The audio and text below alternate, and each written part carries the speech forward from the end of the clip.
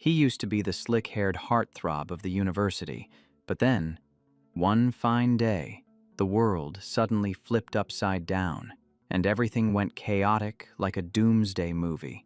Tranbach awakened his talent and ground for 10 whole years, serving as a loyal hunting dog for Heroes, shouldering hundreds of missions without a single complaint. But after just one failure, she ruthlessly pushed him into the endless abyss without a second of hesitation. In his final moments, all he could do was greet Heroes with a furious middle finger. And right at that moment of despair, our protagonist was suddenly thrown back into the past. Just to be absolutely sure, he immediately pulled out his phone to check the date.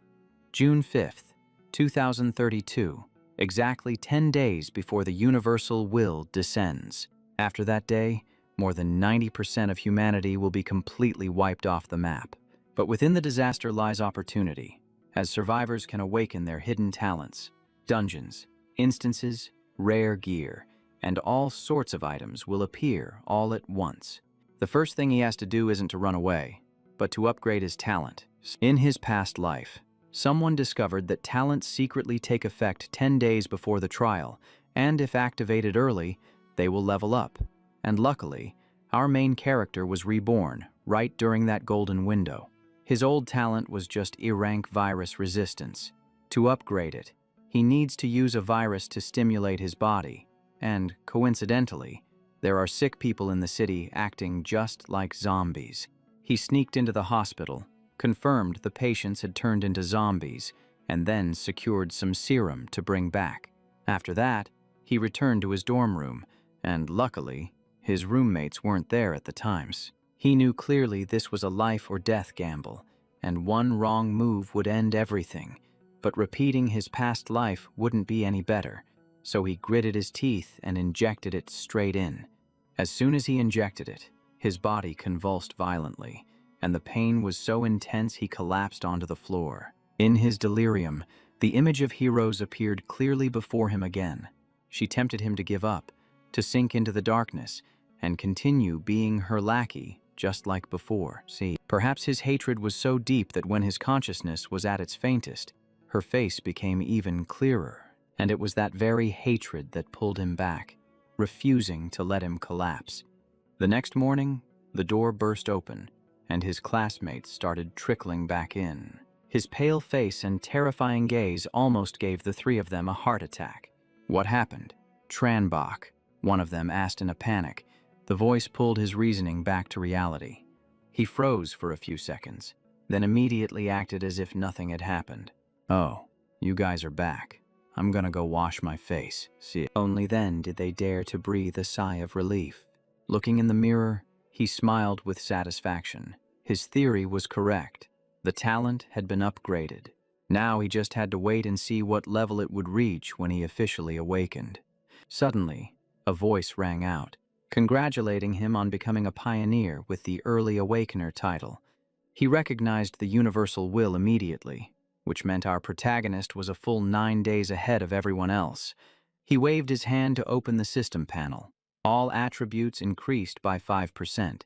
Experience gained an extra 10%, and the talent panel appeared, making his heart pound. From a low-rank virus resistance, he now possessed a SSS talent, with the title Virus Monarch. This ability allows him to absorb, utilize, control, and modify viruses, representing the absolute peak of the virus class. However, since he just awakened, he can only absorb a small amount. To get stronger, he needs to gather a lot of viruses, and the place with the most viruses right now is none other than the hospital. So our main character headed back. As soon as he reached the gate, he saw a crowd of people rushing out in a panic. They were running and screaming because there were zombies chasing right behind them. He suddenly remembered that in his past life, Zhang City had 3 strange events before the trial began. One of them was the hospital being locked down, and it seems this is exactly that place. While everyone else was running away, our protagonist charged straight toward the horde of zombies. He slammed one of them down to the floor. Then he activated his talent, draining every bit of virus from its body. A whole pack is rushing straight at him, but in his eyes, They are nothing but a free all-you-can-eat buffet. Meanwhile, on the 4th floor, inside the restroom, a swarm of zombies is crowding around a single door. Hiding inside are Nurse Lu Fong and a beautiful female colleague. The flimsy door starts shaking violently. That guy named Lu turns to the girl with a look full of calculating schemes. He is bitter because he has been chasing her for a long time only to get rejected. Now that the situation is critical and life hangs by a thread, he spouts vile words, planning to take advantage of the chaos. The girl shouts back in fear, unable to believe what she is hearing. That creep reaches out his hand with bad intentions, but that dirty plan of his does not succeed, because just a second later, the zombies smash through the door. Terrified of dying, he cowardly grabs the girl and pushes her forward to use as a human shield. At first, he intended to climb out the window to escape, but the 4th floor is too high, and a coward who clings to life like him would never dare to risk it. And guys like that rarely have a good ending. Looking at that scene, you can only say he got what he deserved. A few minutes later, the main character has wiped out all the zombies on the lower floor. He goes up to the 4th floor and runs into that nurse. The bite mark is fresh, and her body has just started to transform. Without hesitating, he uses his ability to suck all the virus out of her body. The army is about to lock down the hospital, so, to carry out his plan, he needs someone who knows the terrain to lead the way. After the virus is completely drained, her body stops convulsing, and the light gradually returns to her eyes. Her consciousness returns, and she hurriedly thanks her savior. He gets straight to the point, demanding she take him to the place with the highest concentration of the virus. It is so urgent he does not even let her change clothes, so she leads him to the testing department where all kinds of virus samples are stored. Tranbach gathers all the test tubes and pours them into a large jar like he is mixing a doomsday cocktail. He activates absorption. His virus points jump up continuously, and his innate talent is visibly strengthened. Once he has accumulated enough points, he immediately pours them all into upgrading his talent without hesitation. After the enhancement, the branch that increases the most is the Redline virus. The core of Redline boils down to just 2 words: usurpation and evolution. Tatam's voice, warning about a zombie at the door, pulls him back to reality. He tells her to stand still and then dashes off. He glides over like the wind and lifts the zombie up with one hand. His speed and strength have skyrocketed. Lifting something weighing over 70 kilograms feels light as a feather, just in time to use it as a lab rat. Tentacles burst out from his hand, binding the target tightly as its body quickly dissolves. The zombie is thoroughly absorbed, and the main character looks visibly satisfied. Thanks to the usurpation, his stamina recovers quite a bit. Tatam is frightened but still trusts him because he saved her. Plus that face of his does not look like a villain's. She says she will keep his secret. Her voice is firm even though her hands are still trembling. He introduces himself and pulls Tam up just as sirens blare loudly outside. The main character guesses the army has arrived to lock down the area, so the two of them must leave right away. He drags her up to the rooftop to avoid the watchful eyes down below, but on the way, they encounter a giant bald zombie that is clearly a mutant. Because he is distracted, he gets swiped by it. Clutching his injured arm, he stares at his opponent with a look full of excitement. A mutated zombie showed up unexpectedly, but danger always rides shotgun with opportunity. If he can absorb it, who knows? Redline might evolve even further. No sooner had he thought that than the monster came charging in. Its massive frame applied serious pressure, and taking a hit would be bad news, but his superior speed helped him dodge cleanly. He clapped back with a powerful strike. The zombie roared. The more it hurt, the crazier it got. Realizing it was running purely on instinct, he ramped up his attack speed, but it was a pity its skin was just too thick. Consecutive hits still hadn't dealt any real damage. Fighting on feelings would only drag this out and make the enemy more aggressive. Tatam gathered all her courage, smashed the fire extinguisher cabinet, and tossed him an axe right as the main character dodged a blow. He snatched the axe out of the air with extreme precision. With a weapon in hand, his vibe completely leveled up. In no time, a clear slash mark appeared on the zombie's chest, and he fought harder and harder. His overwhelming speed and agility quickly had the opponent struggling. When it was running on fumes, the main character stomped down hard to pin it. He was getting ready to absorb it when he was suddenly hit by a final counterattack. He spat out a mouthful of blood, sending Tam into a panic. The axe slipped from his hand. The zombie clamped down, wanting to tear him to shreds, but the male lead isn't that easy to take out. From his wound, tentacles surged out thick and fast. They wrapped tight around the target and started taking over, the roaring gradually fading out. Struggling was useless. It was already too late, and Tam stood by, watching it all go down. Only now did she finally dare to let out a breath. The process of absorbing the level 2 zombie concluded pretty quickly. The breakline virus evolved successfully. He unlocked the Bone Claw ability and was super satisfied. But before he could even enjoy it, the army had already surrounded the place. They shouted for him to raise his hands, started a countdown, and warned they were about to open fire. Without skipping a beat, he scooped up Tam and dashed through the hail of bullets. Following her lead, the main character ran straight up to the rooftop. After evolving, bullets didn't seem to make much of a dent anymore. Once they hit the highest point, he asked for her home address. Then he held her tight and jumped straight off the roof. Tam turned pale with fear, clinging to his neck and not daring to open her eyes. He moved between the buildings, quickly arriving at Dongfang Complex, and even though he said he was fine, she still insisted on checking his wounds. He was forced to take off his shirt, revealing a ripped body that made things a little awkward. She blushed but still tried to take a look, reminding him there were still a few spots that hadn't fully healed. The main character joked that if he absorbed some more life force, he'd heal faster, which made her even more flustered. She shot back that if he wanted to, he would have done it ages ago. He laughed half-jokingly, saying the timing before just wasn't right. The atmosphere got a little steamy, and he teased her with a few more lines, turning her face as red as a tomato. Shyly, she said she was going to shower first to get clean. He agreed, and the two went into the bathroom. Let's just say what happened next was pretty intimate. Meanwhile, his phone was buzzing off the hook with texts from a roommate and Tongka asking where he was. The three strange events before the trial were the hospital lockdown, the explosion in the suburbs, and the monster slaughterhouse. While grabbing breakfast, he tried to piece together memories from his past lives. The third event was pretty vague, and few people paid attention to it. Then Tam called to report that two strangers claiming to be sent by Tong Tu Quinn were inviting him over.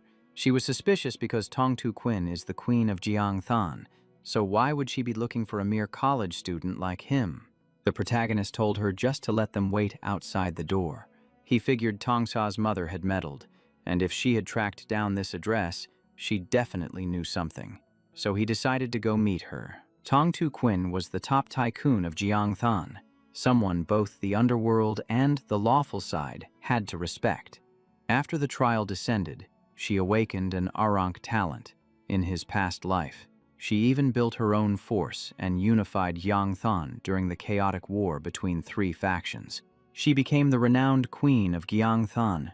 Right now, bodyguards were leading the main character to a suburban cold storage warehouse, a place where he used to only look up at her from afar. But now he was planning to tame her to make the most of the 10 golden days given by the cosmic will. While he was calculating his moves, his eyes landed right on a pair of bright red high heels, exactly the style of a big boss lady making an entrance. The two bodyguards bowed their heads in greeting. She looked much younger than her age, and with that face, no one would believe she was the mother of a university student. She started by apologizing for dragging him out here, but he cut to the chase and asked, "Auntie Tong, what did you call me here for?" She said it was because Tong Sa had panicked this morning, reporting that he lost contact at the first hospital. Then she suddenly stepped close, grabbed his lapel, and gave a smile that was dangerous, but sweet. She said she wanted to see what was so special about the boy who made Tong Ka worry so much, dropping bait as she spoke, exactly like a queen. But the protagonist didn't like beating around the bush and asked for her purpose. She immediately made an offer, join her side, and she would even let him be her son-in-law if he liked Tong Ka. He replied succinctly, "I do not see any reason why you would need to recruit me." She said she had already seen his performance at the hospital. Then she stated bluntly that anyone who saw it would be impressed. Her audacity made him feel a bit heated. He remembered that he had dealt with the cameras and power before leaving, yet she still managed to dig up information. She was truly a tough opponent. Her people managed to recover part of the data, and she even had an insider in the hospital named Luke Lai. According to the report, there was an extremely strong person who wiped out the zombies, and there was even a video of him dragging Tam to escape. She smiled, held out the video, and added, "This morning we also fished out an acquaintance of Tam from the quarantine zone, named Lu Fong." The protagonist thought to himself that the simp was surely a goner, but who would have thought he still managed to drag himself here? Last night he heard Tam rambling about him, but since the story kept switching channels, his impression was not very deep. Back to the present. She held quite a bit of information, so he decided to play along for now, wanting to know where the quarantine zone was. But she guarded that secret like gold. She gave an ultimatum. "Agree to join my side and I will tell you." He laughed. "Auntie, you understand me too little. I cannot be your subordinate." See, he followed up with a sentence that sounded incredibly arrogant. "It should be you becoming my subordinate." Then he immediately flexed his new claws from the bone claw skill. She froze, and her assistant Lan Duang rushed forward to shield her, asking, "Is this a mutation of the zombie virus?" He replied calmly, "Wrong. Become my person, and I will tell you." How does that sound? She became even more interested, pushed her assistant aside, and stepped forward, saying a few claws could not subdue her, while also teasing that he already had a young, beautiful nurse. He lifted her chin provocatively, making the atmosphere tense but extremely captivating. And in reality, in an apocalypse, having someone with potential like her would provide support of much greater value. Hearing him mention the apocalypse, her eyes lit up, realizing immediately that he knew much more than she thought. Two foxes met, and finally settled on the smoothest plane, equal cooperation, where her support would be exchanged for information, and the two shook hands. Right at that moment, bang, the tense sound of a gunshot rang out nearby. She immediately turned her head, her eyes looking anxiously toward where the gunshot came from. She said that last night Commander Huang borrowed the cold storage to freeze living zombies and quarantine survivors. The gunshot must have come from there, which meant something bad was happening. The protagonist was surprised that they found a countermeasure so quickly. Low temperatures made the zombies significantly slower, but they did not know that extreme environments also increased the mutation rate, and a premonition flashed in his mind. A suburban cold storage plus a mutating zombie. Could this be the second strange event? The suburban explosion. Just thinking about it was exciting, and he was eager to go see just how freaky this mutation was. Over there, soldiers were struggling to confront a zombie that was so ugly it was depressing. A bulky body sprouting messy faces and limbs. Faced with that mutation, they even had to resort to using grenades, but it was useless and only made it furious. Trio Lien Truong changed tactics, splitting into small teams to throw grenades to stall for time while waiting for reinforcements. She calmly said, "Tell your men to stop throwing and fall back." Her voice so cold he thought she had taken the wrong medicine. But the truth was that his soldiers could do nothing against that mountain of meat, and rushing in would only be a waste of lives. She ordered the soldiers to protect the warehouse staff and survivors, leaving the monster for someone else to handle. And that person was naturally the protagonist, except this creature had mutated far beyond imagination. It would be wrong not to pull out the bone claw skill he had just acquired. He faced the giant, bizarrely ugly monster alone, his sharp claws shining with immense pressure. Trio Lien. Truong watched in sheer terror, thinking she was actually raising a monster. She snapped back immediately, saying, "Watch your mouth. That young man is a human being, and he is my partner." The monster smashed through a cold storage unit, intending to dive into a pile of beef to recharge its energy. But the main character wasn't about to let it eat. Instead, he used his devour ability to absorb that massive amount of meat for himself. That premium meat helped restore his stamina, and even the breachline virus inside him inched closer to another evolution. Unable to feed, the monster went berserk and started scrambling toward another area. Seeing its frantic movements, he knew it had burned through a lot of energy. If he didn't seize this opportunity right now, he would regret it for the rest of his life. He bounded across the warehouse rooftops to build momentum before nosediving straight down, taunting, "Time to meet your maker, you ugly freak." The monster couldn't react in time and got slammed into the ground, right in front of the other two. Taking advantage of its stunned state, the main character unleashed a barrage of overwhelming attacks. Tentacles shot out from his hands to bind it tight, finishing the monster off with Devour, Trio Lien. Truong broke out in a cold sweat, feeling that this guy was even more terrifying than the beast itself. The process of forced absorption officially began. Suddenly, a dark thought crossed Trio Lien Truong's mind. He secretly called for reinforcements, requesting a missile strike to wipe them both out. But before he could even report the coordinates, she cut him off. She told him to think very carefully about what he was doing. "He is helping us," she said, "and he is essentially saving your life, too." She warned him not to be an idiot and drag everyone down with him. And sure enough, 10 minutes later, the reinforcements arrived. They surrounded the perimeter with guns loaded and safety catches off, aiming straight at him. Trio Lien Truong ordered the entire squad to enter combat readiness, but he kept his word to her. If the main character didn't harm anyone, he wouldn't give the order to fire. Meanwhile, our guy was so absorbed in his evolution that he didn't even notice. Absorbing a new variant for the first time added 500 virus points straight to his stats and simultaneously unlocked the viral transmission ability. He was still in the early stages of absorbing this new virus. All the capabilities of the Breckline virus had clearly improved. He tested a few moves and could already feel the difference. He could feel the power surging through his veins, giving him an indescribable lust for battle. But the problem was, there were no targets left around here to test it on.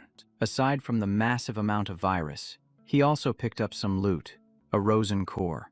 It was like the heart of that zombie and a rare material for crafting equipment. If he could control it, he could even use it as a foundation to build a wall of infinite growth. The main character admired it for a few seconds before stuffing it into his pocket, just as the woman stepped forward to introduce someone. It was Luke Lai, a famous internet beauty and the same person who had secretly filmed him at the hospital.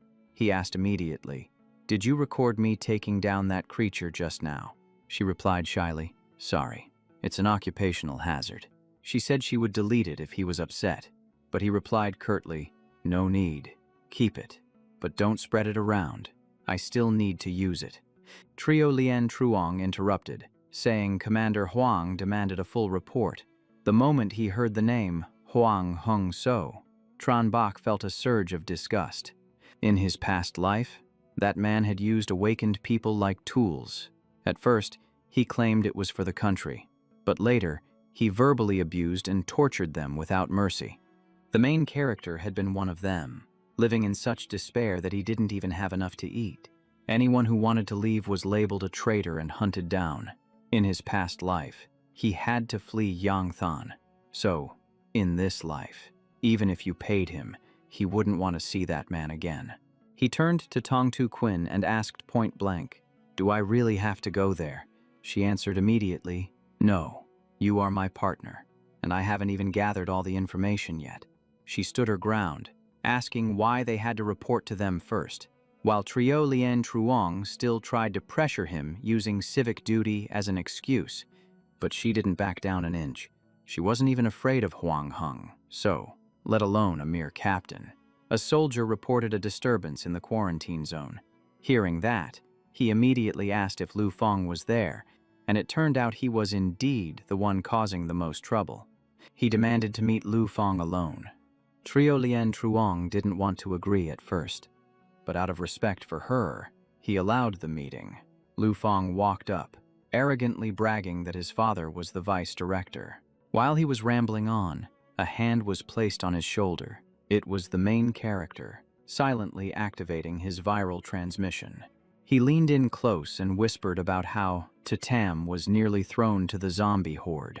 Lu Feng only had a split second to wonder why she was still alive. The main character stepped back, faking a look of panic as he shouted, "Get back! He is about to turn into a zombie." Lu Feng stood there looking completely dazed, not understanding what was going on. He thought he was being provoked, and combined with his burning jealousy, he lost his cool even more.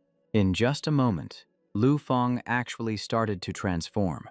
The main character empowered his left hand with the Rosen force he had just absorbed, turning that guy into a live test subject. A single decisive strike ended everything. He turned to the woman and said, "Let's go. You passed the test. I will tell you a few more things." She saw that he was getting stronger by the second, and knew he would surpass her sooner or later, so she took the initiative to hold his hand, saying she wanted to follow him. He raised an eyebrow and smirked. "That remains to be seen, depending on your value and how you perform." The whole group returned, and she invited him to her villa for a meal. He agreed, then opened his item inventory. This was after the battle with that giant monster. Besides the core, he also received 2 skill books. The first one was Frenzied Blood Drain, which increases attributes by 3 points for 10 minutes, but has a 1-day cooldown and reduces stats by 50% afterward. Just hearing it sounds exhausting. The other skill was Muscle Enhancement, which bulks you up and doubles your strength efficiency, but you trade away your agility. It definitely did not suit his fighting style. Even if he did not use them, these 2 books were still incredibly valuable for newly awakened people. Selling them for money or using them to win people over were both solid options. He checked his assets: 6 gold, 35 silver, and 6 copper coins. The trial was about to begin, and he had to build his own force. Thinking that, he spent 5 gold to establish a chat group. He was summoning pathfinders to prepare before the official trial descended upon them. He vowed to build his own empire, and even make heroes bow down at his feet. After 3 hours of driving, they finally arrived at the villa. He talked about the will of the universe and the upcoming trial, making her even more eager to follow him. But he only accepted people with ability or absolute loyalty. She was confident she could meet those requirements. With the apocalypse right around the corner, self-preservation was the top priority. Regarding ability, she believed she was fully qualified. Currently, all the power and wealth in Jiangthan were in her hands, but after the trial, all the rules would change. He told her straight up, "Your current power will only make you a more attractive target." She imagined the scene of herself and her daughter being oppressed, and she shuddered with fear. If her ability was not enough, then that little bit of pride was not worth keeping either. She knelt down, accepting to follow him, offering up all her power and resources. Watching the Queen of Jiangthan bow before him, the main character was extremely satisfied. He said, "Show me more of your value. I still have tasks for you." She messaged Lan Duong, ordering Luke Lai to send the video and then take her back to rest. At the same time, she wrote an article about him and pushed it to the featured spot on the forums. The headline had to be really hot, something like Pathfinder Bak Day. Lan Duong followed orders, while Luke Li still lingered, not wanting to leave just yet. Perhaps she was moved by that heroic display earlier. Her phone started ringing again. It was Tong Ka. He picked up the phone, and the girl instantly flared up, asking why he was holding her mother's phone. He replied briefly, "She is busy. If you have something important, come back here and say it." She was annoyed but still listened. She talked for a while before realizing he had already hung up. Her embarrassment turned into rage, and she vowed she would make him regret this. She had absolutely no idea that her mother was currently standing on his side. Because she wanted to protect her daughter, the woman used every word possible to prove her value. The next morning, Tongsa followed her mother to a secret warehouse in the suburbs, still thinking he was making the whole story up. She ordered her to stay silent and observe. Meanwhile, Lan Duong reported that she had checked all the locations with zombie rumors. In the end, only this place remained, formerly an underground casino. Now, about 160 people inside have all turned, but there are no special variants like Rosen. At first, he thought this might be the third event, the Monster Slaughterhouse. But this location is too remote and news travels slowly here, so that event is probably happening somewhere else. Whoever created it is likely gathering zombies, just like he is. The military only dares to capture a few for research, so who has the guts to round up this entire horde?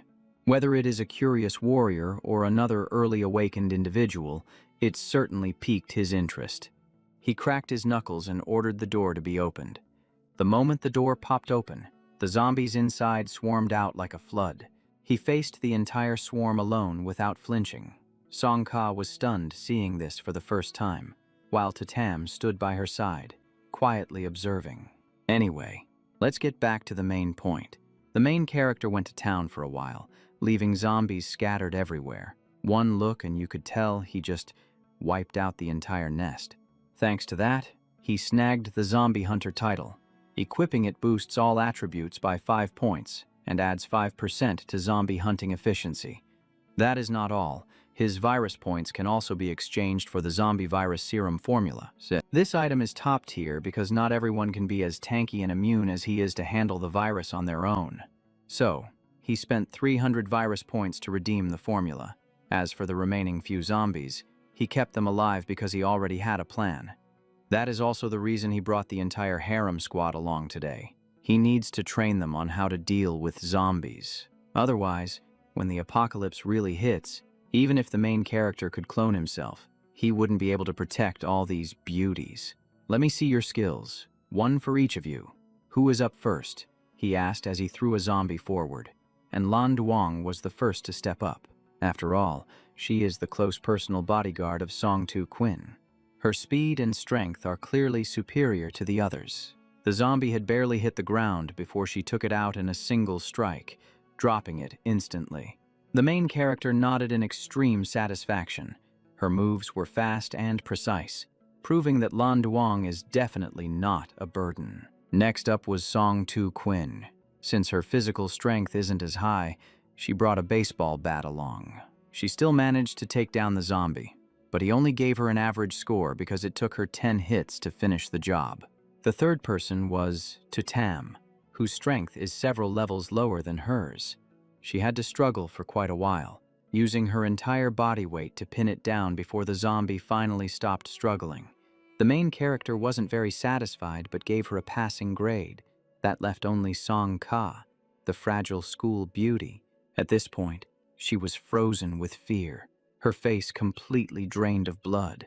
She was holding the baseball bat, but her hands were trembling so much she could barely lift it. He was visibly disappointed and pulled Song Tu Quinn aside.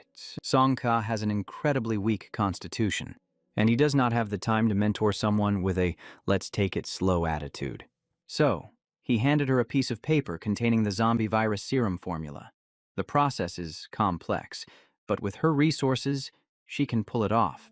This will not only help Song Ka avoid the zombie virus catastrophe, but also serve as a cash cow during these chaotic times. She thanked him for his trust, promising to do her best and guard the formula carefully. She is naturally intelligent, so he trusts she knows exactly what to do.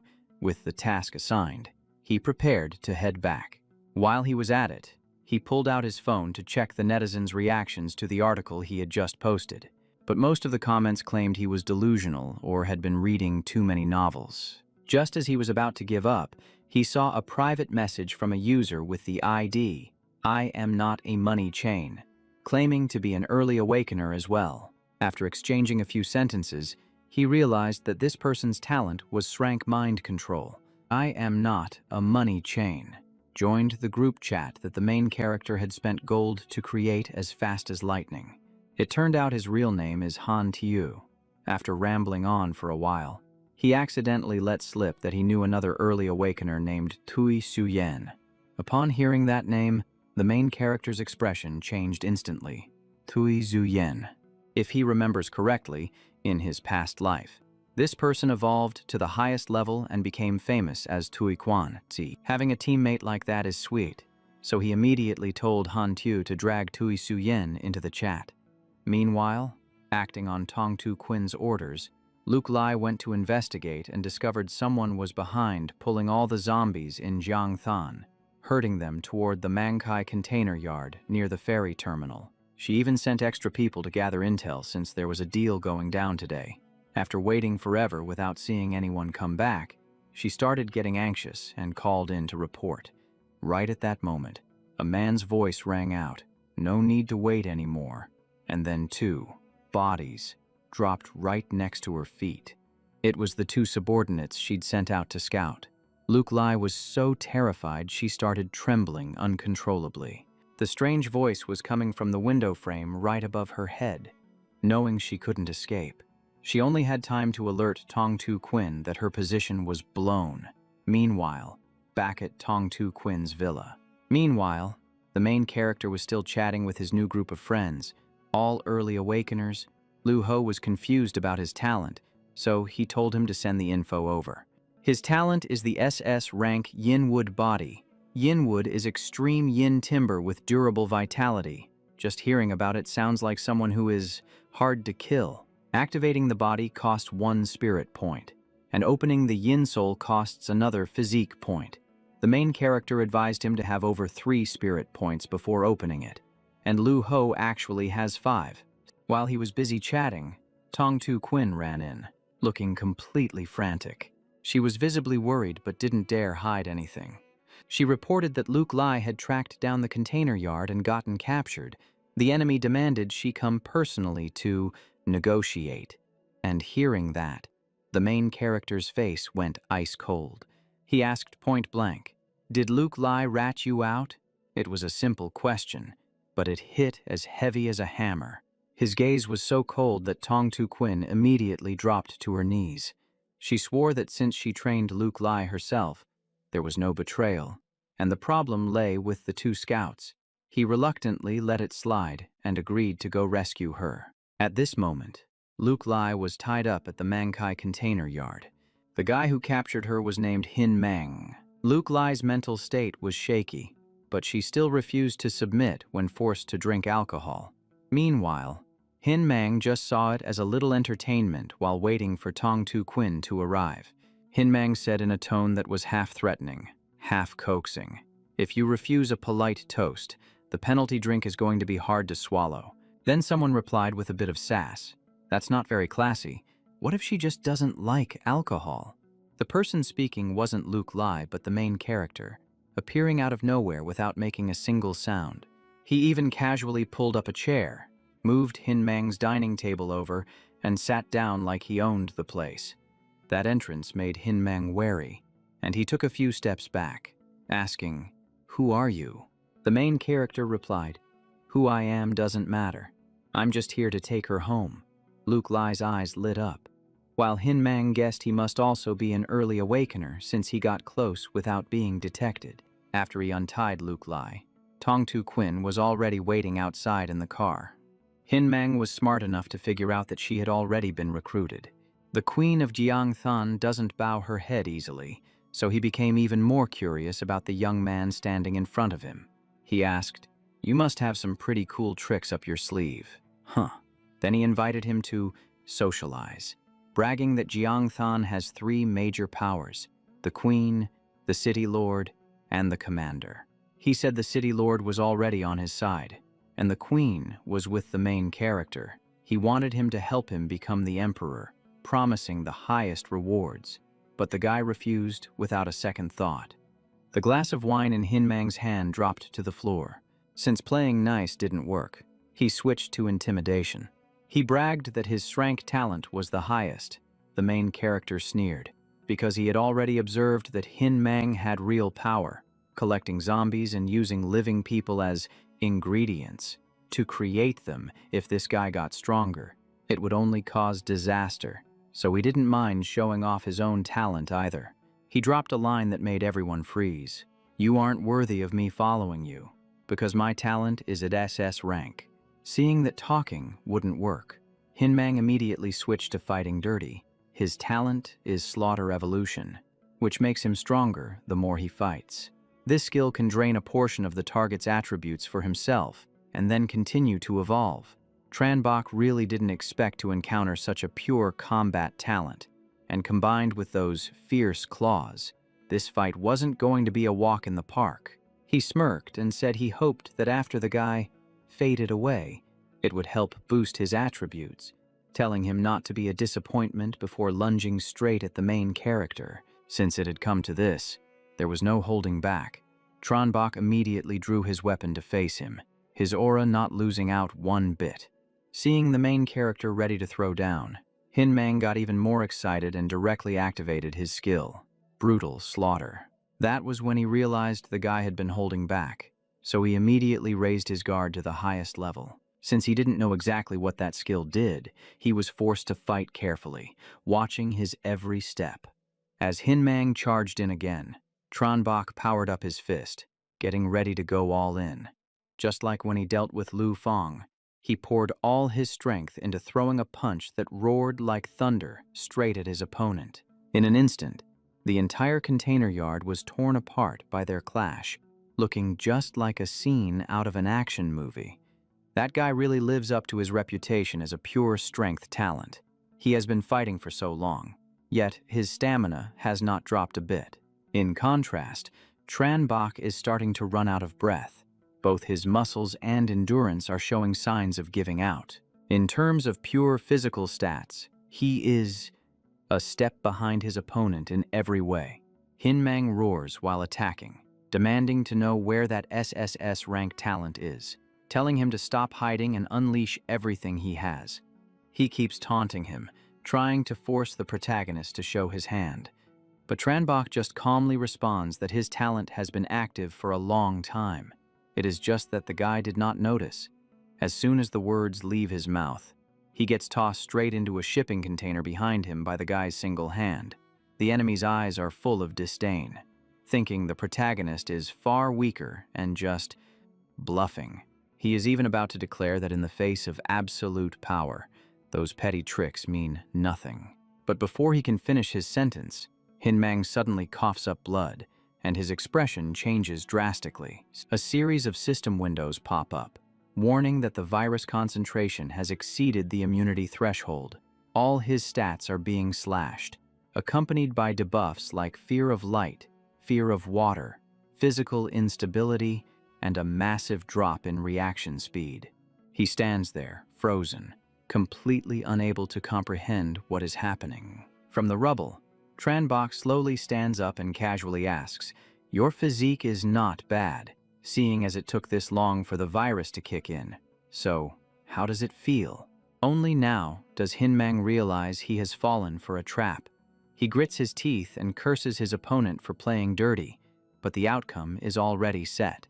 The protagonist steps forward and lands a decisive punch. He just gives a faint smile and says, "I told you my ability is not ordinary.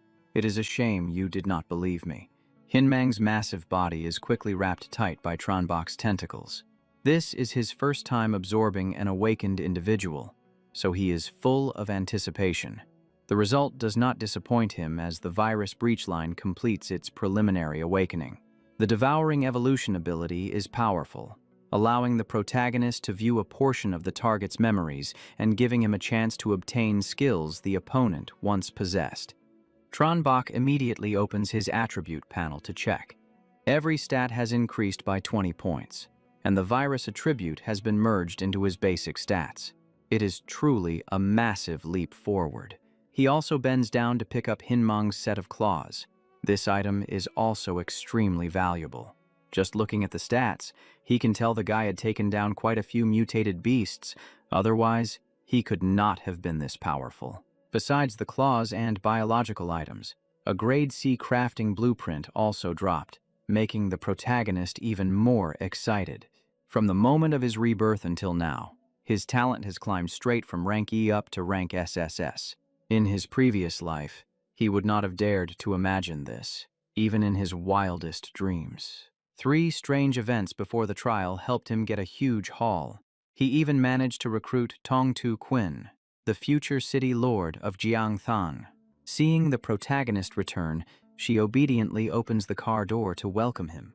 The feeling of having power in his hands is truly amazing. With his current strength, hunting monsters before the trial is no longer necessary. In the final days before the cosmic will descends, he is determined to arrange everything for his post-apocalyptic plans. While he is observing Jiangthan through the window, Tong Tuquin's group comes to report on their progress. All the tasks the protagonist assigned have been completed. Luke Lai selected the Tong family villa complex as the defense hub. After the apocalypse hits, they will immediately clear and occupy it. Meanwhile, Tatam is in charge of supplies, and the full list has been sent. These beauties are not just pretty faces. They are extremely competent at their jobs. Tron Bach checks his watch. There are only 10 minutes left before the cosmic will descends. He sends a message to the Vanguard group, warning them not to get complacent just because they have rare talents. They need to stay absolutely calm, as he does not want anyone disappearing from the roster in 10 minutes. By now, all the members look to him as their core leader. In their eyes, Tron Bach is their one and only monarch. Some are eagerly awaiting the trial, while others are anxious about the approaching storm. A tense atmosphere hangs over the entire room. Only the final 3 minutes remain. The protagonist calls his harem to stand by the window and gaze upon Jiangthan one last time. Before this, peace becomes a thing of the past. The countdown clock ticks away the final seconds. Tongsa is trembling with fear. The others hold their breath in anticipation. 3, 2, 1. At exactly midnight on June 15th, the cosmic will descends. The trial officially begins, and Jiangthan instantly falls into chaos. The sky turns a blazing red, and monsters appear everywhere. They kept throwing themselves at humanity without stopping. To survive, humans were forced to awaken talents, hunt for experience points, and level up, while other races also joined the battle for survival. Secret dungeons and massive cracks appeared all over the sky. Those places were death traps, but also the only chance to break through and gain power. Tron Bach stood silently watching, running through a dozen plans in his head, when the system announced that the hourglass had successfully recognized its master. He immediately told Tong Tuquin's group to leave the rooms. Because the secret of his rebirth relied on this hourglass, he couldn't let anyone know about it yet. But when he turned back, he saw everyone standing perfectly still, and outside, a falling airplane was frozen in midair. That's right. Time had been completely frozen. The hourglass on Tron Bach's chest emitted a brilliant light. It floated in the air, and the system announced that the connection was complete. An information window popped up, stating this was a soul-bound item capable of rewinding the past and erasing lost timelines. The remaining cooldown time was a staggering 72 years, 6 months, and 7 days. That was the reason for his rebirth. And the hourglass also had a preservation mode to save his current state, acting like a save point with a 1-hour cooldown. The corners of Tron Bach's mouth curled up in satisfaction. Such an overpowered survival skill only had a 1-hour cooldown, and that was just the craziest part. In that instant, time started moving again as if nothing had ever happened. Tron Bach immediately ordered Tong Tuquin's group to check the villa's security, and, if it was safe, they would clear the surrounding area the next morning. The next morning, the area around the villa was piled high with zombie corpses, truly the result of a fierce night of purging. And so, the real combat debut of his harem officially began. Tong Tuquin H awakened the SSR-Rank amethyst pupil, which could turn ordinary objects into amethyst, increasing attack and defense based on mental strength. Among her abilities was a standout skill called the Crystal Iron Pupil. Thanks to it, she could clearly see the target's attributes and analyze effects based on the difference in mental power. The zombie in front of her had all its strengths and weaknesses exposed, and she swung her amethyst sword with decisive force. It was a clean finish, and the monster collapsed without being able to fight back. The next person to awaken was Lan Xuang with the rank talent, Way of the Assassin, specializing in stealth and assassination. Her breath was concealed. Her agility in the dark increased by 30%, and her first strike dealt 100% more damage. She stood right in the middle of a zombie horde without being detected. Timing it perfectly, she rushed in barehanded and took out a dozen zombies by herself, acting like a true assassin. But not everyone fought that well, and people on the protagonist's side quickly got injured. Fortunately, Tatam had awakened the Brank Rapid Regeneration. Combined with the antivirus serum, the situation remained under control. Throughout the cleanup process, Luke Lai followed closely every step of the way. For now, there were no unexpected incidents. Seeing that everything was stable, Tran Bok assigned tasks and then took off like the wind. He dashed swiftly along the Dongsun Mountain Road. In the early stages of the trial, vehicles and guns were useless, so he had to rely solely on his physical stamina to make it in time. In his previous life, on the first day of the trial, he had seen a mysterious symbol appear in the sky over Jiangthan University, and for many years after, he regretted not going to check it out that day. But this life was different. Tran Bok sped straight toward Jiangthan University. After clearing the surrounding zombies, he held his breath and waited as the symbol gradually appeared. It was the sign that a divine avatar was about to descend. The protagonist quickly took the position closest to the symbol so he wouldn't miss the opportunity.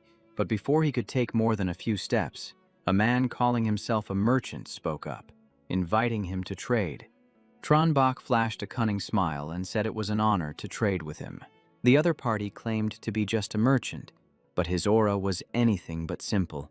Thanks to memories from his past life, the protagonist knew his true identity well and immediately launched a series of strategic praises. "It is you, isn't it, the god of trade, Lido?" Realizing his cover was blown the moment his name was called, Lido stopped trying to hide his identity. He handed over a VIP card from the Gopin Merchant Guild, promising a discount on any props purchased with it. Knowing full well how much this guy loved being flattered, Tran Bok took the card and made sure to butter him up with a few compliments while he was at it. Lido opened his inventory, starting with an S-Rank Thunderwalker class change scroll, which allowed the user to control lightning to buff their melee combat. Next up was the S-Rank Touch of the Death God, a legendary sniper rifle worth 500 gold, truly a piece of top-tier gear. Seeing those two items, our MC's eyes lit up like Christmas lights. He wanted both of them so bad it hurt, but the problem was that he was flat broke, and with the trial just starting, there was no way he had that kind of money yet. Lido wasn't running a charity here. He told him to go earn some resources first and then come back to trade.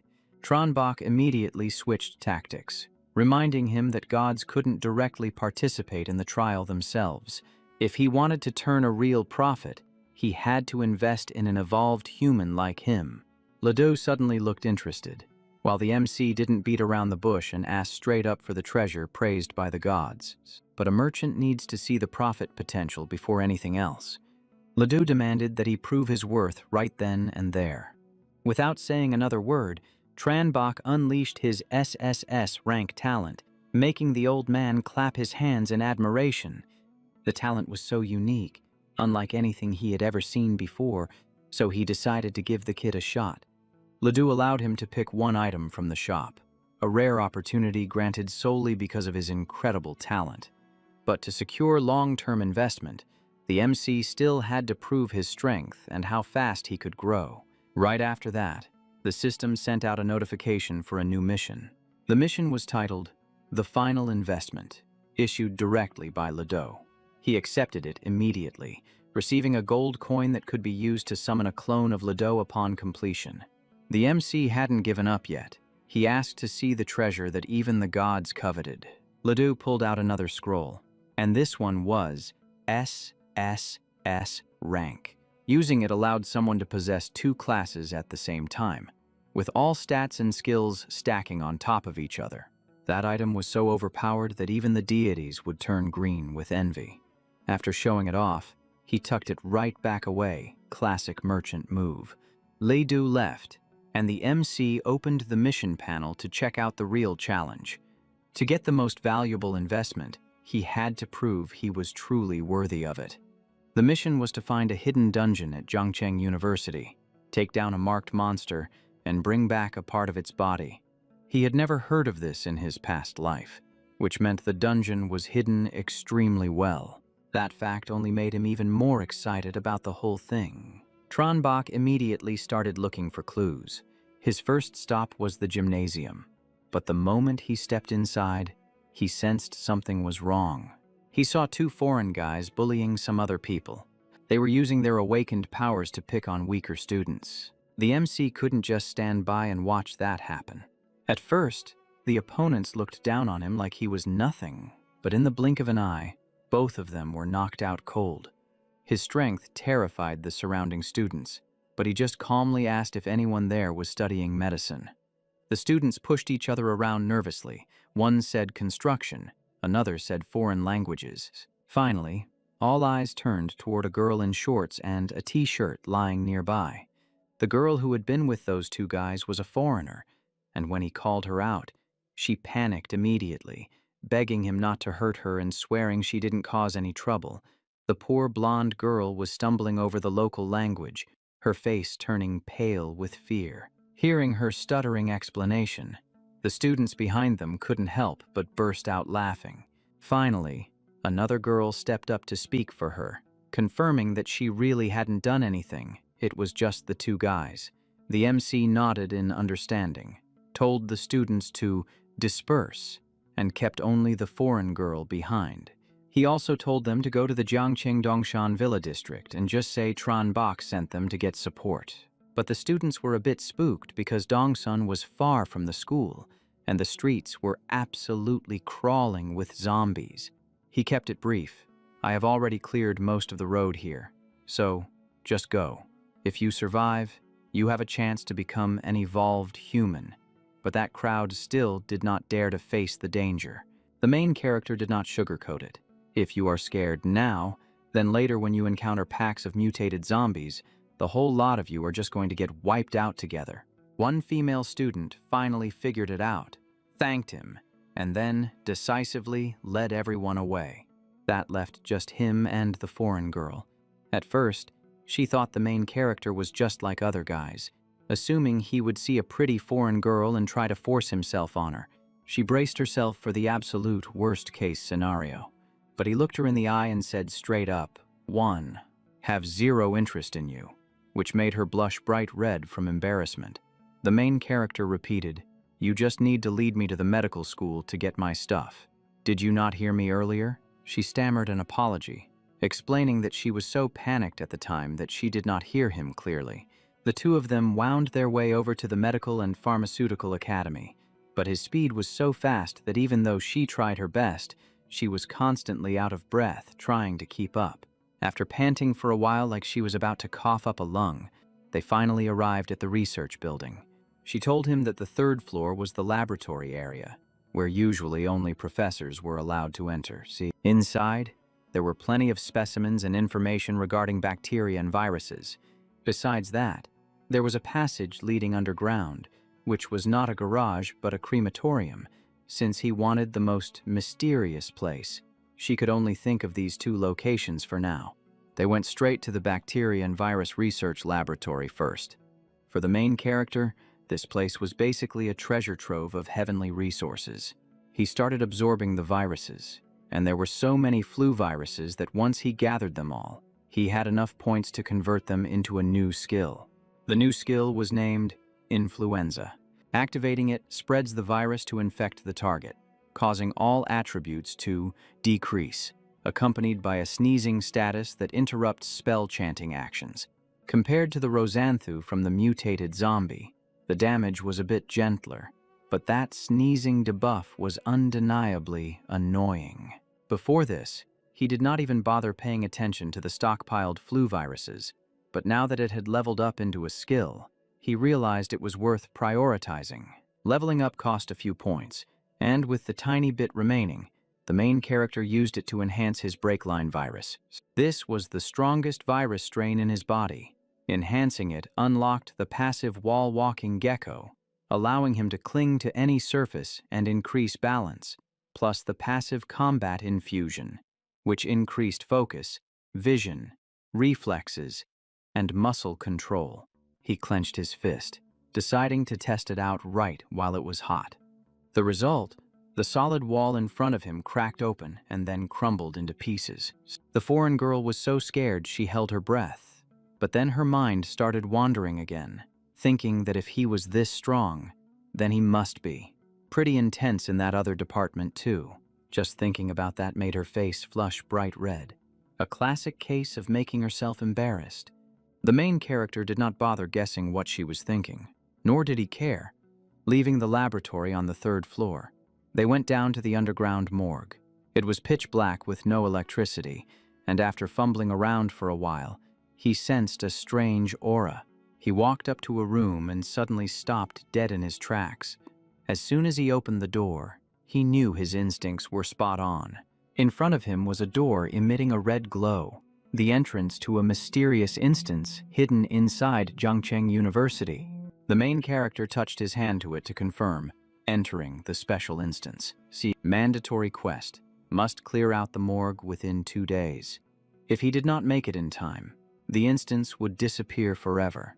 In front of him, countless beds covered in stark white sheets appeared. Just looking at them, he knew that whatever was underneath was definitely not anything cute. He pulled out the skeleton pan and got into a fighting stance. Come and get it. As soon as he finished speaking, zombies flooded out from under the white sheets like water bursting through a dam. The crematorium today was definitely going to become an intense grinding spot for him to practice his skills. There were all kinds of deformed zombies. Some had extreme speed and lunged at him aggressively. Others clung to the ceiling like spiders and even spewed out a fierce pressure force. Just one look and you could tell it was bad news. It was only then that he understood why they did not all charge up at once. Because the abilities of the crowd in this morgue had already completely surpassed their kin outside, but for the main character, they were just a bothersome obstacle. With the amount of power he had already accumulated, his fist slams down heavy like a sledgehammer. After taking out the spider-like creature, he soaks up a full 1000 EXP. This special dungeon is seriously perfect for power leveling. The rest of the pack realizes something's wrong and shifts gears, getting ready to rush him. Our main character isn't scared one bit. He's actually hyped. The more of them there are, the more the EXP explodes. 400, then 1000, then another 1000 added constantly, in no time. He levels up and gets 2 free attribute points. The mob on the stretchers is wiped out, but he knows it's not over yet. His eyes lock onto the crematorium door at the back of the room. He calls out mockingly, "Your little lackeys have all logged out, so why are you still hiding?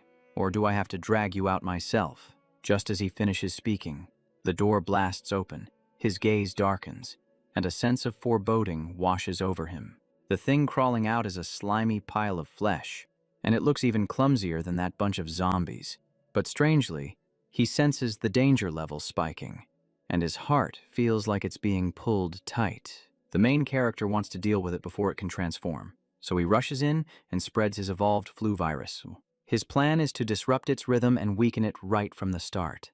But as soon as he unleashes the move, he takes a heavy shockwave head-on, causing his body to freeze up. He clicks his tongue in annoyance. In the end, he still couldn't stop that pile of meat from morphing into a rippling, muscular bio-monster. It steps out of the crematorium and charges straight at him without a shred of hesitation. Its aggression and power are leagues above the regular zombies.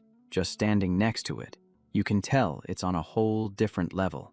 The main character dodges lightning fast, his hot blood boiling over. Since his rebirth, nothing has forced him to truly go all out until now. And this thing is just right for him to warm up his body for a satisfying fight. Both sides rush into a nerve-wracking duel. It drags on for a whole hour, yet he still hasn't managed to finish off his opponent, because it regenerates incredibly fast, healing itself constantly. He laughs coldly. Infinite regeneration. Let's see if you're truly immortal. Now it's time to use that cutting watch. Tranbach grips it firmly in his hand, clearly seeing the boss's recovery speed slow down significantly. An hour later, the monster is trembling, barely able to stand. Another hour passes, and it collapses to the floor like it's completely out of battery. By the final hour, it completely disintegrates, leaving only a slimy pile, and the main character has run out of patience. He doesn't say much, just stomps directly on all the remains to make absolutely sure. The level 8 biological boss falls, and a hot reward of 10,000 EXP drops straight into his pocket. The main character shoots straight up to level 5, receives 2 free attribute points, successfully clears the stage, and the dungeon converts to a permanent mode that resets every 3 days. The entire process is recorded by the system, which even suggests that he sell a paid guide video on how to clear the stage. 100% of the earnings belong to him, so the main character hides his face and uploads the video to the net right then and there. At the same time, Tong Tu Quinn is undergoing treatment under Tatam when she receives a new notification. Someone named Bach has just uploaded a guide video for clearing the Nightmare Dungeon, Cold Crematorium. The viewing price is just 1 copper coin, so the two of them don't hesitate to pay and watch it immediately. And it's not just them. Countless others do the exact same thing, and after watching, everyone is left in awe. That boss has insane recovery capabilities. It's even superior to the video owner's own abilities. Yet the main character still managed to turn the tables spectacularly. The chat group explodes with messages praising Emperor Bach. Hearing his fame spread far and wide, he feels a bit smug. But he hasn't left the dungeon yet for another reason. He stayed behind to devour the remnants, exchanging them for specialized evolution points for the Red Guy virus. These points are only used to upgrade the Breachline virus, not his talents. And at this stage, it's a huge bargain. Immediately after, Breachline evolves successfully, boosting the main character's health recovery speed by an additional 300%. That's not all. It also activates the rank A passive skill, Cellular Regeneration, taken from the boss. This skill allows him to consume stamina or energy to heal wounds incredibly fast, or even regenerate limbs. The drop rate for this passive is usually extremely rare. Yet he managed to get a rank A passive. It's like he's the system's favorite child. And all that effort soloing the nightmare difficulty wasn't wasted at all. But the benefits from that monster don't stop there. It also dropped a unique rank A class change scroll for Biodemon, which specializes in absorbing life to increase power and recovery. But overuse can cause mutation. It requires level 10 and 15 physique, and the main character stares at it for a long time because the rewards are huge but the risks are high, especially since Breachline is already so overpowered. Besides that, there's also a test tube of rank C perfect gene essence. Each person can only use it once, and it drastically boosts physique. Since there were no side effects, he popped the cap and downed the whole thing without hesitation. The results were Strength +2 permanently, Constitution +6, Agility +3, and finally, a strange piece of torn cloth. It was actually a drank human skin fragment, a special item containing various genes, offering good defense and reducing skin aging. Equipping it increases agility by 10, Constitution by 10, and defense by 10. It also has 2 functions, body shape adjustment and skin transformation. Wearing it for a long time can improve your physique, changing skin color or body shape at will. It sounds more like a beauty product than something for combat, leaving him deep in thought. Just then, he remembered he had also picked up a few odds and ends from the magic beasts outside. He pulled everything out to inspect each item one by one. Among them, a Drank active skill book called Cell Activation caught his attention. The skill boosts cell activity and regeneration for a short time with a 10-hour cooldown, but it is useless if you already possess it. He already had a similar skill, but this was still a decent lifesaver that could be traded for resources with the Pathfinder group. Since there was nothing left to loot in the dungeon, he cut off a piece of the boss sample to give to Ledo, considering the mission complete. He was getting ready to leave but suddenly froze, sensing that something was wrong. Ledo was not a merchant who acted without purpose. Last time, he even said our main character was an unexpected harvest that pleased him greatly. The things he picked up only had value to players and were not enough to summon a god's avatar. So what was the real goal? His gaze stopped at the crematorium, the only place left unexplored. Without thinking too much about it, he crawled straight inside. Inside, there was just an iron bed, a fire pit, and smoke-stained walls. At a glance, nothing seemed special. There was a large oil pipe on the ceiling, and even though he hated tight spaces, he decided to climb up for fear of missing a clue. He gathered his momentum and leaped up to grab onto that sloping pipe. Its length even exceeded the height of the room itself, but climbing to the very end revealed only a dead end leading nowhere. While he was deep in thought, a strange face suddenly appeared right in front of him. Acting on reflex, he threw a punch straight at it. As a result, that thing turned out to be a hidden item, with all its attributes showing nothing but question marks. He suspected this might be a fragment of a hidier item. It might even be related to SSS rank or deities, and that was the craziest part. He held the mask and examined it closely, almost certain that Ledo's real target was this. A mischievous smile appeared on his face as he left the dungeon. Outside, the hot foreign female student was still waiting. After watching his video, her attitude changed completely. She expressed fanatical admiration, while he clearly looked annoyed. The only thing he cared about was the number of coins earned. He opened the information panel to check his assets. In total, he had 912 gold coins, 75 silver coins, and 32 copper coins. He had escaped poverty but still did not have enough, 1,000 gold coins to be exact, to open the warehouse, a place with absolute system protection. He believed that with the viral speed of the video, he would reach it sooner or later. The two of them left the academy, and she thought she would be taken to the villa. But he refused because the night was too dangerous. Hearing that, she suggested a high-end hotel near the school, fully equipped and not too crowded. Not sure what she had in mind, he still let her lead the way. The result was a love hotel, where she tried on all sorts of costumes to attract him. Meanwhile, he kept saying he was not interested, but he did not reject her advances at all. And so, the two of them spent an emotional night together. The next morning, his assets were enough to activate the warehouse. Once opened, he immediately stored all his precious items inside. Dressed neatly, he moved on to the next phase, flipping the coin Ledo gave him last time. The summoning process began.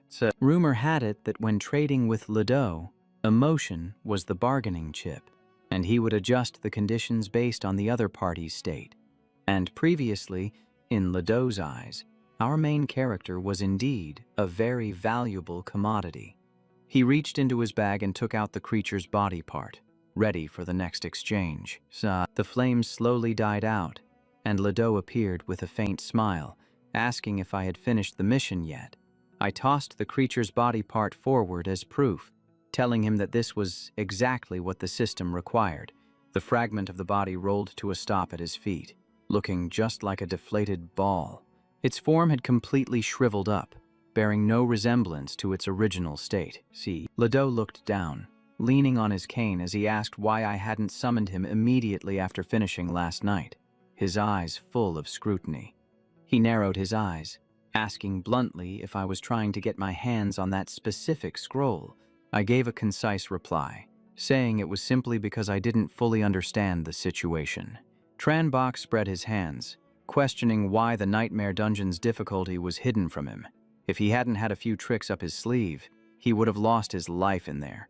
Ledo took slow, deliberate steps, stating that it was merely a necessary part of the trial.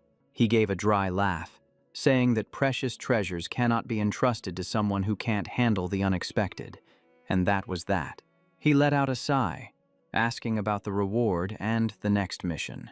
Ledo admitted he was wrong to withhold information, then continued speaking. He announced that the reward this time could be chosen freely, while the next mission would be the final ring. Tranbach bowed his head, thanking him for the explanation and his generosity. Ledo snapped his fingers, limiting the items to rank and below, as a series of props spun around him like tarot cards. He selected the blueprint for the city return scroll without a second of hesitation. Ledo let out a soft sound of surprise, impressed because the choice was absolutely perfect. He smiled profoundly, praising him for having a good eye for goods, and then declared the start of the final phase. The system displayed a notification for the final SSS-Rank mission. Completing it would award 2 SSS-Rank class scrolls, asking if he wished to accept. He took 2 steps back, utterly shocked because the reward was simply too massive. Tronbach pointed out that even gods aren't born with an SSS rank class, to which Ledo replied that he himself started at only a rank. Ledo's gaze darkened as he said that the best treasures naturally come with the highest challenges. In the end, he gritted his teeth and accepted, knowing there was no way to back down now. The scene shifted to Dongsun at night, where a level 5 mutant rat appeared to attack civilians. The difference in rank was so vast that no one could even see its attributes. Lan Duang observed as the number of monsters increased rapidly, while Tu Quinn was worried because its stats were many times higher than theirs. The group decided on a tactical retreat, moving away while sending someone to keep watch. Suddenly, the rat detected the scent of humans and lunged forward, smashing through their hiding spot. Everyone split up, retreating in a state of chaos. Its power swept through the area, sending objects flying in all directions. Lan Duang pulled Tu Quinn to her feet, but the enemy's speed was too great, and the situation turned critical. Right at that moment, a strange vortex appeared above its head. Tronbach descended from above, unleashing a strike that flattened the rat instantly. Tu Quinn joyfully called out his name, while Tronbach stood on the rat's corpse with a faint smile, saying he had arrived just in time. He ordered them to clean up the scene and compensate the victims' families, then demanded a detailed report. Back at the Dongsun villa, the report indicated that many rats over 1 meter long had appeared, destroying 6 warehouses and causing significant casualties.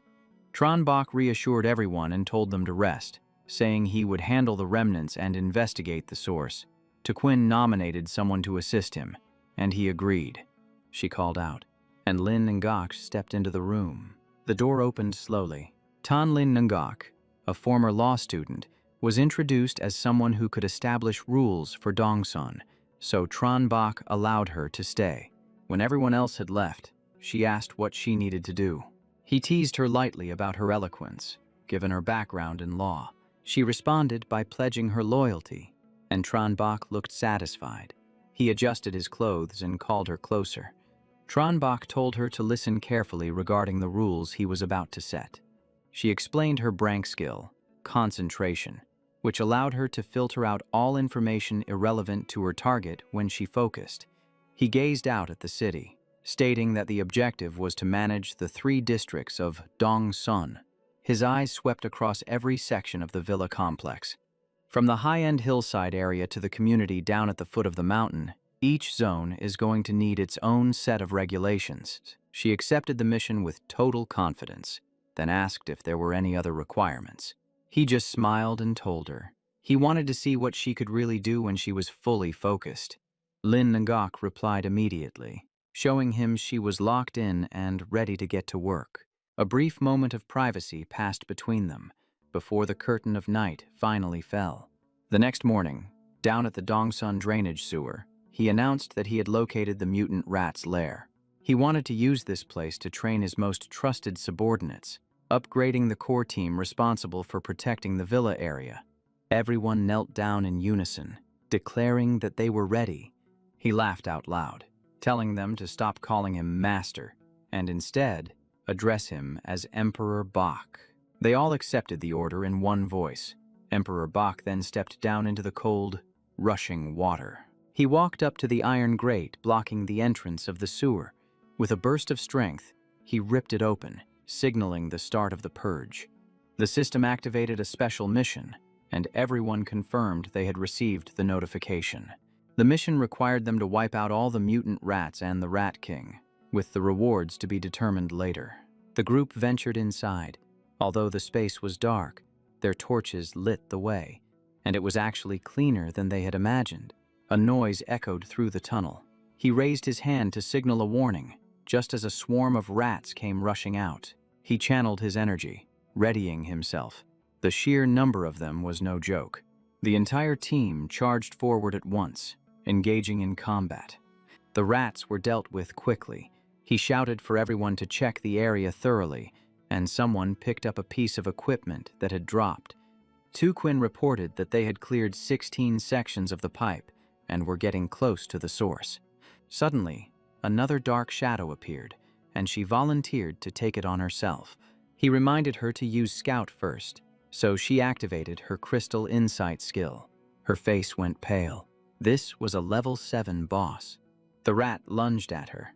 Its strength was nearly 39, and its speed was over 40, moving so fast she couldn't even read all its attributes.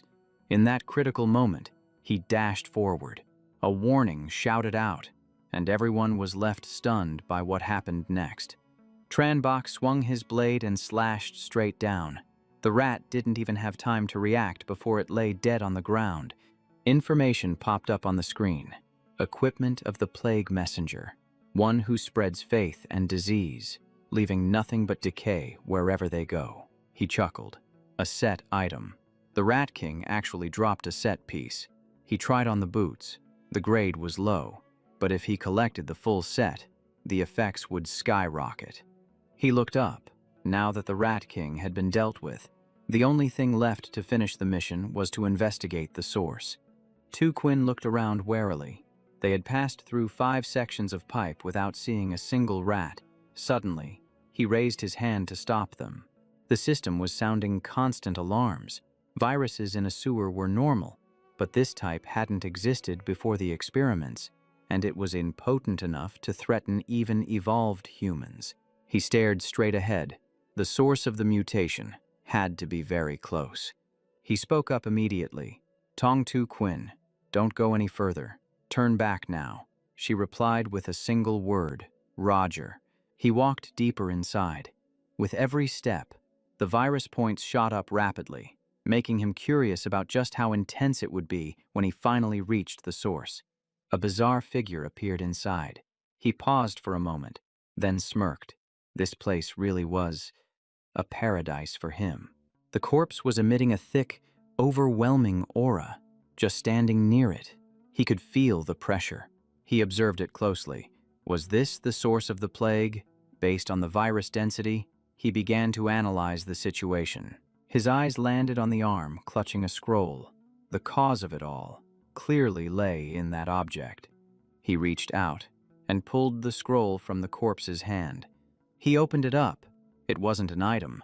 The contents spoke of sacrifices, divine fire, and the plague sect. He frowned. That was a name he had never heard before. He closed the scroll. Whatever. He needed to absorb all the virus first. His strength was definitely going to get a massive upgrade. Suddenly, his arm started branching out like tree roots. He flinched in surprise. What the hell was happening? A gloomy aura covered everything. The system announced the mission was complete, awarding him 2,000 EXP and the Flesh and Blood wall item. Remember to subscribe to the channel so you don't miss out on peak moments like this. Notification. You have not been corrupted by the plague. Received plague mark. Activated a new SSS rank mission from the plague sect. The SSS rank mission requires finding the plague messenger to prove I am the true God in the prophecy, with rewards waiting ahead. He realized this mission was directly related to divine authority. He smiled slightly. If he became the plague god, he would be qualified to face heroes, so he definitely had to find that messenger. Just then, a gate suddenly appeared. Maine realized it was a dungeon forming, so he reached out to touch the vortex. The system reported hell difficulty, and the plague sewer dungeon had 19 days, 23 hours, and 58 minutes left to complete formation. He pulled his hand back. Hell difficulty was even higher than the nightmare difficulty of the crematorium. He concluded it needed a month to fully form and decided to wait.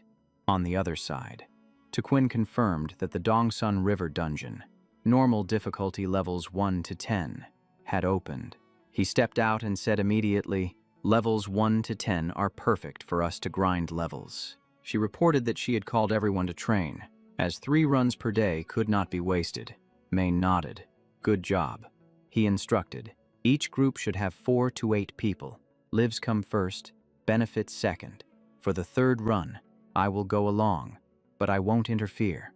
Everyone shouted in unison, understood. White Emperor. He asked them to form parties and then add them to the chat group.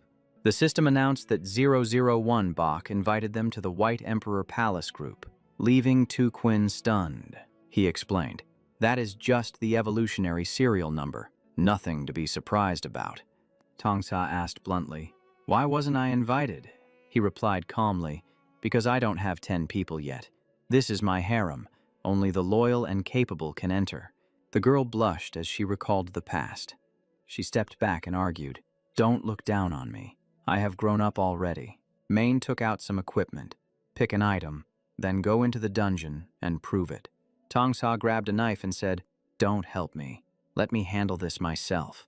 He turned to Luke Lai. I still don't know what talents you two have. She created a phantom sword from her hand. It was the Brank talent, phantom imagination. As for Tong Ka, she had the Crank Heavenly Void connection, which increased experience and proficiency by 50%. He remarked that her growth was fast, but in current combat, it wasn't as good as illusions, and she nodded. After the battle, she smiled triumphantly. I took down 3 of them by myself. These old rats are even harder than zombies. He praised. Not bad. And seeing her effort, he made an exception and agreed. She blushed and denied it. I just wanted to prove myself. He said he respected her choice and wouldn't send the invitation again. She stammered, don't do that. She whispered a request to join, but he crossed his arms and teased, you don't look willing, so I am definitely not sending it. Tu Quinn chimed in, saying the girl really wanted to join and had even gotten jealous about him introducing others. Main lowered his head. Fine, for your mother's sake, accept the invitation. The system announced that Tu Ka had joined the White Emperor Palace. She happily went to kill monsters, leaving him helpless. Tu Quinn teased that she would soon call him Dad, and he just laughed. She said times changed quickly. Tu Ka was originally a rich young lady, so having someone like him to guide her was a good thing. Her eyes narrowed slightly. Clearly, this was an opportunity. At a hotel, a girl was relaxing in a bathtub when the system announced that Bach's team had cleared the first stage and was selling the video for 10 coins. Her eyes immediately widened. Liu Hoai screamed, the monarch has cleared a dungeon again. She clicked to watch and sighed. 10 coins again. I am going to go bankrupt. Seeing Main leading many girls, she sat up and wondered, why are there so many of them? A man watching the video criticized the actual combat as weak and wanted to see Bach in action, so he fast-forwarded. Another person remarked that the deep-level monsters were very strong, so he would eventually have to handle them. Someone was amazed when the boss appeared, while another insisted, he can't be stronger than my Shrank talent. But one person said solemnly, he insta-killed the boss. He is much stronger than me. Liu Hoai calculated.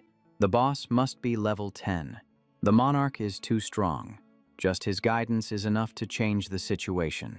She was jealous because those girls were being taught directly by him.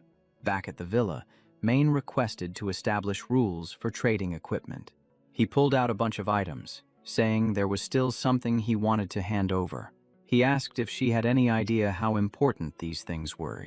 Tu Quinn explained that the flesh wall could create an extremely powerful defensive rampart, and the scroll was a life-saving item that could recall them to the city in 10 seconds.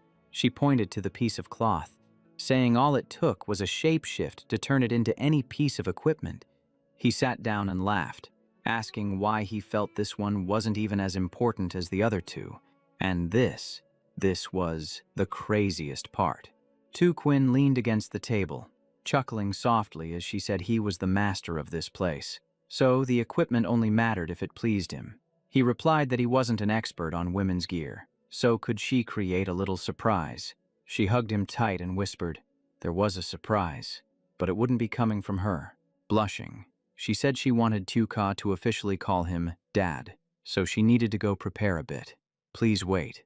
Night covered the entire villa, and the atmosphere was strangely quiet. Inside the bedroom, He was holding a sleeping girl, the scene blurry under the dim light. On the bed, a few girls were resting, the air filled with intimacy after a long day. He turned his head slightly to look behind him. The system reported that entering the dungeon 3 times today only yielded 1 item from the plague set. If he kept this pace, 3 days would be enough to complete the set. A notification popped up. Group member 001 wanted to send a private message. He went out and closed the door. A bit surprised. Was it Mong? She messaged that she had watched his strategy video and wanted some pointers. He replied that if she wanted guidance, he needed to know her talent or attributes. She read the message carefully. He said if it wasn't convenient to reveal her talent, sending her attributes was fine, but it would be harder to evaluate. She typed quickly, no, she would send her talent to him. He thought about it. In his past life, he hadn't heard her name, but the Chiich group were all pioneers. When he saw the information, his eyes went wide. A light flashed, and the score suddenly showed 31. Rank SSS, infinite growth power. He was astonished. For a talent like this to be nameless, perhaps she had fallen early in his previous life. He asked for the specific effects. She replied that the dream butterfly skill allowed her to enter dreams just like the real world and take items from within them. Dreamweaver could adjust everything within the dreamscape, though there were currently limitations. Shared Dream allowed her to invite others into the dream world through the Tatam dreamscape. He smiled. As long as her real body wasn't exposed, it was almost unbeatable. She asked to invite him into the dream for instruction. He refused, since he had no protection inside the dream. She tried to persuade him, saying she would set up an evolution contract to ensure safety. He reminded her that a contract recognized by the universe required at least 10 gold coins. He asked if she had 10 gold coins. Why would she even need him to teach her? She said monsters in the dream died in real life too, and she could adjust things with Dreamweaver to earn gold, plus she would gift him extra items. A Drank skill book and a special Frank prop appeared. He admitted her ability was no less impressive than his own Monarch virus. She persisted, saying that if she didn't improve her combat skills, she would eventually be in danger. He understood her weakness was not increasing physical strength. This was the fatal flaw. He asked her to send the contract, thinking to himself that he had to pull this talent into his team. The system reported the contract was valid for 24 hours, and violation would result in losing one's identity. He pressed agree. The moonlight outside the window grew deeper and deeper. He lay there thinking about the Tatam dreamscape, which required 3 minutes of focus. Mong sent over a card. He looked at the night sky. If she evolved to the point of completely manipulating dreams, that would be terrifying. He closed his eyes and drifted into sleep. Inside the dream, Mong appeared to introduce herself and confirm the contract. He introduced himself too, asking if this was the dream world, because it didn't look like a training ground. She put her teddy bear down, saying it wasn't here. A vortex opened up, and she said she had cleared out a nearby gym. He paused, stunned. Spatial butterflies flew around, leading the way. He opened the gym door, surprised by how vast the dream world was. She explained that the dream world existed independently. She could only enter and adjust it, and it reflected the real world. He nodded and began the training. She ran inside first, full of excitement. The setting changed to a basketball court inside the dreamscape. She snapped her fingers, and a bright light instantly illuminated the entire room. When he asked about her background, she laughed and mentioned that she used to be a novel author. He told her that if she wanted to improve her actual combat skills, she had to fight for real and stop using her dream abilities to attack.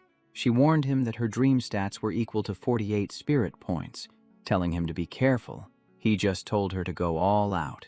She rushed forward and unleashed an attack, but she couldn't even touch him. He dodged effortlessly, pointing out that her center of gravity was unstable and that while she could throw a punch, she didn't know how to pull it back. She pursed her lips in embarrassment, then continued her assault. He teased her, saying these were just basic moves for children. He stepped back and explained that she needed to control her balance and retract her attacks properly. He sighed and taught her to identify her target and observe the opponent instead of just swinging blindly. He caught her hand and told her that for now, remembering those 3 points was enough. He mentioned he was only using about 20% of his speed and she was keeping up, but she admitted she was still too weak. He smiled and told her to just keep practicing, and she nodded in agreement. 7 days passed at the Dongsun Villa area. Tuquin reported that the rules had been posted everywhere and there were people explaining them. He was satisfied with this. He said he had cleared the surrounding area and was about to leave, handing the management over to her. She was surprised because he was still missing one piece of his set.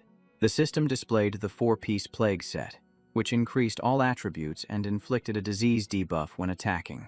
He decided not to wait for the E-rank item anymore, as there were far more valuable opportunities out there. She hugged him and told him he had to come back, joking that if the White Emperor Palace got flooded, who would deal with it? He laughed and said they should hold a meeting to discuss drainage blocking. Late night fell once again. The girls were resting on the bed, and the atmosphere was peaceful. He also enjoyed this rare moment of relaxation. The next morning, he woke up early, got dressed, and gently left the room so as not to wake anyone. When he went out and met Lan Shuang, he asked if she was looking for Tuquin, but she said she was looking for him. She reported that there were people causing trouble at the foot of the mountain. He was surprised, since the rules had already been established. He asked in a cold voice if they didn't know how to handle things according to the rules. She stammered that there was a classmate of his in that group. He immediately told her to take him there, and she replied, "Understood." The scene shifted to the foot of Dongsun Mountain, where a brat was pointing and screaming, "Tran Bok is here. I see Tran Bok." Lan Duong turned back and spoke bluntly, saying that this group was upset about the 1 coin per day fee. They wanted protection for free and didn't want to pay anything. Lython yelled out, "Tran Bok, it's me." He walked down and said he knew, adding that the rules were very lenient. 1 coin just required killing 1 zombie, or they could earn money by working in the area, so why were they gathering to cause trouble? He pointed at the crowd behind him and said it wasn't about the money, but that Tran Bok was wrong. He claimed that in these times, people had to help each other, and since Tran Bok had resources, he had to support everyone. Acting like a savior, he used his title as student council president to preach, saying that if Tran Bok wanted to be great, he should abolish the rules, and everyone would be grateful to him. He gave a faint smile and told him to save the cheap moralizing. Then he shouted that these were the rules, and if they couldn't handle it, they could get lost. If they didn't leave in 3 minutes, he would deal with them. He crossed his arms and calmly gave the order, "Lan Shuang, start counting." She glanced over and replied, "Understood." Lythan curled his lip and threatened that he didn't need 3 or 5 minutes. He wasn't going anywhere because he represented everyone's welfare, and everyone would stand by his side. The security guards got angry and cursed, saying 1 coin was nothing. They yelled that refusing to pay was just selfish, and they wouldn't protect freeloaders. The crowd holding shields joined in, shouting that if they were too useless to kill 1 zombie, they should go guard the gate, adding that they paid 2 coins, so the freeloaders should get lost. Hearing that, he looked like he was about to explode with rage, veins bulging on his forehead, stammering, "You people." Then he swung his arm and screamed that he was leaving, saying nobody wanted to stay in this hellhole anyway.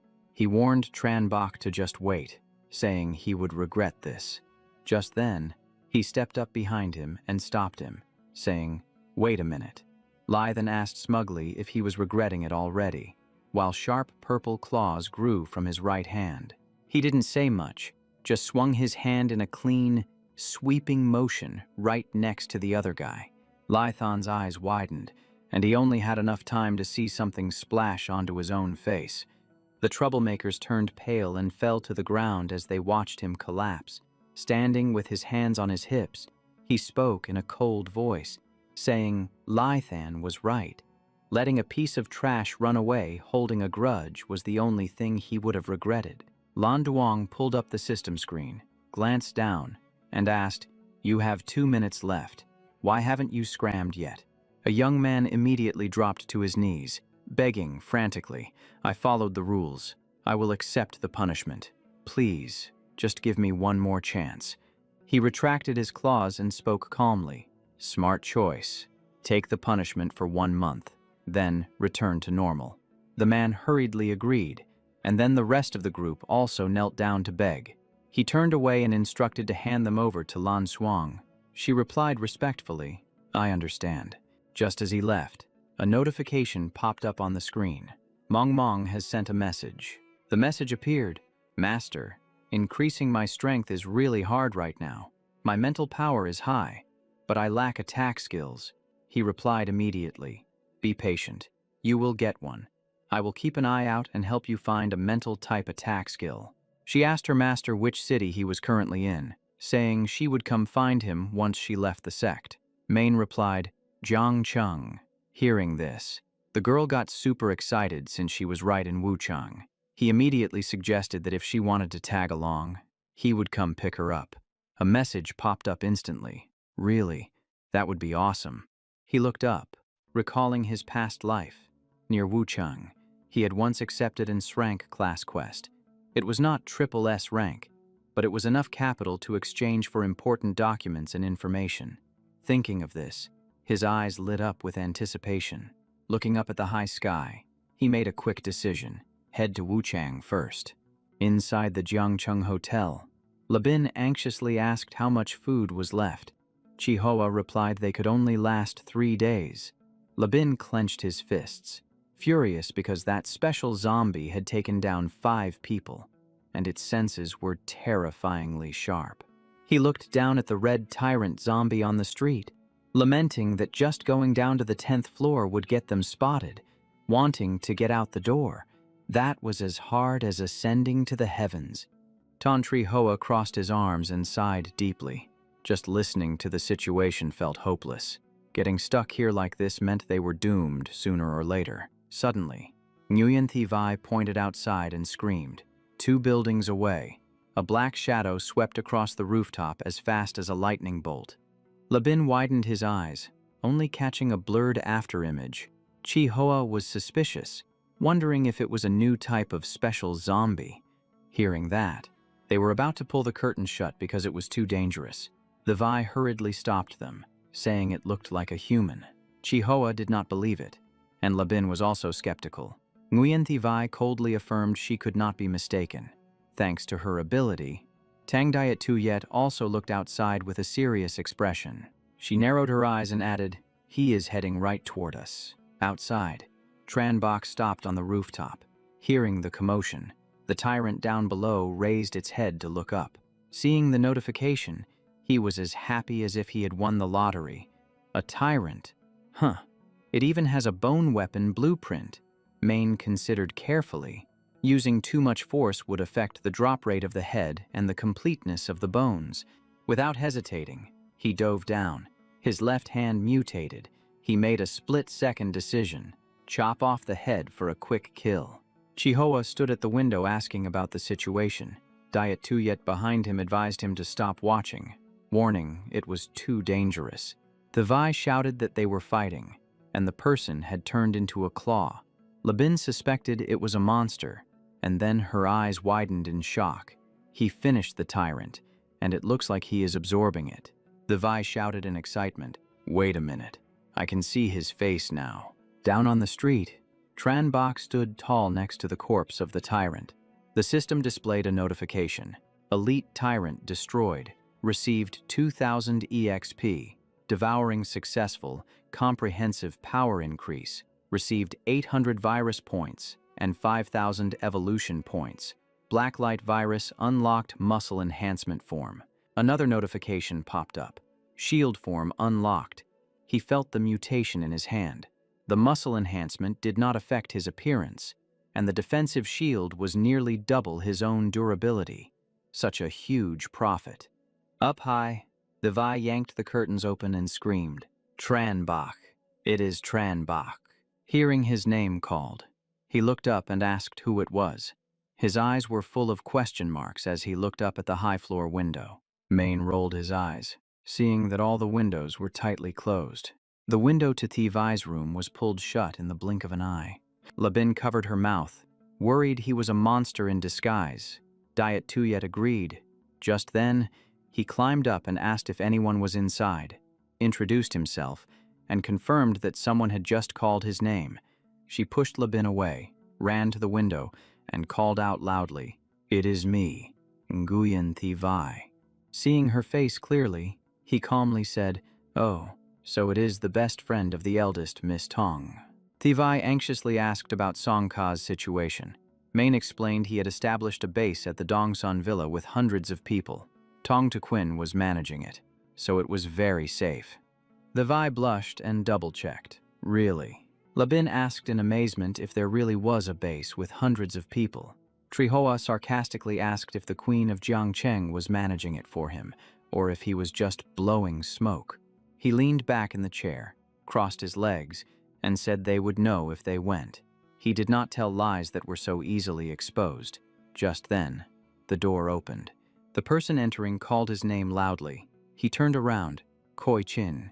Lam Koi Chin pointed and made a fuss. Lai Fong and Triu Mak behind him also cheered. It really is Tran Bach. He stood up and asked why they were here.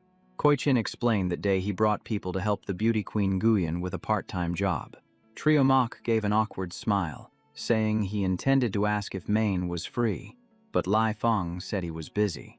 He suggested that if they wanted, they could go to the Dongsun base, where there were many students from Zhang University. But the rule was to contribute 1 copper coin every day. The whole group agreed immediately. Labin remembered the tyrant and cried out. He said if they had not been blocked by it, they would have earned money already. The road to the base was dangerous, so he hoped Main would go with them. He said he had other business, but he only encountered 1 tyrant on the way. Hearing that, they lamented that they were truly unlucky. Main waved his hand to summon a blue card, turning it into equipment that dropped down. He called Koi Chin, Blockhead, and Nguyen Thi Vai, saying these were low-level items he did not use, so he was giving them to them. Patting Labin on the shoulder, he said he had to leave urgently. Since they knew the location of the base, they could make their own way there. He thanked him profusely. Everyone told him to stay safe. Immediately after, he jumped from the terrace to the next building. A message from Mong Mong requesting a chat popped up. Mong Mong reported that Han Vuong was complaining in the group, and her new ability could help. He said there were many groups, so tell him clearly what happened first.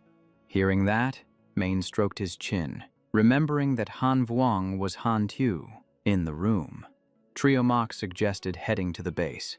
Labin added that having another evolved person would make things safer, but they needed to prepare thoroughly because they had to cross nearly half of Jiang City. Lafong pushed up his glasses, hesitating as he said, "Wait a minute, I think that..." Just then, a voice cut him off. Everyone turned around and exclaimed, "Tranbach, why did you come back?" Thivai asked what was wrong.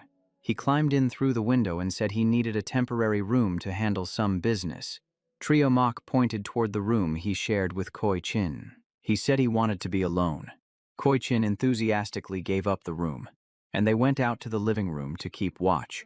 Thivai suddenly remembered something and called out for him to wait a moment. In the hallway, she asked for Tongsa's evolution number to add a friend. He replied, 990,225. Koi Chin asked for his number. He calmly said, 001. Koi Chin froze completely, staring at him without blinking. Then he clutched his stomach and laughed, saying, "Has your cold sense of humor not evolved yet?" Triumak said to just add it and see. The system immediately announced that evolved person 001, Bach, had accepted. Seeing that, he jumped up in shock. He urged them not to just stand there dazed anymore. 10 minutes later, they were discussing how cool the number 001 was. Trio Mok said it represented the order of evolution, proving he was the first person to evolve, and that was the craziest part. They remembered the news he had sent about the school changing the physical exam schedule. Koi Chin said they had trained all week because of that. Then he shot up. Suspicious. Could it be that he knew everything beforehand? Trio Mok frowned. thinking it might be a coincidence, but it was true that they benefited from the training. Koichin nodded, admitting that his information had helped them survive much better. Suddenly, Koichin asked why Thivai's face was so red. She stood up, said she was going back to her room, and told them to remember the arrangements and not to enter his room. The door closed very quickly. She stood blushing in front of the door, her hand placed over her chest as she whispered his name. She texted Tongka. The other side asked how she got the number. Thivai said he gave it to her. Tongka joked that he must be flirting with everyone while he was out. Then she said that later when they lived together, she wouldn't be the only one calling him Daddy. Thivai was completely shocked. Remembering that message, she covered her blushing face, wondering if those two were thinking the same thing she was. Thivai widened her eyes, unable to believe that he and little Ka would be living with everyone. At the end of the hallway, Lafong's voice rang out, saying this matter wasn't simple. Labin also suspected something was wrong. He seriously said that the story about Tong Tequin managing the base sounded like bragging. Thivai stood there, looking at the two of them in bewilderment. Elsewhere, the dreamscape space opened up. He landed with wings on his back and greeted everyone, saying he arrived late because he had finished arranging things in the real world. Looking around, he gave a faint smile. Looks like I'm the only one left. There were already 3 people in the room, Mong Mong, Ona, and Han Tiu, sitting and waiting like a team meeting to hunt a dungeon. Han Tiu pulled down his hood and smiled in greeting. Emperor Bach, I am Han Tiu. I finally get to meet you. I knew you were handsome, but in person, you're even beyond my imagination, by several degrees. Mong Mong put her hands on her hips and pouted. What a suck-up. He hurriedly denied it. No way. I'm telling the truth. Ona stepped forward to introduce herself, saying she was allowed to bring a friend, and revealed her SS-Rank talent, Avatar of Terror, which materialized fear. Hearing that, he grimaced in disappointment. So doesn't that mean my S-Rank spirit control is the weakest in the team? Tranbach put his hands on his hips and laughed. Your talent might lack power, but your luck is impeccable. If we had faced this situation the day before yesterday, he glanced at Mong Mong and added, the day before yesterday, she would have been helpless too, because she could only pull people into the dreamscape and take them to her territory. He explained immediately that using tongue in the dreamscape as a core was the only way to open a path for everyone to reach his house. He raised his hand and looked at the other two. Actually, she just finished learning it yesterday. The girl nodded sharply to confirm. He scratched his head and laughed heartily. Then my luck isn't too bad, is it? He raised his hand to wrap things up quickly. Mong Mong can't keep 4 people in the dreamscape for long, so let's talk about the difficulties. He pointed ahead. I have an exclusive mission instance. Send the mission photo here. It's not far, so I'll explain on the way. The system displayed a summary, family mystery, and S-Rank exclusive mission. Among the assets his father left behind, there was a file from Hongtin Mental Hospital with a stranger's name. What was traveler's disease? Why did no one mention it? And was mental talent related? The clues lay in that hospital. On the stark white wall, bright red words appeared. Hongtin Mental Hospital 16. He pointed to the spatial door. This is the Red Star Hospital. When I found it, it had already become a dungeon instance. Then he turned back and said, I tried entering once, but I had to bail out very quickly. He clutched his chest in worry. The mobs are nightmare difficulty, ranging from level 5 to 12. I couldn't get past them, and I couldn't wait to level up. After I gave up, the will warned me that someone was watching me and might sweep me and everything else away from here. He smiled slightly and extended his hand toward the door. Got it? The system asked if the team wanted to enter the instance. He looked at the 3 of them and shouted concisely, Let's go. In the Meido dreamscape, all 4 of them appeared inside the Hongtin Mental Hospital instance. Ona glanced ahead. Just small fry. Mong Mong hugged her arms. I feel like something is wrong with this place. He warned. We just got in. But the mobs aren't weak. Be careful. Suddenly, A, nurse, staggered out. Her body twisted and distorted in a creepy way. Ona stepped forward. "Wait a sec. Let me test its strength." The nurse lunged straight at her, moving at a speed that was no joke. Ona stood still and raised her hand, summoning her SS-Rank talent, Avatar of Terror. The nurse froze and then collapsed, looking like she was being crushed from the inside, her heart beating wildly. She snapped her fingers lightly, her voice cold as ice. Terror mode. Law enforcement. In the blink of an eye, the nurse was completely gone. The system reminded the team they had taken down the mad nurse, and experience points were shared equally. Mong touched her chin. "She has serious villain boss vibes." He got excited. "That was absolutely sick." Bacta smiled. "It was decent." Then a blue card fell into Ona's hand. An active mental attack skill. Causes an explosion in range. Comes with a monster luring effect. She read it and immediately cheered. "Hey guys, our team is insanely lucky." It dropped an explosion skill right away. He stood with hands on hips, laughing. "Han Tiao, you and Mong both have mental talents. You guys choose." Han Tiao smiled and refused. "I do not need it. I only need the quest item. Plus I already have a talent with a similar effect in here." Mong beamed and took the card. "Then I will take it. Thank you." She crossed her hands, and a moment later the system announced she had learned the skill-piercing Scream Blast. Bacta told her to try using it. The girl looked up worriedly. "The damage is not huge, but the sound spreads really far. It might pull all the monsters out of the sick rooms." He tilted his head and replied instantly, "That monster luring effect is exactly what we need. Pulling them one by one is exhausting. Just do it. It will be fine." Mong nodded. "All right." She raised her hand to activate it, and rings of pink energy spread out, dragging the surrounding monsters in a massive swarm. Watching that scene, he chuckled softly. That mob gathering effect is actually pretty tasty. Han Tiao looked at the stream of monsters arriving and felt overwhelmed. This dungeon is way too crowded. Ona immediately reminded him, "Focus. Do not get distracted." Mong turned to ask, "Master, is this too many? Will we be okay?" He smiled calmly. "We are fine. No problem at all." Bacta rubbed his neck, tilting his head. "Just in time. I will use them to test my newly upgraded skill." Han Tiao summoned his throwing stars, shouting enthusiastically, "If the team leader says so, then I am relieved." Open fire. The flying daggers shot forward, piercing through the chest of the monster mob like they were clearing the map.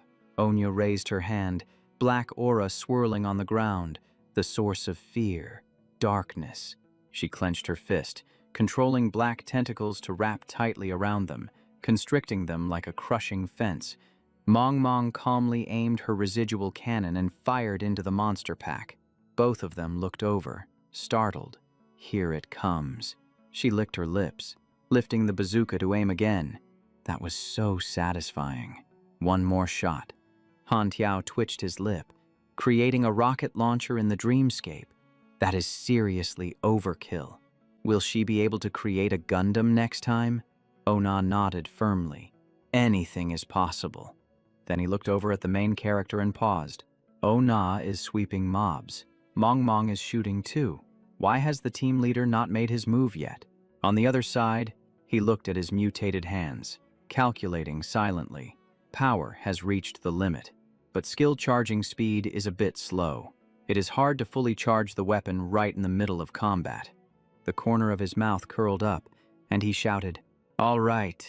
Bacta slammed both hands onto the floor. Black bone spikes burst from the ground, expanding incredibly fast, skewering the mob of monsters like stakes clearing the field. The three people behind him widened their eyes, jaws dropping, looking like their brains were lagging from shock. Mong screamed, "You are so strong, Master!" Han Tiao shouted, "Holy Bacta, how did you?" Right as he turned around, two more monsters wearing nurse uniforms appeared behind him. Han Tiao glared and threw a dagger. "Two are still alive. I will handle them." He raised a hand to stop it. "Wait." These two head nurse mini-bosses.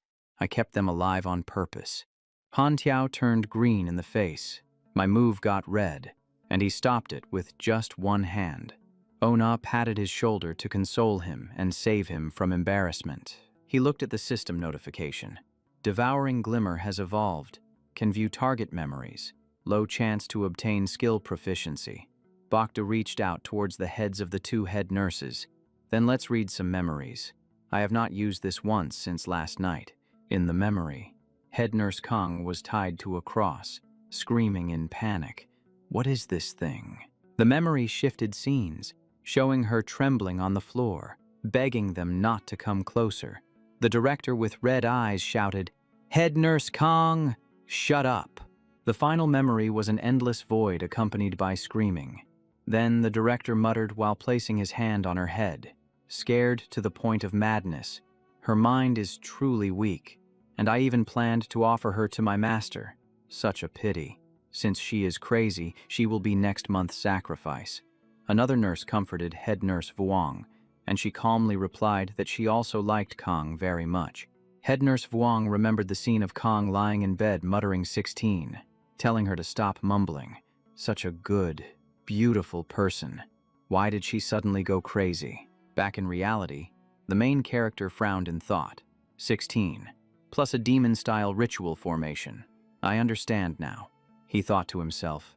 In my past life as a demon hunter, I heard the mental hospital dungeon in Meido was related to demons, and could even summon one. Back then my level exceeded the dungeon, so I just read posts on the forum and skipped it. Now he instructed the whole team to look for clues for his quest, reminding them to be careful and not to split up. He looked straight ahead. There is a high possibility that something even heavier is hiding in here. Half an hour later, the entire hospital was submerged in darkness and dead silence. A kind of suspicious quiet. Han Tiao walked up the stairs muttering, asking why the monsters were lured out, but none had shown up for so long. The team had searched 3 floors with no clues. Mong Mong looked up and said there were still some traces. Ona added, "The number 16 appears very densely." Han Tiao frowned. 16 or 18, whatever. I just want to know why the boss has not made a move yet. Is he so scared of Bokde that he does not dare to show his face? At the end of the hallway, rays of red bone light gathered together, and a voice echoed, "Young man, you seem a bit crazy yourself." Han Tiao immediately gathered his energy, shouting, "Who is that? Come out." From the darkness, monster legs with sharp claws appeared, covered in dark red stains. The figure had glowing red eyes and introduced himself. "This old man is the director of Hongtin Mental Hospital," he added, "and also the envoy of Solomon, the 16th demon god of the 72 pillars." He stammered in shock. A demon? Oh Na was skeptical too. The director stared and snarled. Feigning calm is useless. Becoming a sacrifice is your only end. Then he targeted the girl, spewing his filthy, seductive words. He grinned maliciously. "Be a good girl, and I might just let you live." Mong Mong roared, "Dream on. Go serve your master yourself." Tranbach curled his lip in mockery. A low-level devil made from a mutated human dares to be arrogant. Black mist surged from his mutated hand. He taunted, "If you've got the guts, then make a move. Don't just stand there talking trash." The director raised both hands, red blood aura swirling around him. He sneered, "Humans truly don't know the immensity of heaven and earth. Fine, I'll open your eyes for you." He opened his mouth wide, spreading his arms and howling like he was fully buffed, boasting about the terrifying power his master had bestowed upon him. Immediately, a giant phantom of the director's face crashed down on the 4 of them. Hantu's eyes went wide. He clutched his head and fell to his knees, crushed by a mental pressure heavy as a mountain. Mong Mong clutched her head too, while Huangso only managed to cry out, "Master," before gritting his teeth to endure the onslaught. Tranbach cursed inwardly. He hated monsters that specialized in mental attacks the most. Being constantly suppressed without a mental skill to counterattack was a huge disadvantage. He immediately accelerated. charging straight at the director. Deciding on a blitz tactic, he swung his claws to stab right into the old man. The captain lowered his head and shouted, "Great timing!" From his body, black hellfire erupted and spread like a heat wave, swallowing the surrounding space. Tranbach calmly transformed his arm into a shield to block the blow. The director laughed boisterously, praising him for having some skill and actually managing to block it. He looked at the boy with disdain, claiming that no one could break his black hellfire, and that eventually he would still collapse under the mental suppression. Tranbach frowned deeply, his wary gaze locked tight on the opponent ahead. The director roared that they were at a dead end and should just struggle in despair. Just then, Hantu confronted him and chuckled softly. A wave of blue energy radiated from his body, quickly dispelling the heavy blood aura suppressing them. Onya was surprised as the mental pressure vanished. Mong recovered and immediately complained, "Why didn't you use that sooner?" Hantu smiled, saying he just needed to release a bit of mental energy to counter the pressure. The director immediately recognized him as a descendant of the Han family, possessing the master's bloodline. A red light flashed as he shouted that relying on bloodline wouldn't save him. The black hellfire was still enough to turn them all into ash. Hantu stepped forward and fired back, asking if he was the master's dog. How did he dare kill a descendant? Wasn't he afraid of punishment? The director growled that the Han family were just traitors, and killing them would earn him a reward. He tilted his head back, gathering flames to unleash his hell technique. Onya dashed forward, shouting, "Don't let him breathe fire. Stop him right now." But the director lowered his head and let out a strange sneeze, freezing mid-action. Everyone stopped abruptly. Hantu asked in confusion, "Is this a new trick?" Behind them, Tranbach stood with his hands on his hips, laughing. The effect kicked in slower than I thought. The director coughed violently, watching him approach and asking, What did you do to me?" He leaned in close and replied, "Just a skill that makes the target sneeze non-stop. I just finished upgrading it." He added, "The flu skill evolved into lung infection. The target suffers reduced stats and a sickness debuff. Spell casting fails or goes off target easily. In Stage 2, physical constitution drops drastically." The director denied it agitatedly. "Impossible. I am a high-level life form. How could I get sick?" The system announced Stage 2, severely reduced recovery, difficulty concentrating, and weakened breathing. The old man staggered, clinging to the wall in disbelief. When the notification for Stage 3, respiratory failure, appeared, Tranbach smiled from above. Even devils have to breathe. Those virus points were totally worth it. Just as the director collapsed to the ground, the system chimed in. Eliminated level 12 Hell Dungeon Boss, based on combat contribution, received 30,000 experience points. He turned around to see the other three trembling in the distance. He raised his hand and asked, "What are you guys doing?" Hantu covered his mouth. "There's a virus." Mong kept her distance too, afraid of catching a cold. He smiled reassuringly. "If I don't actively release it, you won't get infected." Mong sighed in relief, praising the skill as invincible. Tranbach opened his system, explaining that the boss's constitution wasn't strong and not all monsters need to breathe. Then he asked, "How's your mission?" Hantu checked but saw no completion notification.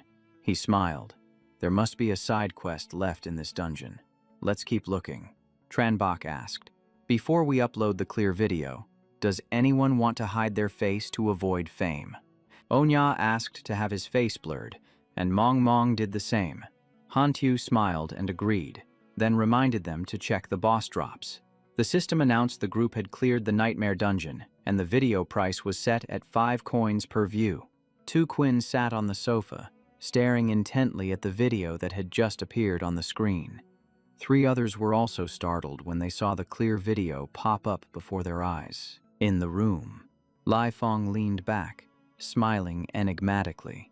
On the screen was a masked figure with razor-sharp claws and an incredibly powerful aura. Lai Fong and Labin remained silent. Diet Tuyet broke the silence, saying, even with his face covered. Those claws in Bakthi's video prove it's definitely Tron Bak. She crossed her arms and mocked them. You two analyzed him and said he was lying.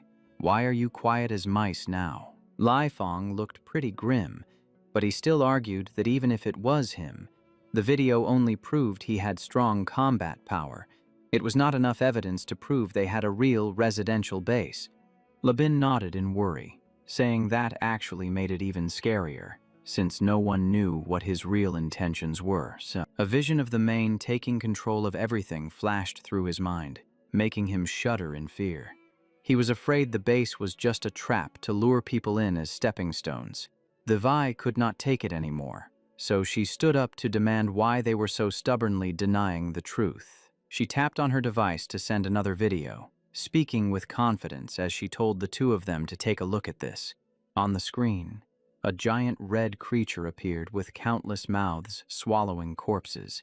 It was a scene that made everyone's blood run cold. Diet Tuyet asked in horror what that thing was, and Thivai explained that Tong Ka sent it. The whole group was stunned after watching, while Lai Fong stammered, unable to say a word.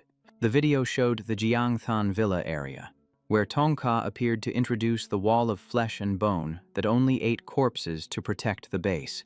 She filmed a panorama of the base while everyone waved at the camera, saying the Universal Will video was expensive, so she only bought 10 minutes, but it was enough to see everything from the foot to the top of the mountain. Tongsa introduced the crowded foot of the mountain, saying it costs 1 copper coin a day to enter, and troublemakers will be dealt with. Then she mentioned the mountainside is where relatives live, and they are currently expanding the entertainment area. She filmed the villa on the mountaintop where she lived, affirming that while there were few people, it was absolutely safe, and ordinary people could not enter freely. Through the system screen, everyone saw the base clearly. Tong Ka even joked that the main bad not done anything to her yet, but it was hard to say what might happen in the future. She blushed as she said goodbye, telling them to come here quickly to run dungeons and increase their physique. Diet Tuyet teased her about women's matters, while Thivai turned bright red and denied everything. She covered her face and sighed in regret, wishing she had watched it carefully before sending the video. Lai Fong cut in to say there was no longer any issue, and he had to admit that the Main was truly very strong. He was about to explain when Labin cut in, worrying that Thivai could not be the Main's woman.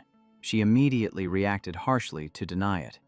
Labin kept rambling on that the Main was a ladies' man with many women, and he was afraid she would not be happy. Finally, he blushed and confessed his feelings, saying that he only loved her.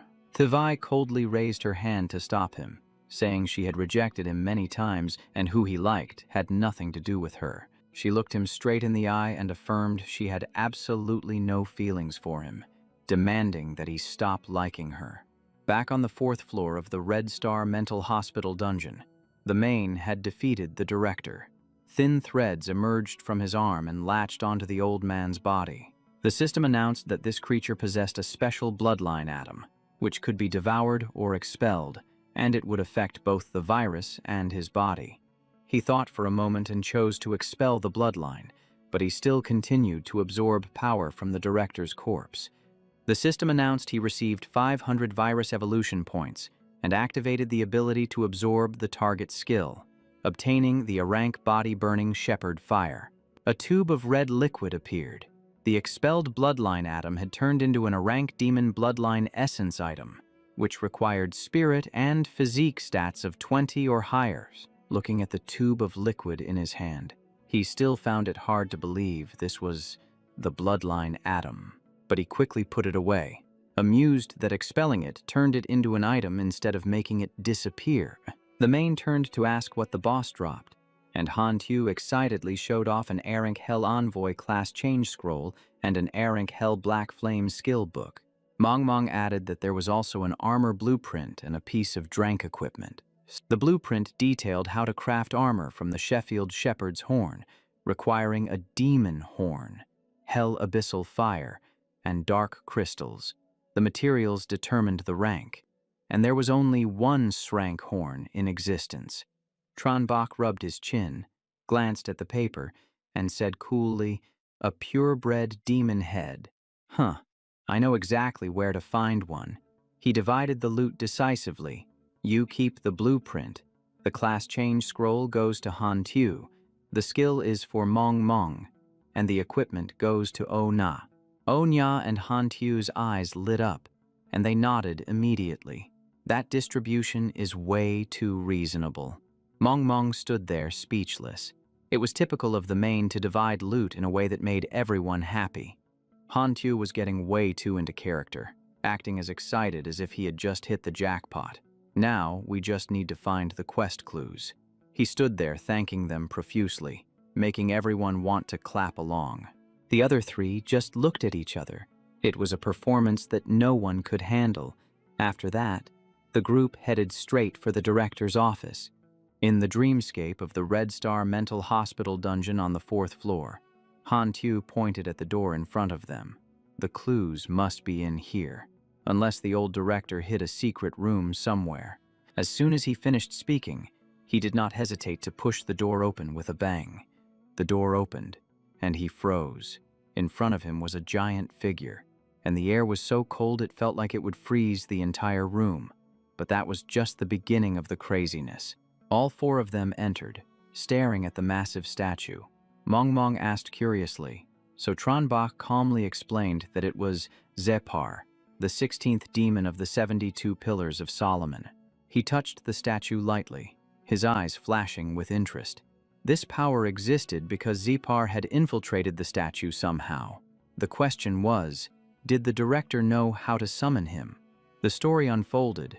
About 100 years ago, a woman from the Han family became obsessed with the image of Zepar.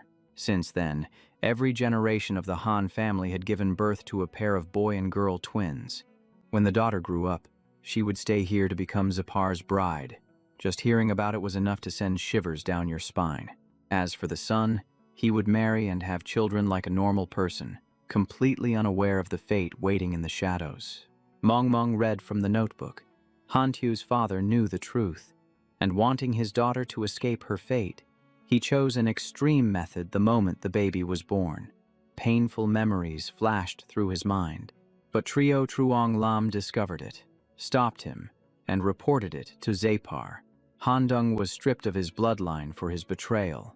That was a brutal counterattack. After that, Han Tu's sister was taken away and raised in captivity. It was a cold, calculated move by Zepar. Trio Truong Lam was granted a demon bloodline as a reward. Mong Mong read it, threw the notebook down, and summarized it briefly. The diary is full of jealousy and self-praise.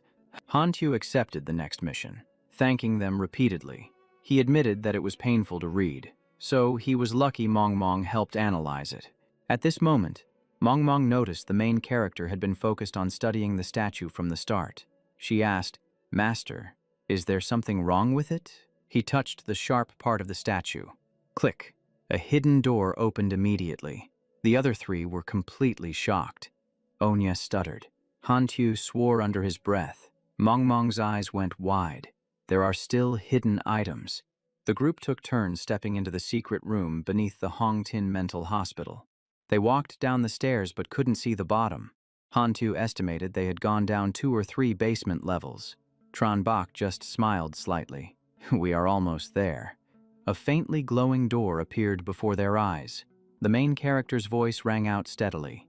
This is where Trio Truong Lam summoned or contacted the theater faction. Stepping through the door, they saw cross-shaped pillars wrapped in iron chains. The atmosphere was extremely heavy. In the center were runes that looked like a formation array. The main character sat down and picked up an object from the ground. Ona smelled a strong, metallic stench. Mong Mong asked what he was looking for. He stood up and opened the system share. See for yourselves. The information popped up. Hell Teleportation Array Core, used to activate the dungeon and summon the theater faction, requiring the sacrifice of 16 lives along with souls and blood. The system warned, unique item. The demon god is limited to level 12, and difficulty increases to hell mode after summoning. Han Tu was shocked. Summoning a demon god. Really? Mong Mong was excited. If we summon it and then take it down, wouldn't we strike it rich? The main character looked at the group and asked for their levels. He was level 8. The other 3 were level 5, level 4, and level 3 about to reach level 4. Hearing that made him want to faint. He made a throat-slitting gesture and said coldly, "Once summoned, you guys would be wiped out instantly. You haven't even reached level 10 or gotten a class yet, and you want to kill a demon god." He explained further, "There is a huge difference between a normal demon god and one with a bloodline. Wait until you reach the dungeon limit before coming back." Onya immediately marked it on the calendar for the future. Mong winked in agreement. Truly a team obsessed with fighting bosses. Back on the surface, Mong asked if there was anything else to do. Hantu was concerned about his younger sister and the origin of the demon.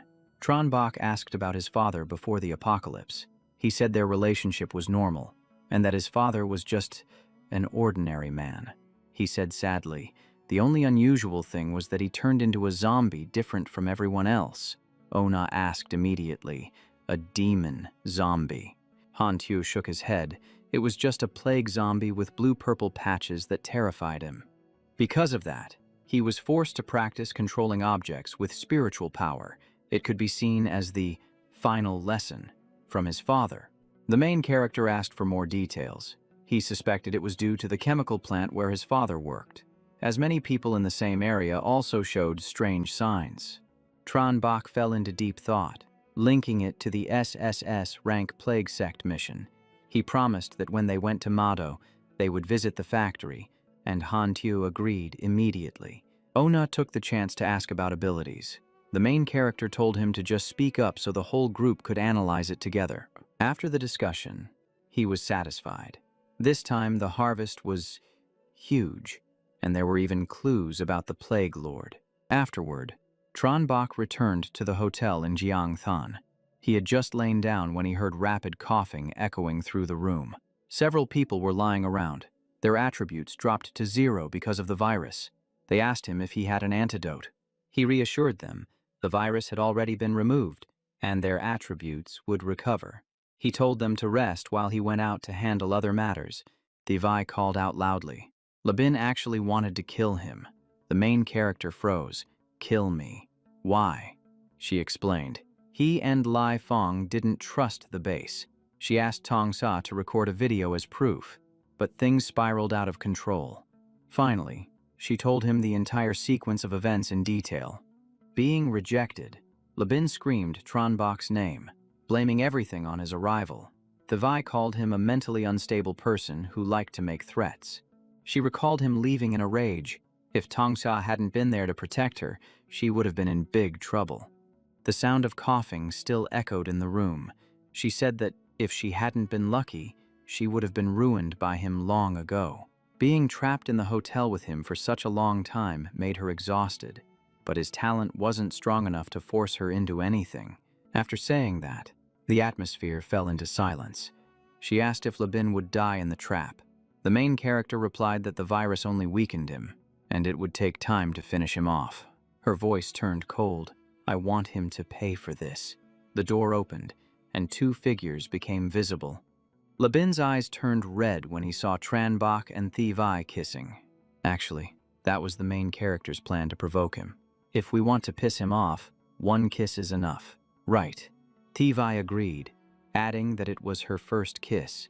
2 days later, in the forest outside Vu Swang, the main character was moving agilely through the trees. He jumped from one branch to another.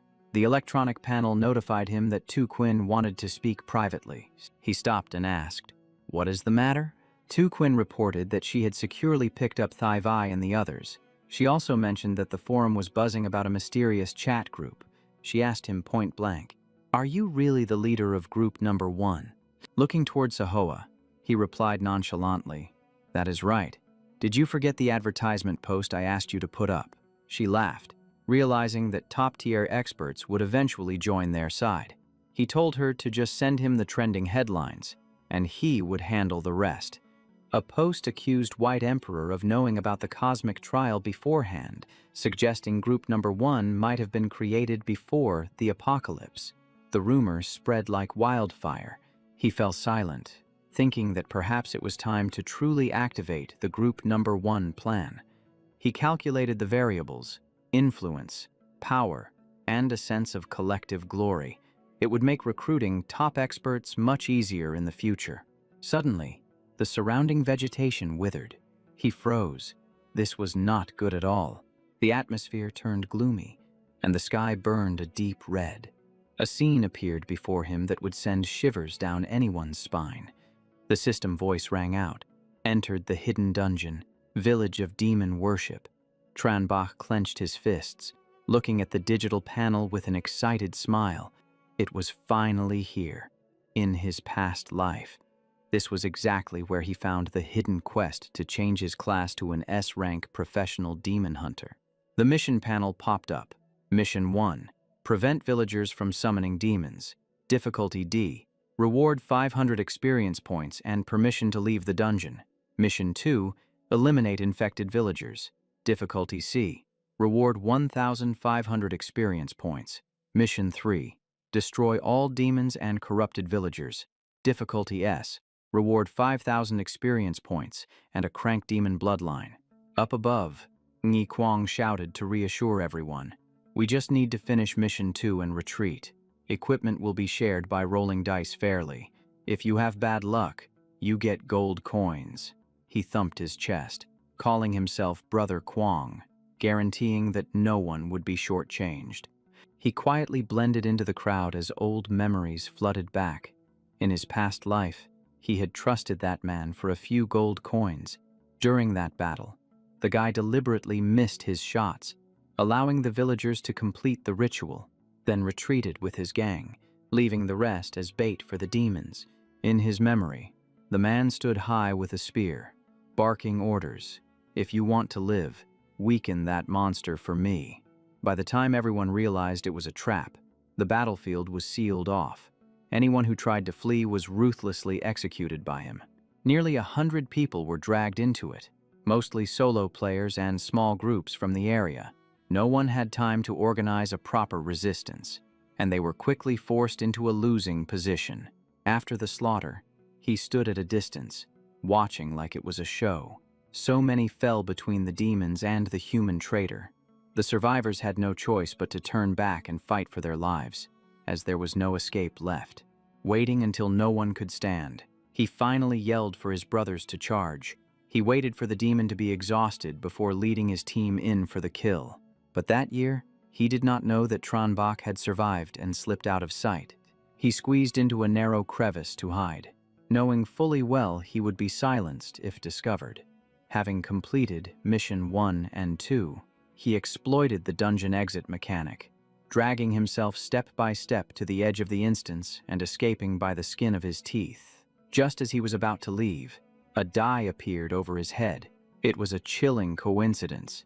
At that exact moment, they defeated the boss and started rolling for loot.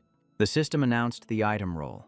A class change scroll for a level 5 demon hunter appeared, and his roll was 100. And that was the craziest part. The system confirmed he received the scroll. Lying flat on the ground, he burst out laughing. Those guys used the rolling system to bait cannon fodder, only to lose the most valuable loot to the sole survivor. Afterward, he left the area to avoid pursuit. The mob frantically searched for him, forcing him to leave Vu Swang and find somewhere else to survive. Looking back, his only regret was not seeing Brother Kwang's face when he lost the item. Muttering to himself, he suddenly froze when he saw something ahead. Before him lay the fallen corpse of a corrupted villager. So someone had entered before him. In his past life, it took 2 months before anyone cleared this dungeon. So why was it so early now? He frowned but reassured himself that whoever came first did not matter. In the center of the dungeon, Ngi Kwang and his gang were in combat. The system chimed. Mission 2 complete. Experience points received. You may leave the dungeon at the edge of the village. Hearing that, he laughed loudly, praising Truong Long for his accurate prediction. The group planned to retreat, agreeing to come back and deal with the boss next time. Suddenly, someone shouted that an intruder was entering. The whole gang immediately rushed over. He walked in calmly, asking nonchalantly, "Are you guys really leaving?" He brushed past Ngi Kwang and said softly, "Then I will take over the boss. You do not mind, right?" The other man forced a smile and replied, "No problem. Be my guest." The question in his heart was answered. He smirked. "So it turns out to be you guys. I did not expect you to discover this dungeon so early." He warned that it was a level 11 demon boss. Tranbach just waved his hand in thanks and headed deeper inside. The giant monster appeared, looking down with contempt, mocking the person in front of it as nothing more than a bug. Hearing this, he just laughed, closed his eyes calmly, and said it had been a long time since he soloed a hunter demon. "For a low-level demon like you, I have handled countless numbers in the past." The monster swung its arm to attack, but before it could finish speaking, he had already dashed past. In just an instant, that massive body was torn apart. The hunter experience accumulated over decades in his past life was not just for show. The boss stood frozen, then slowly collapsed. He knew every weakness, every vein of the hunter demon. Turning his back, he let the opponent fall behind him. The system notifications flashed continuously. Defeated Ale Orlando of the Hunter Demon Clan. Received 13,500 experience points. Completed Mission 3. Rewarded with an additional 5,000 experience points and a vial of Crank Demon Bloodline. He glanced back, whispering that the feeling was so familiar. His skills did not seem to have faded at all. Over on the other side, the group received the participation reward of 5,000 experience points and a bloodline, leaving everyone astonished. Ngi Kwang looked at the screen, muttering, "Instant kill." Truong long suspected he intended to absorb the boss's body, and the whole group decided to go back and check. The system continued to report. Devoured special species. Received 350 evolution points for the Blacklight virus. Selected gene extraction.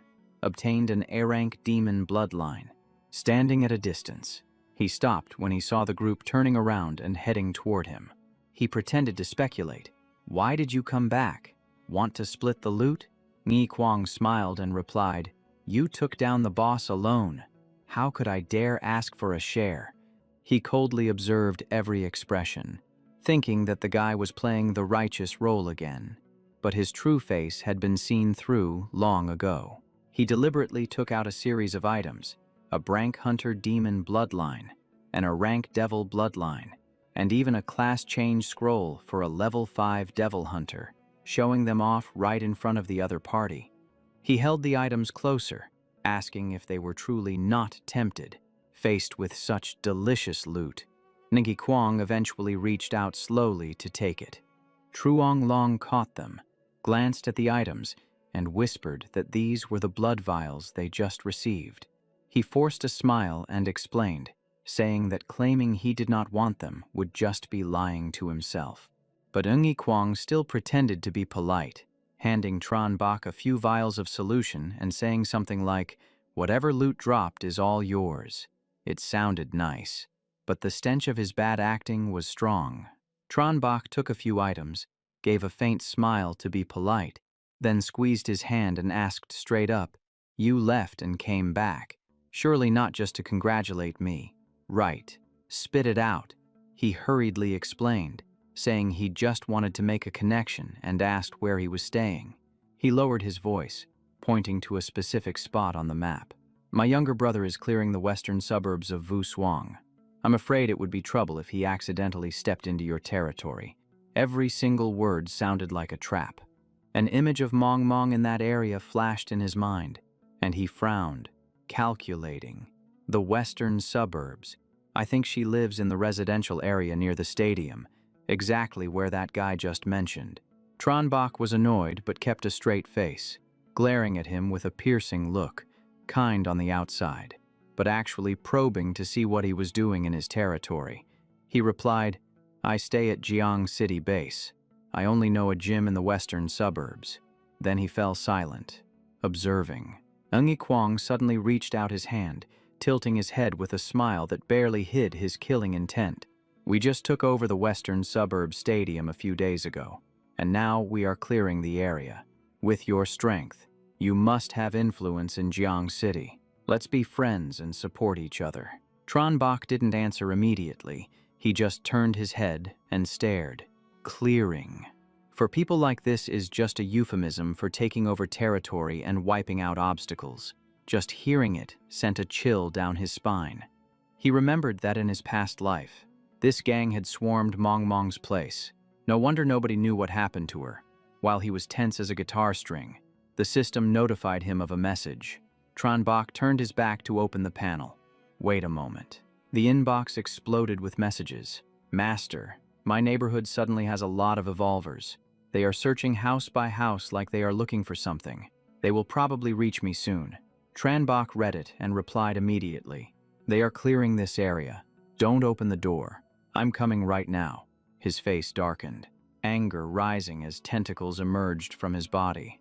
Ngi Kwang broke into a cold sweat the moment he saw it, stumbling back and asking shakily, What are you planning to do?" He turned to run, but Tranbach shot out his tentacles to lock him down and finished him off cleanly. Then he used Devouring Evolution to read his memories, but the fragments were scattered, not clearly identifying the Kim Hui neighborhood or the stadium's location.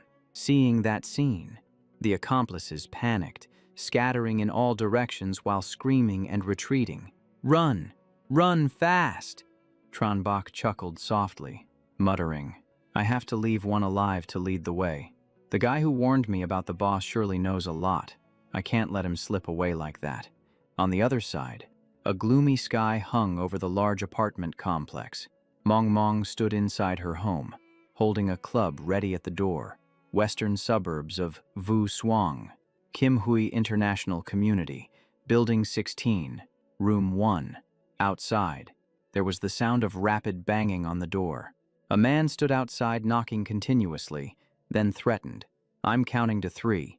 If you don't answer, we are coming in ourselves." His tone clearly spelled trouble. She was trembling, but gripped the club tightly, trying to keep her voice steady to drive them away. "You people aren't welcome here. Go somewhere else. If you try to break in, I will defend myself. Don't blame me." The gang outside sneered upon hearing that. Turning to mock her unpleasantly, sweat poured down Mong's face. She was choking with rage and gritted out one word: scram. As soon as she finished speaking, a sonic wave burst out, reverberating through the wide corridor like a massive speaker turned up to max volume in a closed space. The 3 guys outside couldn't react in time. The shockwave left them dizzy, clutching their ears and stumbling, their eyes bulging with fear. Inside the house, the club dropped from her hand and rolled across the floor. Mong collapsed from exhaustion, coughing continuously, her breath ragged as if she had just drained her battery completely. She looked at her blood-stained palm, worried and frustrated. Damn it. This skill requires high constitution to withstand. It was only over a second, but my voice is already broken, and my strength is nearly depleted. Outside, it suddenly went unusually quiet, making her alert. With her mental power, she must have at least stunned them for a while. But this silence was more terrifying than the banging. The atmosphere was eerily still, with only the sound of coughing echoing. Despite the shock, one guy managed to report to his accomplices, "Building 16, 12th floor. There's a girl using mental power. My team is down. Come capture her quickly. She definitely won't be able to use that move again anytime soon." After the report, a heavy silence passed. 10 minutes later, Mong leaned against the wall, gasping for air. Then heavy impacts slammed against the door like a rhythmic hammer. Her face was flushed from lack of breath. She glanced at the vibrating door and swallowed hard. They are back again. Looks like I have to risk it all. The door couldn't take it anymore. It cracked open and was kicked off its hinges. As soon as it opened, the waiting crowd flooded in, their hurried footsteps blocking every escape route. Namhan poked his head in, seeing her sitting on the floor, and laughed with amusement, speaking in a teasing manner. The mob behind him also threw out rude remarks, laughing and pretending to care, turning the air in the room ice cold. They quickly surrounded her, forcing her into a corner. Mong tried to prop herself up, gathering her remaining physical and mental strength, telling herself she might be able to trigger Hell Dark Flame one more time. Immediately after, she screamed and unleashed a spreading cloud of dark purple smoke, forcing the gang to retreat outside in a hurry. The Hell Dark Flame made them flinch, but the smoke also gradually dissipated over time. Mong gasped for air, collapsing and then trying to struggle up again. She remembered her master's words. The 4 attributes must complement each other. If one is too high, it will backfire. This is truly self-torture. Waiting for the smoke to clear, they walked back in, their tone even dirtier and more threatening, trying to force her to submit. They shouted for more people, treating her like loot, and her safety was dropping to a critical level. She dragged herself along, her head splitting with pain, feeling like she was about to faint. Mong tried to crawl toward the glass door as fast as she could, with only one thought in her mind: I cannot fall into their hands. Seeing her trying to escape, the mob got even more excited, howling and urging each other to rush forward, as if they were just one step away from grabbing their prey. They reached out to block her, holding her tight and dragging her back while spewing vulgar words continuously. Mong struggled weakly, but the situation was already locked down. They lunged at her with filthy actions, making her cry out in despair. Just then, from the distance, Tranbok's figure came rushing in like an arrow, and the tables were about to turn.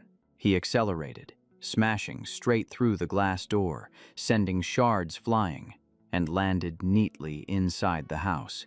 As soon as Tranbok touched the ground, he unleashed a flurry of kicks, forcing the group holding her to stumble back. He pulled Mong into his arms, kicking away anyone blocking the path. She smiled wearily and apologized, but he stopped her, saying she did well and to let him handle the rest. He frowned, his killing intent ice cold. You dare touch my disciple. Don't expect to walk out of here today. He placed her on the sofa. The gang outside looked at each other in confusion, not expecting the girl to still have reinforcements. One guy shouted to attack, but before they could figure out what was happening, Tranbok charged in. His movement was illusory, knocking each of them back before they could react. He summoned a shield, slamming one guy backward into the wall, leaving a distinct dent. The room went dead silent. He glanced out the door and asked in a cold voice, "Is that everyone?" A weak sound came from behind. Mong was writhing on the sofa, her face pale, cold sweat beading on her forehead. He sat down to check on her, guessing she was exhausted and suffering from mental overload. She asked in a panic where her master was. He gently grasped her hand. He pressed her palm against his face to reassure her, but just as he relaxed his guard, a sneak attacker swung a weapon at him from behind. Before the guy could even touch him, earth spikes burst up from the ground to block the attack, and he spoke calmly, "Don't be afraid. I am right here." His arm mutated, slamming hard into the ground as he gathered his strength. A series of sharp spikes erupted all over the room, instantly ending every remaining threat. 1 hour later, he looked down at her sleeping peacefully on his lap, noticing that her complexion had become much rosier.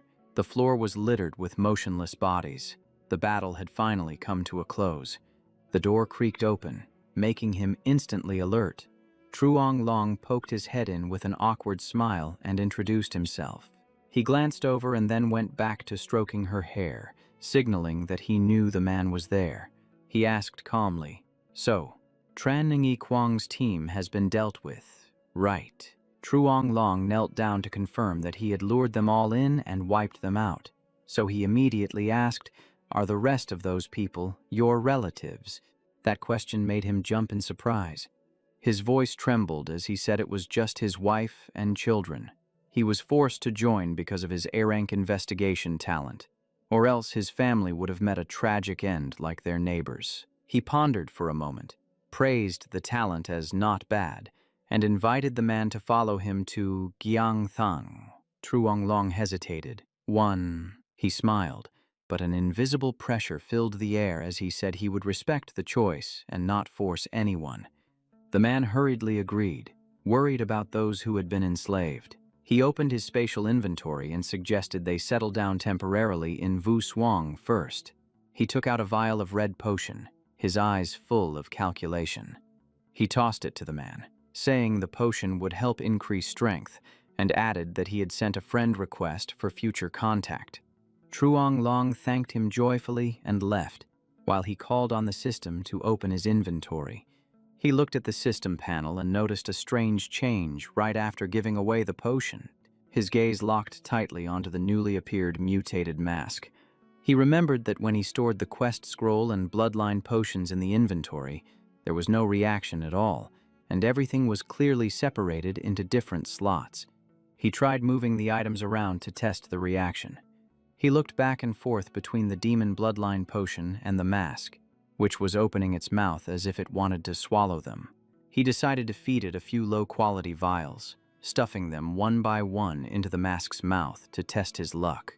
5 minutes later, the mask let out a satisfied burp. He looked up at the sky in helplessness, thinking all those potions were just for a full meal. But then again, a special treasure had to be different from the rest. Suddenly, the mask spat out a mutated item, and as he picked it up, he muttered that it really did eat things just to spit them back out. As he held it up, the stat panel immediately appeared clearly before his eyes. Refined Demon Bloodline Aplis, Physical Enhancement Potion, requires total strength, vitality, and agility to reach 75s. He laughed loudly, thinking that if he combined this with the bloodline source from the secret realm, this would truly be an infinite essence production machine. He opened the SRank Demon Hunter class change quest scroll that had dropped from the first pureblood demon. The quest required entering the first floor of the abyss, defeating 100 demons and 100 fallen demons, and then leaving. Back in the bedroom, he put away the system panel, thinking about the abyss full of both danger and opportunity. Just as she began to wake up, she sat up and rubbed her eyes, still feeling a bit drowsy. Seeing him, her eyes turned red as she called out, "Master!" She burst into tears and hugged him tight, and after being reassured that all danger had passed, she begged to be trained to become stronger. She frowned, complaining that leveling up required too much experience, but the monsters around the dreamscape had been almost completely cleared out. With tears welling up in her eyes, she said she did not dare go out and could not find any dungeons either. He smiled, suggesting she rest before they headed to Jiangthan because there was no shortage of dungeons there. She immediately jumped up in excitement. He grabbed her wrist to stop her. Wait a minute. He picked her up, saying that at normal speed, they wouldn't reach Jiangthan even by next month. He held her and jumped out the window, telling her not to open her eyes and to tap him if the pressure felt too heavy as they glided over the rooftops. A while later, they entered a desolate forest, and he continued leaping from one tree branch to another. Arriving at the entrance of the village secret realm, the scenery was strangely withered and desolate, making the atmosphere even more suffocating and creepy. The system notified them that they had entered the Ghost Faith secret realm, and he took a moment to explain the difference between a secret realm and a dungeon to her. She nodded with her eyes shining bright, asking eagerly if he needed her to lead the way. He reminded her that this was not a dreamscape, so every time a skill was used, it really mattered, and he told her to wait right there near the entrance. As soon as he finished speaking, he dashed off to wipe out the demons.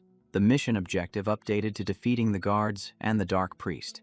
He picked up the pace, taking down each enemy cleanly and efficiently before deciding to head straight for the boss. At the central square, he landed softly on a wall. Down below, the group conducting a ritual spotted the intruder immediately. They shouted to turn him into a sacrifice, but in the blink of an eye, he had already vanished from his spot. He reappeared right behind the leader, his mutation ability wrapping tightly around the guy. The guy struggled in vain, while the rest of them drew their swords and surrounded them. When their attacks came crashing down, he erected a shield to block it all. The system notified that he had defeated the Dark Priest. awarding 45,000 experience points and an option to absorb blood essence. He smiled with amusement, confirming that he could indeed use devouring evolution to exploit the demon bloodline. He slammed his hand onto the ground, causing sharp spikes to burst up and immobilize all the remaining demons. He gathered the loot, and the system extracted a crank demon bloodline potion from the mini-boss. He analyzed the monster corpses, realizing that only elites and bosses yielded potions, while normal monsters did not.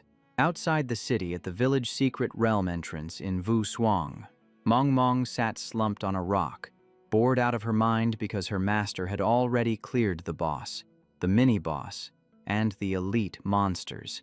She pouted, muttering about being left behind and wondering how she would get experience points if she did nothing. Just then, Tran Bok's voice roared out, startling her awake as she hurriedly prepared her skill. He ran while shouting orders for her to maximize the range of her destruction skill, assuring her that the enemies weren't at full strength, so her mental power was enough to handle them. She didn't fully understand what was going on, but she listened and obeyed immediately. She opened her mouth and unleashed a wide-area sonic wave at the rushing crowd. The system notifications popped up continuously: defeated corrupted villagers, women, travelers, butchers, and farmers, causing the experience points to stack up rapidly. She stared at her status board with her mouth wide open as her level ticked up, and she received 2 additional free attribute points. The system notified them that all missions were complete, and they could choose to leave whenever they wanted. She cheered loudly, bragging that she had reached level 6.5, while he laughed and said he was up to level 9.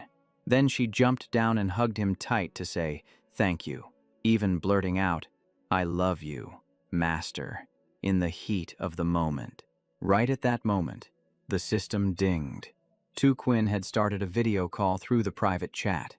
Tran Bok paused for a few seconds before pressing accept immediately. His face turned serious as he asked what was wrong, and on the other end, Tu Quinn frowned and reported that a goblin calling himself the God of Trade had appeared in the residential area, and she needed his help urgently. He remained silent for a few beats, a name surfacing in his mind: the God of Trade.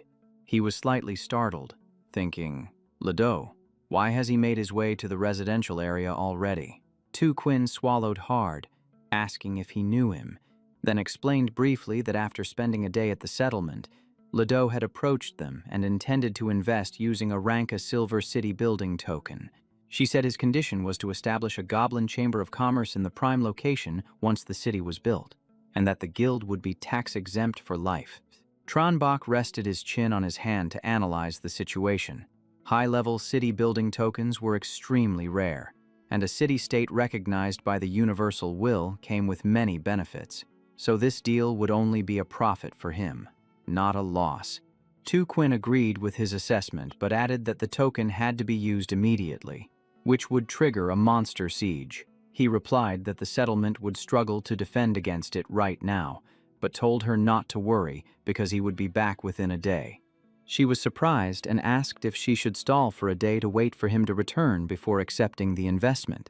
He politely refused, reminding her that this investment was for her, and then casually told her to just praise Ledo as much as possible and drop his name lightly in conversation. Tu Quinn happily agreed, and at the same time, he called Mong Mong over. As several cards floated in the air, she replied cheerfully, "Coming, Master." The cards contained equipment he had prepared in advance, items that boosted constitution, and he told her to choose whatever she could use to maximize her stamina. She was surprised but accepted them politely. He smiled and explained that there was an urgent matter at the base, and he was afraid she wouldn't be able to keep up if he ran at full speed. She nodded in understanding, equipped all the gear, and reported that her constitution was now over 30 and her defense had increased significantly. He gave her a thumbs up and said, "Good."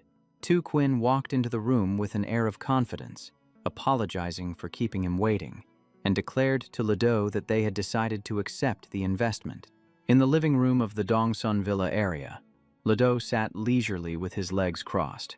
praising her ability and saying that someone daring enough to manage 1,000 evolved ones was truly rare. She replied humbly, addressing him as the god of trade and saying the entire settlement was honored to be chosen. He smiled slyly, expressing his belief that she would build an excellent city-state. Ledo reminded her to look after the Goblin Chamber of Commerce when the time came, and Tuquin happily agreed. She told him directly that the manager of the settlement had admired him for a long time, and upon hearing about the Goblin Chamber of Commerce, he had dropped all his outside work and was rushing back here.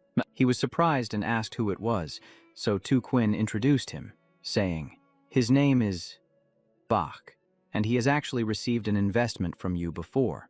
Upon hearing that, Ledo's eyes went wide, showing a flicker of panic mixed with surprise. He stared at the red cards, looking a bit flustered, and stammered that it wouldn't work. This level of investment just isn't going to cut it. Tuquin panicked and asked why, but Ledo hurriedly explained that he simply hadn't expected that guy to be in charge of this zone, since he's here using this thing would be much more appropriate. Seeing the card, her eyes went wide with shock. Is that a Golden City building token? Ledoux tossed the card over, saying it was an SSR-Rank Golden City building token, triggering an A-Rank City construction quest. He figured that for that kid, it shouldn't be too difficult. He seriously added that if the main character made it back in time, there might even be a chance to encounter an SSR-Rank siege monster. The system notification popped up. Ledo has sent an SSR-Rank Golden City building investment quest. Tuquin read the text, her voice trembling with hesitation. This is... The system unrolled a long description. Use the token at the center, and surrounding monsters will be buffed and attack continuously for 5 days. Upon completion, the territory will be recognized by the universal will within a radius of 10,000 meters. There were options to accept or decline. She held the card and examined it closely. The range was definitely larger than a standard A rank. Ledo reminded her that the danger level would also increase, asking if she dared to accept it. Tuquin replied instantly with confidence. Why wouldn't I dare? With the White Emperor here, what is there to fear? 1 day later, on the large terrace of the villa zone, she spotted a figure leaping through the treetops. Finally, he was back. Tronbach was holding Mong, explaining that the return trip took longer because monsters were gathering and he had to clear a path. Tuquin welcomed him joyfully, but he told her to take the girl to her room first and then report on the current situation. She reported as they walked. There are less than 20 minutes left until the siege begins. We've set up 3 defensive lines, with the direction of Jiangthan being the key point. The defense plan is ready. Inside the villa bedroom, she finished saying that was all they had prepared. He praised her. You did a great job. Tuquin handed him a black suitcase, saying she had cleared the sewer dungeon and gathered the rest of the plague equipment. He hugged her waist to thank her, and she responded with a suggestive remark.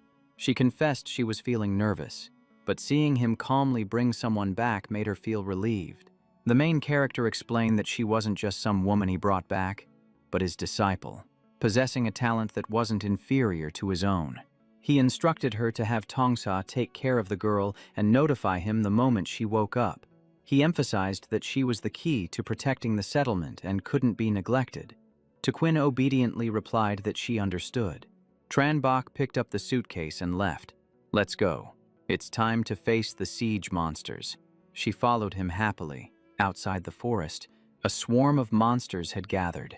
Even from a distance, the area looked like a glowing red mass. Monsters of all sizes were packed tight, surging toward Dongsun Mountain right up to the foot of the city walls. He narrowed his eyes. So this is what an SSR-Rank siege looks like. He briefly thought about his past life when he established a city at only Brank. The number of monsters back then compared to this time was truly. Beneath his feet, the monsters were pitch black, covering the entire mountainside. The main character let out a faint smile. It's a world of difference. 3 minutes remained. Below was a sea of monsters, and above, he stood looking down. Tuquin held a child in her arms, announcing that everyone gathered at Dongsun Mountain would face continuous monster attacks for the next 5 days and 5 nights. But there was no need to panic. She spoke into the loudspeaker. "Listen up, people of Dongsun Mountain. The 5-day, 5-night siege is about to begin.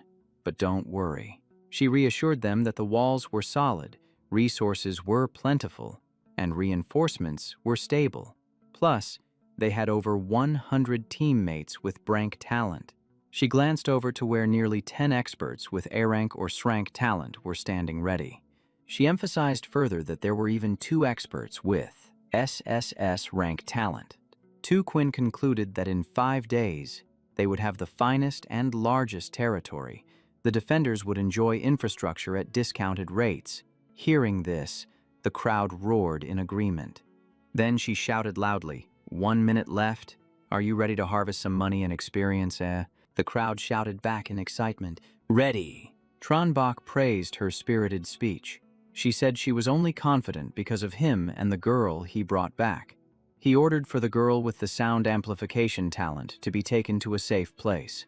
The main character turned to ask Luke Lai how the livestream preparations were going. She replied that she had chosen the highest-end camera provided by the Universal Will. He looked toward the sea of monsters. "Good. Start the livestream."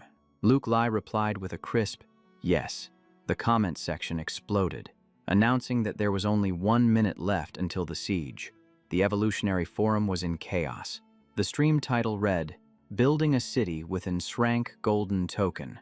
Many were shocked that they had to pay 1 gold coin just to watch. Someone commented that their whole zone fought a boss and only got a drank token. Someone shouted that it was real, noting how many zombies there were. They asked where this was, saying they would move there if the city was built successfully, and wondered why everyone looked eastern. He counted down to himself, 5, 4, 3, 2, here it comes, 1, 0. The preparation time for the city defense has ended.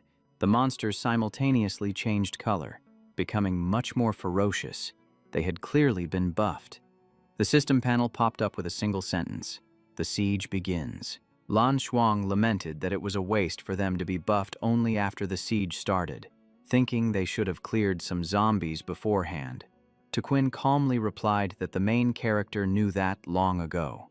But buffed monsters give multiplied experience and copper coins. Tronbach didn't hesitate. He dove straight down into the area where the monsters were packed the tightest. He lowered his altitude, muttering to himself, "Zombies with triple stats mean triple experience and copper coins, too." The main character grabbed one by the head and activated the plague transmission. The system displayed, "Plague combo, 5 out of 5. All attributes, plus 15, accompanied by a resistance reduction debuff for anyone in contact." He just waved his hand once, and 3 of them were blasted out of formation. Along with the plague infection effect, the cooldown time is 5 hours. The monsters are getting worn down to the bone, and the plague is spreading at breakneck speed, causing lasting corrosion and stat reduction. He nods with satisfaction as he fights. The damage output isn't crazy high, but with the potent spread and debuffs, defending the city feels a whole lot lighter. Looking at the pile of infected bodies, he asks himself, where is that mental shockwave coming from, and why are the other monsters actively avoiding them? He comes to an immediate conclusion. There must be a lord controlling this horde.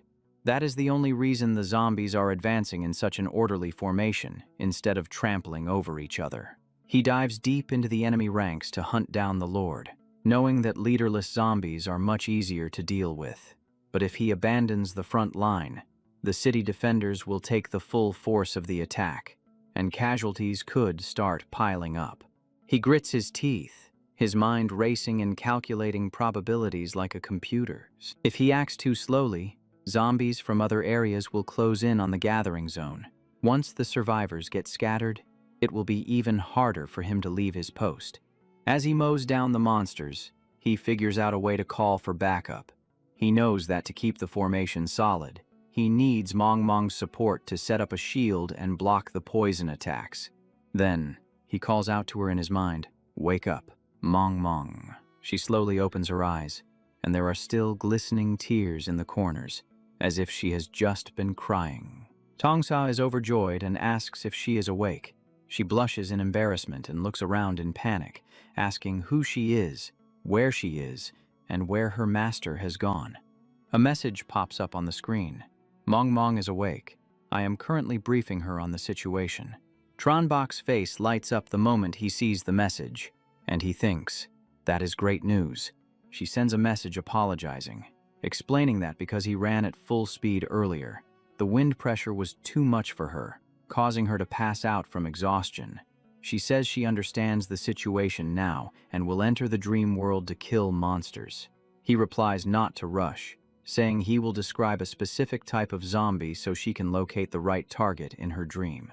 She reads the description carefully. It has a humanoid shape, shoulders bulging like pads, and a massive head. Its bones are covered in a mesh layer. There are long tentacles extending from its shoulders, and it possesses incredibly strong mental power. She turns to Tongsa and asks him to keep watch so no one gets close while she enters the dream. He looks at her blankly and asks how she manages to fall asleep so quickly. Inside the dreamscape, Mong gasps. There are so many zombies right at the base of the Dongsun mountain wall. She extends both hands to channel her energy. Huge boulders fly into the air as she manipulates the dream creation. The massive rocks crash down, crushing the zombie formation. She grins with delight and thinks, the dreamscape really is awesome. She takes a deep breath and reminds herself to find the zombie her master described. Then, she dashes forward, not daring to delay the mission for even a second. On the first day of the siege, late in the afternoon, Tronbok jumps back down to the lower defense line. He asks Tu Quinn about the casualties and the damage to the wall. She hands him water and a towel, reporting that thanks to him sweeping the front lines, there have been no deaths, only a few people with minor injuries. She adds that the damage to the wall is minimal and advises him to take a break while others stand guard. He shakes his head and says, "We cannot be optimistic just yet." Tu Quinn suddenly screams out in terror, "A lord." She stammers in fear, realizing that this type of zombie actually exists. He explains that today, most of the enemies were just enhanced common zombies, with only a few special ones scattered around. His eyes turn cold as he senses that the Lord is gathering its strength for a massive, all-out attack. Just then, Tongka calls out, and Mong comes running over. Someone reminds her to slow down. She keeps rushing forward, calling out to her master. He glances at the two of them and greets them. Mong, little brother. Tronbok orders Luke Lai not to live stream this specific location. She obeys immediately. Yes, sir. Luke Lai reports that she has already moved the flycam. He nods, thinking that her ability is too special and must absolutely not be revealed to the public. He pats Mong on the back and asks urgently, "Have you found the Lord yet?" She gasps for air and replies, "Not yet." She looks up and explains that she only caught a few very brief mental shockwaves. She has narrowed down the general direction but hasn't been able to lock onto the exact location. She adds, "I am sorry, Master." He reassures her, "Don't always apologize. I know you have done your best."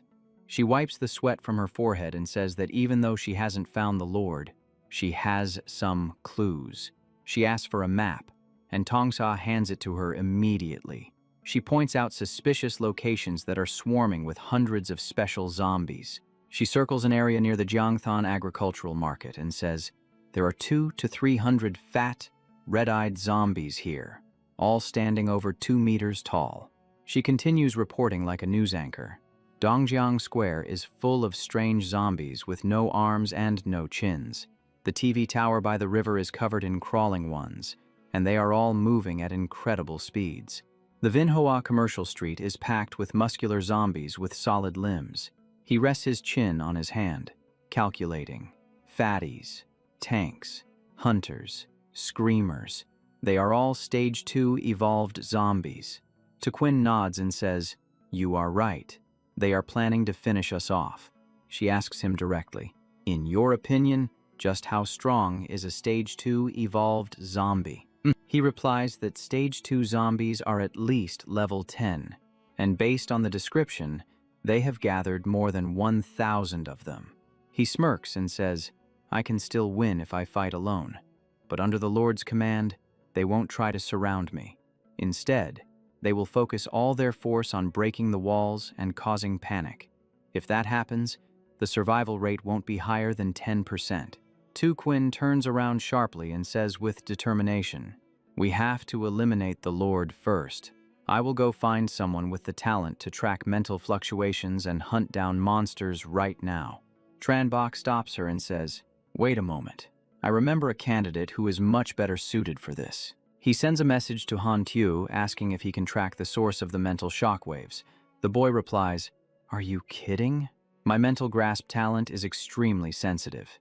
He then asks if it is the Lord from the live stream. Tranbach confirms it and shares the plan.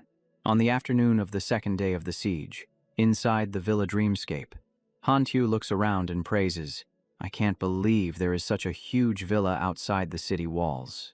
He jokingly asks if he can move in. Tranbach nods instantly and says, make yourself at home. There are plenty of empty villas up on the mountain peak. Han Tu blushes with excitement, promising to do his absolute best. He then asks, should we head out right now? Mong asks which type of special zombie they are going to deal with. He looks up and says, we are going to the TV tower by the river. The scene shifts to the TV tower on the banks of the Dongthan River. In Jiangthan, zombies were crawling thick over the tower, emitting horrifying, high-pitched chittering sounds. Tranbach explained that scent hunters were the biggest threat because they could bypass the defense walls. He was sure the warlord wouldn't let him kill it easily, so he was relying on Han Tu to step up. The boy replied confidently, I got this. Tranbach sprang into action and dashed off, yelling, let's go. Mong. She flew right after him, replying, yes, sir. Han Tu scratched his face, looking bewildered. Should I research how to fly with mental power too? At that moment, she unleashed a powerful sound wave and giggled softly. In the dreamscape, I'm still pretty strong, you know. Suddenly, the horde of zombies lunged forward all at once, as if they had been waiting for this moment. Her smile vanished instantly, and her eyes went wide. They're too fast? She was targeted and couldn't dodge in time. In that critical moment, Tranbach rushed in from a distance, shouting, Mong, freeze. He conjured a defensive barrier right in front of her. The system displayed, Hellfire Incarnation Level A. The body is enveloped in hellfire, consuming mental power to maintain. Enemies who touch it suffer 2 layers of burning damage to both body and soul.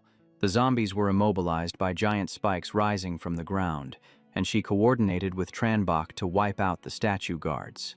He placed his hand on the head of one zombie, finishing off the last of them. The system reported, devoured elite scent, hunter zombie, speed type, stage 3, received 200 virus points and 50 ultraviolet virus evolution points. Repeated devouring adjusted rewards by -60%. Mong looked at the number 297 in shock. It was only day 2, yet so many evolved elites had gathered. Tranbach explained that speed types gathered very quickly.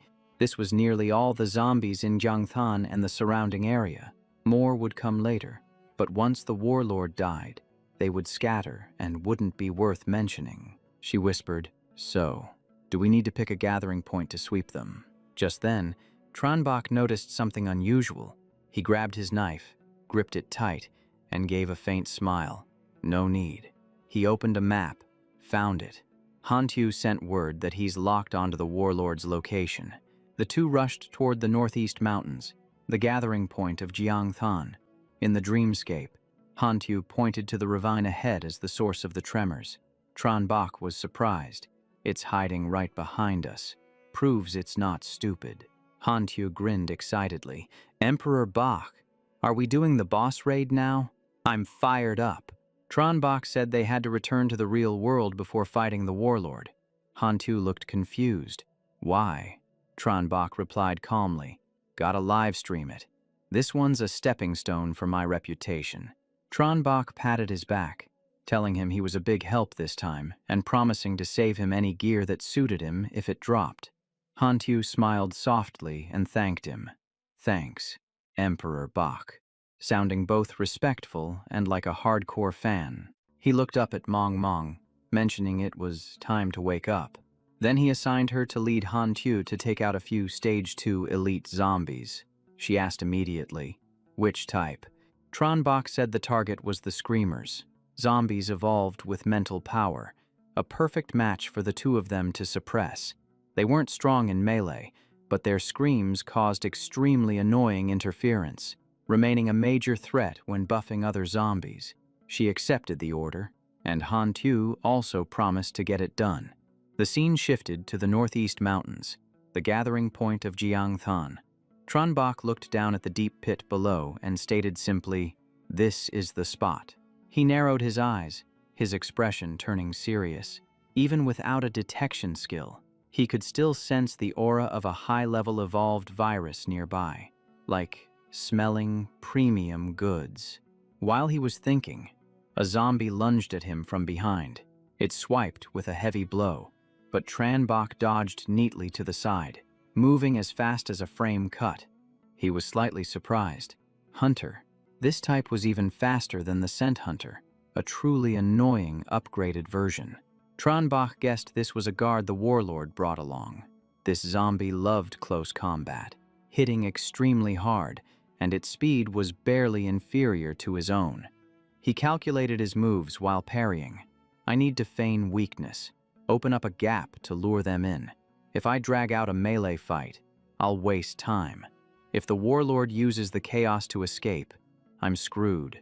And that's the craziest part." Just then, another one popped out from behind. The corner of Tronbach's lips curled up. "Here it comes." He attacked immediately, striking straight and taking down the one that just closed in. Clean and no nonsense. The two-headed zombie didn't even understand what was happening before it was lifted into the air.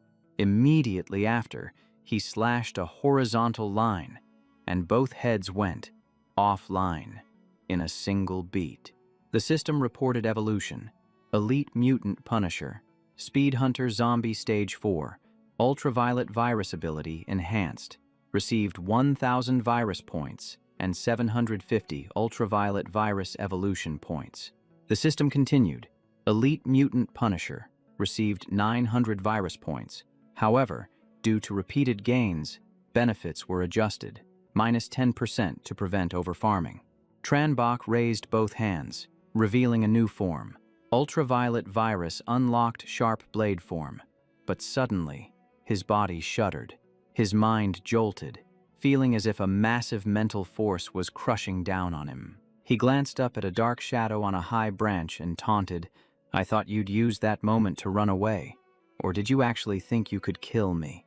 High above, the zombie warlord revealed itself. Tronbach leaped up, his voice cold. "Then you made a huge mistake." He didn't hesitate to slash straight at the tentacles on its body, then landed where the boss had fallen. Tronbach dropped a provoking line. "This one's a bit weak." Suddenly, a voice called out, "Emperor Bach!" Tuquin rushed over and hugged him tight, praising him that thanks to him taking down the warlord, the next siege would be much easier since they had lost their commander. Her voice sounded like someone who had just survived a disaster, but also wanted to brag about the victory.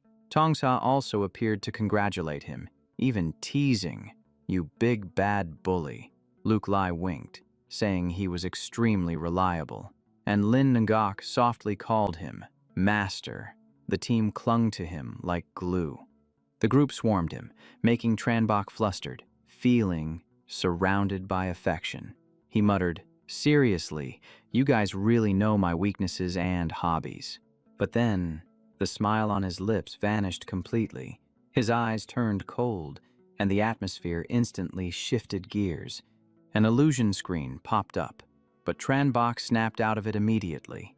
He stated bluntly, "Showing off an illusion at this level is just embarrassing." He turned back to look at the zombie warlord and chuckled softly. "Your illusions can't even break my basic judgment. Put simply, your mental power is lower than mine." The boss monster opened its mouth and roared, its body trembling violently, as if it was suffering from the recoil of the attack it had just unleashed. The protagonist politely mocked him, saying, "Excuse me, Lord Zombie." The system warned of hallucinations, which explains why the viewers saw him slashing at thin air 2 times. Since the livestream couldn't capture the illusions, the chat exploded with controversy, with some people doubting everything and others calling him a clown, but he just retorted, saying if he isn't strong, go try killing one yourself. Everyone was redirected to livestream room number 3, initiating the heavy attack mode, signaling that the pace of the battle was about to speed up significantly. At the gathering point on the city walls of Jiang City, the atmosphere was incredibly tense, signaling that a massive battle was imminent. The system screams out, Stage 2. Strength type evolved, Zombie the Berserk. Giant variant has appeared. Everyone stay alert. Prioritize taking out the ones being thrown up first. Don't let them land on the city wall. Class B talent throwing mastery. Every shot hits hard. Damage massively increased. Class C stringless void. Arrow bends the arrow's path in mid-air. Class C invisible resistance chokes the air in an area. The zombie lands with a heavy thud, its massive body shaking the ground. The space trembles. Everyone's clutching their heads in panic. Wall Section 4 is breached, and they're starting to throw zombies straight at it. The situation is tense as a bowstring. Tuquin throws a dart and shouts to hold positions. Don't panic. Everyone stay exactly where you are. See, in that exact moment, the purple crystal corpse blade rushes out, unleashing a rapid flash slash, counterattacking relentlessly. The zombie screams miserably. She snaps her fingers in annoyance, her eyes filled with killing intent. With a single snap, the purple crystal spike pierces straight through the target, clean and decisive. After the moment of chaos, she reassures everyone. The White Emperor is about to take down the Lord. If we survive this wave, victory is in the bag. The crowd goes wild. Some are obsessed with the Queen, others demand to see the White Emperor, and some are shocked by the sheer number of high-level zombies gathering thickly in the northeast mountains. Someone asks, "What kind is this?" That's a strength-type evolved tyrant variant zombie. Their names were given by the White Emperor himself. Newcomers listen with wide eyes, realizing the MC has encountered them before. A loud explosion rings out in front of Tranbach. Some hater sarcastically remarks that he waited for the Lord to call for backup before acting typical jealousy toward the talented. Someone immediately explains, that is the phosphorus fire aberration. Same level as the Lord, a mental power variant, specialized in offense. Someone asks why it keeps attacking, but the MC ignores it. Simple. His target is the Lord first. If he gets caught in an illusion, he's screwed. This is the final assistant. A strength-type variant mountain of flesh appears. Someone says they've seen one even bigger that swallowed an entire city. Just hearing about it sends shivers down the spine. Tranbach clenches his fist, hellfire erupting. He says coldly, "You think this is enough to block my path?" A strike slams straight down, the shockwave leaving the zombie lord stunned.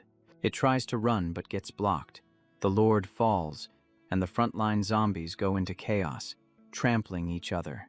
Without a commander, their formation crumbles. Suddenly, a giant hand appears from above. The pressure crashing down is suffocating. The tyrant slams its palm down on the MC's position, kicking up dust and smoke as its body slowly reveals itself. But the one who got grabbed was the Lord. He stomps hard on the tyrant's trembling hand. His eyes are cold as ice. "Who gave you permission to eat my stuff?" A single slash splits the tyrant in two. Someone wonders why he didn't absorb it. But this mob isn't on the same level as the previous enemies. The tyrant refuses to give up, unleashing a horizontal slash as sharp as a steel whip. But he effortlessly neutralizes it, slashing it away in the blink of an eye. The MC chuckles, realizing the weakening effect of the plague is working, then unleashes his aura crashing toward the tyrant. He slashes across its hand, teasing that the aberration's resistance to phosphorus fire is pretty decent, so he'll borrow it. As soon as he finishes speaking, A critical punch is thrown. The tyrant and the aberration are dealt with cleanly. Items appear: bones, heart, and the Lord's brain. He collects the items and activates the Class C biochemical disaster blueprint. He has enough elite materials, even exceeding the standard just hearing that smells like top-tier gear. Class E Corpse Claw shows its attributes, adds agility, strength, and has the Ghost Shadow Claw speed boost. Requires a level 2 evolver or higher. Everyone discusses loudly, curious about the attributes after crafting, but the Class C rating leaves a few people disappointed. Biochemical Disaster, a special gauntlet-type weapon. Class C. All attributes plus 35. Some notice he doesn't look happy, thinking Class C isn't worthy of the pile of high-level variants he just took down. The Spirit Lord Brain allows control of 3 lower spirit creatures. The Pursuer. Bone massively boosts agility, strength, and speed for a limited time. The Flesh Mountain Tendon activates regeneration upon killing an enemy and adds temporary attributes, lasting for 20 minutes. The Phosphorus Fire. Aberration Core creates a mental magnetic field for both offense and defense, resisting mental oppression. The equipment has a rare effect: disaster evolution when enough targets are met. The MC looks at the remaining variant corpses, wondering if the Blacklight virus can evolve further. Notifications pour in. Devoured multiple Stage 4 variants, received thousands of virus points, unlocked thermal vision, virus tracking, new hammer fist form. Awakening progress reaches 30%. A new virus form appears on his hand. He opens the Awakening and skill panel to take a look. The interface pops up, and he scrolls through each attribute slot like he's shopping for gears. For now, he dumps all his evolution points into the Blacklight virus. He clenches his hands, buzzing with excitement. If he evolves into a mature immortal host, just imagine how terrifying he'll be. The system announces that the mid-air charge now allows flight and directional changes. Then the scene shifts to the Jiangthan Villa, where Luke Lai is coordinating the battlefield cameras. Inside the base, Tu Quinn is treating her wounds while listening to the report, simply replying that she understands the situation. She reminds Tam to get some rest, pointing out that the girl hasn't taken a single break since the siege began. Tam insists on treating the wounded, but she is strictly ordered to rest the moment this current wave ends. She even jokes about the celebration party needing a recovery talent, making the girl blush with embarrassment. Lin Ngok rushes in with news, shouting that the situation isn't stable at all yet. Even though the boss is dead, the zombies within a 1-kilometer radius are still attacking in a frenzy, and high-level mutants are gathering into dangerous groups. 3 sections of the city wall have been breached, with the most critical danger being at sections 6 through 8 in the west. The observer reports they can only hold on for 3 more minutes, as the wall of flesh and blood is eroding faster than it can regenerate. Blood is streaming from her eyes, a side effect of her A-rank talent that allows her to lock onto targets and integrate information within her field of vision. Lin Ngosh realizes that she has been straining herself to monitor the entire battlefield, and her condition is critically bad. Tu Quinn thinks of Tong Ka, and a flicker of worry crosses her eyes. She decides to head to the front lines, ordering them to keep the observer there to rest, and the scene shifts to the city wall where Tong Ka has arrived to help. Lan Duang tries to stop him because the zombies are too fast, fearing they won't be able to handle the intensity. Tong Sa shouts loudly to Lan Xuang, refusing to back down an inch. Just as she yells for everyone to charge, Tran Bok appears and tells them not to interfere, leaving her stunned. He orders them to retreat and spread the news that the boss is dead, declaring, "Leave the rest to me." She is astonished to learn the boss has been defeated, realizing that the White Emperor has returned.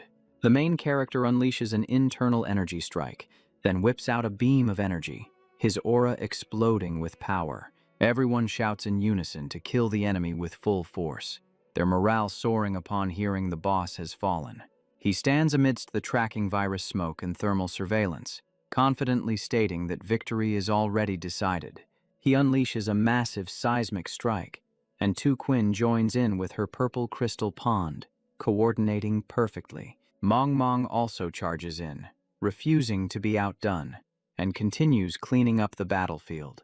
4 days later, white dust and smoke are still drifting everywhere. Tranbach looks at the nearly destroyed city wall, admitting the losses are immense, but Tu Quinn says that without him and Mong, Zhongthan wouldn't have lasted those 5 days. And this is just the crazy part.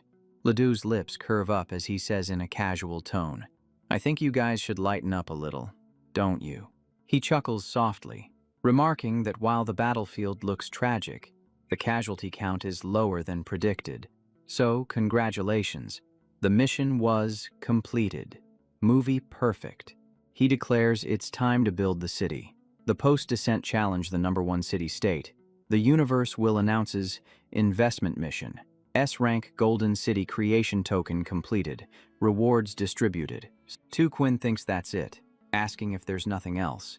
But Tranbach shakes his head and says, "Not yet." He turns around, grabs her hand, and says, "Come on, let's go to the spot where we use the city creation token." The scene shifts to the foot of Dongsun Mountain, where everyone is buzzing, asking, what the hell just popped up out of nowhere? The system reports, exclusive city heart, only usable by the evolver and authorized personnel. Once used, the city-state is established. The crowd freezes.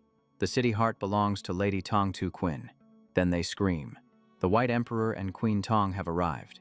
Tranbach walks over with a surprised, "Oh," asking if they are using it here.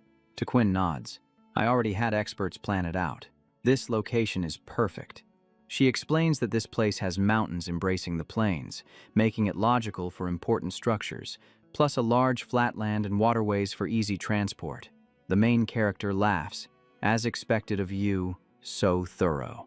Let's go establish our city." She glances back and says, "Wait, I want to ask Mr. Lee do something." She speaks plainly. "Even though this is your investment in me, I want to make Bach the city lord." He pulls his hat down low. "Don't ask me. The city heart is yours. Just keep your promise to build the Earthstar Chamber of Commerce in the center." Tu Quinn pats the main character on the back. "Go ahead. I've authorized you." The system asks, "Authorization received. Do you wish to use the city heart?" Tranbach nods instantly. "Yes."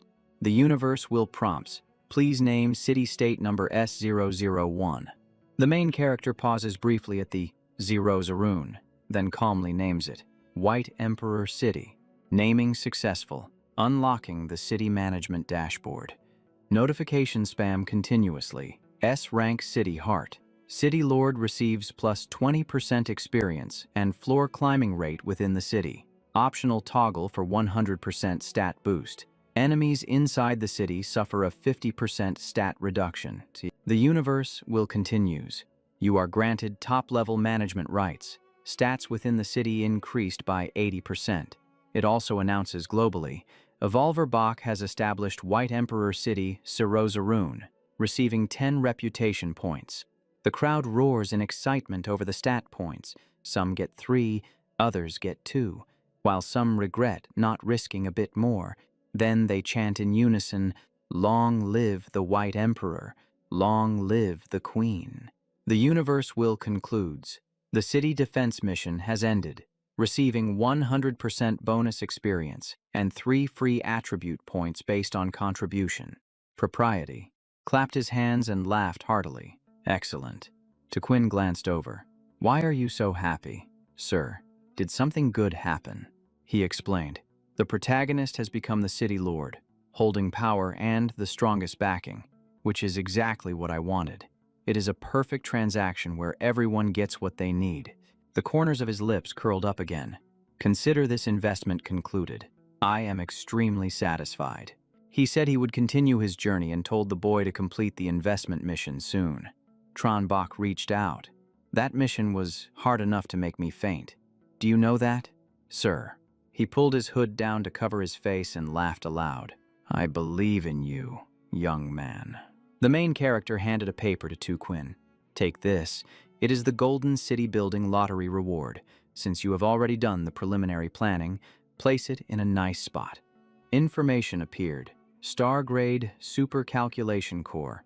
the peak of cosmic technology, mechanical blueprint design used in trials, with extremely high growth potential.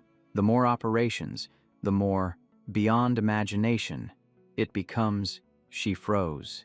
This is integrated automatic production. Line A can be paired with the core. You just need to load materials and it runs the full process, automatically outputting finished products. Tronbach said that vehicles and machinery created by it could be used in the trials, and with this set, the gathering area would switch to acceleration mode. Quinn worried that times had changed, and even with guns it might not matter, but the main character cut her off. Things made by the line are not like pre-apocalypse guns. They have attributes. Drop that old mindset. Plus, look at the city-state management board. It is currently empty. The main character kept a serious face, but later on, the exclusive blueprints of the city-state will be so numerous they will dazzle your eyes. For example, the S-rank architecture biological backup centerite can clone the body to have a second life. Then the S-rank gravity split foundation, which helps build a city in the sky. Those are blueprints only an S-rank city-state can use. Hearing this, she was overjoyed. I understand. In the future, our city-state will definitely be number one. See. Suddenly, a shout rang out across the sky. Master! Mong waved her hand, boasting that she just fought monsters in the dream world and unlocked 3 new skills, telling her master to look immediately. The system reported that Mong shared the description. Strengthen Dream Totem. The Dream Totem emits white noise to pull people into a dream, and Drowsy Surge increases hypnosis accompanied by mental suggestion to make the opponent relax. Tronbach praised it as accurate. Now the totem does not need to stare to pull people into a dream, and pairing it with Drowsy Surge means they will suffer the effects even when fighting in reality. She giggled. You praise me too much. Master, didn't I learn how to combo from your skill tree? Mong leaned in close. Look at the third one. A newly unlocked skill tree that I chose myself. The system displayed. Strengthen Dream Entry, Lucid Dream. Dream Realm Visitor can return to reality from any active totem, and pull the dreamer to reality from there. Tronbach was slightly surprised. That sounds like a teleportation ability. She nodded furiously. Exactly. If I pull Hantu into a dream, I can use the totem to teleport to his side, or I can choose not to go and just send you over. Master. The main character analyzed. Your skill choice is fine, but the other aspects still need a long time to train. Mong asked if he was free to test, and he replied immediately, Okay, go to the mountainside training ground and wait. I will be there shortly. She ran off, and Tronbach turned to Quinn. Choose a few people with different mental strengths to come here so we can test the new skills in actual combat. She nodded.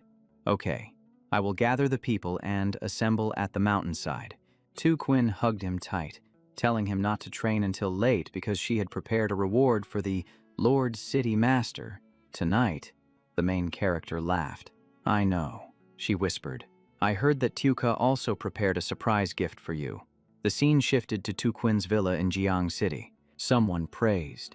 TV did a good job. Let's lock in this team. The girl turned around and called out, Sisters, are you confident in following me to subdue Tronbach in tonight's battle? Everyone responded confidently, but reminded Tuka not to be like last time, fainting before anything happened. Tongka blushed and shouted, No way. I put all my free attribute upgrade points into Constitution. Tronbach crossed his arms and asked, What did Mong look for you for? Quinn replied, She asked if there were any dungeons nearby because she wanted to farm experience points. The main character said, Oh, and told her to meet him after clearing the dungeon because he had a favor to ask. Quinn leaned on Tronbach's shoulder. Okay, I already told her. She looked up. That is right. Emperor Bach. Everyone wants you to give pointers on combat techniques and skill selection. At that moment, Tongka popped up from below. Exactly. The main character pinched her cheek, saying that her C-rank natural skill tree clearly has few branches, yet she still demands pointers. Tongka replied immediately, I want them. He laughed. All right, you two take screenshots of your skill trees and send them to me. Everyone was as happy as if they had won the lottery. The main character rested his chin on his hand and read, S-rank purple star pupil has 3 evolution paths and many A-rank branches. Quinn asked how it was, and he hesitated. But you are a queen, not a warrior. The focus should be upgrading the purple pupil evolution and mental strengthening. The main character said branches like mind-seeing pupil, boundless depth, and noble pupil help understand the opponent, plus control is very suitable. Quinn muttered to herself, seeing through attributes, reading minds if there is a large mental gap, and boundless depth too. She pondered, making people lose their spirits and lose direction just by looking at me. And noble fits the queen style perfectly. Tronbach turned to TV. Now it is your turn for A-rank skills. She was shy.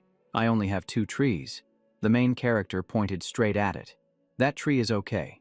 Prioritize vision threat to create a threat target. Then see what I see. To pair resonance with teammates. Later on, you will be a god-tier support. TV replied that she would unlock it quickly, and the main character encouraged her. Go for it. Your foundation is already extremely strong. He turned to Luke Lai. Your B-rank illusory knowledge image has a skill that creates miracles. She froze. Me? I checked carefully. It has no damage. The main character shook his head. Look at perceive illusion as reality. This move is very weird. If the enemy does not understand the illusion, it becomes real. If he believes the thing in the illusion is real, he will bear the consequences himself. He smiled slightly. That is why the description does not list damage, because anything can happen. Quinn was bewildered. This ability is too unbelievable. The main character said, not necessarily. Ali's talent does not create momentum or aura, so pure illusions are easily seen through. Victory or defeat lies in Ali's technique. He turned to Tutam. Now it is your turn with your B-rank high-speed recovery. The main character advised balancing 3 recovery directions: stamina, flesh and blood, and spirit. Since your skill affects yourself first, you must be active to support others, he said bluntly. Simple, but practical. Currently, I have not seen any healing talent better than yours. Tongsa hugged Tranbach. Is Sister Tatam done yet? Can it be my turn? He looked up at Lin Ngok and told her to speak quickly. C-rank dream release. And then, your B-rank focused concentration. Lin Ngok bowed her head. Thank you, Master. The main says her ability looks like quick thinking, but it's actually top-tier combat talent. Set a goal and focus on it. Speed up the thought process. Dump trash info. She should pick judgment support skills and train one-on-one with various talent types. She bows down. Thank you, Master. Let Lin Ngok use action to repay your guidance. Some people think she is now so focused on him that even if she gets poked, she won't feel pain. Tranbach ponders deeply. Well, that definitely won't work. The main flicks her forehead lightly, making Lin Ngok cry out, ah, then reminds her to control the target and duration of the focus state. Otherwise, the talent becomes a burden. She nods. I understand. I will practice controlling it. Tongsa pokes her face out, smiling smugly. It is finally my turn. She lies propped up on the bed, legs swinging back and forth, reading her crank intelligence talent. Increases EXP and proficiency. So delicious. Tranbach instructs, don't skip any usable skills. Once you add enough points, your enlightenment will increase 10-fold. The main continues, 10 times learning speed, 10 times technique mastery. Tongka is excited. Basically 10 times the growth of a normal person, learning every posture, practicing techniques, grasping combat methods. He teases, your stamina will never surpass mine in this lifetime, but your technique might actually be able to take me down. She gets angry. Tranbach is so hateful, always bullying me. I am going to bite you to death. Quinn speaks up to conclude, all right, the White Emperor has outlined the development path for everyone. Lin Ngok steps forward. Let's work hard. Don't let the people of the White Emperor Palace look down on us later. Losing face for the White Emperor is extremely embarrassing. Lan Shuang hears the commotion inside the room from outside and immediately responds, "Yes, we will definitely try our best." She sighs, craving for the main to guide her on the rank skill line as well. A moment later, Han Tu opens his eyes and wakes up. Switching to Mado, at Han Tu's house, he throws off the blanket and sits up abruptly. That, old guy's, skill is truly top tier. She actually pulled the team leader over here. Mong sends a text. "Master, the teleportation distance was too far. I am dizzy." Tronbach replies, "It is just a sudden consumption of mental power. Go rest immediately." Han Tu curiously asks about the situation in White Emperor City. The main says everything is fine. Everyone is working hard to build it to perfection. Then he asks straight away, how many attribute points was the city building reward? After all, you two dealt with quite a few special zombies in the dreamscape. Han Tu trembles uncontrollably. Only 1. Because when Elder Mong and I were destroying the screamer zombies in the dreamscape, we encountered an incident. They screamed in unison. The mental pressure was too great.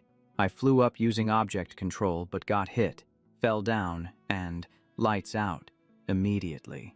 After speaking, the air goes dead silent. Hearing it makes one want to be at a loss for words.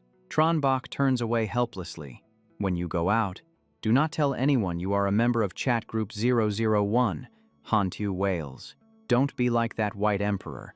Only you and Mong know about this.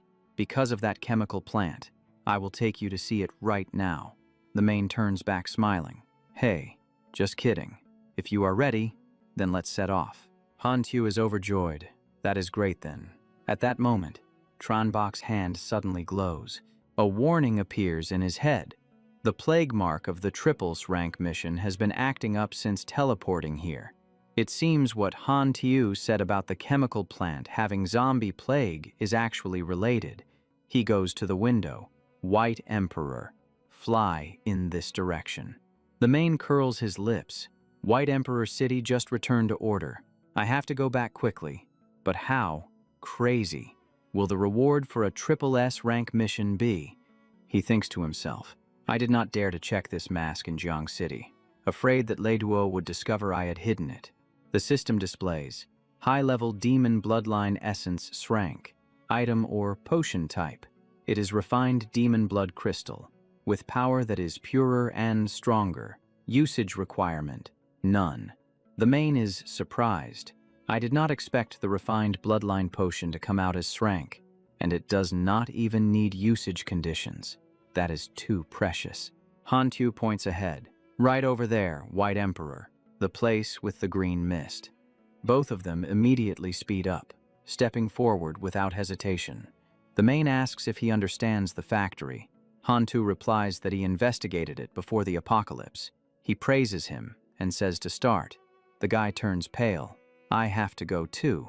That green mist and those mushrooms look extremely dangerous. Tronbach reassures him. Don't worry. Staying within 10 meters of me is fine. I will take you to where your father worked while we are at it. Maybe it will trigger your mission. Han Tu puts on his clown mask, stammering. All right, White Emperor. The main's hand glows again. System reports. Plague seal triggered. Opening the next mission of the Plague Sect Kopamang Plague Factory rank. A special mutation has turned this place into a virus paradise. Objective: reach the source of the mutation. Reward: 10,000 EXP and a rank bacteria culture skill. His eyes turn completely cold. Here we go. Very quickly, the virus starts, clinging to the main's body. He thinks, after reaching level 10, my talent has been enhanced. Although not described, my ability to control viruses has clearly increased. The main laughs inwardly. So cool. Within a 10-meter range, microorganisms and viruses are all in my hands. Han Tu's voice trembles. You can still enjoy a place this terrifying, truly top tier. The main asks, you plan to say, pervert, right? He hums. Han Tu points up at something hovering in the sky. White Emperor. There is a monster over there. Tronbach's hand twitches and transforms into a blade. He chuckles softly. A mosquito. Before the other guy can recover, the main has already jumped up, rushing straight at that monster, delivering an extremely clean strike. Tranbach lands lightly, dropping a single sentence. "I hate mosquitoes." Hantu calls out, "White Emperor, look at this. That plague mosquito was guarding near the mushrooms. This must be a material for the dungeon." The main warns, "Do not touch. If you want to, go. Quickly. Just one sniff is enough. Starting from the lungs will be less uncomfortable than starting from the hand." Hantu is startled and retreats hurriedly. Tranbach picks up the mushroom. This is a combination of plague virus and bacteria. After speaking, the main takes a bite right there on the spot. Hantu panics. "Eating. You are eating it. Be careful." He remains calm. "It is fine. I am immune to these things." Notification. Absorbed deadly fungal virus combination. Received 150 virus points. He continues eating and even praises it as not bad. One mouthful is worth more than a few elite zombies. The system reports again. Absorbed deadly fungal virus combination. Received 350 virus points. Tranbach turns and walks away. "Let's go. First to the workshop area and the break room where your father worked." Hantu nods vaguely. "Okay." White Emperor. Switching scenes to Mado, the employee housing area of the plague factory. Hantu points forward. "I already checked the place where my father worked. There is nothing special. The clue is probably not here." The main says, "Then follow me to find the source of the plague. But if I tell you to run, you run immediately." He replies instantly, "Understood. I will not hesitate. I won't be a hindrance." The main points up high. That area has the highest plague level and virus concentration. "Do you know where it is?" Hantu answers. "It must be the wastewater treatment tank. The chemical plant's wastewater flows there." Hantu's face tenses up. "And there are two extremely large and deep lakes. I used to just stand and look, but breathing the air alone made me want to faint. Right now, toxic mushrooms are releasing their scent, luring insects to swarm all around. This is happening right inside the wastewater treatment area of the disease factory in Mado." Hantu is starting to get genuinely scared. Tranbach reminds him, "Wrap your body in mental power to block the corruption from invading, just in case you drift too far from me." He replies instantly, "Yes, sir." Suddenly, a voice echoes out. "The children of the plague, the servants of the virus." 10 men raise their hands high, shouting loud chants for their sect. Tranbach kicks off the ground and launches himself forward, moving at a speed that defies description. He closes the distance and strikes directly at the guy in front of him, attacking with absolute decisiveness. Tranbach widens his eyes in shock. "I can't break his defense. My blade form is my strongest attack. Yet an R-rank difficulty boss is actually this tough." Pukasumi kneels down and chuckles softly, praying to the god of destiny, hoping the holy fire lights up soon so the grace of the plague can spread across the world. Hantu stammers, "White Emperor. Are they bowing to you?" Tranbach replies, "I'm not sure myself, but it looks like it." He places a hand on his chest and speaks directly. "Yes, we are kneeling before you, the great deity arranged by destiny. Fukasumi is ready to dedicate everything, including life and soul." Tranbach is surprised. A third transfer saint, level 71. In my past life, my highest was only 79. So how does someone like this exist in the early stages? When Mong took a master, she only sensed drank, yet despite the huge gap, I can still see his name and level. He understood that Hantu was completely unguarded against him. Tranbach asks straight, "Am I the god of destiny to you people?" Bukasumi replies, "Correct. The Grand Priest paid with his life to guide you here. The person who received the plague mark from the start of the trial is definitely our god of destiny." Tranbach curls his lips into a smirk. "In my past life, I heard that high-grade talents all come with their own unique opportunities, and this is the most precious kind. Perhaps this is the special destiny of the virus monarch, a plague body that feels even more potent than Hantu's demon bloodline." Tranbach asks, "So, what can you do for me?" The man laughs loudly in excitement. "We paid a huge price to enter the trial early. just to assist you during your trial. Bukasumi says it's fortunate he met him this early, and every member can offer a treasure based on their power. He apologizes for not being able to give everything at once to avoid attracting the attention of the universal will. Tranbach replies, "That's fine." The man thanks him and asks, "What kind of treasure do you need?"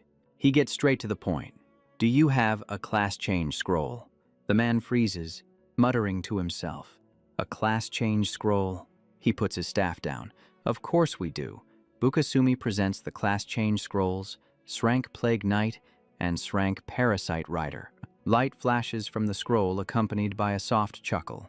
Then he adds that they also have the Child of Calamity, rank SS, the most precious treasure of the sect. Hantyu is in shock. An SSS rank class. Tranbach sighs and asks if there is an SSS rank one. Bukasumi explains that an SSS rank class right from the start is almost impossible. Many gods also started from S, A, or even B before ascending to SSS. He repeats himself, "I know that, but I only need an SSS rank class change scroll." The man sheds tears, still repeating, "Only need an SSS rank scroll." Bukasumi spreads his arms and shouts loudly, praising the future god, saying the plague sect has hope. Tranbach scratches his forehead. "If you don't have it, then forget it. Just let me see something else." He replies hurriedly, "No, we do. We have a way to obtain an SSS rank scroll." Tranbach's eyes light up. "Good. Speak." Bukasumi says success isn't guaranteed, and he has to go get it himself. He explains, "We can open a special secret dimension leading to the greatest plague event in the history of the Blue Star. You enter to collect life seeds of the plague recorded in history. Use them to condense a class change scroll, and there is a chance it will produce an SSS rank scroll." Bukasumi grips his staff tightly. "Since there is a chance, we absolutely must try." He raises his staff high, declaring he will sacrifice his life, power, and soul to build a staircase leading to his god, opening the divine path of the plague. As soon as he finishes speaking, he roars ferociously, "Open!" Immediately, an aura surges and erupts outward. The staff slams hard onto the ground, creating a chilling echo. The system asks if he wants to enter the private secret dungeon. The wailing of 80 million souls. Time remaining, 2 minutes, 56 seconds, and 13. Tranbach laughs. "A separate dungeon. I can't drag you in." Hantyu rubs the back of his neck and swallows hard. "You mean, a boss that strong sacrificed everything just to open the door? Then I definitely don't dare to go in." Tranbach looks up at the countdown timer. "The door opening has a limit. I'll send you out first. If you try to crawl out yourself, if the insects don't get you, the corruption will, no need to say more." Scene changes back to Meido, near the disease factory area. Hantyu stares at the pile of rubble, completely frozen. What in the world did I just go through? The chat system pops up, and he types, "Han King here. I just said goodbye to the White Emperor. You guys won't be able to guess what happened." Dip2 asks, "How is the White Emperor?" Also, ask him when he and Mong are free.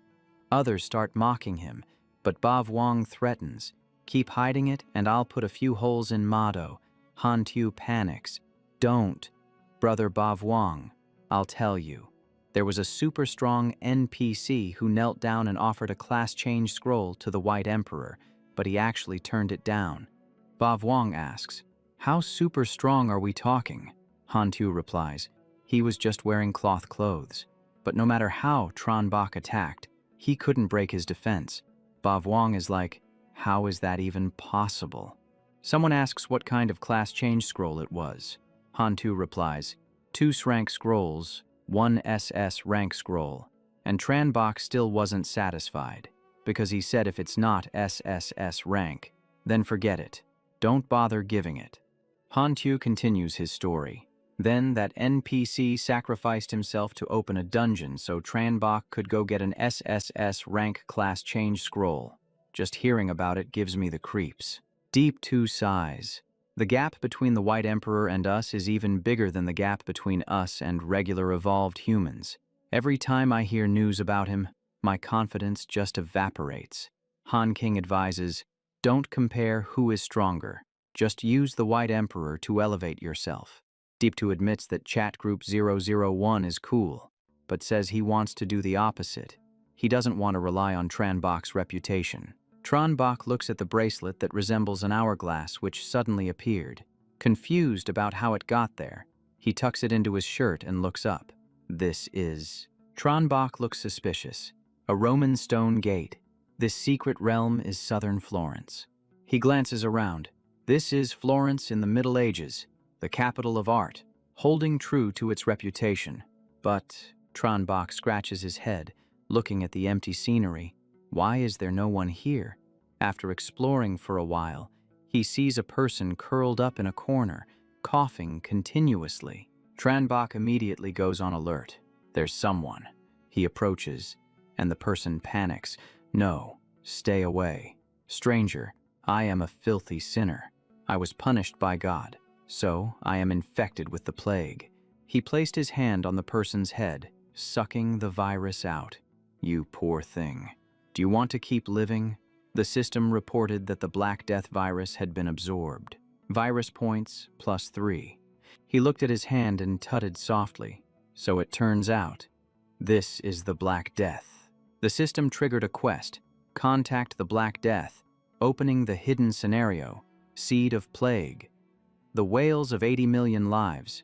The objective is to collect the seeds of the plague, and completing it will convert them into a plague class change scroll. He wondered what the seeds were and how to collect them, figuring he needed to clarify that first. Just then, the girl pulled down her hood and snapped awake, completely cured, muttering as if she realized something. Elena turned around and made the sign of the cross, smiling radiantly. Thank you, divine envoy, for driving the plague away from me. I vow to follow and serve you. Tranbach held the beak mask and smiled faintly. That's right. I need followers and a reputation. It will be much more convenient to have people to run errands, gather intelligence, and find items. He put the beak mask on. No need to make the sign of the cross. I am not a messenger of the gods.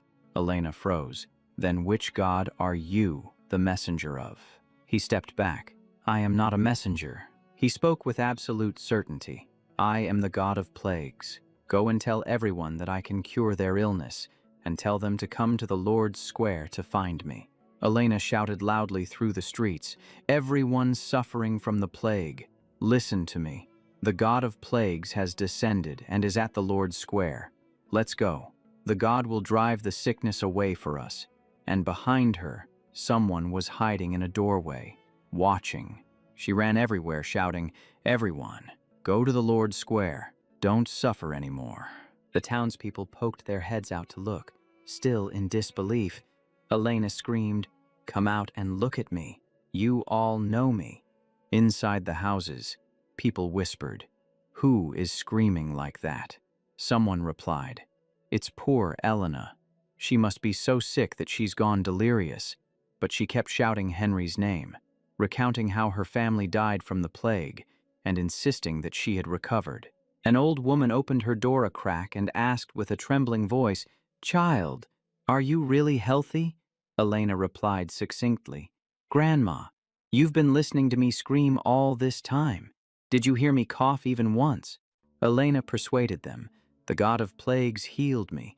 No need for donations or bloodletting, and no need for prayers. Just go to the Lord's Square. A hand was placed on her forehead, and the woman burst into tears. It's true. No cough, no fever. She covered her face, stammering, O ye gods, is my child saved? Tranbach stood in the Lord's Square in Florence, muttering to himself, judging by this situation, it must be the 14th century, where treating the Black Death relies entirely on faith and bloodletting. In the 14th century, Europe lost about 25 million people, and globally over 80 million. Truly heavy. He looked up and thought, if the source isn't here, does that mean I have to run around the whole world? Suddenly, a voice came from behind him. great and benevolent God of plagues. Elena fell to her knees. Please forgive me for not knowing the proper etiquette. I tried to lead everyone here just as you commanded. Tranbach said, come a little closer. Don't be afraid. Bring those poor children here. Everyone carried their children forward, and he extracted the virus quickly and efficiently, hoping they would all escape the plague. Wisps of virus gas rose up and were immediately absorbed by him. The children who were coughing their lungs out just a moment ago had now calmed down, their eyes wide open as if they had just survived a disaster. Tranbach flew up high to absorb the virus, and the whole square fell into a dead silence, watching him, no one daring to breathe loudly. Voices calling out, "Mom," "Dad," rang out, children comforting their parents. "Mom, don't cry. I feel better." A mother sobbed. "It's okay." Mom feels relieved too. Everyone exclaimed in astonishment, "This is wonderful. I have no fever, no cough. My strength is coming back. This is truly a miracle." Someone shouted, "The great Lord of the Church of Light," but was immediately scolded. "You idiot. That's not the God of Light. Don't insult the God of Plagues." A man knelt down crying, "Thank you for saving us. I vow to believe in the God of Plagues forever." He replied, "Stand up. If your body still feels uncomfortable, it is because the disease left some damage. Go home and rest for a while, and you will recover." He urged them on. "Hurry up. There are still many children behind you being tormented by the plague." Tranbach turned his back. "Worship is not what I need. I only want everyone to stop being tortured by the plague." A believer wept and trembled. "You care for us sinners so much. How can I ever praise you enough?" Elena raised her hand and shouted, "Do not disturb the God anymore. Everyone who has recovered, follow me away from the Arno Bridge. Let's go spread his benevolence throughout Florence." Just then, heavy and powerful footsteps approached, bringing a crushing, oppressive atmosphere. The joy turned into anxiety in an instant, and the crowd fell into turmoil.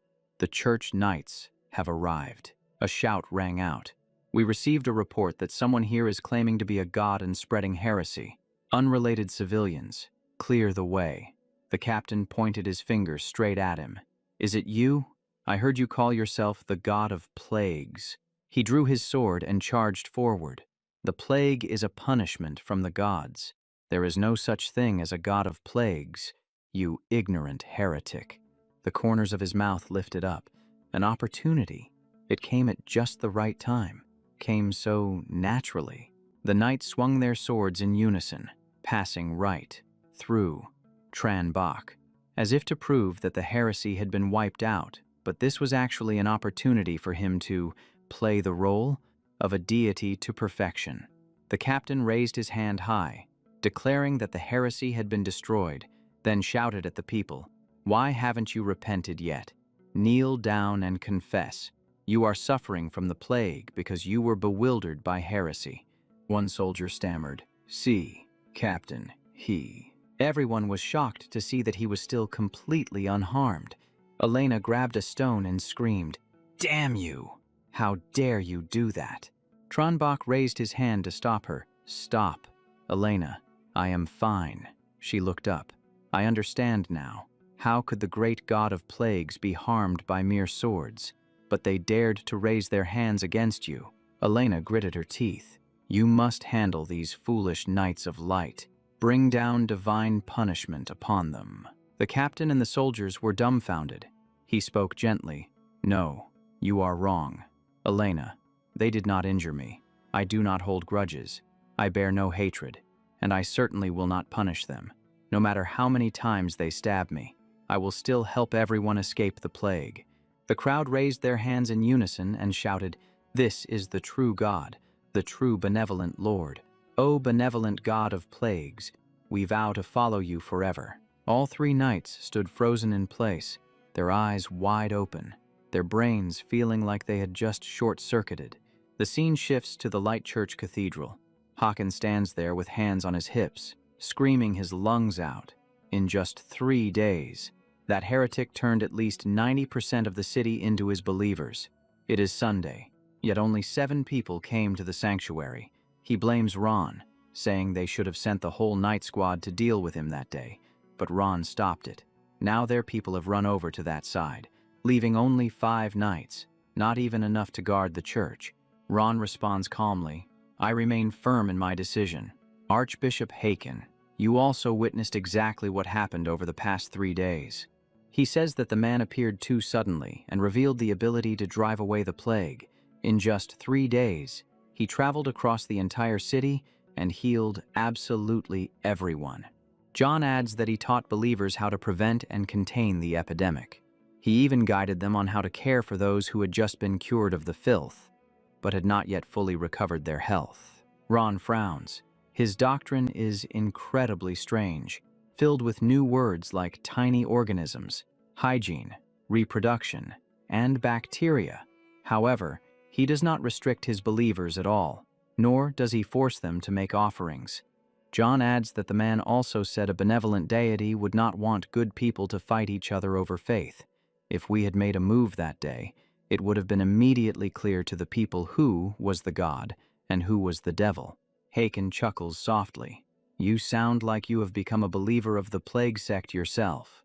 John grinds his teeth. "Are you not worried about the Church of Light and our Master?" Ron answers directly. "Our Master is the supreme true God, so there is no need to worry about him. The ones we need to worry about are ourselves. I have already written a letter reporting everything to the Pope." Tranbach raises his hand, looking at the condensed mass of viruses. This is the plague life seed.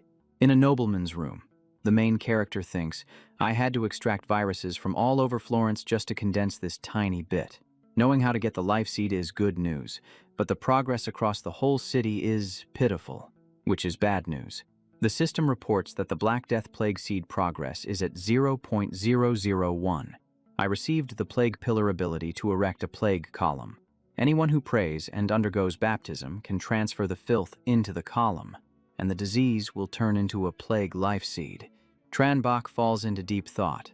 Looking at it this way, I will probably have to run around the entire world to condense enough plague life seeds. Elena suddenly walks in and interrupts. "My lord, your most loyal believers are waiting for you." He nods. "Okay, I understand." The main character steps outside, and the whole crowd looks at him with admiring eyes, as if they are witnessing a true miracle. They chant the doctrine in unison. All things decay, but living beings are imperishable. Tranbach smiles gently. "The plague in Florence is considered dealt with, so I must go elsewhere. Before I leave, I am leaving something behind for everyone." He raises his hand to summon the plague pillar. This is the column of plague. Anyone who prays and receives baptism before the column can eliminate the disease. The people are moved and shout, "Thank you, great deity, for granting us this miracle." The main character immediately reminds them, "Do not depend on it too much. When I take this plague away from the world, the column will lose its effect. Remember well the knowledge I have passed on, regarding the origin, prevention, treatment, and even research." The corners of his lips curl up. "Do not be afraid. My people, everyone can live together in this world. If used correctly, they will also help you. And finally, do not forget the doctrine of the plague sect." Elena swears to remember. "Establish a plague sect church here, and spread the teachings throughout the world." The main character pats her head. "Thank you. I am counting on you for the future." Then he whispers, "I hope you all never have to suffer from the epidemic again. Goodbye, my children." The shouting still echoes. All things decay, but living beings are imperishable. The main character looks back one last time and repeats, "All things decay, but living beings are imperishable." He exclaims that he can still hear the people chanting the doctrine even from far away. The fanaticism of this era is beyond imagination. His eyes turn cold. But this is exactly what I need, because it helps collect the plague life seeds faster. Tranbach thinks to himself, "The reputation of a god draws people together, saving countless amounts of effort. Without the divine name, it would probably take at least 10 years to finish condensing. Now, it is much less of a struggle. In that case, I will just use the identity of a god to clear this dungeon instance." A few days later, at St. Pietro Basilica in the Vatican, a person kneels to report. The Pope speaks in a low voice. The war in the East has failed. The demons released a plague to harm living beings. And right at this critical moment, a heretic is using the plague to steal believers from the Radiant Church. Temple Knight Captain Sauron asks, "Do you mean the one calling himself the god of plague who can cure it?" Then he speaks with disdain. If their faith is not firm and they believe such a scam, then they are truly beyond saving. The Pope stands up, leaning on his hands. No, he walked straight from Florence to here, and he truly did repel the filth. Sauron is shocked. He actually eliminated the plague. Could it be? The Pope cuts him off. No, because he could do it. He is definitely a demon. The demon released the plague and then took it back, pretending it was a miracle to deceive believers and keep them from ascending to heaven. The old man shouts loudly, "Cunning demon, to dare play such a dirty trick." The Pope continues, "The heretic has arrived in the Vatican. I ordered people to lure him to the square and also gathered the public to watch." The old man urges, "Sauron, take the lance of Longinus.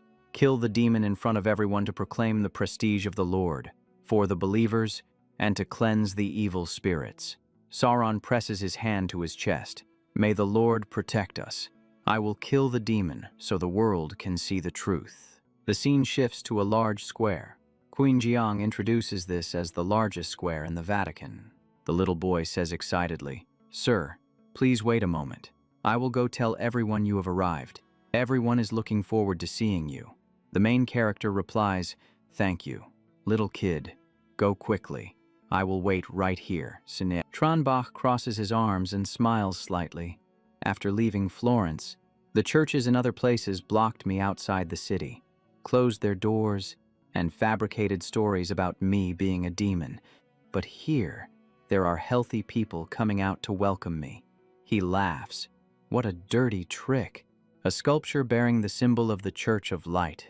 The main character mutters, "It seems they have run out of patience and decided to deal with me right here at their headquarters." He looks up. But this is also a chance to wipe out this annoying church once and for all. Come on, let me see what tricks you people have prepared. Someone shouts, "Come here quickly. The Holy See is judging the heretic who claims to cure the plague."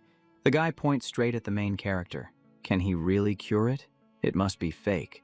Otherwise, why would the Holy See condemn him? The Pope grinds out his words. "Demon, the Lord has granted his will. You must be destroyed." Sauron continues, "With the lance of Longinus here, you cannot escape. You devil." The main character observes their outfits. The Pope and knights are all here. The preparations are quite thorough, and the stage is set. Then he speaks. "I came to the mortal world to destroy the disease. How dare you borrow the name of God to slander me as a devil?" The Pope points his finger. "That is all a lie. The Lord has made it clear that you are a devil from the abyss, using a poisonous scheme to shake our faith." His eyes are sinister. "First, you released the plague to harm living beings. Then you cured them to lure those who do not know the truth into abandoning the Lord." The crowd is confused. But he really did cure people, didn't he? Someone says they saw it with their own eyes on the road to Florence. A woman cries, "Why doesn't the Holy See let him save my son first and then punish him later? He cannot hold on much longer." The Pope thinks to himself, "The fear of the plague has shaken the faith of the people." He growls again, "If you truly could eliminate the disease, the Lord would have mercy and spare your life. But your mistake was daring to secretly put a curse on them." The old man furrowed his brow, his voice dripping with venom as he declared that their souls would be tormented in hell after death. The manipulated crowd began to nod along, murmuring that he was right. That is truly a vicious demon. Roaring chants erupted from the mob.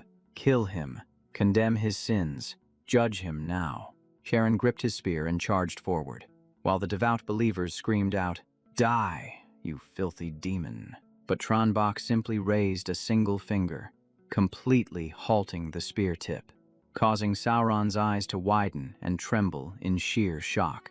The main character spoke calmly, "Let it go. For this spear already made a mistake once when it wounded the Son of God. Now, it has no desire to repeat that sin a second time. So, do not force its hand." Sauron stood there, dumbfounded.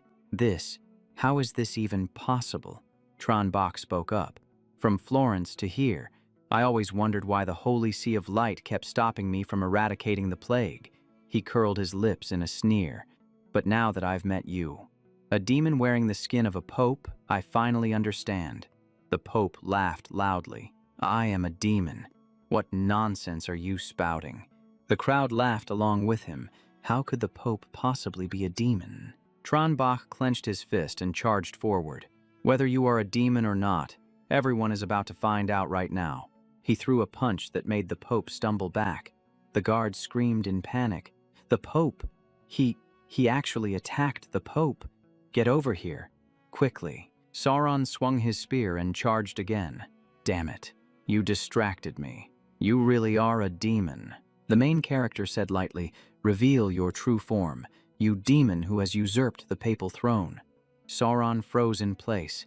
Suddenly, the pope's body twisted and deformed, horns sprouting from his head and sharp fangs exposed as his aura completely changed. Panic swept through the crowd. Those are devil horns. What is happening to the pope? The old man gritted out every word with bitter hatred. I am going to kill you. Tranbach chuckled internally. This is playing out exactly as I planned. He thought to himself, my imagination filter is too terrifying for people of this era. If I used it wrong, the citizens would have believed every slanderous word the Pope said.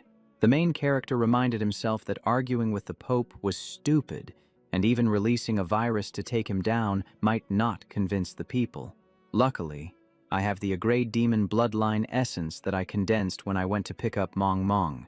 He calculated his move, used the memory filter to force it into the Pope's body, crush it, and then inject the zombie virus as double insurance. The system announced, item used demon bloodline essence, A+.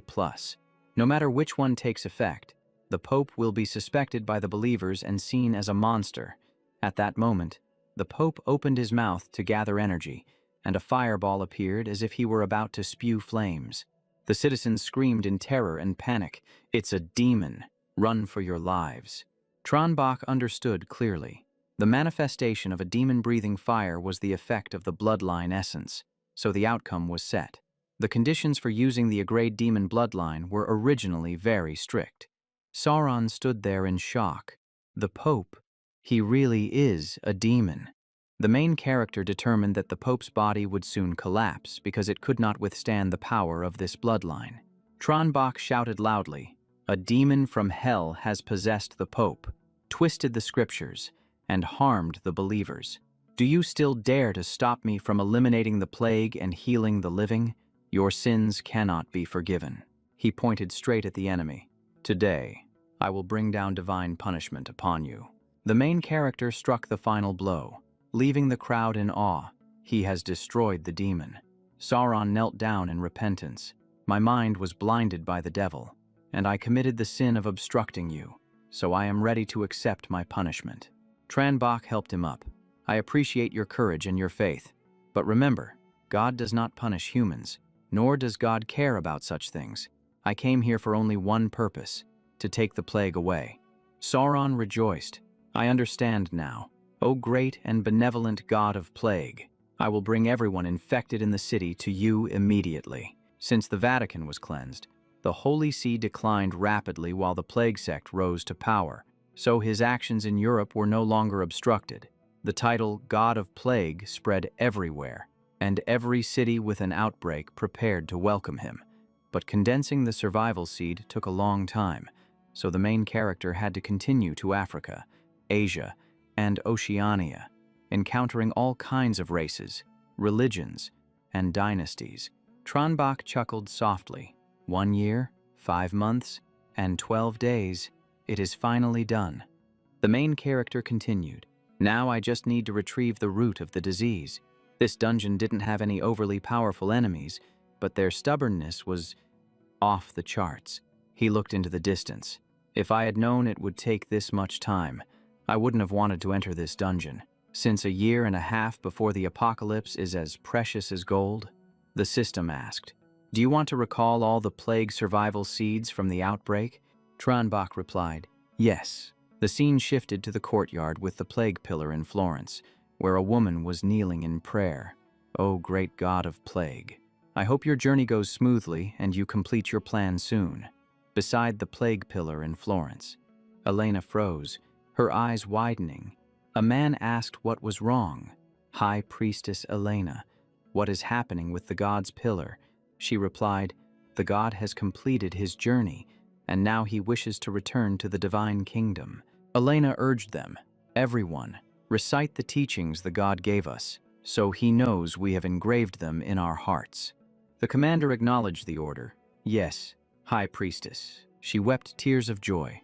"We are called the Plague Sect not because we worship disaster or destruction," the man finished the thought, "and it is certainly not because we praise corruption and death."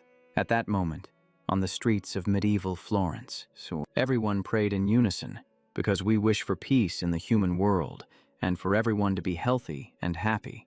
Energy surged and wrapped around the plague pillar as the people whispered, "That is why we must understand the plague, so that it can never harm us again." She continued, "Therefore, we want to control the plague, turning it into something that helps us extinguish evil. In the past, due to ignorance, we used to slaughter each other. Now that we understand the plague, we no longer violate each other.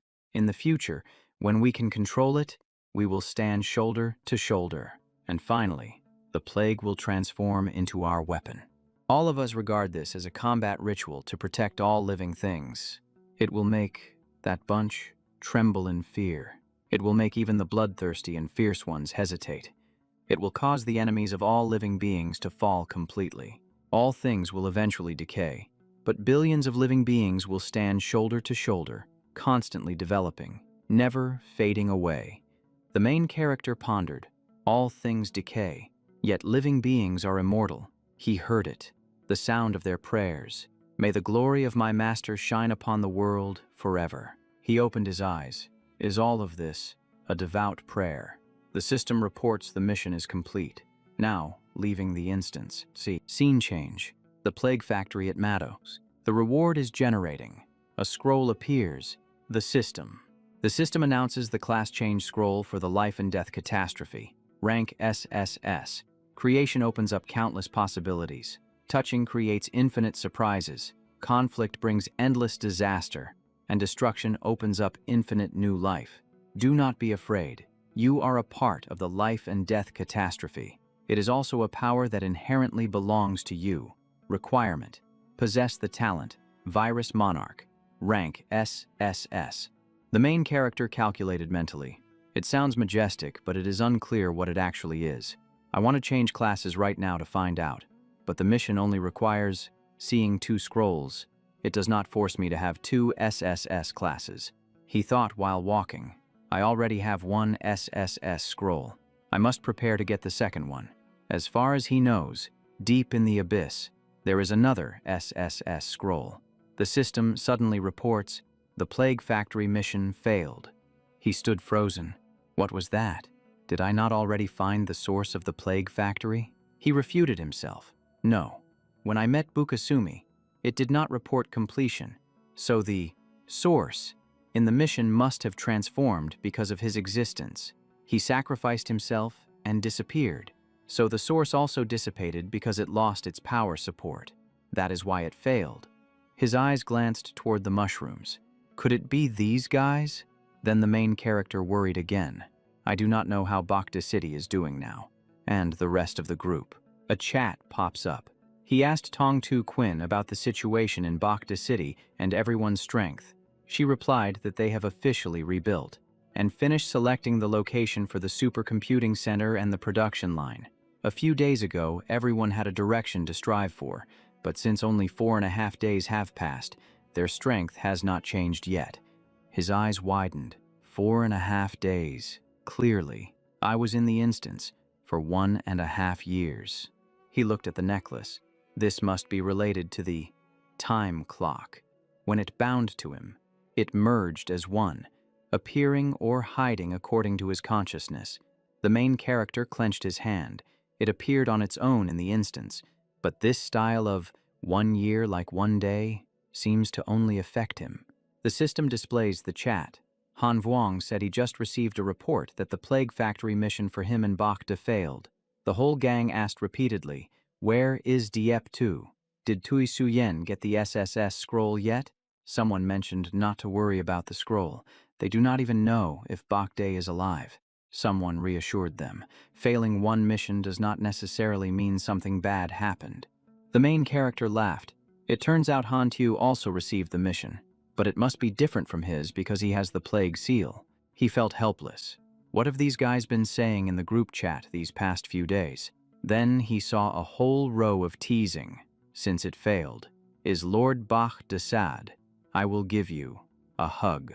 Lu Ho even played along by offering to adopt the sad Bak De, conveniently flirting non-stop. Then the mockery continued. Come here and duel. The failed crow. Tui Suyen reassured the team leader, praising him as the strongest she ever met. Bavuong flexed. Men do not fear failure, only pity the SSS class. Han Vuong concluded. The instance opened by sacrificing a level 7 boss, so failing is normal. The information is displayed clearly.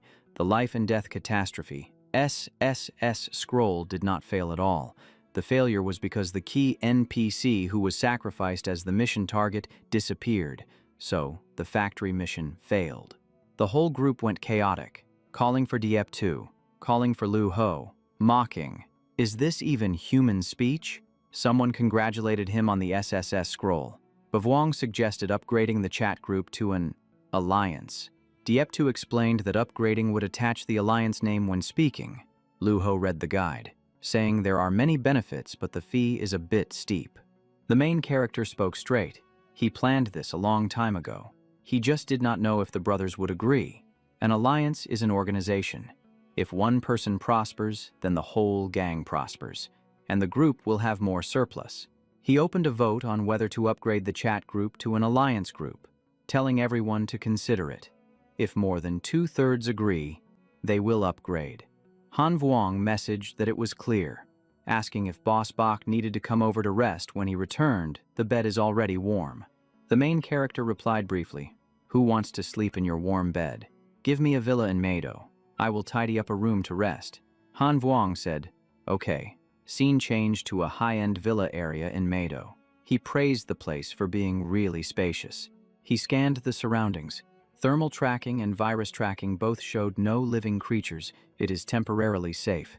In the basement, Nguyen Tuyet spoke with a trembling voice. "Sister, someone came in. I am scared."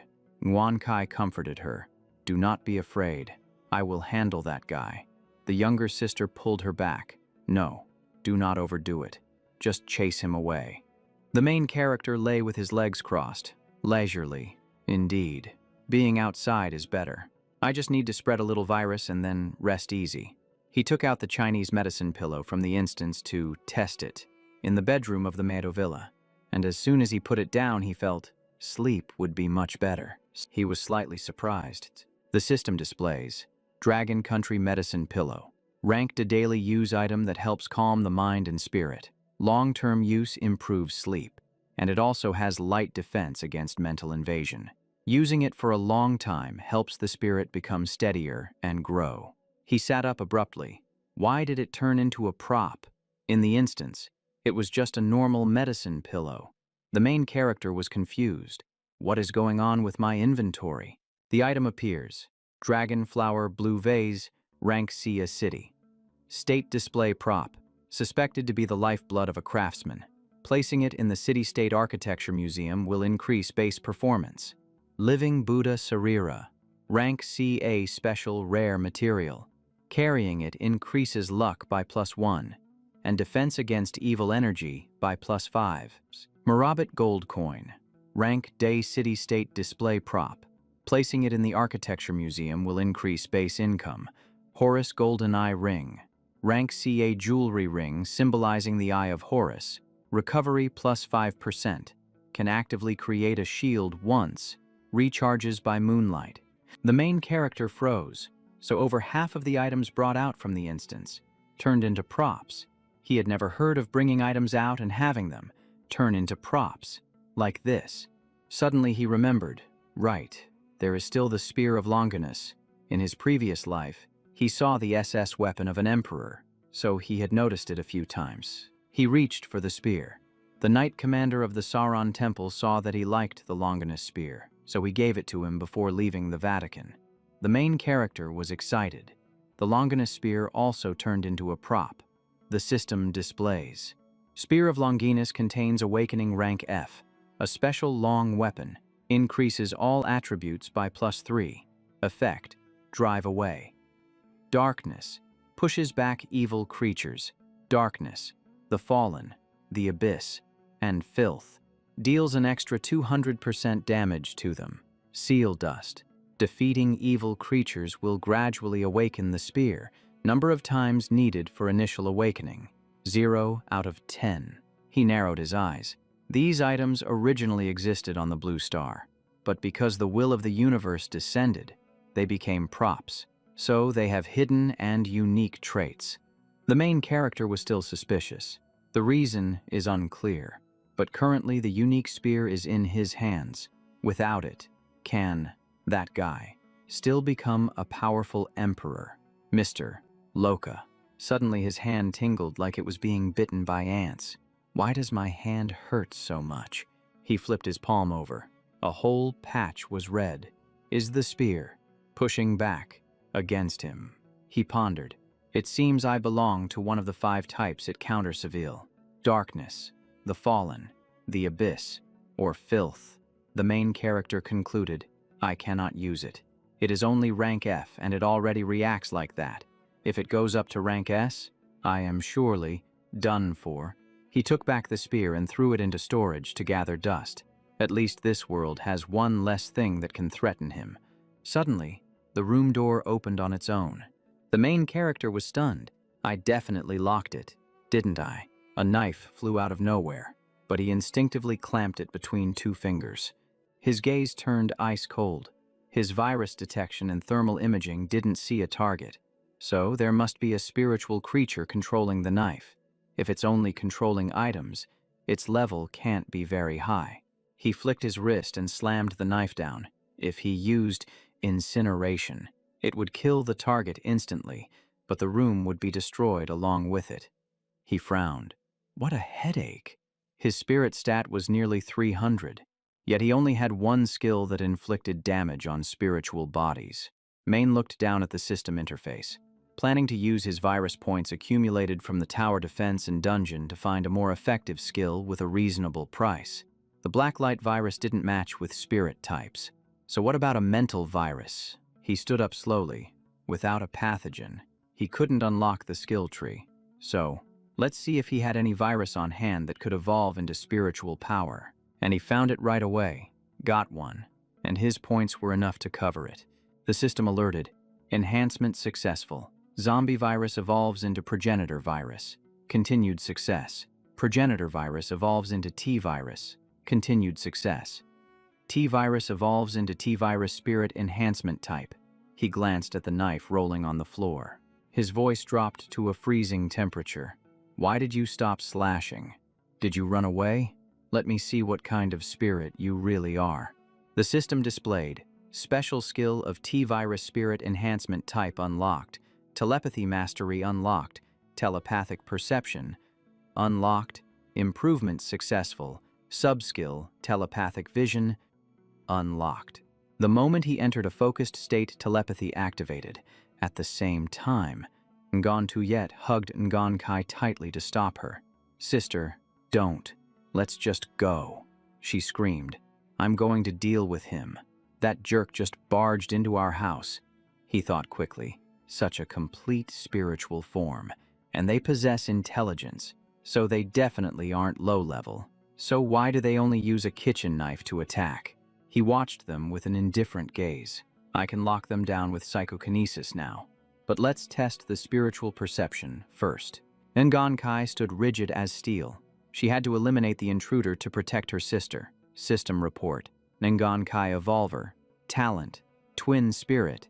Evil Spirit. Level 5. Tier 2. Spirit Stat. 15. Ability. Telekinesis. Evil Karma Intrusion. Yin level. Ngan tried to convince her. He doesn't intend to harm me. Please calm down, sister. Information display. Ngontuyet Evolver. Talent. Twin Spirit. Good Spirit. Level 5. Tier 2. Spirit Stat. 15. Ability. Telekinesis. Soothing Benevolence. Yang Aura. Main crossed his arms and considered. So these two are evolvers.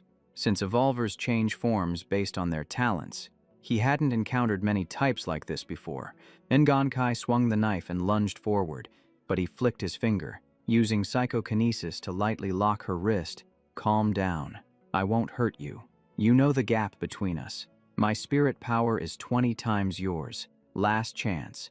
If you keep messing around, I will deal with both of you. She gritted her teeth, while Ngon Tuyet hurriedly begged, please, please don't hurt her. He laid out his conditions. I won't touch you two, but you have to obey me. She screamed, you bastard. Brother, my ass. You have dirty intentions, don't you? Come at me. Don't you dare bully my sister. He let out a faint smile. Pervert. Huh. Or is that just where your mind went first? She was furious. Main raised his hand to stop her. Stand still. I have a few questions. Do you two know what's happened to the world? Do you know how to use the Evolver mask? Ngon Tuyet replied, we know everything. We know how to use the mask, and we often check the Evolver forum. The other girl wore a look of disdain. Yeah, we know. Lots of people died. Just a bunch of bugs. They deserved to die. He was puzzled. If you know all that, why are you only Tier 2? Don't you dare go out and farm monsters for experience. The younger sister stammered. It was me who stopped her. She mumbled, they used to be human. I couldn't bear to hurt them. And besides, they couldn't hurt us anyway. His voice turned ice cold. Idiot. People who want to hurt you will show up sooner or later. Will you be able to handle it at Tier 2?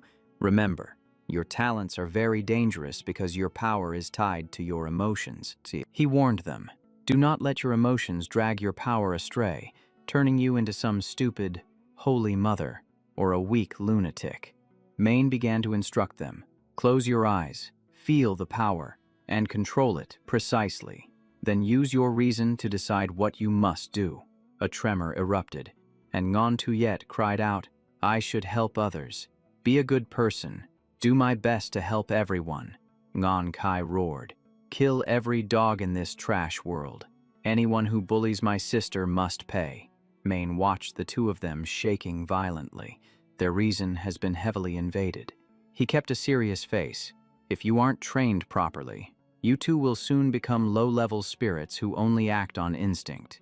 You'll become true monsters. Main calculated quickly. To train spiritual bodies dominated by emotion, I first need to reduce the energy impact on them. He reached out his hand. Might as well use telepathy to give them a little homework and practice my skills at the same time. Then he released full suppression, causing both of them to jump and yell, what do you think you're doing? He chuckled softly. That's right. Resist with all your might. Resist until your energy runs dry. He calculated in his head, I'll try training shape formation and telepathic control. In my past life, I didn't specialize in spirit, so this area has always been a weak point. Main watched the two of them twitching uncontrollably, then withdrew his hand. Controlling two spiritual bodies at once gave me the general idea, but the details are lacking. Plus, since they were resisting, the movements looked awkward. The two girls were frozen in place, unable to even twitch. He observed them, done resisting. You clearly still have energy, so your intelligence has returned a bit, and you think I won't hurt you. He stepped closer. Seems like you still don't understand the situation. If you don't learn to control your emotional energy, you'll soon become unconscious monsters.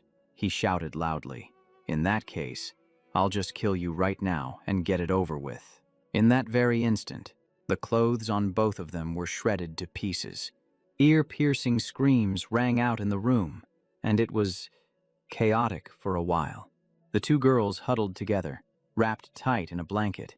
Main sat nearby and asked, now, if you see a monster attacking someone, What do you do? Nagan Tuyet replied, save that person and take down the monster. The other girl concluded, act according to our strength, and if we can do it, prioritize taking out the monster first. He nodded. Good. It seems your reason has returned. Even though you're still polarized between good and evil, the energy isn't dragging you into extremes.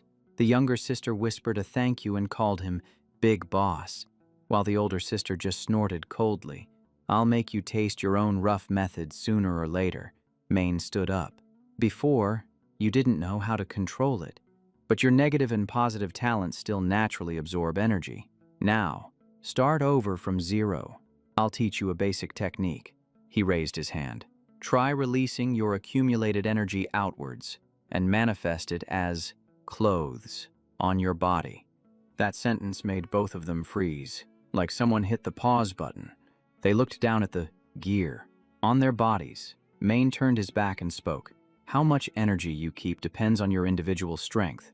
Once you master this, I'll take you out during these days off to gain a few levels. Scene change. Demon City. Dungeon. Red Star Mental Hospital. Nagan Tuyet threw a punch and unleashed her move. Benevolent Spirit, Remnant Heart Salvation. Ungan Kai also activated her skill. Evil Spirit. Malice Waltz. The two girls coordinated perfectly, with the rapid notes holding the rhythm of malice. While the circling yang gathered thoughts of kindness, the system announced, Mini-Boss Head Nurse has been eliminated. She clung to his arm and pressed him. How else are we supposed to show off now? Boss? The main character warned her immediately. Don't try sneaking your malicious karma into my body. It's useless. She huffed and turned away, having been called out. I bet it's just because you're something too twisted for bad karma to stick. Just then, the system screen popped up with a message from Mong. The message appeared. Mong reported that Sword Immortal needed help clearing a nightmare rank secret realm dungeon. He was spamming the chat. I really am not a Sword Immortal. Boss Bach, please help if you're free. I sent the invite privately. I really am not a Sword Immortal. Then he asked urgently, Diep2 has one slot left. Can my little sister go? Introduction to the Mount Shu Mountain Path Dungeon. Nightmare Difficulty Special Edition. The road to Mount Shu is harder than climbing the blue sky. Ancient fairy mountains are desolate. Only the echo of swords remains. The long path is blind with fog. Every step is a trial. If you aren't accepted, you fall into the abyss. Entry conditions. Only the evolved class. I am not a Sword Immortal. Code 098 can be captain. Maximum team of 4. Team level must not exceed 10. The main character chuckled softly. So that's why he's in such a rush. He's level locked. He thought to himself, I never heard of a Sword Immortal in my past life, probably because he couldn't find reliable teammates and died in this very dungeon. The chat popped up. Sword Immortal said Bach arrived at the perfect time. He hadn't changed classes yet, so he was stuck at level 10, urging them to form a team.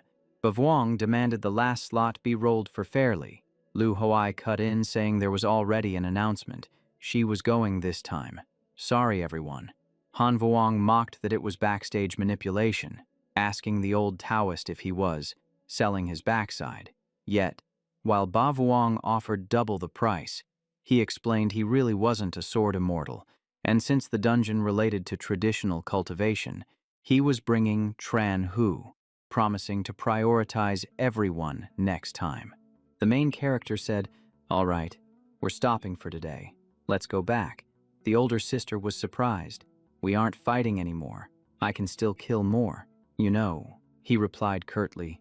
No, you two can't handle the monsters ahead. The boss attacks with mental energy. Going in further is just throwing your lives away. The older sister scoffed lightly, while the younger sister happily accepted the order. We'll listen to everything you say.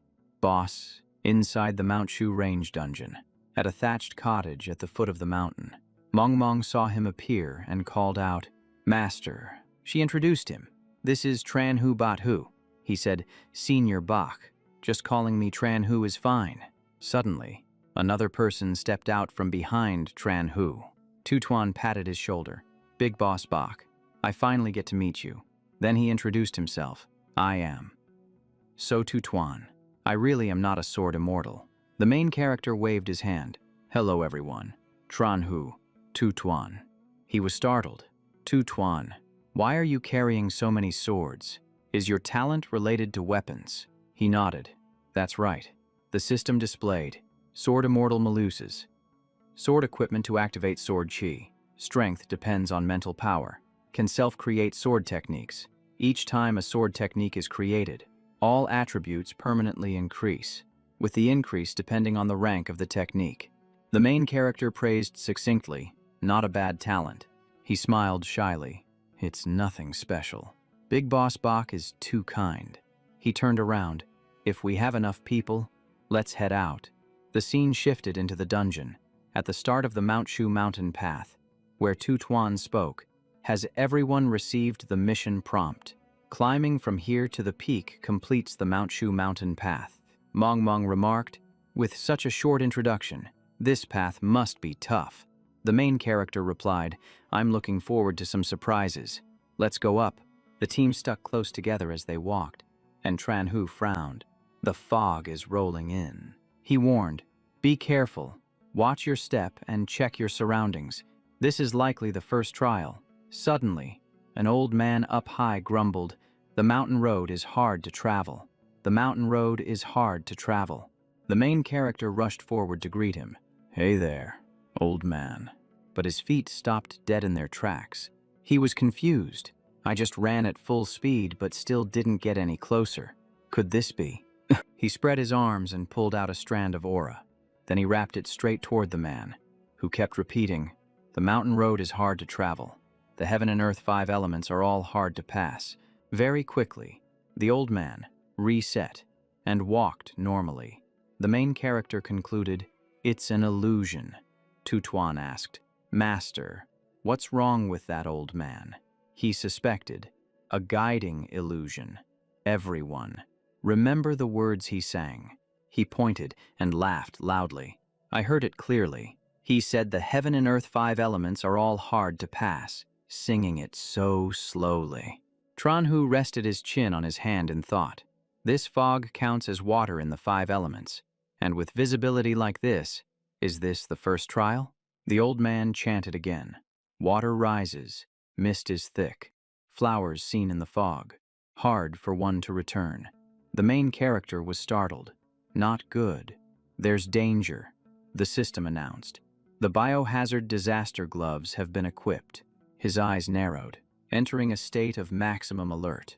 A sudden force struck, shocking him heavily. Something rushed in fast, and he raised his shield just in time to block. But the sword's force was too solid. Even with his constitution plus the shield's defense, it still pierced through. This was crazy. Immediately after, a sword was pulled out and revealed itself. Then it vanished again. Mong panicked. Master, are you hurt? Tu Tuan darted his eyes around and shouted, Careful. My senses can't pick up its sword intent. Tran Hu turned back. Got it.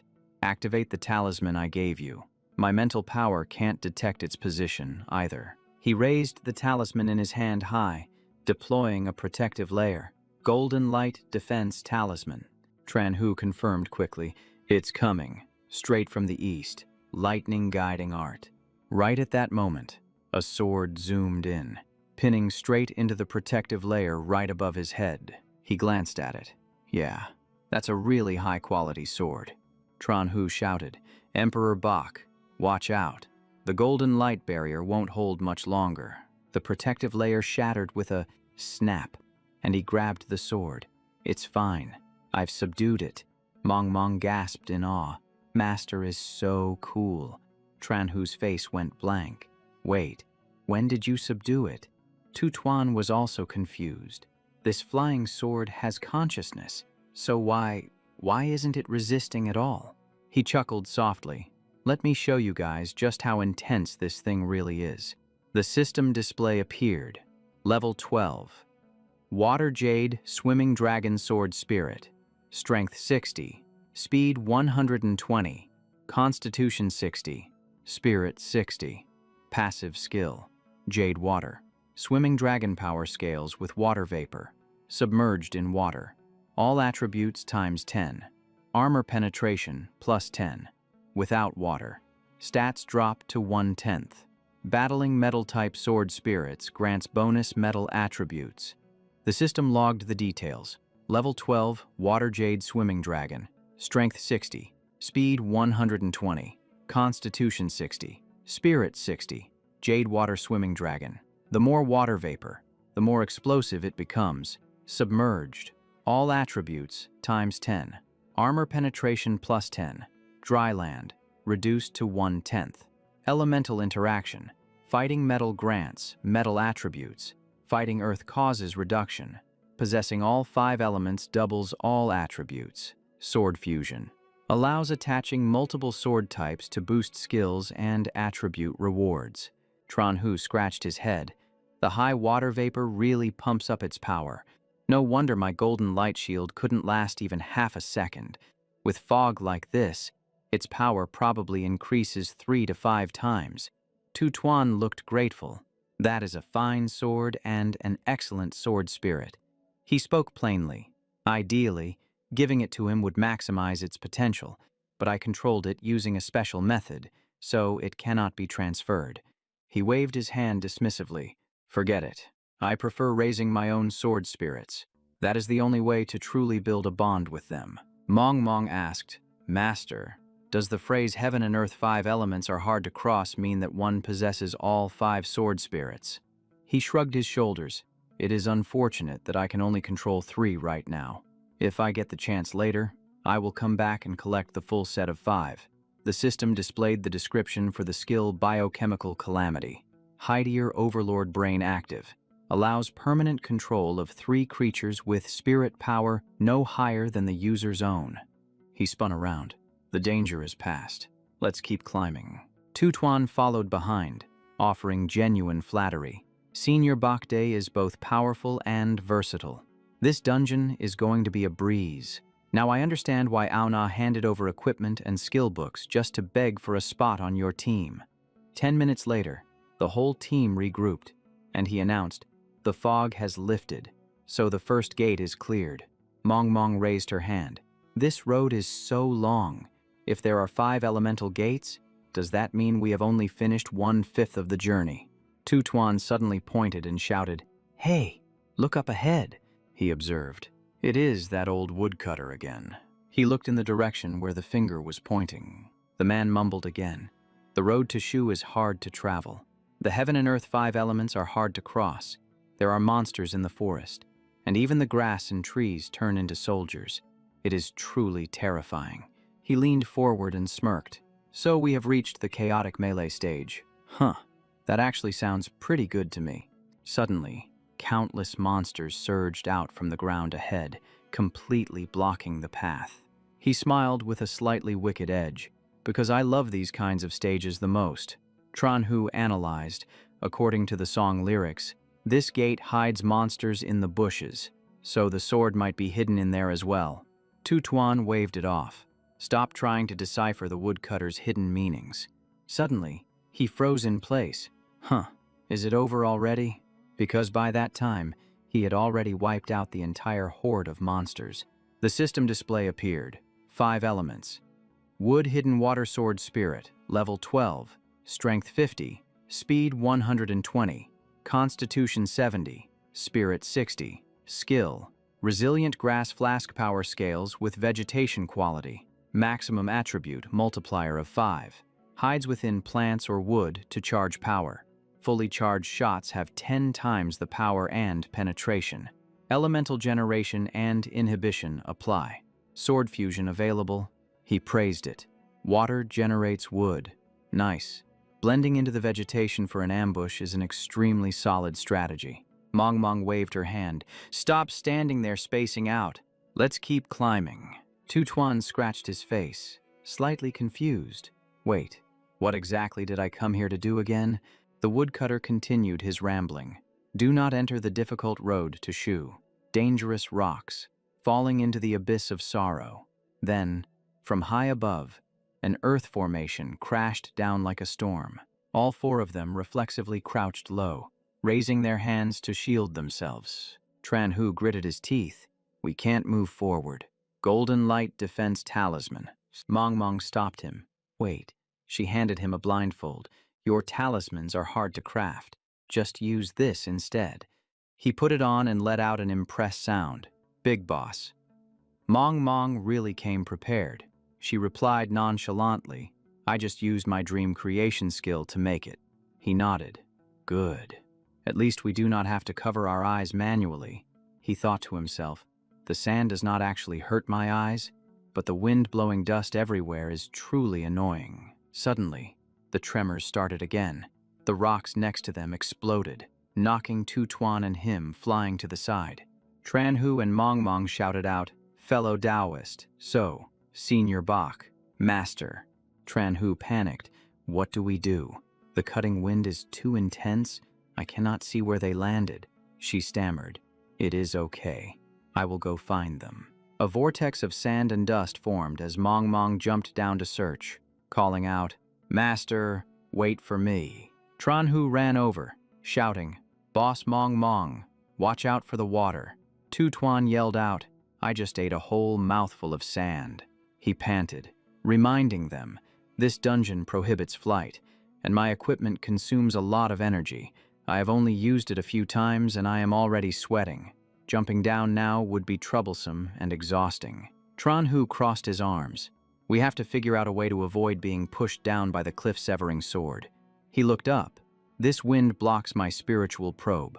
I cannot predict the timing or location of the next attack. He replied concisely, it is simple. Before the wall attacks, there is a half-second vibration. Use your heart to feel it, and do not let the wind confuse you. As soon as you feel the vibration, dodge immediately. Tutuan looked grateful, truly worthy of being Senior Bach. You picked up on the details after experiencing it just once. He turned around. All right, stand here and wait for the next wave. Anyone with slow reactions, stay close to me. Mong replied, yes, Master. The other two responded in unison. Yes, Boss Bach. Understood. Senior. Suddenly, another tremor rolled in. The group immediately sprinted upward. He laughed. Nice. We have solved the pattern for dodging the cliff-severing sword. We will clear this level in no time. Mong asked, Master, this place probably houses the Earth Spirit sword. Do you not need it? He shook his head. I do not need it.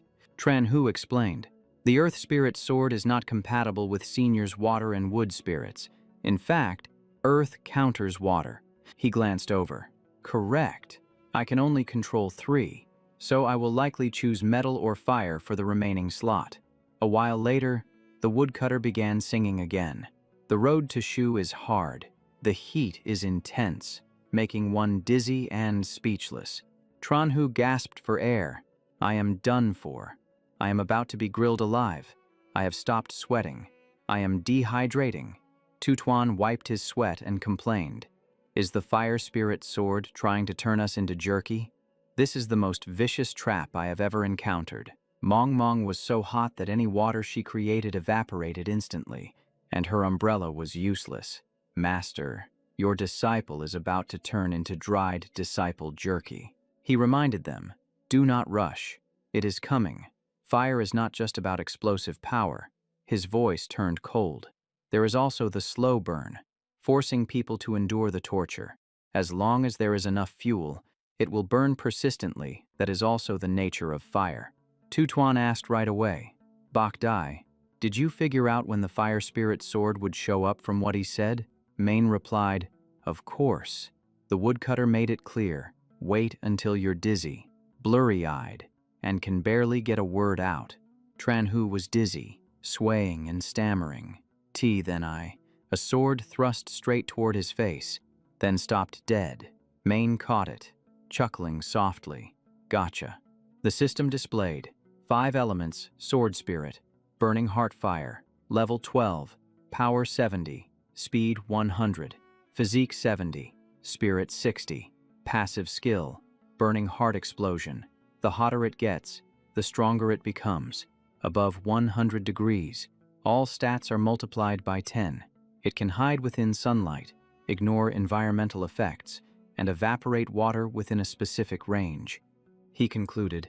I've tamed the fire spirit's sword. Let's get through this section fast. Well, rehydrate later. After drinking water, everyone looked euphoric. Ah, that hits the spot. The woodcutter chanted again. The road to Shu is hard, lightning flashes. The body and the path separate, difficult to return whole. Main thought to himself, sounds like the metal spirit's sword is a combat trial. Perfect timing.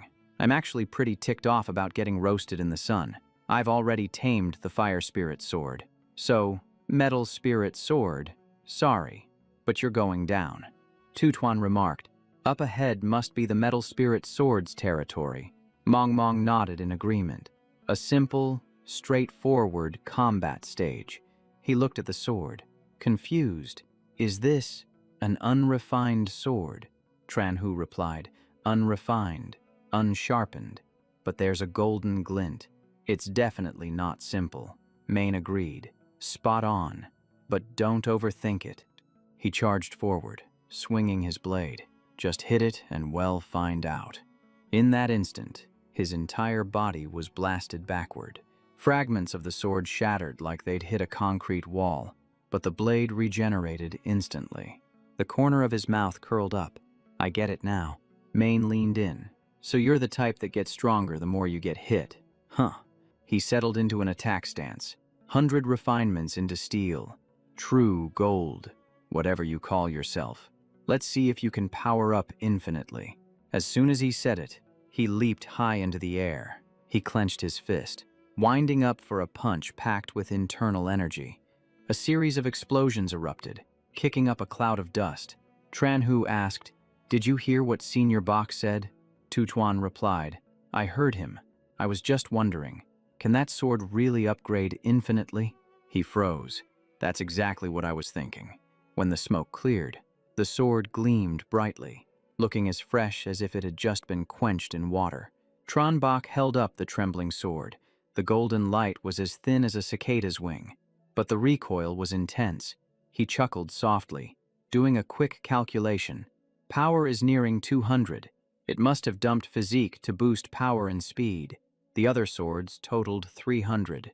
Though, he gripped the hilt tighter, glanced at his opponent, and asked point blank, so, what's your physique stat exactly? He snapped the blade with a clean crack. The system immediately reported the destruction of the 100 refinements metal spirit sword and awarded 25,000 experience points for combat contribution. Main felt a bit let down. It felt like it only had 10 points in physique. Good thing he didn't pick the metal spirit sword. He hated the style of losing repeatedly to get stronger. Not to mention dying that easily was a joke. Mong Mong suddenly spoke up. The woodcutter is out. The woodcutter raised his voice in song. The mountains of Shu are hard to tread. The mountains of Shu are hard to tread. The 5 elements hall of heaven is hard to pass. He drifted past, the power of the 5 elements flooding the mountain, and offered a warning. The endless road is difficult enough, but if your Tao heart isn't steady, the path will not open. It is best to turn back. As the woodcutter walked inside, he kept repeating, turn back. Do not seek immortality. She looked flustered and asked her master what to do, but he immediately felt something was wrong. He gave the order. So Tutuan, we're taking the long road from here. You take the lead. Tranhu nodded. I get it. This instance belongs to you. You're the only one with the true heart to seek the Tao. If my resolve wavers, I'm done for. He praised the other's intuition, then asked about the woodcutter descending the mountain. The man laughed, saying it was hard to say. For sure, but Main lowered his voice. I think it's a trap. He's trying to lure people into taking a shortcut. The real path is down below. His gaze sharpened as the fake woodcutter passed by them again. A chill ran down his spine. That guy could probably finish off anyone who dared to try going down the mountain. Tutuan clutched his head, moaning that he couldn't see anything and fearing he wasn't qualified. Main told him to just have the heart to seek the Tao and stay firm. Tutuan shouted back that he did have it and was very firm. 4 hours later, the system announced that the Shu Mountain Path secret realm had been cleared. Streaks of light flashed, sweeping across the sky like divine currents. They dropped into everyone's hands like special deliveries. The system announced that those who cleared the stage received the special reward, the Shu Mountain Token. A chest appeared. After accepting the reward, they could leave the instance at any time. The instance would not reopen. Instead, it would convert into a one-time normal dungeon for evolvers. The Shu Mountain Token was a special item. Holding it granted the title, Shu Mountain Disciple. Equipping the title allowed entry to the special map, Shu Mountain, level 10. 89 tokens were personally bound and non-transferable. He looked at the level 10 requirement and clicked his tongue. This map was going to be brutal. He did a quick calculation. The white rank mission now is to find the second SSS scroll. I need to finish Lados mission before I can change classes. If I don't change, I'm stuck at level 10. I'll wait until after the class change to come back to Shu Mountain. Tutuan said, "Let's have Bakdai choose first." He nodded in thanks, then assigned the order. Bakdai first, Mongdai second. Tranhu spoke up. "You guys don't need to yield to me. Just getting this token is enough for me to be grateful." Scene changed to the villa area. He lay with his legs propped up on the mattress, staring at the ceiling. Nguyen Tuyet came over to ask if he was awake, while Nguyen Ki teased, "Sleeping in the middle of the day. Your body must be weak." He pushed himself up, laughing. "If I were weak, you wouldn't be able to touch physical matter even if you used your entire spirit body. How would you beat me then?" She shot back, showing off. "Are we? Want to test that? I think 3 seconds is all I need." He swung his legs down and said simply, "I picked up a skill book in the secret realm that suits you." He winked. "Knock me down, and the book is yours." Nguyen Ki floated up, yelling, "I'm about to dissolve." Nguyen Tuyet joined in. "Me too." He sat on the bed with a nonchalant smile and asked if she knew how to be polite yet, pointing out that he had stood still the entire time without even trying to fight back. Nguyen Kai tilted her head and teased him, asking if he had a crush on someone, wondering if that was why he felt the need to go so easy on everyone he met. He pulled out a book, explaining that his high physical stats gave him excellent control, and since he saw how hard they were trying, he decided to reward them with this before tossing it straight at her. Nguyen Kai reached out to catch it, but the book passed right through her hand and hit the ground with a dull thud. The corner of his mouth twitched, and he stood there, frozen, staring blankly at the scene unfolding before him. Nguyen Ki held her chest and laughed, saying they would study after they recovered since the book wasn't going anywhere. He immediately stood up, stating he had to go handle some business now, prompting Nguyen Tuyet to widen her eyes and ask if he was really leaving, reminding him that he promised to take them to Jiang City. He took out a mission scroll and replied that this matter was urgent, promising that he would take the two of them there as soon as he returned. She beamed with a bright smile after hearing his words, cheerfully exclaiming that they would be waiting for him to come back. The system notified him about the SRank Demon Hunter class change scroll, and he calculated that he had reached his limit, realizing he had to go to the Abyss to get the SSS rank scroll because if he didn't finish the etiquette mission, he would be stuck at level 10 forever. A selection panel popped up explaining that the SRank Demon Hunter scroll only dropped from the first pureblood demon killed, and there was a unique special mission available that would convert it into a class change scroll upon completion, asking him to choose yes or no. He stared at it calculatingly, remembering that when he first got this scroll, he hadn't even dared to think about it because this trial was known as the one that not even gods could survive. He reached out and pressed accept, telling himself that since there were no other clues for the SSS rank, he had to take the risk. Immediately after, he was teleported to the first floor of the Abyss, where the surrounding demons started hooting about eating the human. The corners of his mouth curved up as he muttered that in his past life, he used to come here often when changing his class to Demon Hunter, so this time it actually felt like he was returning home. He adjusted his gloves and efficiently disposed of 3 demons, causing the system to report that his progress for killing fallen demons was now at 3 out of 100. A reminder flashed up stating that using the scroll would grant entry to the first floor of the Abyss. where he had to kill 100 hunter demons and 100 fallen demons. If he left the abyss, he would be kicked out. So he calculated that he needed to hide himself well.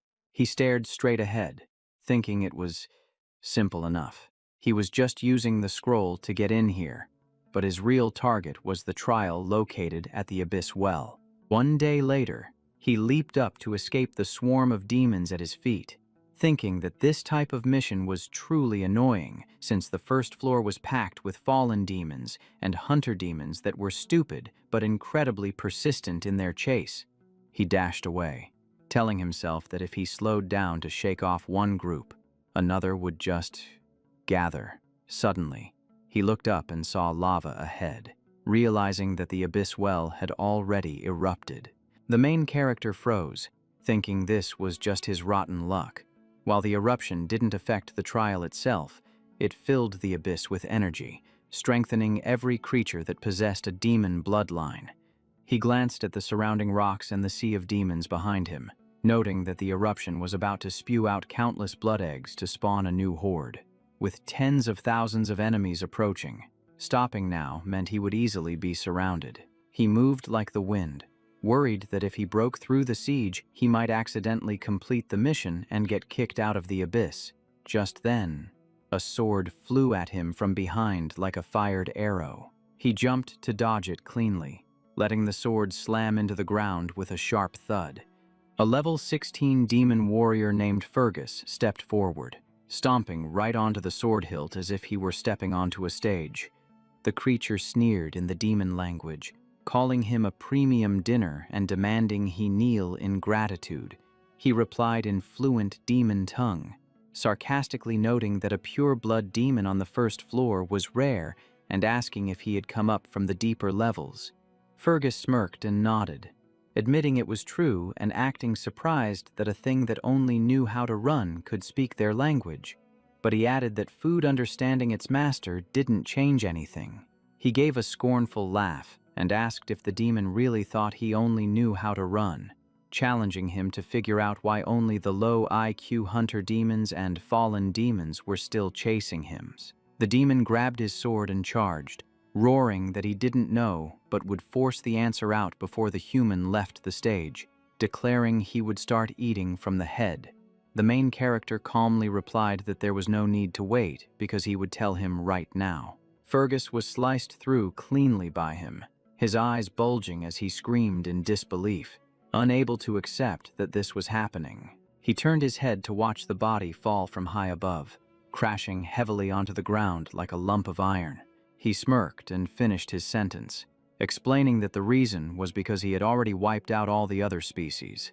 Glancing at the demons crawling out from the rocks, he urged himself to move fast or risk being surrounded. 6 days later at the abyss well, he looked ahead and sighed with emotion, thinking that while it looked close, running here had nearly broken his legs.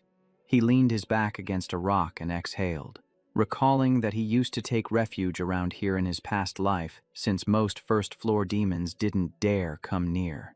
So he decided to rest a bit before starting the challenge. He opened the system and told his mask to devour the pile of demon bloodline potions he had picked up over the last few days, noting his backpack and storage were full, wondering what grade of bloodline essence would result from combining tens of thousands of B&D rank items. Just then, Du approached from the distance and laughed, saying this was interesting. Hearing the voice, he immediately sat up straight and looked over. The creature opened its mouth to show off its sharp teeth, saying it had received news from a servant that a human was heading straight for the abyss well. The level 18 island maw fish demon, named Du, held a trident, boasting that he had wiped out almost all the other species except for the hunter demons and fallen demons, then roared excitedly that it seemed the culprit was right here. He narrowed his eyes in thought, realizing that an island maw fish demon appearing on the first floor was definitely something that shouldn't be happening. He stood up abruptly and asked bluntly if they had all decided to come here for a stroll just because the abyss well was erupting. Du accelerated towards him, roaring that he was a demon prince coming to send him off, swinging his trident as if he wanted to close the deal right there and then. The demon activated water blade slaughter, sending sharp currents of water curling up and rushing straight at him. Opposite him, his entire body burst into flames as he prepared to confront the rushing torrent of water. He used burning body refinement to block the water, and as the flames on his body were dampened slightly, he asked if the demon was really a prince and which floor's lord his father was. Du opened his mouth and roared with pride, declaring that his father was the lord of the 17th floor. The demon thrust his trident forward, but he leaned to the side to dodge, to then cursed in a hateful voice, insulting his flames by calling them cheap trash. The main character raised his hand to activate muscle enhancement, chuckled softly, and then threw a punch straight at Du's face. He grabs its head and slams it straight into the ground. BAM. The ground cracks like a truck just ran over it. Just looking at it makes me feel the pain. Tronbach slowly stands up, swords hovering around him like the opening act of a feast. His voice is cold as ice as he says he was just getting ready for a good meal when this thing jumped out to ruin the party. He warns that the arrow in his inventory is definitely not happy about it. The main character stands perfectly still, letting his swords pin the opponent all over. His expression doesn't change one bit. He casually declares that since it already interrupted him, he might as well use its blood as an appetizer. Its mouth hangs open, and vial after vial of bloodline potions flies out, whooshing through the air like they are being sucked right out of him. He looks at the pile of potions getting sucked into his backpack and lets out a sigh. A rough count puts it at around 10,000 vials. He wonders what grade of item he can synthesize if he combines all of them together. The system goes ding, and a grade C black water appears. It adds 25 strength and 25 agility. Holding it lets you breathe underwater, see through the darkness, and even grants wave treading level 1. It requires level 15 and 60 strength. He smirks, thinking breathing underwater sounds pretty decent. He looks at the lava that has finally stopped erupting and whispers that the waiting game is over. Now, the real show is about to begin. He stands silently at the edge of the abyss, his gaze piercing straight down into the bottomless depths. The main character focuses on the abyss. A purple light flashes alongside red text that says, "When you gaze into the abyss also gazes into you." He understands exactly what that warning means. His eyes flash a brilliant red, and his heart starts pounding in his chest. It is finally here. The system displays red text stating that it has detected, "You are a creature with intelligence." A chill runs down his spine, but he tells himself he cannot back down. Retreating means losing everything. The system continues to report that it has seen your level is 10. He clenches his trembling hand, remembering his past life where countless level 10 geniuses fell right here. Only 1 in 10,000 could escape this gaze, but absolutely no one returned alive. The red text keeps popping up. It is seen that you have not changed classes yet, and you possess no bloodline. It scans him completely clean. No SSR-Rank gear, no external buffs. His strength comes from what he seized himself. He has enough self-control, yet he has no idea what he is about to face. It sees his name, his fear, and his hatred, and yet he still stares right back at it. Finally, a line of text appears, judging him qualified and opening the path to the Abyss trial. Tronbach is startled and snaps his head up to look toward the flashing light. He rests his hands on his knees to read the notification. Completing this grants a bound SSS-Rank Abyss Lord class change scroll. He smiles with pure excitement. He actually succeeded. The next instruction appears. Jump down to begin. Stepping back means giving up forever. The main character springs up from his kneeling position, lets out a loud roar, and charges forward. Dust rises high as his figure disappears. A mission board appears before his eyes. Defeat the level 10 Demon Lord Illusion. Each floor has its own conditions and a rest time ranging from 1 minute to 1 hour. A notification rings in his ears. All stats restored to maximum. Items and cooldowns reset, and equipment repairs complete. The trial officially begins. He is startled, thinking that if all cooldowns are reset, Does that mean the 70-year clock gets reset too? But immediately after, the system reports an error. It cannot restore him to his peak state. He just lets out a curse word at this sudden plot twist. The Return to the Past skill pops up. It allows him to return to any point in time but wipes out all achievements. The cooldown is still 72 years, 6 months, and 7 days, and it cannot be reduced by any effects. He looks at the hourglass appearing, realizing that the abyss cannot reset this skill. He starts calculating his escape route. A series of error messages appear and then update. It is still Return to the Past, but he cannot go back to before he entered the abyss. The cooldown remains unchanged. As soon as he touches the ground, the system confirms his status is fully restored, and the trial begins. The hourglass fades away. He breathes a sigh of relief. At least the cooldown has vanished within this scope. It looks like passing the trial is actually possible. Floor 1, Level 10. Akma Warrior. No special conditions. He looks at the opponent and thinks to himself that this thing isn't scary at all. In the blink of an eye, he takes the opponent down. The system reports he passed Floor 1 and asks him to select his recovery time. Floor 2 ends just as quickly. The next illusion falls, followed by another notification to choose a rest break. Standing next to the demon corpse, he hears the report of clearing Floor 5, then Floor 17. Every punch sends his opponents flying. His speed is just like he is power leveling in a ranked match. The sound continues to ring out, past Floor 26. Choose recovery time. He handles the demons with ease. The system reports passing Floor 34, and his pace remains incredibly stable. Notifications come rushing in.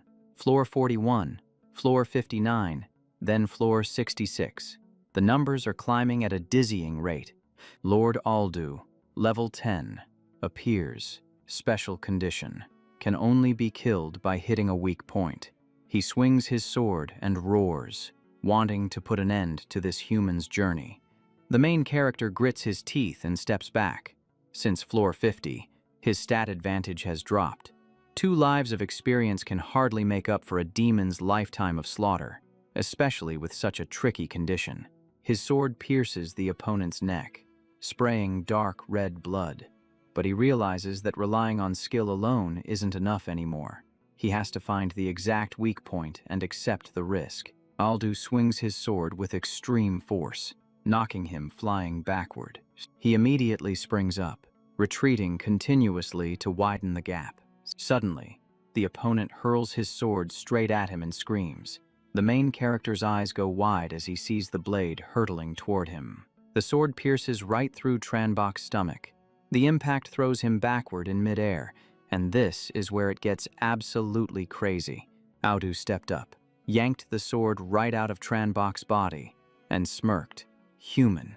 That recovery is impressive, but stupid is still stupid. It flicked the blood off its blade, bragging that the Abyss rules buffed it to the teeth, making it invincible. Tranbok lay motionless, activating Poison Hand to fake his death perfectly. He raised an eyebrow at the creature. You are celebrating a little too early. Aldu froze, grinding its teeth as it turned its head. And here is the crazy part. The main character sprang up and slashed across its waist, shattering its body like glass. It widened its eyes. How is this possible? The system announced clearing the 66th floor. Tranbok looked at the dissolving corpse and coldly replied, "The stupid one is you." He raised his hand, explaining calmly, "I took that hit on purpose. I didn't dodge or block just to make you careless. That is the only reason I cleared it so fast." A moment later, he reached the 100th floor. A notification popped up. Swordsman Fallen Imp. Rupert. Level 10. No special conditions. Tranbok scratched his head in confusion. Fallen Imps are the weakest race. Right. And no conditions at all. He rolled his eyes, scanning the area. Where is the boss? Is it hiding? He fell into thought. The Abyss is a chaotic mess. Even the weak can become lords. Maybe this floor really is just a game of hide-and-seek. Just then, someone lunged from behind, swinging a weapon. Tranbok sensed the danger and spun around with lightning speed. but he was still a beat too slow, and the slash took him down, waking up back on the first floor. He gasped for air. I just died twice in the blink of an eye. Even Poison Hand couldn't save me. The first floor appeared, Lord Demon Hunter, Demon Warrior level 10, no special conditions. The blade came crashing down again as the monster roared, "Lowly human, die." Tronbach countered gently to take it down, thinking that if he hadn't activated the time regression in time, he would have been gone for good. He asked straight out about the Lord of the 100th floor. The monster coughed and replied, "I wouldn't tell you even if I knew." The system announced clearing the first floor. He calculated, "These guys know I am just a projection, so they aren't afraid of death. I need to change tactics to dig up info on the 100th floor." On the 72nd floor, Tranbach faced a fallen imp. The weakest species became a lord. It roared, "You will die at the hands of a fallen imp." He put his hands on his hips and smirked. "I go deeper, and it is still just fallen imps running the show." The demon screamed, "Lord Rupert of the 100th floor, the legendary Shadow Sword demon, defeated even a demon Grand Duke. Even after being kicked away, it still screamed, 'You will die.'" Tronbach smiled. "Thanks for the tip." The system announced clearing the 72nd floor. Back on the 100th floor, he analyzed the Shadow Sword, an S-class job of the 3rd Advancement Dark Knight class, specializing in one-hit kills and controlling shadows for bizarre attacks. Tranbach gave a slight smile. "Thanks for the compliment, but I am not that stupid." He dashed around constantly, staying far from any shadows, moving while detoxifying his body, keeping his distance to avoid showing any openings. The green virus silently waited for its chance. A while later, he stopped, bending over with a sigh. The tension was draining his energy. He had to activate Poison Hand to recover, or he would lose focus. Suddenly, he froze, his eyes scanning everywhere with high alert. A sword stabbed out from the darkness. Tranbach barely dodged it, gritting his teeth as he realized, "That's not right. There is another move." He summoned his sword, blocking the attack instantly. He retreated quickly to widen the gap. Swordsman Fallen Imp Rupert, level 10, appeared holding dual swords. It coughed, admitting, "Restricted by the trial and your virus. That was my last full power move." Tranbach raised his mutated arm and gave a faint smile. "Is that so?" Its body began to fade. "If you pass the trial, come to the real 100th floor to fight me again. Even if you aren't enough right now, I will wait." The system announced clearing the 100th floor. He laughed loudly. "I will succeed, Rupert." Tranbach watched the shadow disappear. "Next time we meet, I will properly learn from your swordsmanship." On the 200th floor, inside a magnificent palace, he greeted, "Respectful greetings to the Lord of the 200th floor, Fallen Angel Elmia." He asked if the trial should begin. The system confirmed Elmia, level 10, with no special conditions. She leaned back lazily on the sofa. "Fighting ruins the palace. It is so annoying." Elmia smiled softly. "I want to let you go, but I am curious." She waved her hand, and tables, chairs, and wine appeared. "Come sit over here first." Tranbach sat down and asked, "What does my lady want to know?" She chuckled softly. "With this level of strength, how did you climb to the 200th floor? Beating Rupert is only the beginning." Elmia mentioned there were many tougher enemies. He smiled. "My ace in the hole. I can't reveal that to a lady." She proposed, "Have a drink with me. Tell me how you passed, and I will let you go." He poured the wine but remained on guard. "What story would you like to hear, my lady?" Elmia rested her chin on her hand. "Floor 105, that slimy monster." Tranbach recalled Sarubi's on floor 105, the swamp of flesh and blood. He recounted, "It was like a giant puddle of meat. Touch it, and you get swallowed instantly. It was even faster than me." Elmia asked, "So, how did you win?" The protagonist replied calmly, "If it likes to eat, I let it eat. But I'm not exactly easy to digest." He raised his hand. "I let it swallow hundreds of mutated arms. In the end, it collapsed because it couldn't handle it. Elmia smiled with interest. He replied, "It wasn't easy at all. Ripping off your own arms hurts like hell. You know." She asked next about Fingu on floor 136, the stinky old man hiding under the sea. He recalled the lord of floor 136. Tranbach raised 3 fingers. "I have to thank his grandson for gifting me some top-tier gear." She laughed. "What about the girl on floor 153? He remembered the mutated insect lord of floor 153, residing in the middle of a lava lake. He raised his glass. "She killed me 15 times in a row."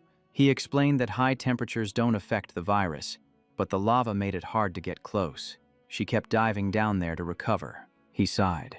"It took me 5 days to level that lava lake just to force her to show her face." He admitted she was the toughest opponent within the first 200 floors. Elmia mentioned that floor 186 was even harder. Tranbach quickly interrupted her, the image of the terrifying mutated insect queen flashing through his mind. He gave a forced smile. "In the entire abyss, no one is as grotesque as her. She lives amidst a stench that could make you pass out." He covered his nose. "Just mentioning it kills my mood for wine." Elmia laughed. "Her strength isn't that great, but no one dares to take over her territory. By the way, you haven't taken a single sip yet." Tranbach laughed loudly. "I wouldn't dare drink wine created by the spiritual power of a fallen angel." He thought to himself, "I already died from drinking once. I'd be an idiot to let it happen again." Elmia gritted her teeth. "If you had just drunk it, a single thought from me would have been enough. Too bad you found out." He stood up. "So, are we fighting?" She lay back down. "No need. I'm too lazy." Tranbach froze, the corner of his mouth twitching. This lady is lazy to a legendary degree. Elmia casually waved her hand. "Hurry up and fight. I need to sleep. Creating a projection takes a lot of energy." She gave a cryptic smile, hinting at the lineup of powerhouses behind her, including 6 beings with the title of God, so she didn't need to lift a finger. The system immediately announced, "Floor 200 cleared. Please select your recovery time." Tranbach frowned and asked if those 6 were true gods, but the system had already locked in the 1-hour rest option. He left quickly. With other lords, he could return infinitely, but facing a god was different. The rest space opened up, and he sat on the bed, calculating. Each god possessed the power of the laws.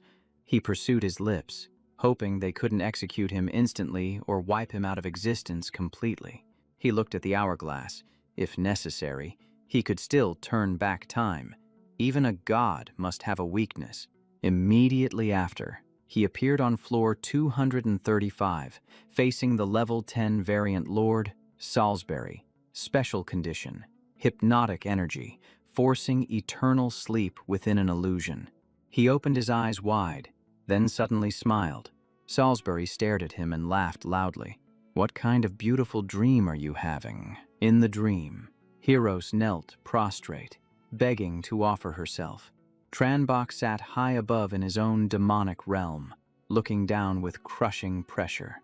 She swore to give everything, to be a slave or a tool, as long as she could stay by her divine master's side.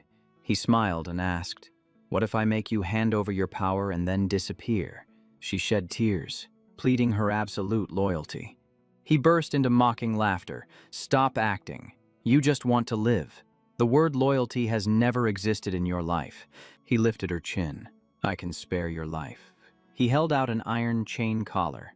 "Put this on, chain yourself to the gate, and be my watchdog." She bowed her head, remaining silent for a long time. He rested his chin on his hand and asked, "What? You don't want to?" She put on the collar herself, saying she was willing to be a dog. Back on floor 235, Tranbach leaned against a rock and laughed loudly. "Yeah, now that sounds like a dog." Salisbury clicked his tongue, admitting that this game was quite interesting. It spread its arms wide. "Don't be afraid. I'll devour your soul so you can sink into a beautiful dream, forever." 3 swords behind the main character shot out in unison.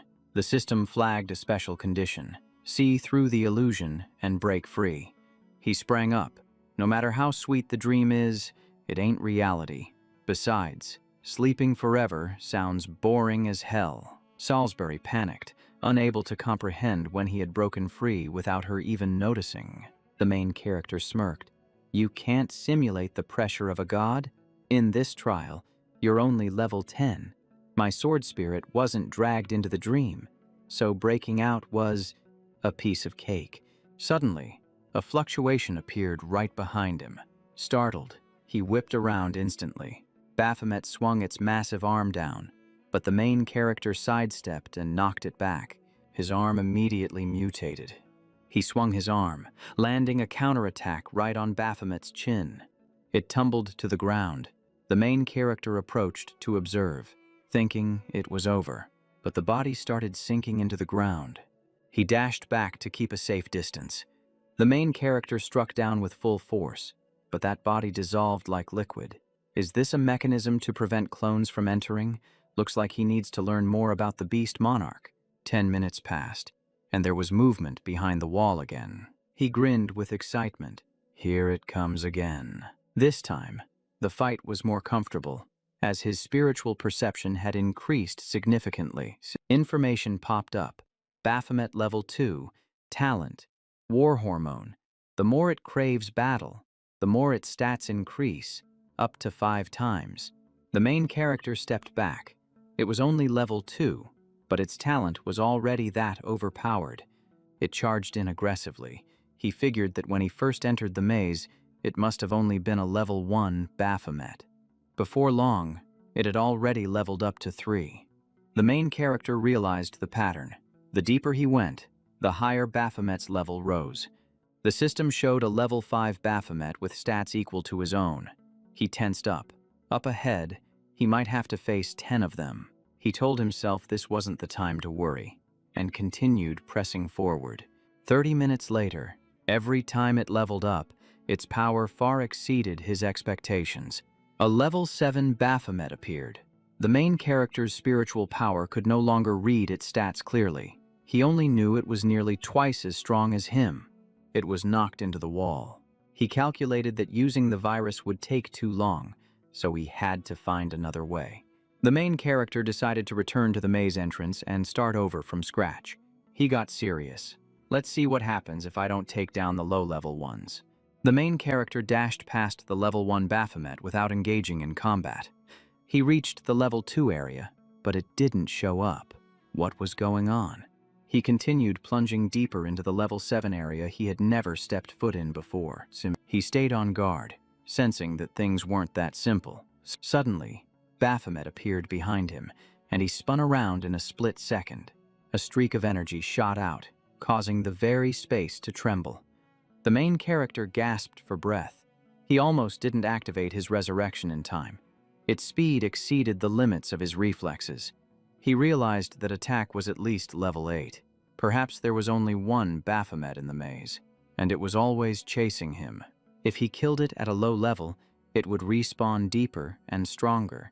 If he didn't kill it, it would follow him forever. He remembered that at the start, it was weak and easy to dodge, but the deeper he went, the more it leveled up and increased its stats. Sooner or later, it would catch up. The main character stroked his chin. If that was the case, he had time to weaken it with a virus before it leveled up.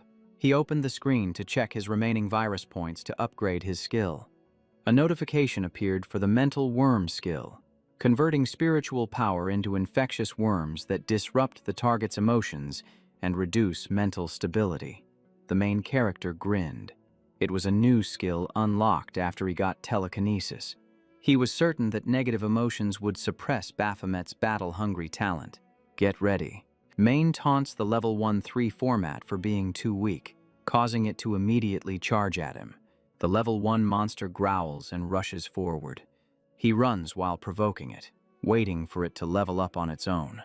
As he drags it deeper into the maze, its eyes glow brightly, and its aura explodes. 3 format unleashes its power, knocking Main far away. The level 2-3 format displays new stats. Its battle blood hormone talent has tripled, and its aura has visibly skyrocketed. It grits its teeth but suddenly kneels down, muttering about an infection status and the mental larva, Main is satisfied, just as calculated. Leveling up doesn't clear negative effects because it essentially just removes restrictions. He crosses his arms and smiles confidently, certain that victory is in his grasp this time. 1 hour later, at the central arena of the maze, he throws 3 format into the air, keeping it suspended while it levels up to easily control it. Even while falling, it still manages to reach level 9. Main leaps up powerfully to confront it head-on. The two collide in mid-air, and he gets tense seeing that even though it's dying, it can still block him, meaning level 10 must be even more terrifying. 3 format roars furiously again. The level 10-3 format reveals massive stats along with an indestructible body status, ensuring its attributes don't drop below the baseline. Main lands on the ground, understanding why it surpassed him, but then it sits down and calmly asks why they even have to fight. It insists that fighting is meaningless, confirming the mental larva is still taking effect. He raises his hand and suggests that if it's tired of fighting, it should just let him pass the level. 3 format sighs, recounting how it destroyed 44 floors just out of a lust for battle, but now finds life meaningless. Main smiles and says, "So you were the one who did that. Thanks a lot," and offers to help liberate him. It mentions that even being defeated is useless, which confuses him. 3 format explains that in the maze, one can respawn infinitely upon reaching maximum status, then asks if there is something wrong with itself. He scratches his face and admits it's a bit abnormal, thinking that if it respawns with full stats, he is in big trouble. Finally, it admits defeat, wanting to contemplate the meaning of life outside of battle. The system announces clearing floor 279, and he chooses recovery inside the restroom. Main sighs in relief, noting the opponent's stats were nearly 3,000 while his were just over 500. Luckily, he had the spirit worm. He wonders curiously who the next god will be. A red warning appears, indicating that floor 350 is the pillar space holding up the continent. Arriving at floor 350, Main waits, having only reversed time 3 times since floor 279. He is curious about the Lord this time. He detects movement from afar, realizing it has arrived. Winifred reaches out, the Lord of floor 350, the snake demon. It declares it has found a human, and Main realizes this is the second god, a 9-headed snake with the power of devouring, thinking he might have to die a few times. As it approaches to tease him, he immediately compliments its beautiful, shiny scales, shifting the atmosphere to an intense flattery session. Winifred is pleased and tells him he has passed the trial. He bows, and she wakes up another head, saying it is time for number 8 to test him. Number 8 asks extremely seriously what 1 + 1 equals. Main answers 2 without hesitation. Number 8 declares he passes, explaining that it doesn't like fighting and wanted a gentler test. Number 5 and 6 cut in, demanding to go first, and number 8 agrees. Number 5 introduces itself as controlling the devouring of water, while number 6 controls fire. See, the two sides argue whether water extinguishes fire or fire evaporates water, forcing Main to arbitrate. He breaks into a cold sweat, realizing this question is truly a life-or-death proposition. The trial involves supporting one side and making the other admit they are weaker. Main understands that any answer could lead to ruin, while number 5 presses that water extinguishing fire is the natural law. Number 6 retorts that it is stronger and he shouldn't be blind to the truth. He makes a decisive move, knowing the only way out is to break the deadlock. Tranbach throws a direct attack right at them, causing the whole group to panic. Number 3 and number 4 show up, mocking the other two for asking such difficult questions. Number 6 objects, insisting that the trial is not difficult at all. The other two suddenly realize that he probably thinks any answer he gives will be wrong, and Tranbach just forces an awkward smile. They declare that he has passed the stage, so he does not need to answer anymore. He feels exasperated, thinking that these gods are truly childish. Tranbach suggests they test each other using projections, because fighting with full power would only harm themselves. The two sides start arguing again about who would drain or incinerate the others. He reminds them that using a projection to test their strength would be much more reasonable. This idea gets them excited, and they prepare to teach him a lesson. Number 1 demands they finish the trial before fighting, and the other two agree. Number 6 summons a book and demands he tell them about the blue star before the cosmic trial begins. Number 7 and Number 2 chime in, wanting to hear about history, beautiful scenery, and human thinkers. Number 2 pokes his head out, eager to hear the story. He demands to hear about human philosophy in exchange for letting him pass. Number 3 gets angry, not wanting to listen to any tall tales, and launches an attack directly. He boasts about his unique skill after receiving the devouring authority, daring Tranbach to block it. He looks up, realizing that creating a skill at level 10 is impressive, truly worthy of a god. Tranbach analyzes that the skill moves slowly but has a massive suction force. He tries using psychokinesis to block it, but the devouring power far exceeds his own virus. Number 3 arrogantly says this is just the first version of the devouring bomb, waiting to see if he can withstand it. He steps back to maintain some distance. Number 2 points out that he is using regeneration to buy time, while Number 3 warns that it will explode once it reaches the energy limit. Tranbach is shocked as the sphere cracks open. Number 3 brags that the damage is equal to 3 times the absorbed energy. Winifred worriedly asks if the explosion killed the human, then sighs in relief when she sees he is still alive. Tranbach calmly steps out, stating that the explosion was not enough to take him down, and asks if he has passed the trial yet. Number 3 still wants to do it again, but stronger this time. Number 2 stops him, declaring the trial over, and demands to hear about human philosophy. Number 4 and Number 7 are excited, wanting to hear about history, cuisine, and beautiful scenery.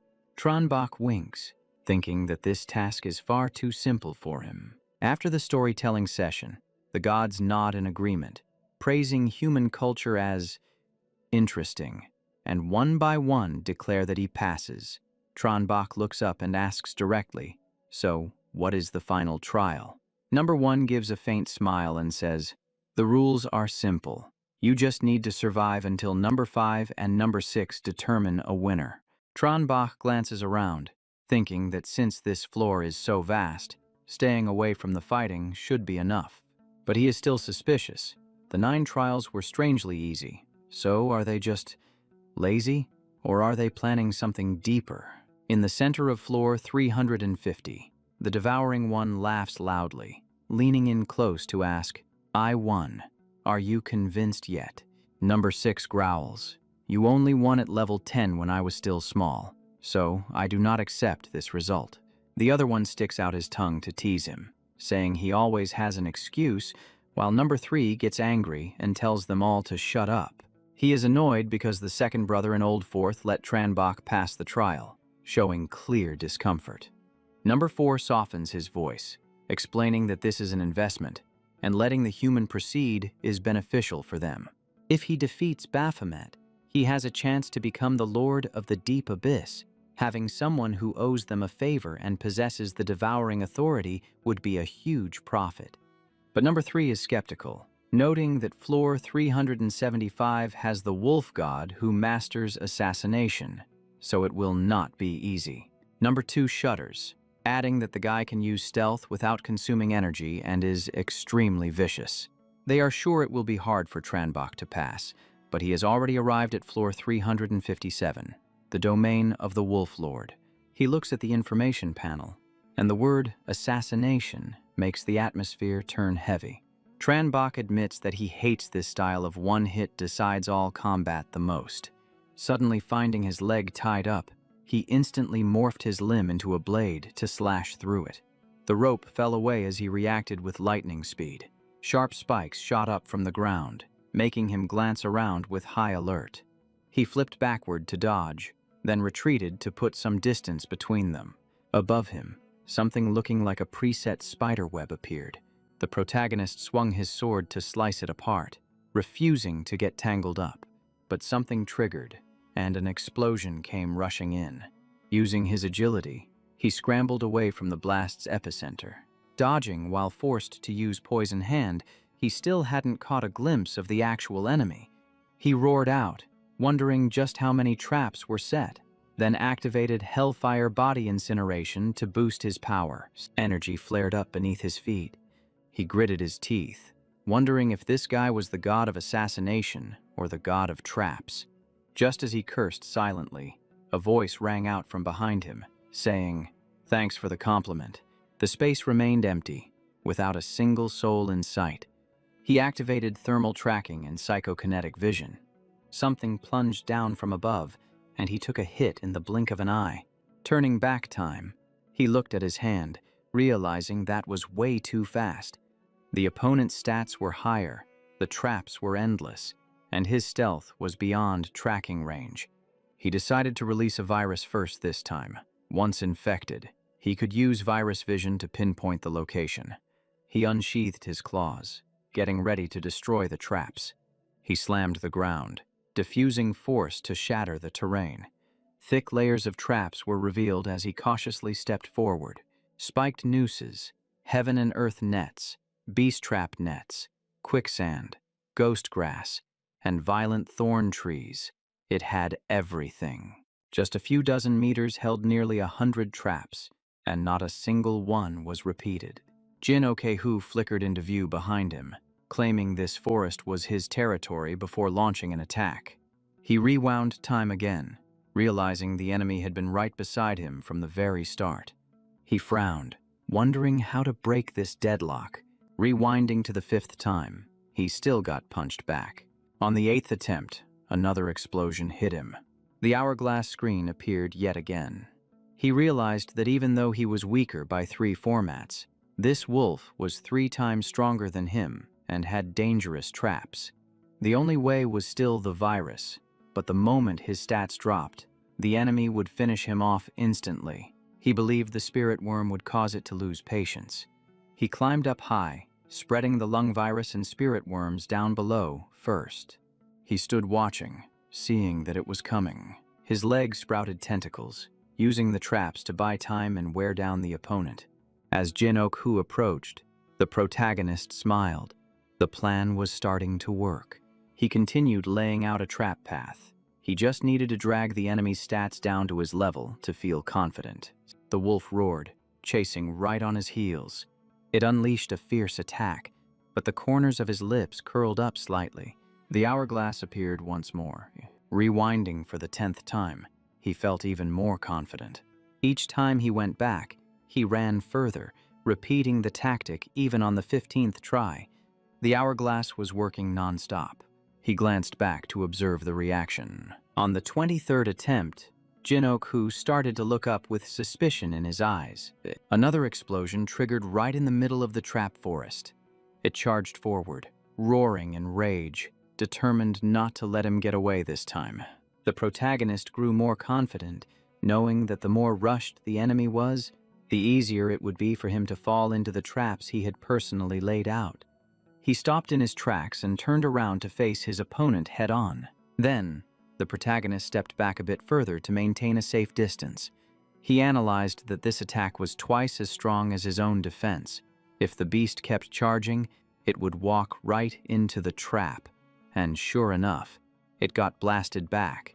The protagonist smirked and said, "Perfect timing." The opponent's stats were no longer overwhelmingly superior, and on top of that, he was heavily injured. The protagonist leaped high into the air, knowing the moment to put his life on the line had finally arrived. Jin Okehu also launched himself into the sky, determined to chase him down to the very end. He collapsed onto the ground, gasping for air in a battered state, but a faint smile crossed his lips. He had finally taken him down. The system notification popped up, stating, "You have cleared floor 350. Please select your recovery time." Tronbach chuckled at his luck until the very last minute. The enemy's stats were still higher, but his melee combat wasn't too overwhelming. After resting for 1 hour, he looked at his tattered equipment and noticed the plague status had also dissipated. The protagonist put his hands on his hips and calculated, out of 6 gods, now only 3 remained. Suddenly, he remembered something important. Hieros had once mentioned Macanthus, the succubus queen, somewhere around floor 400. Just thinking about it made him feel the pressure.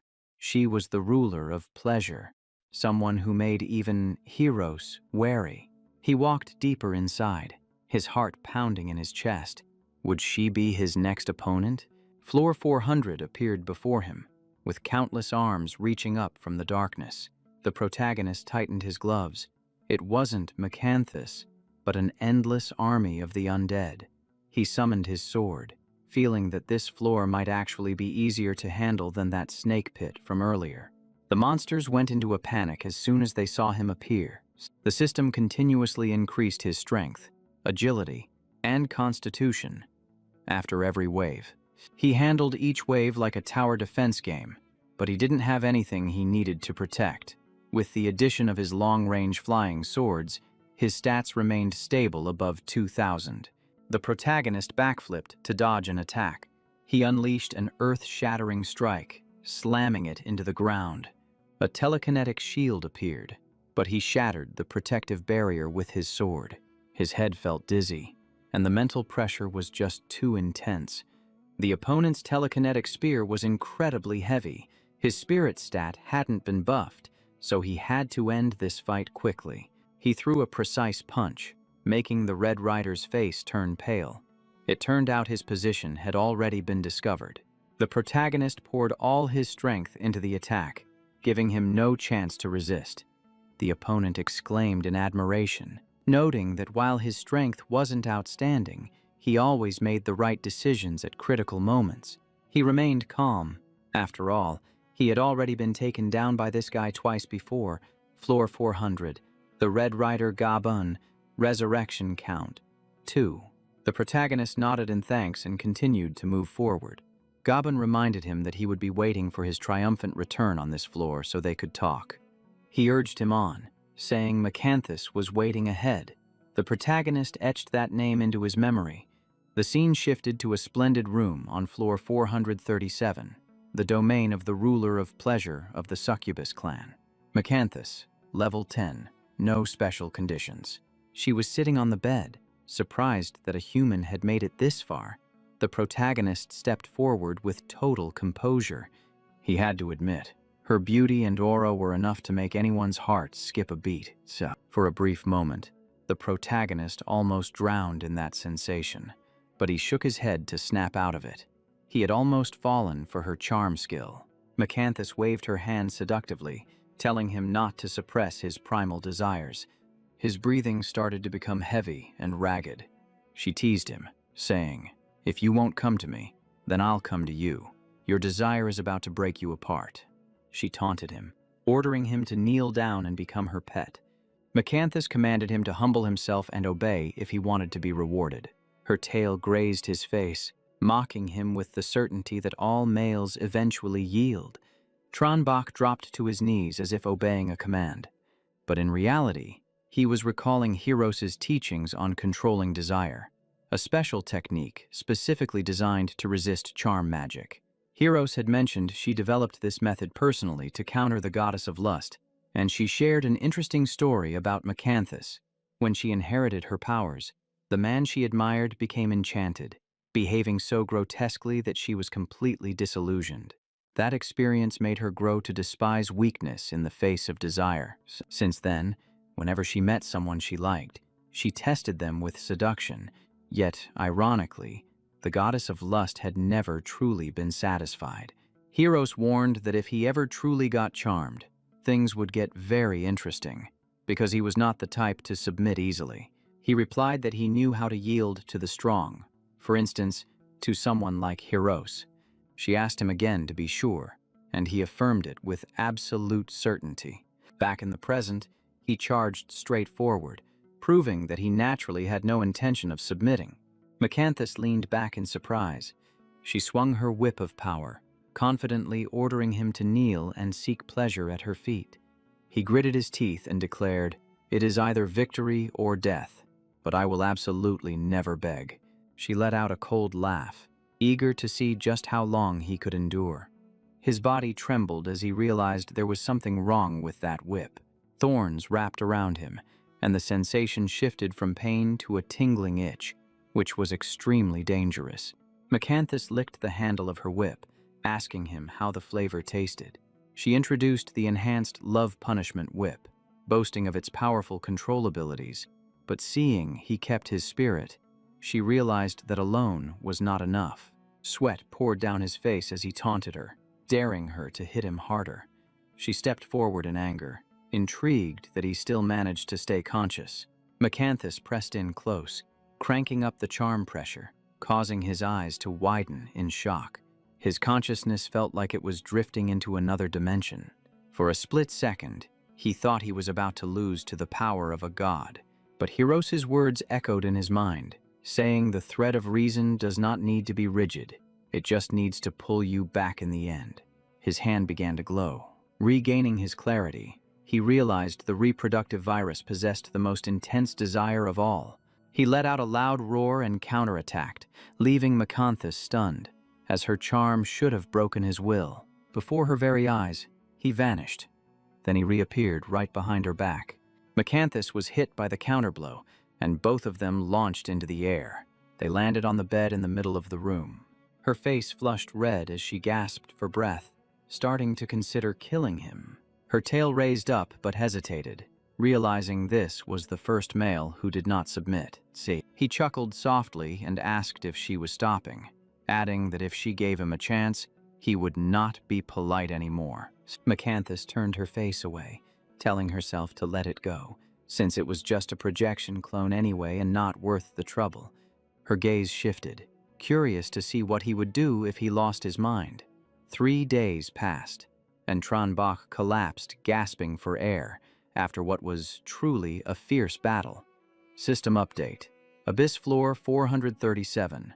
Charm Queen Macanthus. Return count 0. State extraction count 21. A notification popped up stating Floor 437 cleared. Select recovery time. He jumped up and immediately locked in 1 hour. Macanthus struggled to list the Minotaur, the 9-headed snake, Tai Lan, Vong Lin, and herself. He smiled faintly, noting that he had passed 5 gods, wondering what the 6th one would be like. A maid returned and whispered, asking what the queen commanded. Here, in the Charm Demon Palace of Abyss Floor 437. She reached out her hand with deep regret, surprised that her clone had experienced something so interesting. Her eyes filled with infatuation, realizing that this was what it felt like to be conquered. She then hatched a plan to go down to Floor 500 and deal with him personally. She would let him pass the trials and charge straight to the floor of the gods, just so she could taste that sensation once more. A sudden idea flashed through the mind of Macanthus. She snaps awake, realizing that trying to kill the guy on the 500th floor is just laughable. She knows she is no match for a monarch. She lets out a regretful sigh, then decides to give up on that idea. The scene shifts to the 500th floor, where a silhouette high above speaks up. A human actually made it here. If you clear the final gate, this miracle will become a legend. Agaris smiles confidently, saying that you cannot become a legend. Your journey ends right here on the 500th floor, in the domain of the Akhma royal family. Monarch Agaris is level 10, and this floor has no special conditions. The main character isn't scared at all. He rushes forward, telling the guy to cut the chatter. But suddenly, the main character freezes, completely confused. He switches his vision, activating thermal tracking and spirit sense. He is on high alert since thermal tracking is useless and his telekinesis is blocked. He figures he is going to die a bunch of times here, but it is strange that his opponent hasn't attacked yet. Just then, the system announces that he has cleared the 500th floor and asks him to choose a recovery time. The main character's jaw drops, wondering what on earth is going on. Agaris smiles, calling it interesting. The main character turns back to observe him, totally bewildered. The silhouette dissolves into thin air, leaving behind only a wish to meet again someday. He breaks out in a sweat, unable to understand why he was let through so easily. He is confused, thinking it should have been a tough fight. The system notifies him that 1 second of recovery has been selected, warning that if it is under 1 minute, he will enter the next floor immediately. It asks if he wants to confirm. The main character nods without hesitation, confirming the choice. The system announces that the 501st floor has collapsed. Entering the 502nd floor, he feels both nervous and curious. He has already passed 6 gods. The system continues reporting that the 600th floor is extracting the Lord's phantom image, telling him to get ready. Hearing there are another 100 floors to go, he breaks out in a cold sweat. The system updates, Floor 600, Level 10, Demon Avatar. Reading this, the main character is stunned. It is Satan, the legendary ruler of the Abyss. A voice rings out, saying her consciousness has been awakened again.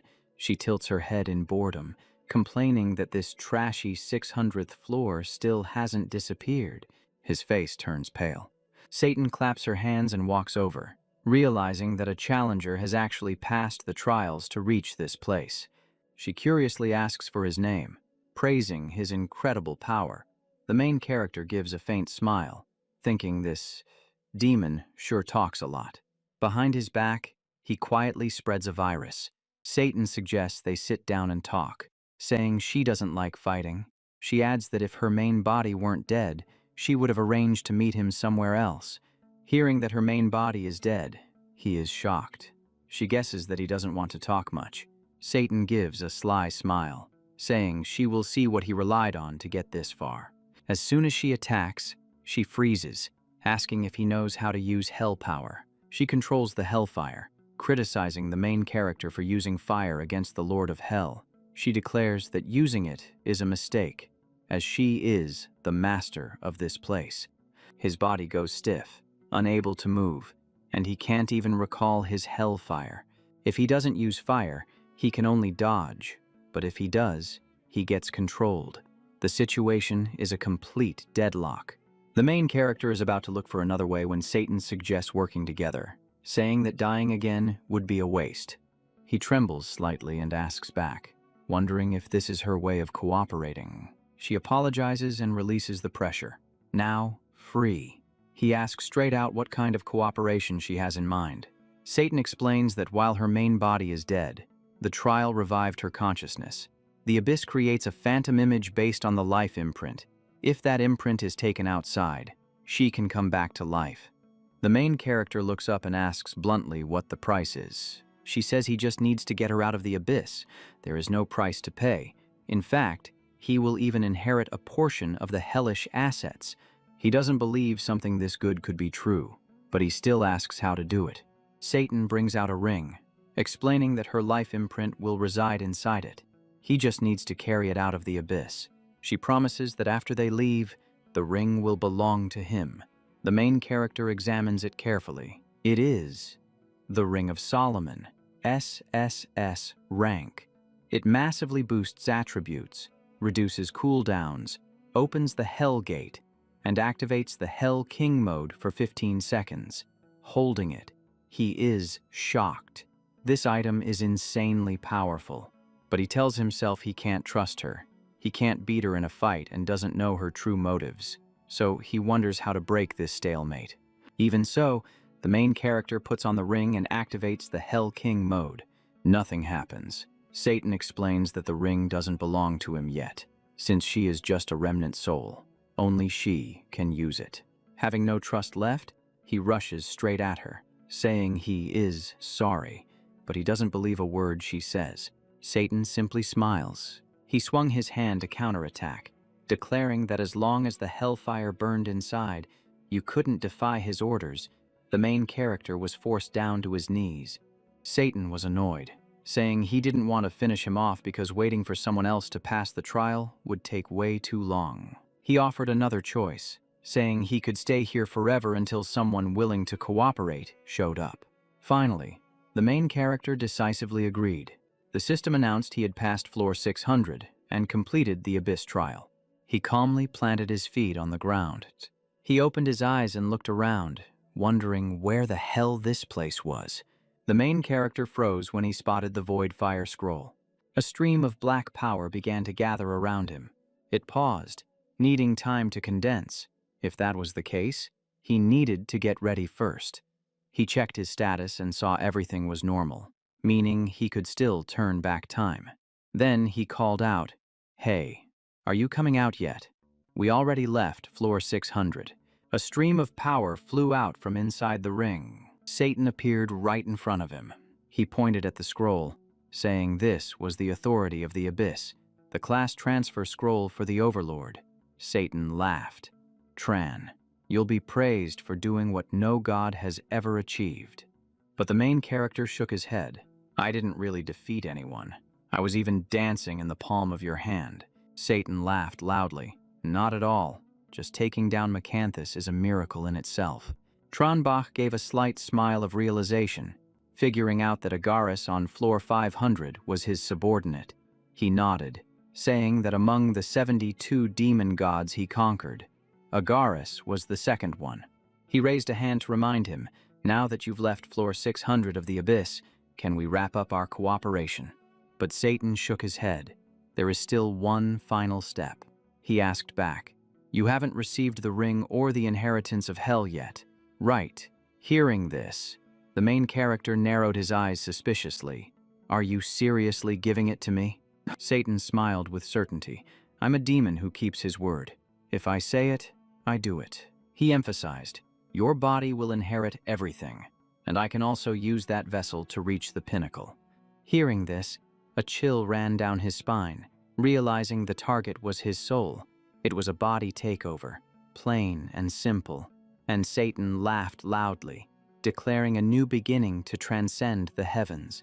The main character gritted his teeth, knowing his soul had no defense and he had to turn back time immediately. But he rushed forward and then froze, wondering what was up with this mortal soul, asking what the hell was blocking him. The ring went dark, and the boy clutched his head to check, finding his soul unharmed. He figured Satan failed thanks to the time clock binding him. But a new problem arose. He wasn't sure if the guy had completely vanished or was just hiding somewhere. The main character raised his hand and asked sarcastically, "Hey, you still okay? I'm still waiting for you to use my body to rule the heavens." There was no movement, so it was best not to gamble. This ring used to hold a soul imprint, and greed kills, so he took it off to destroy it. Ring of Solomon, damaged, plus 3 attributes, 70, 2 seals weakened to a tiny fraction. It required collecting demon god souls to unlock and could open the gate of hell. Reading the info panel, he was totally stunned. He sneered, saying he wouldn't regret destroying such defective junk. Suddenly Satan popped out begging, "Wait, let's talk this over slowly." He tried to regain his composure and asked, "You're not serious, are you?" The main character calmly retorted, "Whatever you want to say it fast." Satan bowed down to butter him up, praising his strength and wisdom while begging for a way out. He waved his hand, "Cut the act. You're not trustworthy, so hand over all the goods."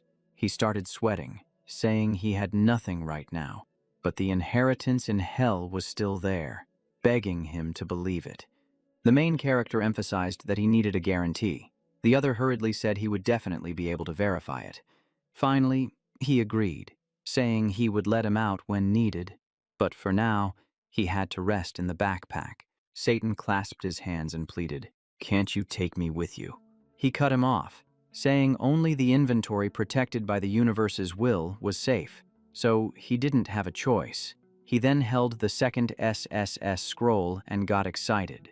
The system displayed the Abyss Lord SSS class transfer scroll, requiring level 10 and passing the trial, the ultimate place of despair and darkness. The main character decided that keeping it in the backpack wasn't enough. He had to store it together with the living calamity to be sure. He calculated that he just needed to call Ledoux to finish the mission to get the dual class, and then return to floor 1 of the Abyss. He chose to summon Ledoux at floor 1 for safety. An object was activated. The structure materialized, and Ledoux appeared, sighing and complaining about why he was summoned to this god-forsaken hellhole. He grumbled that even hell has merchant guilds, but the abyss is just full of demons who don't have a clue how to trade. The main character smiled and asked if he didn't like this place. The old man nodded, saying that besides the demons, there isn't anything of value here. Ledo asked about the purpose of the summoning, reminding him that the first mission coin could only be used once, and any future summons would cost extra fees. The young man asked if the contract and the rewards had been prepared yet. The merchant confirmed that everything was ready and had already been recognized by the will of the universe. Ledo was skeptical about whether he had actually completed the task. In response, the main character pulled out 2 SSS rank scrolls with a confident smile. The scrolls floated silently in the air right in front of him. He looked excited, noting that this was the power of the virus, which he found to be truly interesting. Ledo curiously asked about the second scroll, but then he froze as he realized exactly where he was standing, the abyss. He shook his head, thinking it couldn't possibly be that scroll, considering that even Satan himself had failed to obtain it. The main character calmly held it out and asked if this was the one he was talking about. Ledo's jaw dropped, cursing under his breath as he realized this was the Abyss Lord scroll. He let out a laugh, confirming that it was indeed the Abyss Lord class advancement scroll. Suddenly, something came rushing toward them from the distance. He sensed a killing intent and thought Ledo was trying to rob him, but the merchant just gave a faint smile. Then, he praised the main character for always creating miracles that went far beyond anyone's expectations. Finally, he handed over the dual-class scroll, confirming that it now belonged to the young man. He accepted it but was still suspicious. The contract clearly stated that in exchange for the 2 SSS scrolls, he would have to pay an equivalent value to Ledo in the future. Ledo emphasized that the investment phase was over. The contract was now in effect, and they were long-term partners from this point on. The main character realized the contract only specified value and didn't limit the location, which meant the old man clearly trusted him a lot. Ledo suggested that if he ever took control of the Abyss, he should let him open a merchant guild there to teach the demons how to trade. The young man smiled and replied that it would not be a problem. In his mind, he understood that this old guy was incredibly calculating and shrewd. Each floor of the Abyss was as wide as a planet with countless resources. After shaking hands, Ledo became the investor, and he became the one receiving the investment. The merchant laughed heartily, declaring that the deal was sealed. Ledo suggested he use the scroll right away so he could witness the miracle with his own eyes. A system panel appeared, stating that the SSS dual-class scroll allowed for the possession of 2 classes. He crushed it to activate the item without hesitation. His body absorbed the power, and the system reported that his class advancement limit had increased to 2. The main character looked up and began the class advancement process. Ledo put on a mask to watch. Elsewhere, Rupert noticed the phenomenon in the abyss and wondered if a human had actually made it through. Fomet was furious, thinking about how that guy had made him lose his will to fight, and wondering how he could possibly pull this off. She slammed her hand down on the armrest of her chair, refusing to accept it. The others were excited, while Macanthus lay back and waited to watch the show unfold. Agaris smiled, thinking that the monarch had finally succeeded. Satan raised his hand and declared his return, vowing to make Hell the supreme ruler of the heavens. The will of the universe announced that Bach had completed the first class advancement, opening up the regional rankings. Meanwhile, Anthony was still struggling to hold his ground on top of a rock. The clown activated a mechanism inside its body. The gears spun violently, but Anthony laughed smugly, shouting that he had already figured out every single one of its moves. His body glided smoothly around the rock, dodging attacks as if he were doing parkour. Just as planned, Anthony managed to pop one of the balloons, opening up an opportunity for a counterattack. He jumped up from below, screaming that he had won, and the impact caused the clown's head to spring loose. Anthony clenched his trophy tightly in his hand, his face beaming with joy, thinking he had finally succeeded. He shouted loudly that he was definitely the first person to change classes this time, telling Bach to listen closely to his name. Anthony Bob crushed the item in his hand just as a notification popped up from the Cosmic Will, congratulating the Evolved One. but the name announced was Bach, who had completed the first class advancement. Anthony froze. Say what? He was furious, one step behind again. The system notified him that he had advanced to the S-Rank Performance Clown class. The chat group went wild. Diep2 cheered that Boss Boss was definitely triple S rank. Han Vuong regretted not meeting the requirements yet. While Ba Vuong grumbled, everyone was arguing about the class advancement axis. Din Din asked if everyone had seen the new leaderboard yet, and Han Vuong replied that he had. The system announced a successful advancement. Default faction, Dragon Nation. 10 minutes for adjustments, after which changing factions would cost a heavy price. He confirmed joining the Dragon Nation. The system reminded him that only those over level 10 who had advanced could enter the leaderboard, and the top 10 would add reputation to their entire faction. The global #1 title increased item drop rate by 20% when activated. The MC nodded. With this extra drop rate, the endgame profits would be huge. He realized the leaderboard hadn't revealed all its benefits yet. It would definitely become more valuable later on. He opened the class interface. Time to check out the powers and skills properly. Class, Scourge of Life. Triple S rank. Each level increased strength and agility by 10. Constitution and Spirit by 15. Plus 20 free points. Authorities included Plague Control, Immunity, Plague Sun, and Black Death. They inflicted infection and effects based on the target's attributes. He analyzed it. Only 2 main skill directions. He would have to test them in combat to be sure. The MC immediately activated Plague Sun. A green sun appeared. The creatures hit by the spell panicked, then collapsed one by one within seconds. He deactivated the skill. Lado marveled. 3 seconds to wipe out a huge area. The MC humbly replied that he was flattered. Lado warned that even he had been slightly infected. However, the MC's spiritual power wasn't enough for full control yet, so he had to be careful. The MC admitted it. Not being able to observe from afar could easily hurt allies. He thanked him for the reminder. He switched to his second class, Lord of the Abyss. Combining 2 triple S classes would surely bring more surprises. The system stated that the triple S Lord of the Abyss class didn't increase attributes upon leveling up. Power depended on the number of floors conquered. Authorities included Infinite Abyss, Endless Abyss, and Lord of the Abyss. They increased attribute percentages based on the floor and unlocked authority for each floor. He figured it out. The more floors he conquered, the stronger he would get. His level cap would far exceed everyone else's. The system also had the skill I Am the Abyss. It allowed free entry and exit, immunity to crowd control, and rebirth in the Abyss well. The MC laughed out loud. Free movement, 9 bloodlines, resurrection. This was totally overpowered. He assessed that, aside from the unclear assimilation part, everything else was extremely powerful. Ledoux took off his mask and smiled. It seemed the boy had understood the value of today.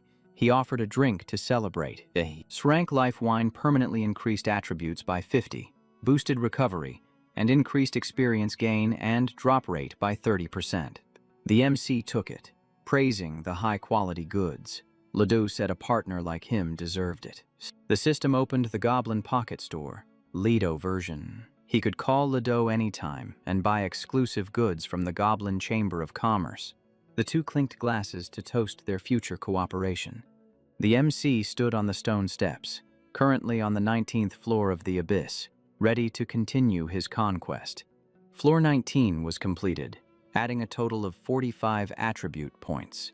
The system reported failure on floor 19. He had to conquer floor 18 first.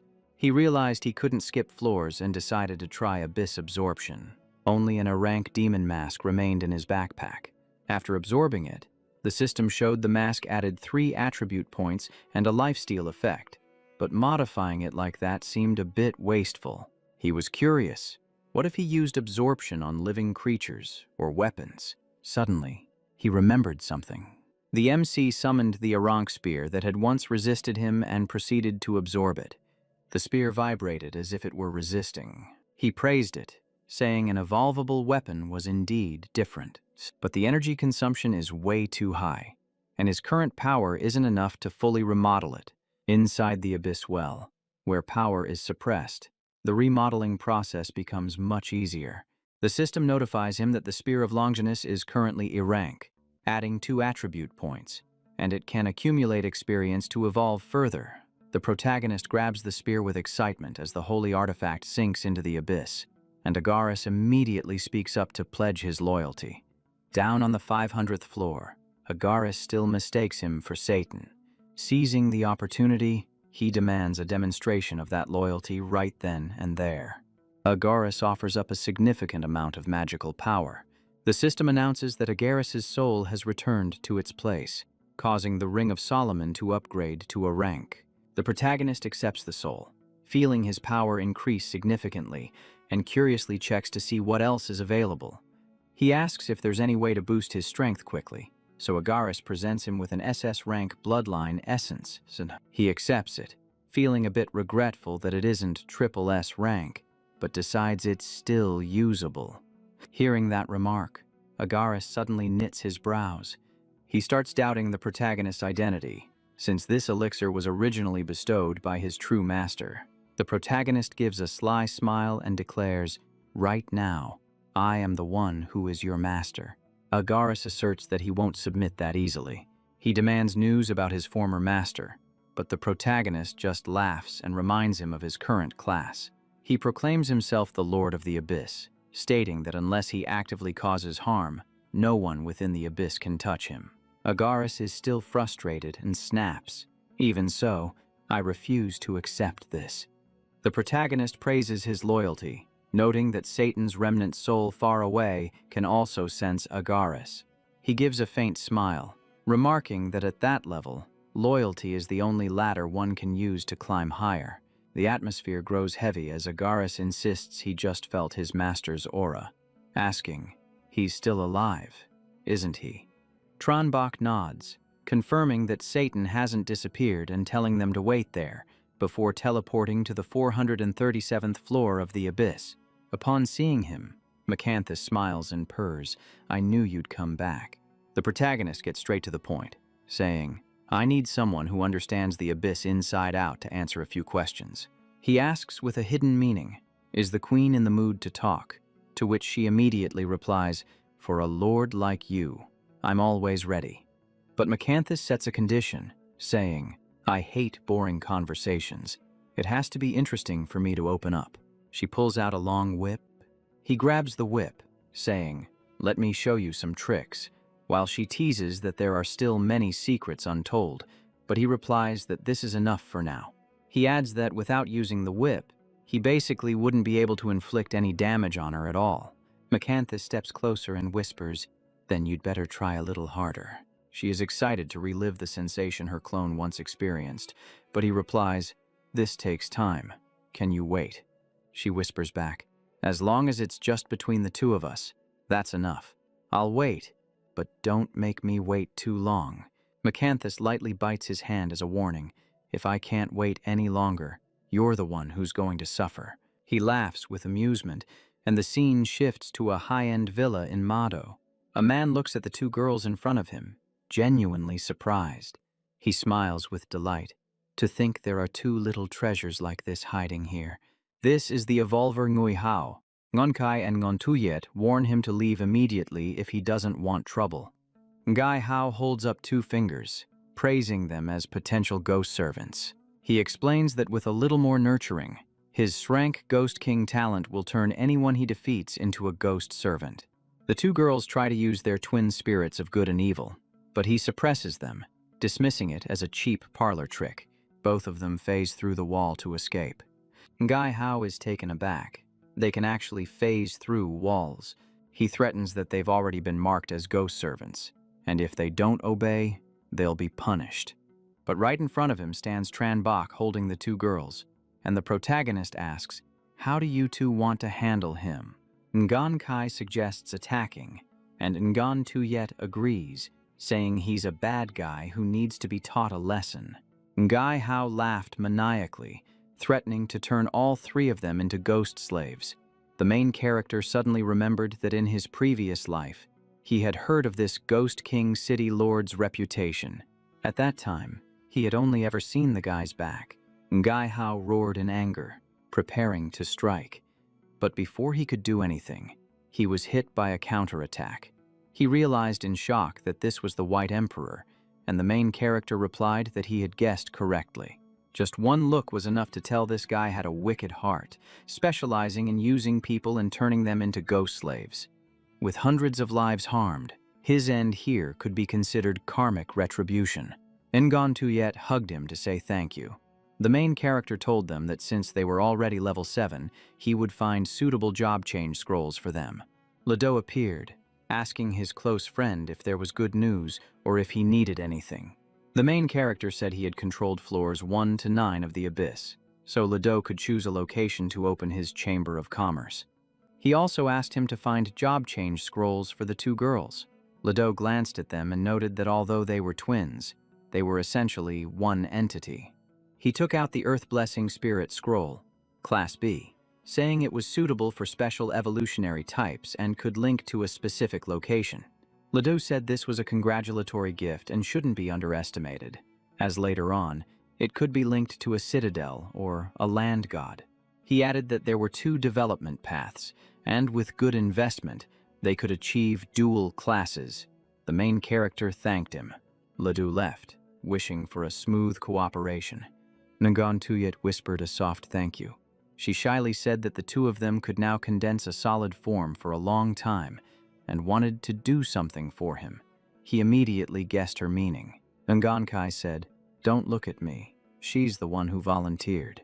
The main character was straightforward, saying if they didn't want to, it was fine, and he wouldn't force them. But the 2 of them did have a certain resonance.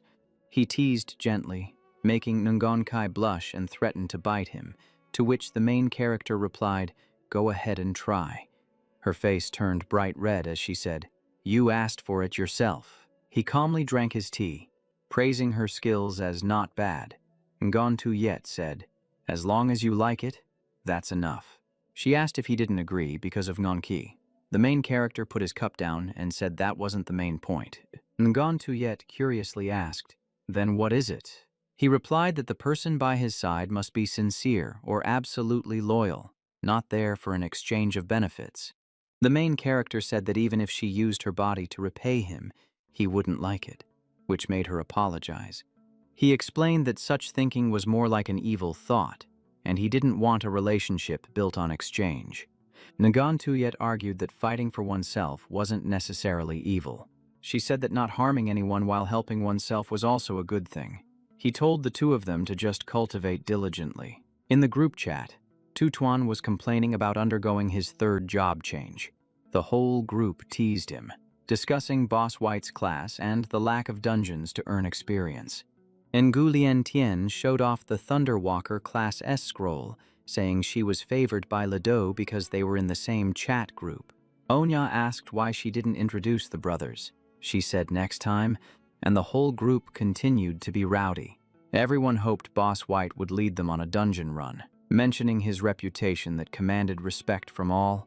The main character read the messages and remembered the Tin Hong Mental Hospital, a place that might be related to the Demon Pillar. He messaged Han Vuong to get ready to return to the Tin Hong Mental Hospital. Han Tu excitedly asked about his thoughts on the job change, and if it was rank SSS. The chat group cheered. The main character thought that Ledo wouldn't reveal the details, which would only help build his prestige further. He announced that anyone in Mado could come along, but he refused to ask Mong Mong for help to avoid draining her energy. The main character paid attention to Din Din, who was a famous puppet master in his previous life. He set a meeting time at the gate, and Din Din confidently agreed. The scene shifted to the entrance of the Tin Hong Mental Hospital. The main character observed that there were quite a lot of people there. Han Tu said that since Boss White had cleared it once, this place had become very hot. He reminded everyone to pay attention to the mission when entering the dungeon. Suddenly, a hand pulled on his shirt. Who was it? Han Tu turned around and saw a dummy behind him, causing him to jump in fright. Din Din giggled from behind and introduced herself. "Bok Dai, Han Vuong. I'm Din Din." Hantyu looked bewildered and asked, "What are you doing? Why didn't you scare Bak Dai? You're only good at bullying me, aren't you?" She replied nonchalantly, "Scare Bak Dai and get wiped out. Bullying you is way safer," Hantyu argued back, claiming she just hadn't seen his killing intent yet. Tranbach cut them off, saying, "Enough. Let's enter the dungeon." Just then, someone called out to them, "You three, please hold on a second." Hantyu asked, "What's the matter?" The stranger introduced himself. "I'm Along. You guys have heard of me, right?" The group looked blank, so Din explained that Along had recently cleared many dungeons, even on hell difficulty. Along confidently called himself Brother Long and said, "My team cleared the Hongtin Mental Hospital. We're short on people right now. Want to team up?" The main character turned his back to refuse, saying 3 people were enough. He realized the guy had no bad intentions, just way too much confidence. Along was confused and asked, "Chat group 001 usually goes with a full squad of 4. You're missing a spot. Sure, you don't want to reconsider." Thoi Kong whispered, "Boss, this guy looks like that expert who appeared in the group 001 video." Along suddenly realized something. He said he wasn't good with words, and if they didn't want to, that was fine. Hantyu replied, "You don't look too bad yourself." They said goodbye and stepped into the dungeon, leaving Brother Long to do as he pleased. Thoi Kong confirmed he didn't see it wrong, and A Long nodded. He turned to brag to his juniors. "The big shot from Group 001 also called me Brother Long. Follow me, and I guarantee you'll be famous." Inside the dungeon, the main character said the small monsters gave too little experience, so he handed them over to the other 2 to handle. Hantyu eagerly accepted the tasks. Din also excitedly charged forward. Nguyen Kai flew out, eager to test her new skills. The main character was startled. That flame carried the aura of the hellfire. He realized Satang had taught her the skill, so he decided to unseal his ring to ask for clarification. His consciousness went inside and asked, "Satang, did you teach her that?" Nguyen Kai radiated intense power. Satang said the girl's talent was so high that he taught her a few moves, apologizing for not reporting it beforehand. He asked back, "You mean that child carries the hell bloodline?" Satang revealed he could also sense the aura of G3 in this secret realm. The main character confirmed that was indeed the target. Meanwhile, Nguyen had already wiped out the monsters in the hallway. He introduced her as a special evolver, just like the 2 of them. The main character reminded the 2 girls to save 10 monsters for him later. Din wondered why they needed to save monsters, so Hantyu said Bak Dai wanted to summon the 16th demon god. Hearing about the demon god, Din went a little pale. He reassured them that the dungeon was only level 12 at most, so G3's strength would be limited. The main character declared that even if the difficulty rose to hell mode, it would be fine because he was there. Din felt like fainting. Hantyu teased, "Scared." She replied that she was scared but still trusted. Bak Dai.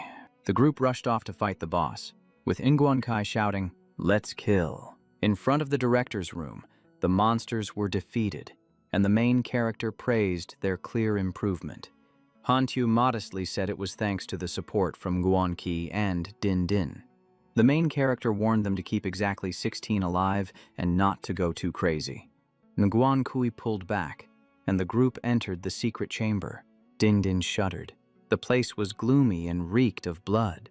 The main character said it was lucky he had her support, as his spiritual power was too strong to control the fine details. He summoned a magic circle and then threw the sacrificial item onto it. Countless red streaks appeared on the ground. A woman appeared, hanging upside down from the tree. Similar trees started popping up all over the place, making Din shudder. The system announced that a hidden condition had been triggered, cranking the dungeon up to a unique hell difficulty. A hand reached out from a rift in space, booming. "Humans, I am very displeased." Zipa emerged, demanding a worthy tribute, his sheer aura making Hantyu tremble. He strode straight toward Hantyu. Zipa could sense his own bloodline coursing through the guy's body, and he looked intrigued.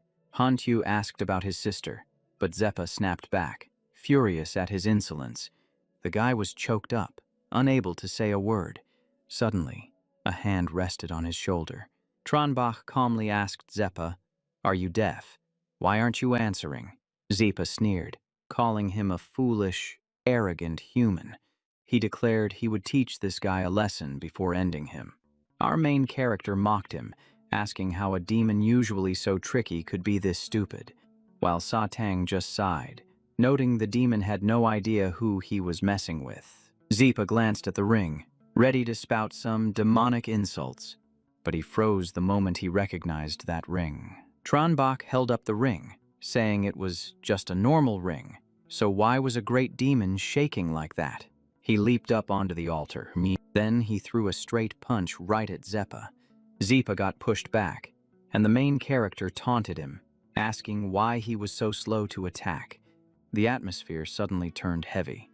Hantu braced himself, thinking a massive fight was about to break out. But to everyone's shock, Zeppa suddenly dropped to his knees and begged for mercy.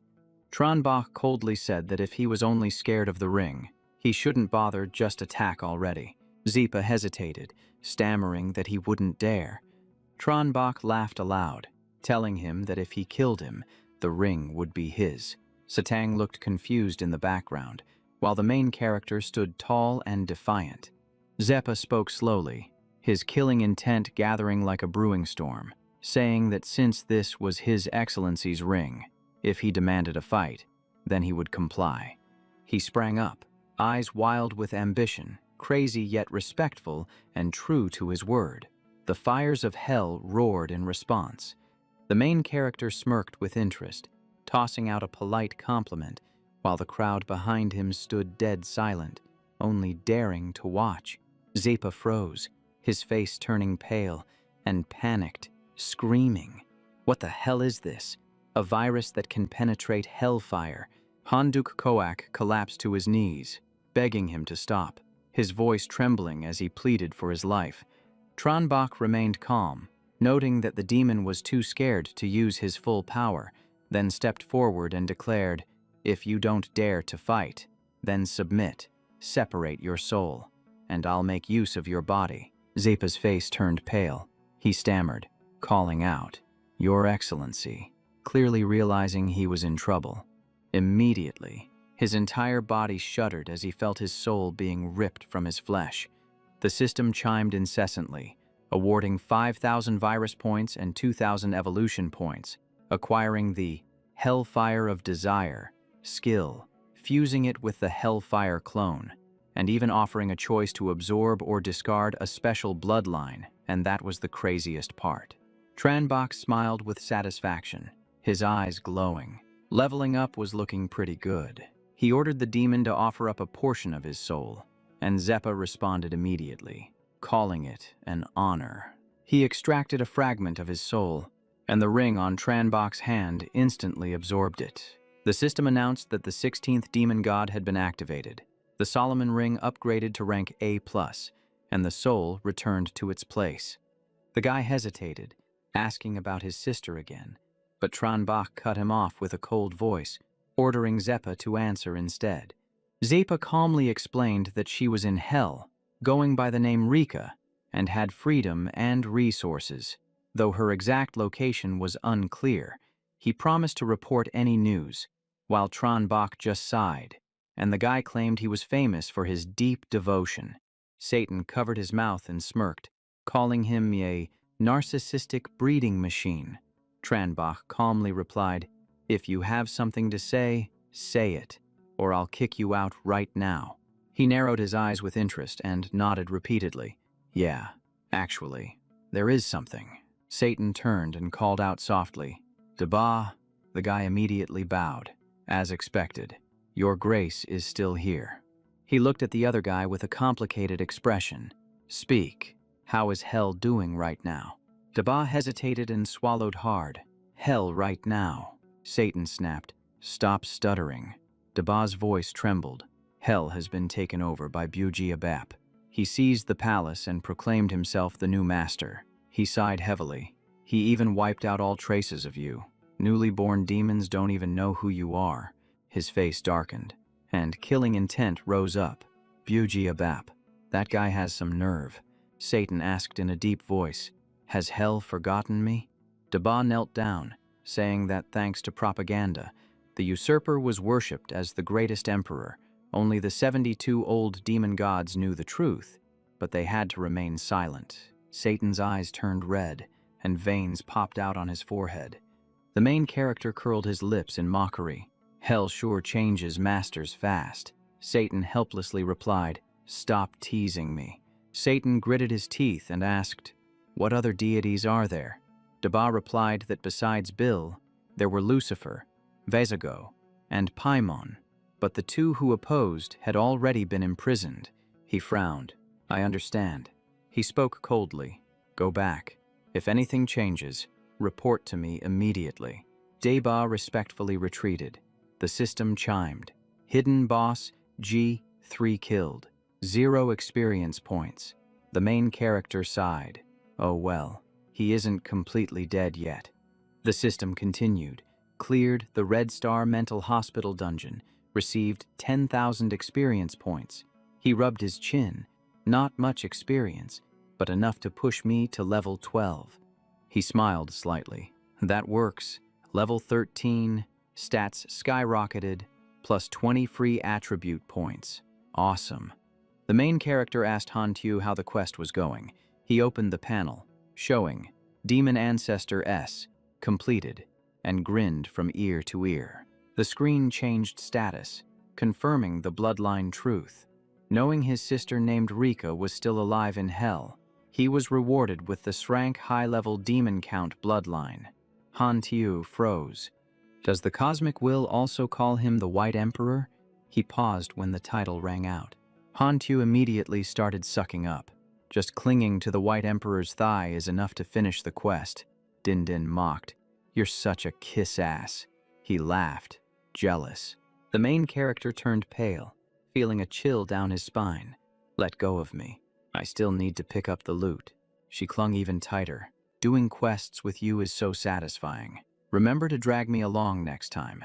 He gripped the blueprint. Is that it? But it is a super rare blueprint, so it's worth it. The system announced the Hellfire Wings blueprint, S-Rank wing equipment from the Abyssal Flames. It required Hellfire, 100 phoenix feathers, and 1 thunder flame. He stared intently. Wings. Truly the rarest item. He exclaimed that this land was a real treasure trove, having previously received a class transfer scroll for Hantu and a skill for Mong Mong here. See, the system reported the Shepherd's Horn blueprint again, a special defensive item. The finished product depended on the materials, and the S-Rank version was unique. The main character realized he was missing just one more ingredient. Leaving the dungeon, he suggested going to farm experience points and asked if they wanted to go. The two nodded immediately. Then he asked where to find monsters around level 15. She thought for a moment. Let me see.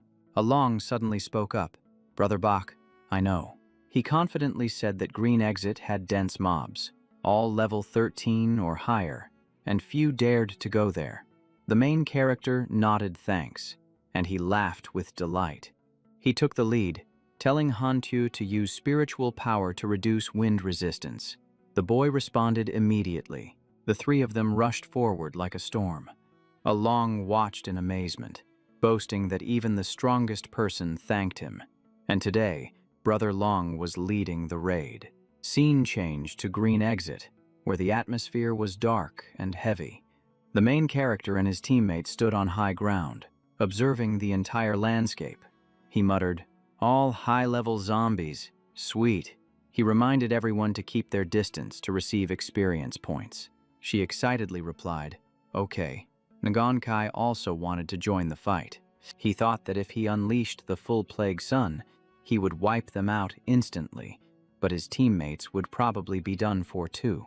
I guess I'll try out a new, unmastered ability. His body transformed, entering a fully strengthened state. His hand gathered power, accompanied by the new Hellfire. So the main character stepped forward, preparing to face the sea of zombies as flames erupted.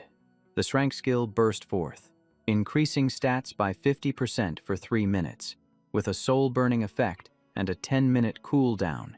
He raised his fist, and this is the craziest part. One punch crashes down, and a shockwave wipes out everything in front.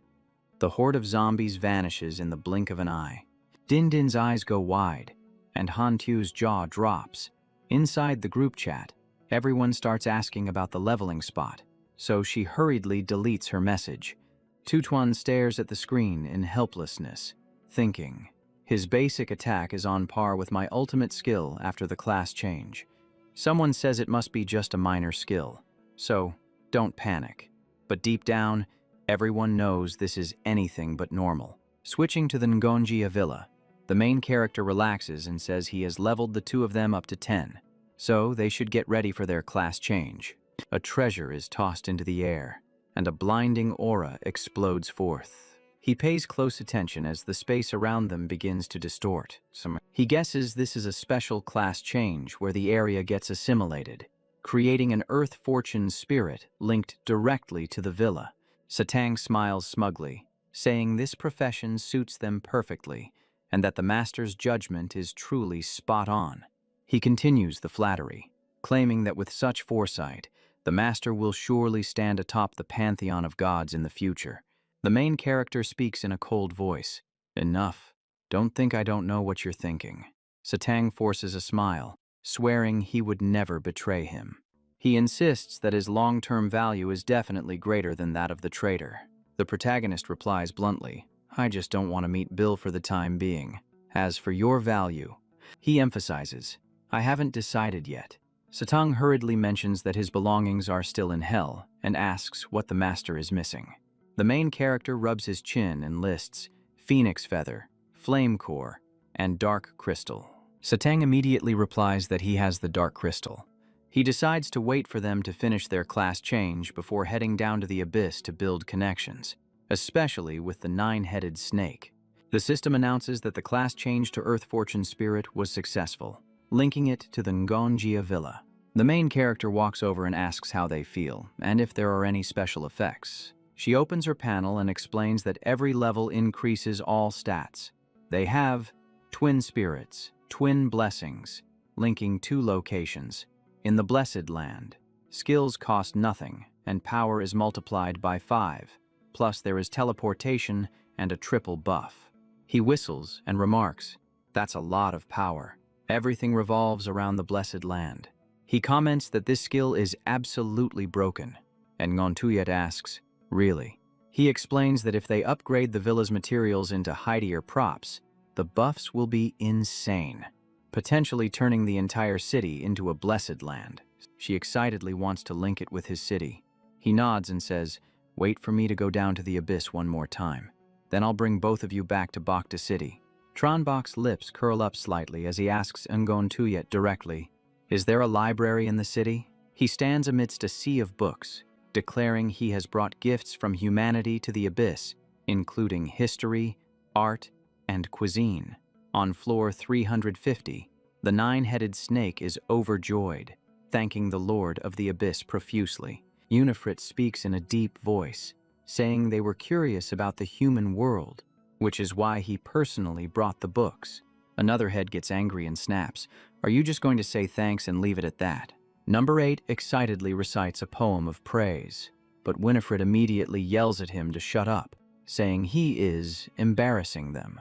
Number 6 speaks calmly. Since he remembered us, we must repay him accordingly.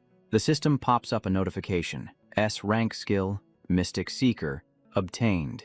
It can analyze targets and uncover secrets, with effectiveness based on spirit power. The main character is slightly moved. An S-rank skill book is exactly what he needed. He sincerely thanks them and promises to return the favor in the future. The nine-headed snake replies that this isn't just a gift. Helping the Lord get stronger benefits the Abyss Lords as well. He gives a faint smile and says, that makes sense. He uses the book and learns the S-rank skill. The scene shifts to floor 500, where Satang reports that he has pulled Agaris over to their side. He is excited, having obtained the God rank Hellfire and a high-grade Dark Crystal. Beneath the crimson moon, a roar echoes, vowing to deal with the traitor. The main character asks if the loyal subordinate is okay. Satang laughs coldly, saying, "Let him vent his anger first." The scene shifts back to the Ngonjia villa. Several materials are laid out on the floor atop a torn piece of paper. He looks at the bone, the flame, and the crystal. The materials are all there. He can now craft the S-rank horn. The system announces the successful crafting of a unique S-rank equipment. It drastically increases spirit power and casting speed, and even has an effect to control weaker targets. He mutters to himself, "First time crafting an S-rank item with my own hands. It permanently increases spirit power by 1 every day. That accumulation is going to be terrifying." He puts it on to try it out, wanting to hear the demon's incantation for himself. As soon as he hears it, he feels dizzy and his mind goes into chaos. Clearly, the price for this power is not small. The scene shifts back to Bacta City. In the blink of an eye, the main character reappeared right inside the room. Mang was panting heavily. Teleporting him back this time was even more exhausting than the last. He smiled and told her to get some rest, watching as the little girl collapsed onto the bed, realizing just how much energy this had drained from her. He glanced around, observing his surroundings. It had been a long time since he was last here, and he wondered how the city had developed in his absence. He was genuinely surprised to see buildings and structures popping up everywhere, densely packing the area. Meanwhile, Tu Quinn and Lan Shuang were having a headache because they still hadn't found any job classes ranked A or higher within Jiang City. She insisted that finding these classes was the #1 priority, especially since the number of people reaching level 10 in the city was increasing every day. If they changed classes too late or ended up too weak, it would be difficult to maintain the people's loyalty and morale. They mentioned the main character, noting that while their master could suppress any issues, they couldn't rely on him forever. Tu Quinn looked worried and asked, "But then, what about us?" She spoke decisively, stating that if they weren't strong enough, they wouldn't be able to manage the city, nor would he be able to leave with peace of mind. Lan Shuang promised to find clues for A-rank classes, or higher, and right at that moment, the main character appeared, praising her for her thoughtful consideration. His gaze softened as he looked at them, whispering, "It's been a long time." Tu Quinn rushed over and hugged him tightly, saying it had been a month, causing him to startle and think, only a month. For him, it had been over a year and a half inside the dungeon and the abyss, but in the outside world, only a single month had passed.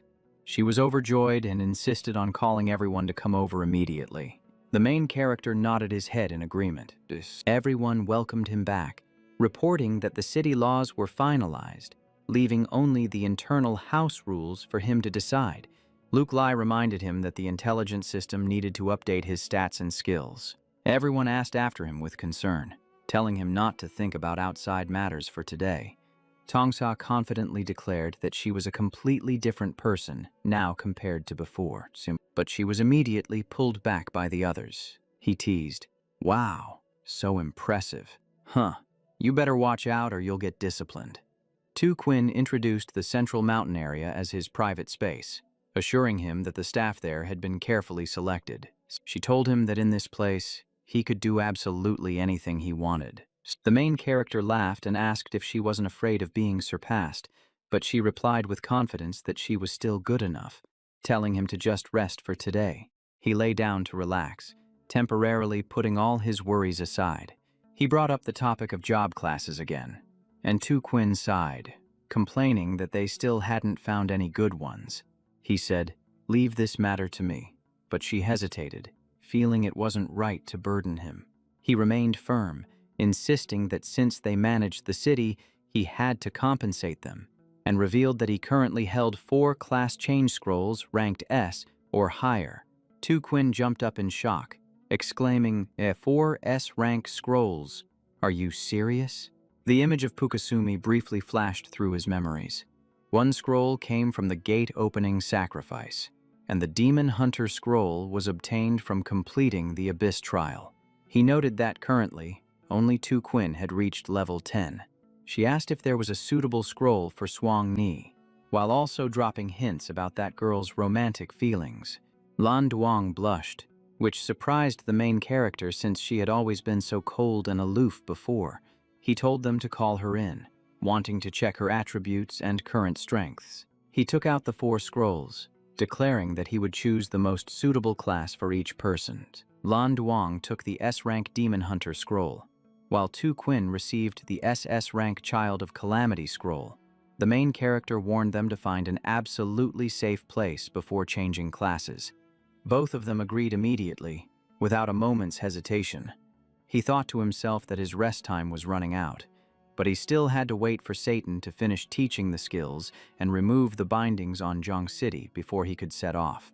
Just then, the group chat blew up with messages as Han Vuong and the other members started showing off their successful S-rank class changes. Han Tue laughed with delight, boasting that the S-rank High Devil Count bloodline sounded incredibly cool. The whole group started teasing Oh-Na, calling him the shame of the team for not having a class yet. Oh-Na was fuming, while the main character recalled that in his past life, Lu Vuong was only A rank, yet now he had ascended to S rank.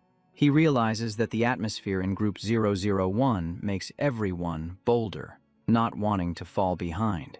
Messages keep pouring in, with everyone congratulating each other excitedly. Someone suggests upgrading the group to an alliance, and everyone agrees immediately. Din Din is also watching the screen intently.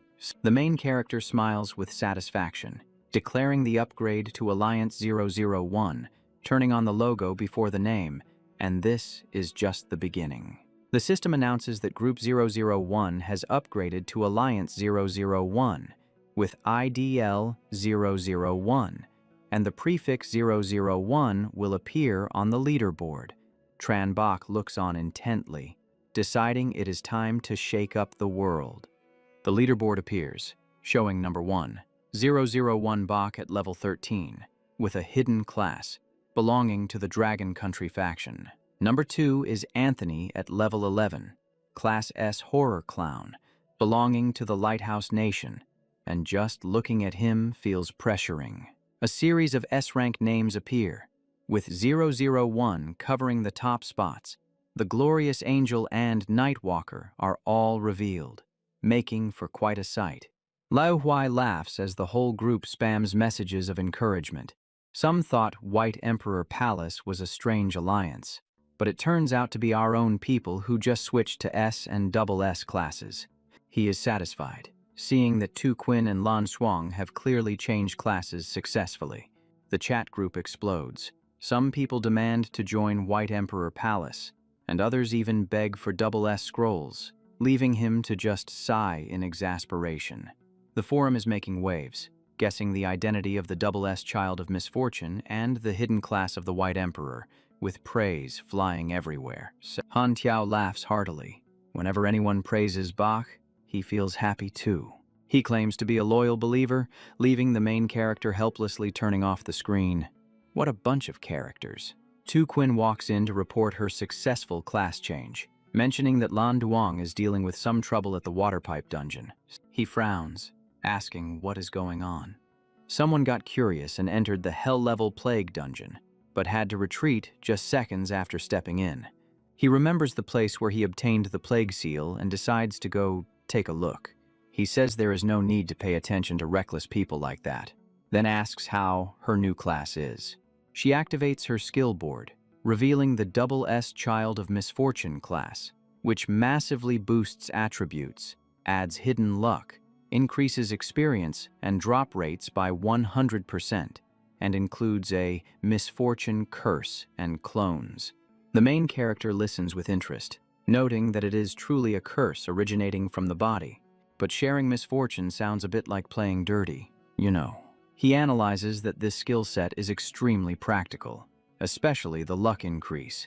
In his past life, 1 point of luck was worth an entire A rank. He leans in to tease her, saying that now she has clones. He is probably the one who will be done for. She immediately separates into multiple clones, asking if he wants to give it a try. Switching scenes. Lan Duang reports that someone tried to enter the dungeon but was pushed out after just 3 seconds. Upon coming out, everyone went limp. Their physical condition dropped terribly, and they had to be carried away. He reminds her to focus on leveling up, saying there is no need for her to handle such trivial matters herself.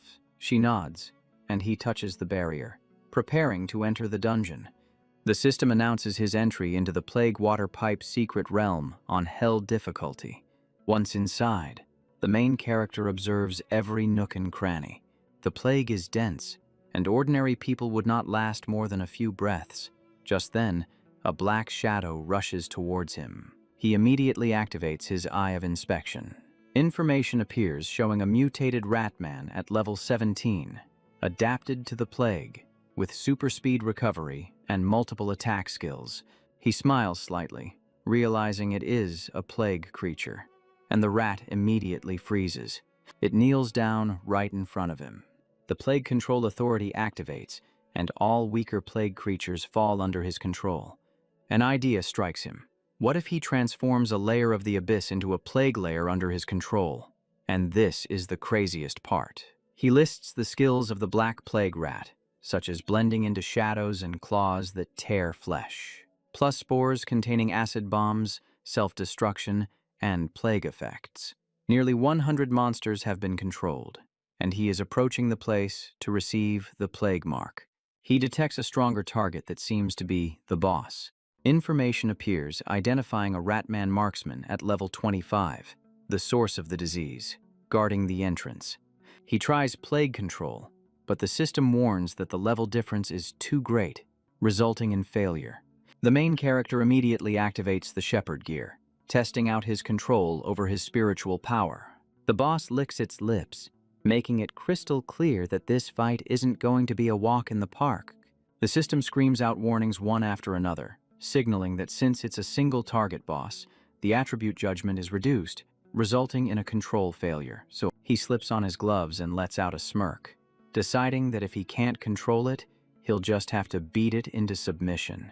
He rushes forward, unleashing the Plague Sun skill right in its face. The boss vanishes into thin air before instantly counterattacking with a lightning-fast arrow.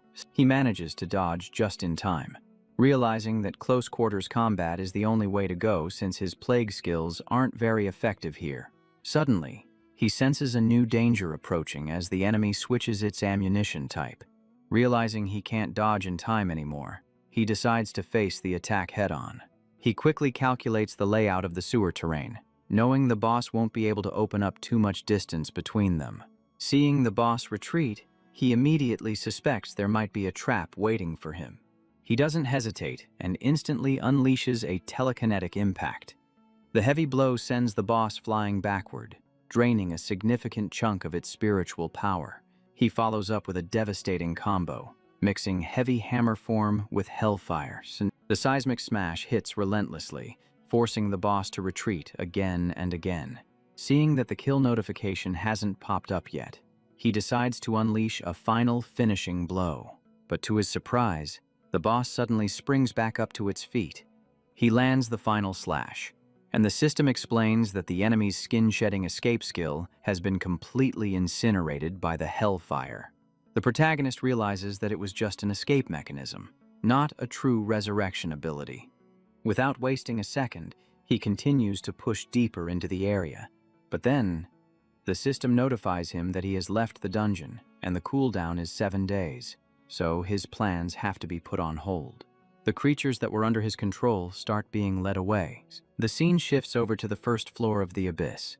He uses his authority over the abyss to release the plague creatures, activating the abyss absorption skill. The system continuously chimes in, announcing that the absorption is proceeding successfully. It sends a reminder that the new creatures have been officially recorded within the abyss. Poisonous mushrooms and blood ghost rats appear, possessing enough power to completely dominate the first floor. They break through the demon eggshells and start crawling out. He confidently declares that from now on, the abyss eggs will produce these 3 types of plague creatures, but he knows that 3 types just aren't enough. If he wants to reform the abyss, he needs to introduce even more plague creatures, because the current rule still revolves around one thing: hunting to get stronger. Tronbach curls his lips and speaks his mind. saying that while constant hunting does create strong individuals, it also brings chaos, and the abyss can't keep developing like that forever. He raises his hand, deep in thought, knowing the abyss needs new rules, but he still hasn't figured out what kind of regulations would actually work. Finally, he decides to pay another visit to Macanthus, and then he praises the lords for their contributions to reforming the abyss. Number 1 expresses his anticipation for a future where the abyss is even stronger, even though the 600th floor is still just a shattered space. Venefres also keeps showering praise on the lord of the 350th floor. Macanthus emphasizes that what he likes most is the construction of cities and the establishment of the dwarf merchant guild within the abyss. He tilts his head in agreement, confirming that this way, the demons under his command will have stable jobs and cause less chaos. Gabo approaches from a distance, affirming that he will wait for the day when the Lord is strong enough to reform the entire abyss. The main character gives a confident smile, stating that as the Lord, the abyss must take another step forward under his rule. The group of lords offer their thanks and withdraw one by one, promising to wait for good news. Macanthus is still obsessed with the plan to strengthen the abyss as the crowd slowly disperses. She leans in close, promising that he'll have to make it up to her next time, but he replies with full confidence, telling her to wait until he has complete control before they talk about that. Once they leave, he touches his ring and turns to Satang, bringing up the topic of loyalty. He declares that if they manage to retake Hell, he will let him reclaim the position of Lord and reconstruct his godhood. Satang accepts the order with excitement, while the main character reflects that his immediate goals remain leveling up, upgrading his equipment, and enhancing his bloodline. Suddenly, he remembered there was still the matter of the bloodlines. He opened the interface, almost forgetting about the bloodline fusion mask that had chugged down countless potions. 2 SS bloodlines appeared, the Pureblood Demon Lord and the Hell Demon Monarch, but having only 2 felt a little sparse. He decided to go down to the 10th floor to grab some more bloodlines, wanting to see if he could fuse them up to SSS rank. 7 days passed, and 2 girls were standing outside waiting. He stepped out, saw Tu Tam and Luke Lai, and asked why they were waiting there. Luke Lai nervously explained the situation. There were rumors he got stuck in a dungeon, or even lost his life since he hadn't come out for days. Tu Quinn wanted to use the rumors to flush out the rats hiding in the city, so she sent Luke Lai to use her illusion ability to bring him back secretly. Tu Tam was simply worried about his safety. He scratched his head, explaining that for the past few days, he had just been grinding bloodlines for the mask, taking up dozens of hours. Then he got the idea to take the sisters, Nagon Kai and her twin, down to the 1st floor to test out a new skill. On the 1st floor, he praised Tu Quinn for handling the crisis pretty well and asked if there were any gains. Luke Lai mentioned a few leaders wanted to break away because they thought the city lost its backer, and they even dared to make threats. As a result, they were all handled by Swang Ni, confirming his belief that handing the city over to Tu Quinn was the right decision. The 2 girls happily thanked him. One gave a light kiss, while the other pecked him on the cheek. He asked if there was any empty land left to build more villas, and Luke Lai replied that there was still space behind the center. Tu Quinn was curious, so he introduced the Earthbound Spirit Sisters who could boost the power of White Emperor City. He confidently said they could become the souls and guardian deities of the city. Tu Quinn greeted them and asked if they were twins. Nagon Tuyet explained that before the apocalypse, they were one person, but after evolving, their soul split into Nagon Kai and Nagon Tuyet. Tu Quinn mumbled something about benevolent thoughts and malevolent thoughts. He explained that the malevolent part had been controlled. She was just a little more aggressive. He emphasized that Tu Quinn was the person he trusted most, so when he was away, they had to listen to her.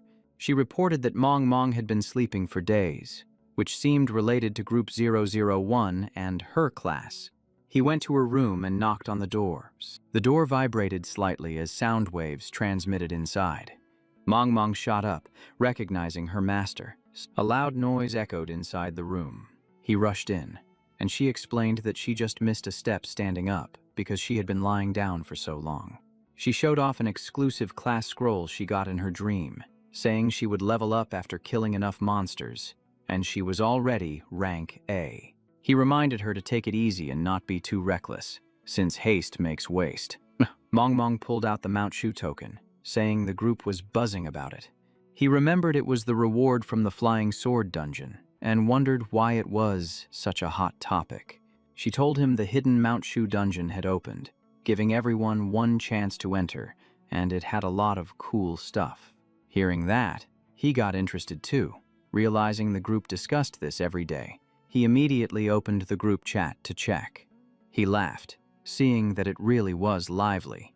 He did some calculations, upgraded a few skills using virus points, and prepared to hop straight into the dungeon to test them out. At Mount Shu, he greeted everyone, seeing that they were all present.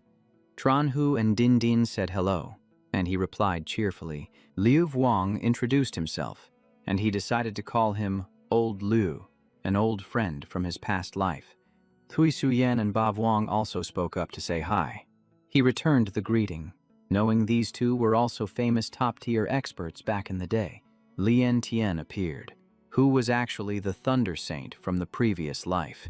Group 001 truly was a place of crouching tigers and hidden dragons. He rushed over, immediately calling him his savior. He leaned back to dodge, unable to believe this guy was the top expert from back in the day. Din revealed that getting the Thunderwalker scroll was all thanks to his help, which was why she was where she was today. She clearly explained the debt of gratitude she owed him from years ago. Lian Tian stated that the old mission was dangerous, but from now on, they would follow the Alliance's lead. He waved his hand, saying that helping each other was natural for Alliance members, then urged everyone to enter the Demon Locking Tower. The system reminded them that there were less than 2 hours left. The Demon Locking Tower sealed away countless bosses, and they had to clear out the first floor before they could go up. He confirmed and led the team inside, where the interior was as vast and beautiful as a fairyland. And right at that moment, something appeared unexpectedly in front of them. His eyes widened as he activated the Mystic Eye. A giant toad emerged, the level 15 Boss River Swallowing Toad. Lian Tian immediately recognized it as the one that had blocked their path last time. He shouted loudly to capture it, saying it was a good chance to show Bok Dai their true strengths. Lu Vuong did not say much and struck first. The willow bind wrapped around the enemy, and Lian Tian followed up with a thunder strike. With a decisive wave of his hand, the attack crashed straight down. The water behind it surged as the River Toad domain activated. Tui Suyen unleashed the wind-surging wave, causing the water to churn violently. Lian Tian yelled, telling them not to let it jump into the water and to focus their damage. Tranhu threw a divine travel talisman to buff their speed. The whole team's speed increased by 40%, making Ba Wang gasp in admiration at such a high-level play. Din controlled her paper figures to close in on the target. She smiled softly as the 5 Ghosts dismemberment skill locked onto the target. The boss was completely immobilized, and Ba Wang nodded, saying that was a beautiful bind. He swung the Overlord Spear, causing the formless soldier soul to erupt. The spear plunged down without hesitation. The boss counterattacked with giant tongue lash, sweeping its long tongue forward, forcing Ba Wang to defend. But the tongue was suddenly blocked in midair. The person who saved him was Din with her paper figure. Ba Wang thanked her, but she just laughed, warning that they could not be careless with a level 15 boss, then shouted for the team to continue. The whole group focused all their damage on the river-swallowing toad. The paper figure picked up an internal core, a contribution token, and a skill book for the water escape technique. They finished it in less than 10 minutes, and the system showed that the water escape technique allowed casting without gathering water energy. Tui Suyen quickly accepted the skill book. He reminded them that time was limited and they could split the loot later when they got out. Lian Tian suddenly realized something and asked where Bok Dai was. Tranhu replied that he said he was going deeper to take a look around, telling them to just keep moving forward. At this moment, he was already in a different area of the first floor of the Demon Locking Tower. Lien Tian screamed that Bak De was surrounded as 3 monsters appeared at once and urged everyone to support him quickly. He used universal inspection to confirm 3 bosses at levels 17, 18, and 19. Lien Tian jumped down, calling out for him to hold on. He just smiled, saying it was time to end this, then raised a finger to activate Dark Plague Sun. The energy spread straight toward the 3 bosses. They quickly fell into a weakened state. The space returned to silence, leaving Lien Tian stunned as he asked if that was it. He said he was just testing out a new skill, and right as he finished, everyone arrived. Din Din laughed, saying I knew Bak De would be totally fine. The system signaled a permanent debuff, reducing growth attributes by 50%. Just hearing that sent a chill down his spine. The main character was satisfied. A crowd control skill combined with a long-term debuff was absolutely solid. He mentioned that if he tested anymore, this entire floor would be nothing but rubble, so stopping now was the right call. He told them to clean up the battlefield and keep moving, figuring he could test out the upgraded Earth Spike while he was at it. The system displayed Sharp Claw form, which enhanced the Earth Spike skill. A horde of demon beasts rushed in, completely unafraid of dying. He was confident. Now Earth Spike could stab and be controlled simultaneously, even swallowing targets right through the ground. A buffalo got skewered through in the blink of an eye. Liu Vuong asked to borrow the python corpse, and he nodded immediately. He remembered that Old Man Lu's ability in his past life was related to the snake immortal. His lower body turned into a snake, absorbing pure soul essence, and his strength increased noticeably. He took care of another green snake, keeping it nice and clean. Tran Hu explained about the Northeast Willow Immortal, whose body transforms into a snake and then vanishes. Old Man Lu smiled shyly, admitting his eating style was a little unsightly. He politely invited Bak De to move forward first. The system reported receiving 350 blacklight virus points and detecting a special bloodline that could be absorbed or discarded. Detailed information appeared. Level 0 Minor Demon Bloodline. He was satisfied. This place was truly a gold mine for hunting bloodlines. Lien Tian shouted loudly, saying they hit the jackpot. 3 inner cores and 2 contribution tokens were scattered all over the ground. He even emphasized that there was some really good loot.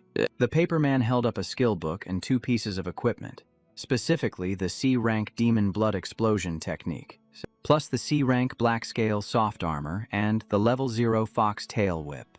The main character kept the inner cores and tokens, leaving the rest for them to split among themselves. Tui Suyen suggested an internal auction, insisting they couldn't just take his stuff for free.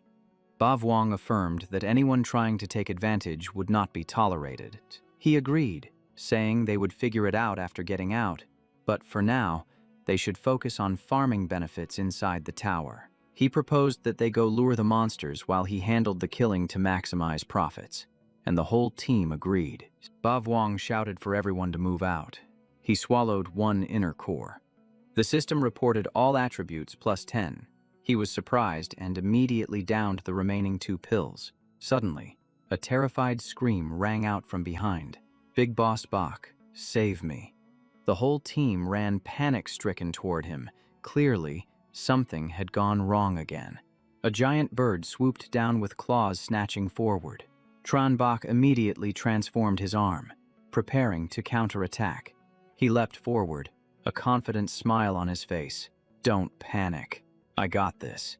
The main character stood right in front of it and swung a decisive slash without any hesitation.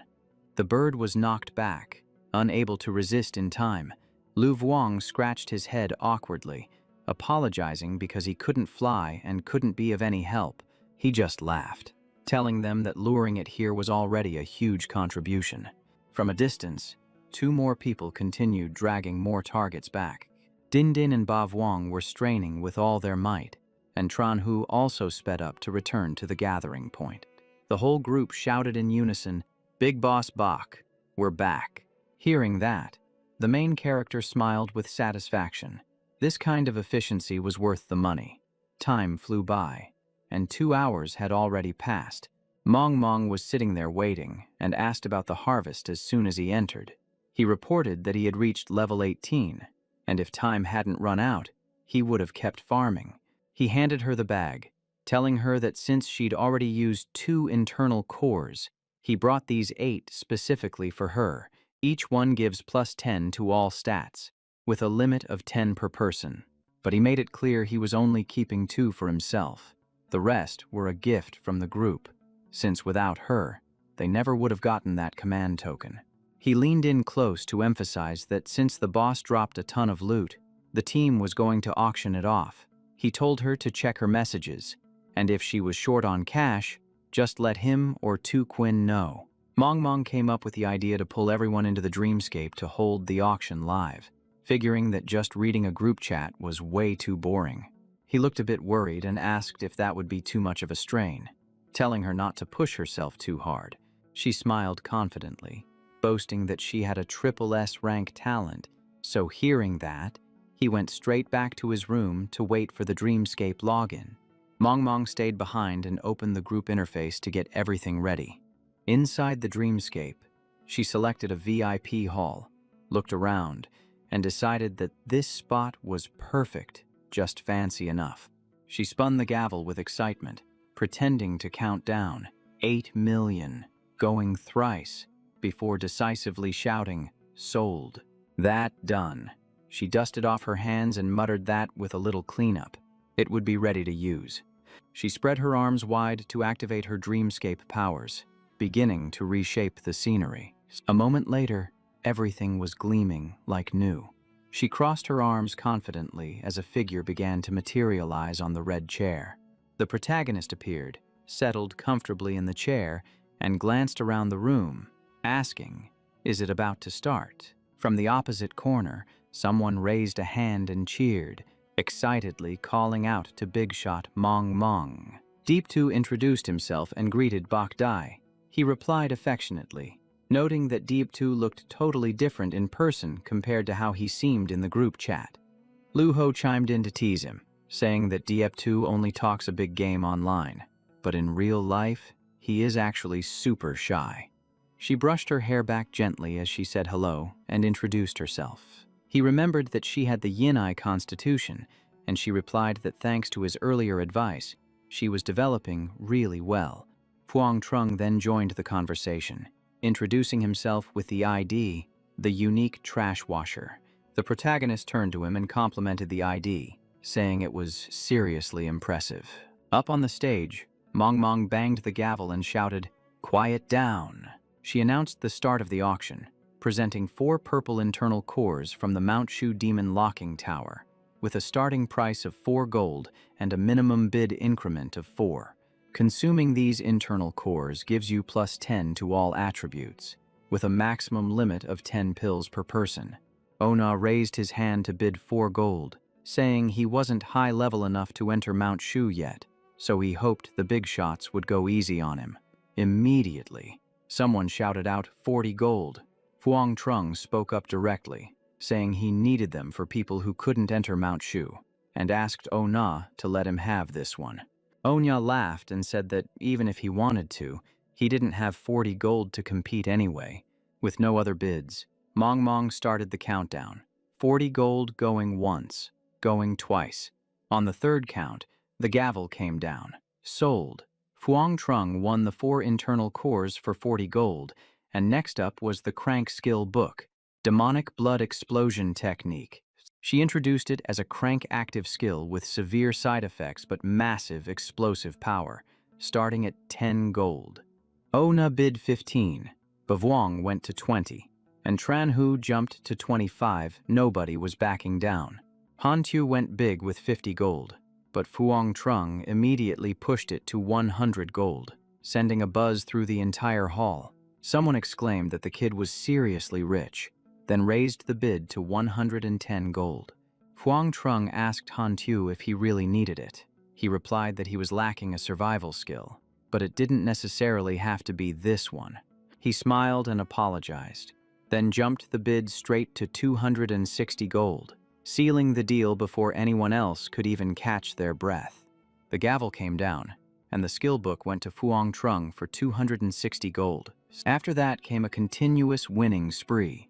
The Kirin Primal Armor also fell into his hands for 145 gold, the Ice Dance Boots for 160 gold, the Rabbit Eagle Kick for 234 gold, the Snake Tooth Necklace for 122 gold, and the Black Tortoise Heart Guard for 392 gold. They all went to a single owner.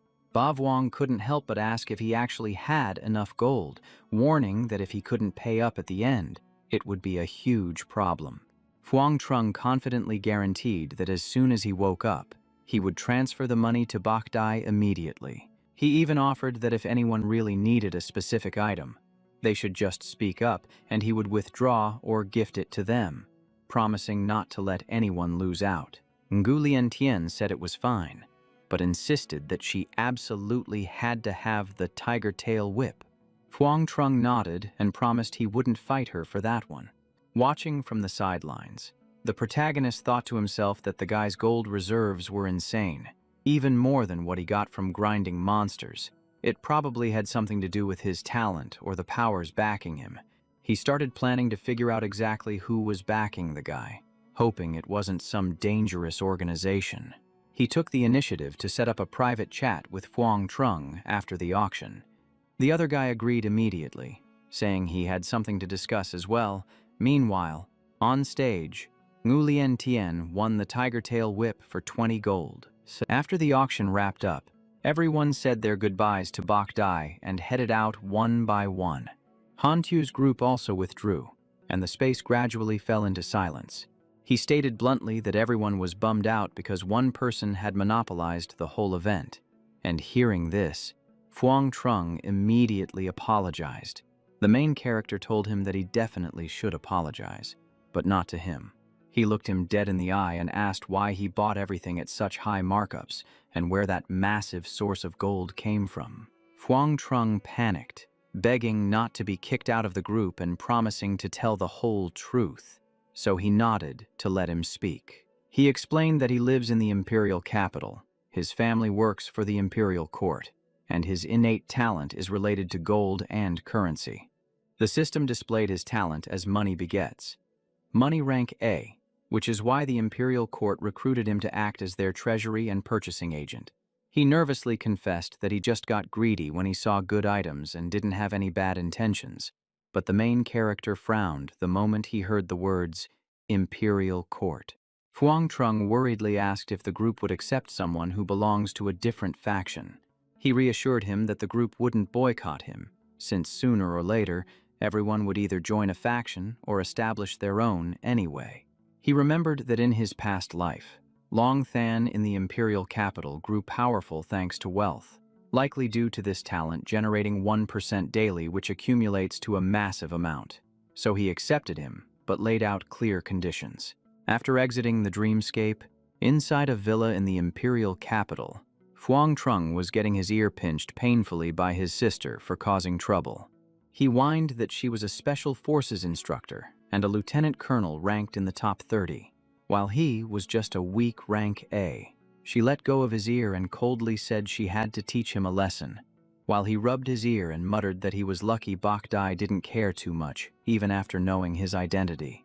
Fuang Nin pointed a finger right at Fuang Trung's face and warned him sternly that this had nothing to do with Bok Dai's attitude, and if he kept being impulsive, he would eventually destroy himself.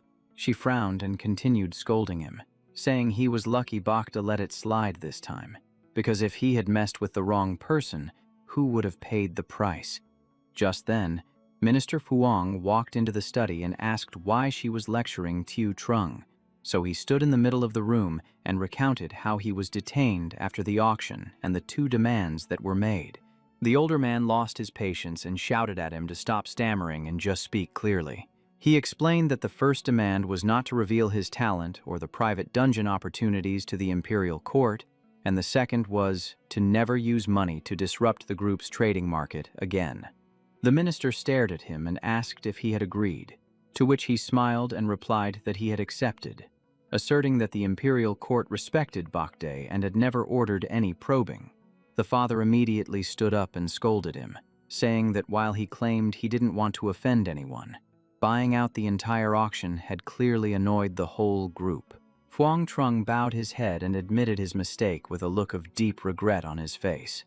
Captain Huang came up with a plan, saying that from now on, he needed to be more tactful when working in Group 001 and perform well, so Bakde would view him correctly. Hearing that he sold a treasure for 10,000 gold, less than its value, the father glared, and Fuang Nin also turned to yell at him for spending the imperial court's money so recklessly. He remained confident and insisted that this deal was definitely not a loss.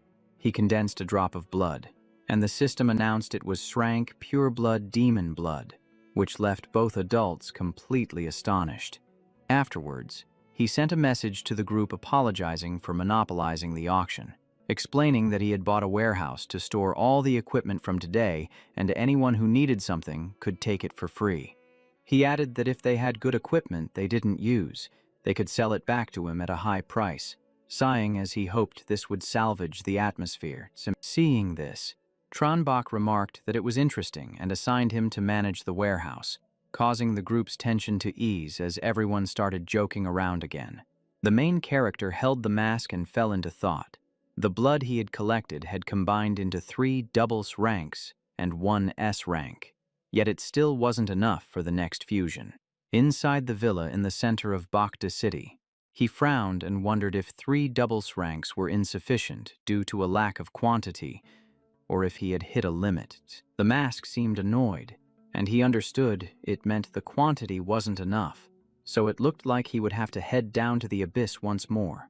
He mumbled to himself that his stats had increased massively thanks to the trip to Thuxan, and with his new skills, it was the perfect time to conquer the 10th floor. He opened a space portal and casually asked who the boss of the 10th floor was. Arriving at the abyss, he looked up and admitted that the previous bosses weren't worth remembering, hoping this one would be a bit more sensible. The 10th floor lord, Akma Usa, a level 30 entity, appeared and laughed contemptuously, saying that due to the trial limits, the main character was no match for him. Tranbach just smiled and told him that if he didn't want to submit, he could just bring it on. Usa stood high above, crossing his arms and mocking him when he saw the state reduction skill activate. He activated Demon War Soul, confident that his stats were still far superior. The War Soul activation within a 5-meter range would increase all stats by 20% and boost mental resistance. The main character activated Hellfire and his other buff effects, causing all his stats to skyrocket for 3 minutes. He engaged his sharp blade mode and charged straight toward Yuze. His opponent froze in shock, unable to believe what was happening. With one clean slash, Yuze fell to the ground before he could even react. He tilts his head and asks again, wondering if the opponent still thinks he is vastly superior now. The enemy activates his passive skill, Bloodlust Berserk, and lets out a furious roar of anger. Both sides reveal their attribute panels, but a mere glance shows the main character is still stronger, and this is where things get absolutely crazy. In the blink of an eye, a barrage of sword strikes completely fills the space. Yusa takes hit after hit, his aura visibly weakening with every strike. He stands still, watching his opponent kneel down, panting with a look of utter unwillingness. The young man turns his back and asks if he has any last words.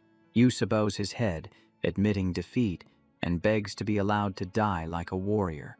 He solemnly agrees, delivering a decisive finishing blow to end it all. A brilliant purple light rises from the corpse of the Lord. The system announces that he has successfully conquered the 10th floor of the Abyss. A notification appears stating the Lord of the Abyss has received a new ability called Ruler's Edict. While outside, the demons chant in unison. The purple light slowly fades, and the aura of a ruler completely envelops his body. This skill allows him to unconditionally control demons and open gates to lead Abyss creatures, though its effectiveness is reduced against those at the true god level. He thinks to himself that the title has now become real power, and his plan to reform the Abyss officially begins. Using his authority as the Lord, he names the first 10 floors the Abyssal Foundation and issues orders to the 10th floor.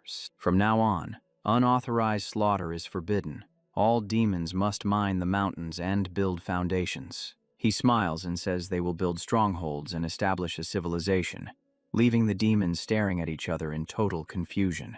They wonder how they can increase their strength without fighting, and what the use of building a city even is. A giant purple hand appears in the air, marking the construction area. Tranbach points to the plain southeast of the Abyss Well, declaring that whoever does a good job will be rewarded with S-rank pure-blood demon bloodlines. Hearing about the S-rank bloodline, the eyes of the entire demon horde light up with greed. One of them immediately shoulders a rock and runs off, taking the lead. The whole swarm rushes into construction, even more bloodthirsty than when they are in battle, hoping to win the reward. The tribes argue noisily about who builds better, determined not to lose to one another. Tranbach watches the scene, silently praising that their deployment speed is actually quite fast. But then he has to facepalm because they are building chaotically, lacking even the most basic procedures. He thinks he needs to teach them how to build a city and coordinate their work properly. Suddenly, the corners of his mouth curl up as he gets a brilliant idea. Ledoux steps out of the blue light, boasting that he just imported machinery from dwarven craftsmen and the god of steam, and the main character asks for his support in building the city. He asks if there is any way to help the demons build well to ensure a good future for the Goblin Merchant Guild headquarters. Two demons start feeding rocks into the crushing machine. The little ones pour materials into the adhesive processing machine, while Ledoux excitedly introduces the function of each device. He adds that the adhesive made from abyss materials is extremely durable. The main character asks if this small business is worth him taking care of personally.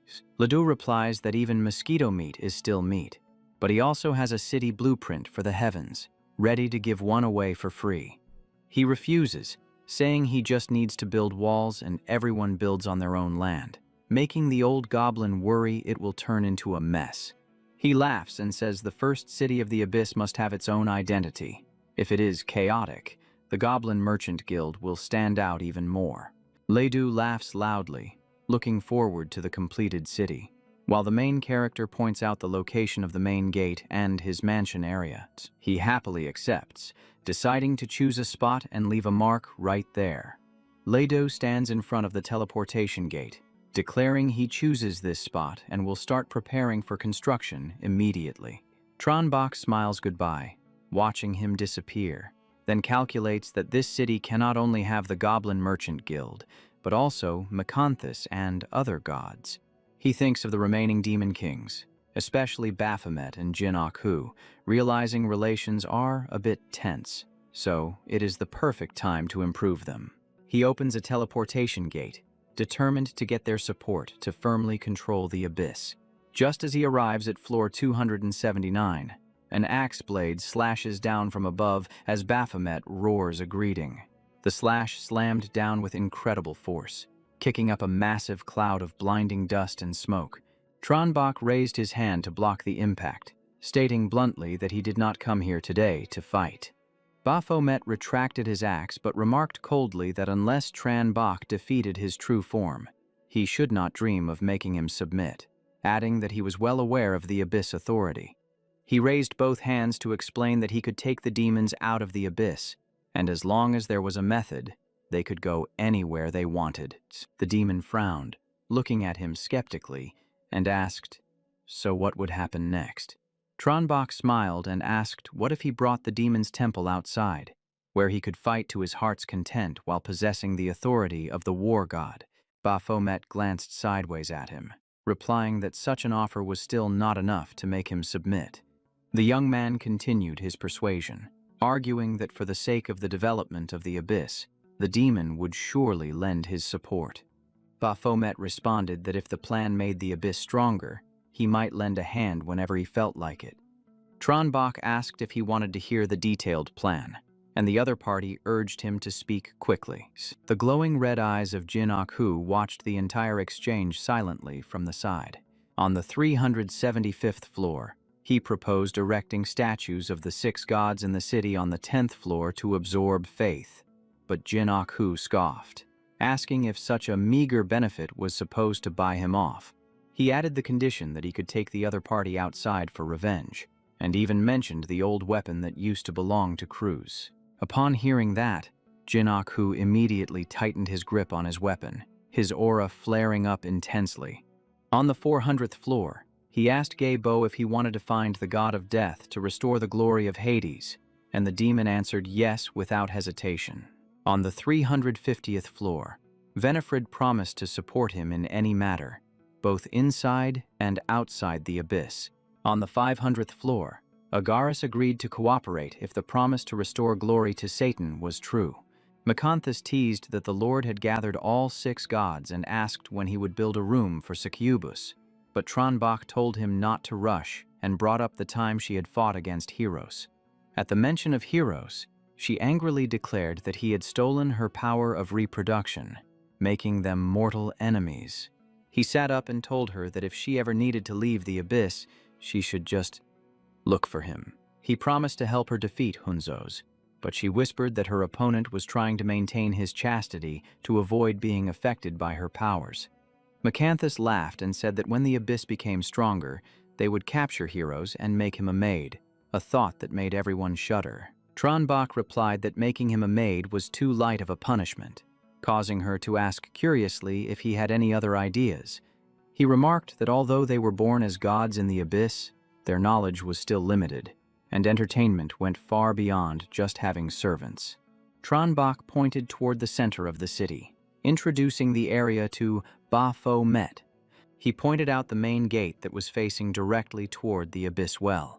One plot of land was reserved for Ledo, while the rest was up to the gods to choose, and Baphomet gripped his blade, asking if the god of trade had been brought in. Tronbach smiled and asked if he held a grudge against Ledo. Baphomet replied that as long as it benefited the abyss and followed the rules, he would not reject it. He thought to himself that this Minotaur god was a real straight shooter, and then Baphomet slammed his blade into the ground. He let go of the blade and turned his body to channel his power. A massive circle rose up from deep underground to surround the entire area. The surrounding demons were surprised, while Tronbach clapped his hands to celebrate the birth of the very first gladiatorial arenas. Baphomet remained indifferent and demanded to be sent back immediately. He said he would wait at the arena until someone worthy enough appeared to challenge him. Tronbach nodded, bidding him farewell, and waved his hand to send him away. When the demon disappeared, Tronbach thought about gathering more doubles-rank bloodlines to try and fuse a triples-rank one. He rubbed his chin, wondering which floor he should sweep through next. Suddenly, the abyss well shook violently, and the purple liquid inside surged upward. It turned out that the well was about to erupt. He rushed over, remembering that when the number of demons decreased, the well would spit out eggs to compensate. A massive egg shot up from the mouth of the well, its sharp spikes glistening. He spread his arms and calculated that if he absorbed them quickly, the well would continue to spew more, allowing him to exchange the power of the abyss for his own personal strength. Tronbach began absorbing the eggs one by one, causing the energy to fluctuate violently. Half a month passed, and he lay beside the still erupting well, having finally achieved his goal. In front of him, the mask floated up, grinning from ear to ear. Tronbach sat up abruptly and handed over the fused doubles-rank bloodline, asking if it would lose control this time. The mask opened its mouth wide and swallowed the whole thing, then closed its eyes with a look of pure satisfaction. He quietly watched for any reaction. He opened a spatial gate, figuring he might as well check out Mount Shu while waiting for the SSS rank fusion to finish. Arriving at Mount Shu, he looked up at the majestic scenery, but he still hadn't found the treasure pavilion yet. He remembered he had plenty of contribution tokens from the Demon Locking Tower, enough points to exchange for some top-tier gear. He dashed off to find the treasure pavilion before time ran out. After turning 4 mountains upside down, he finally found it, panting heavily because it was so damn hard to locate. Tronbach pushed the door open and stepped into the treasure pavilion. A voice rang out, asking if he was a successor of Mount Shu. A level 60 artifact spirit of the treasure pavilion appeared, stating that since he had passed the trial, he was welcome to trade. He asked if he could exchange contribution points, and the old woman replied that as long as he had the tokens, it would work. She swiped across a screen and asked what he needed.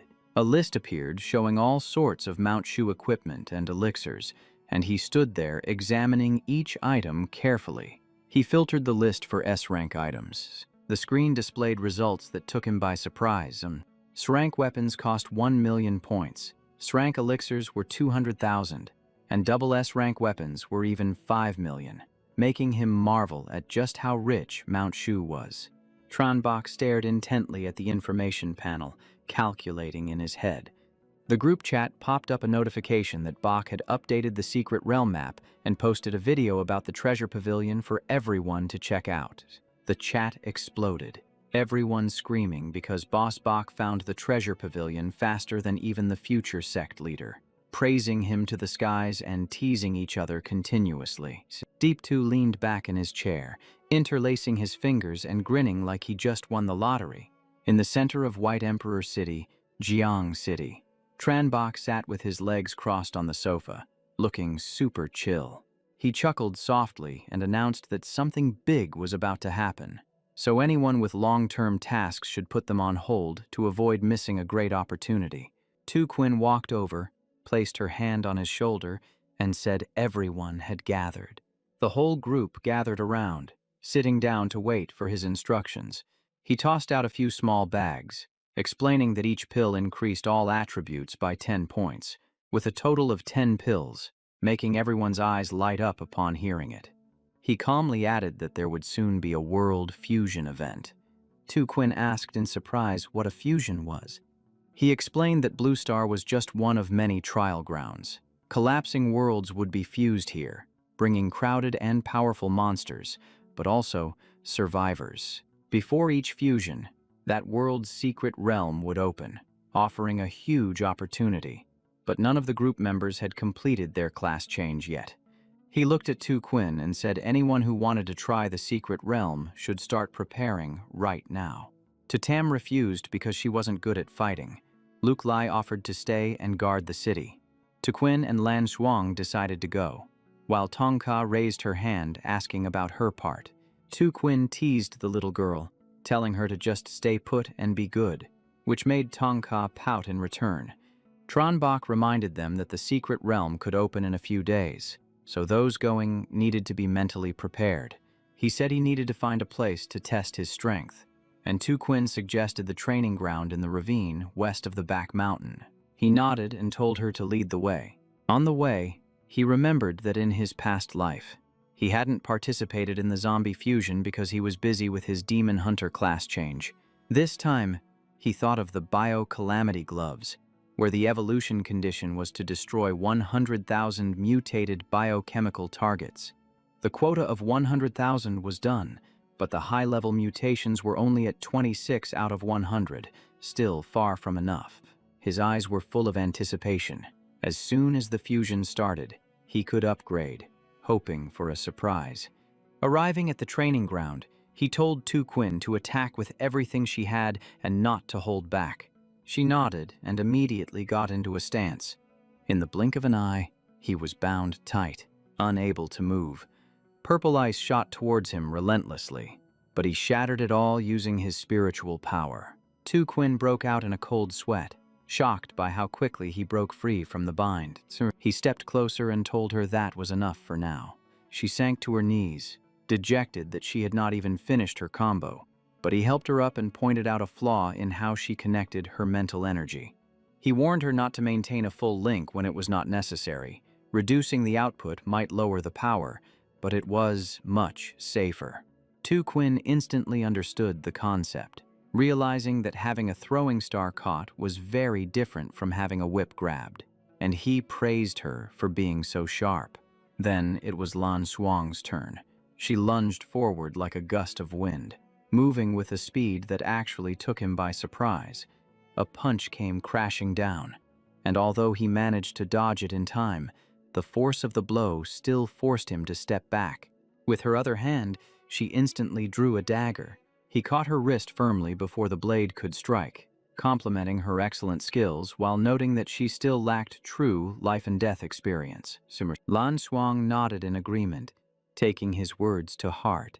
He analyzed her A-rank talent, Way of the Assassin, and wondered why she prioritized concealment over explosive power. After hearing her explain that her class already possessed plenty of burst skills, he nodded and praised her logical choice before opening a portal.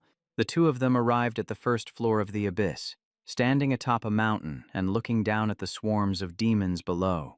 He told her that a demon hunter is only strong when hunting demons, so she would train here. Her results would depend entirely on herself, and he would not step in to protect her. He bluntly stated that he would return in a few days and hoped he would not be collecting her corpse. And though Lan Xuang was worried, her eyes showed sheer determination. The moment the demons spotted fresh prey, they scrambled over each other, rushing toward her in a frenzy. He watched as she scouted the terrain and controlled the number of enemies before engaging, silently nodding in approval. In just a short time, she had already taken down a demon. She might not have been famous in his past life, but she was definitely a hidden ace. He looked up at the pitch-black sky, knowing that from this moment on, she had to rely on herself. He smiled faintly and opened his personal inventory. Inside, the mask appeared with 2 new horns, looking completely different from how it was before. Suddenly, it emitted a blinding golden light.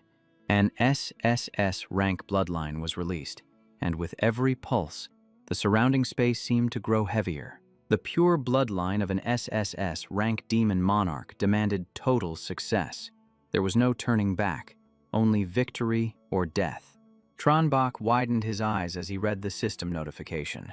Then he let out a laugh full of excitement, declaring with absolute confidence that he would conquer it. The moment he touched it, a stinging pain shot through his entire body like 1,000 needles, forcing him to pull his hand back since his true body was not currently present. He calculated that if he were disturbed during the fusion process, he would be completely finished. He furrowed his brows, searching for the safest possible plan. Finally, he decided to seal the demon inside the Ring of Solomon and enter the Well of the Abyss to begin the fusion.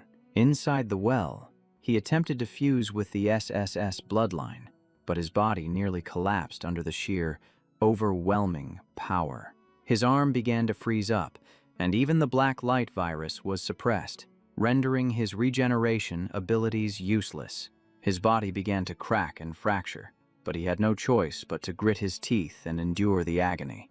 Fortunately, the power of the abyss supported his recovery. Choosing the well had been the perfect strategic move. 2 days later, he stepped out feeling completely reborn, as if every inch of his flesh, blood, and soul had been reconstructed. His heart had transformed into a demon core, but a sinister whispering filled his mind, urging him to kill. He realized this was the primal desire of the bloodline, and it was hitting him with terrifying intensity. The urge to slaughter everything surged within him, rising so fast he could barely suppress it. His eyes glowed a crimson red as a dark shadow dashed through the depths of the abyss. The Lord of the 11th floor trembled, instantly recognizing the aura of a pure-blooded monarch. He spread his wings and appeared right in front of the creature, wearing a smile radiating terrifying pressure. The system announced the conquest of the 11th floor, increasing all his attributes by 11 points, but the voice screaming, "Kill," still echoed in his mind. He realized that the final trial was controlling this desire, and he was lucky to still have a shred of sanity left. The notifications continued as he conquered the 13th floor, adding another 13 points to all his attributes. Tronbach forced a smile and reached out his hand, declaring that he would conquer even this dark desire, simply because he was far too used to pushing himself beyond every limit. Notifications kept flashing non-stop, conquering the 14th floor plus 14 attributes, the 15th floor plus 15. This climbing speed was literally breathtaking, not giving anyone a chance to breathe. Tronbach was silently calculating. He just needed to wait for the moment his body weakened and the lust was satisfied. That would be the perfect opportunity to seize back control. Even in that frenzied state, He still charged forward, conquering the 19th floor in one go. Attributes increased by another 19. Truly, the more he fought, the stronger he became. He clenched his fists tight, knowing that the decisive moment had finally arrived.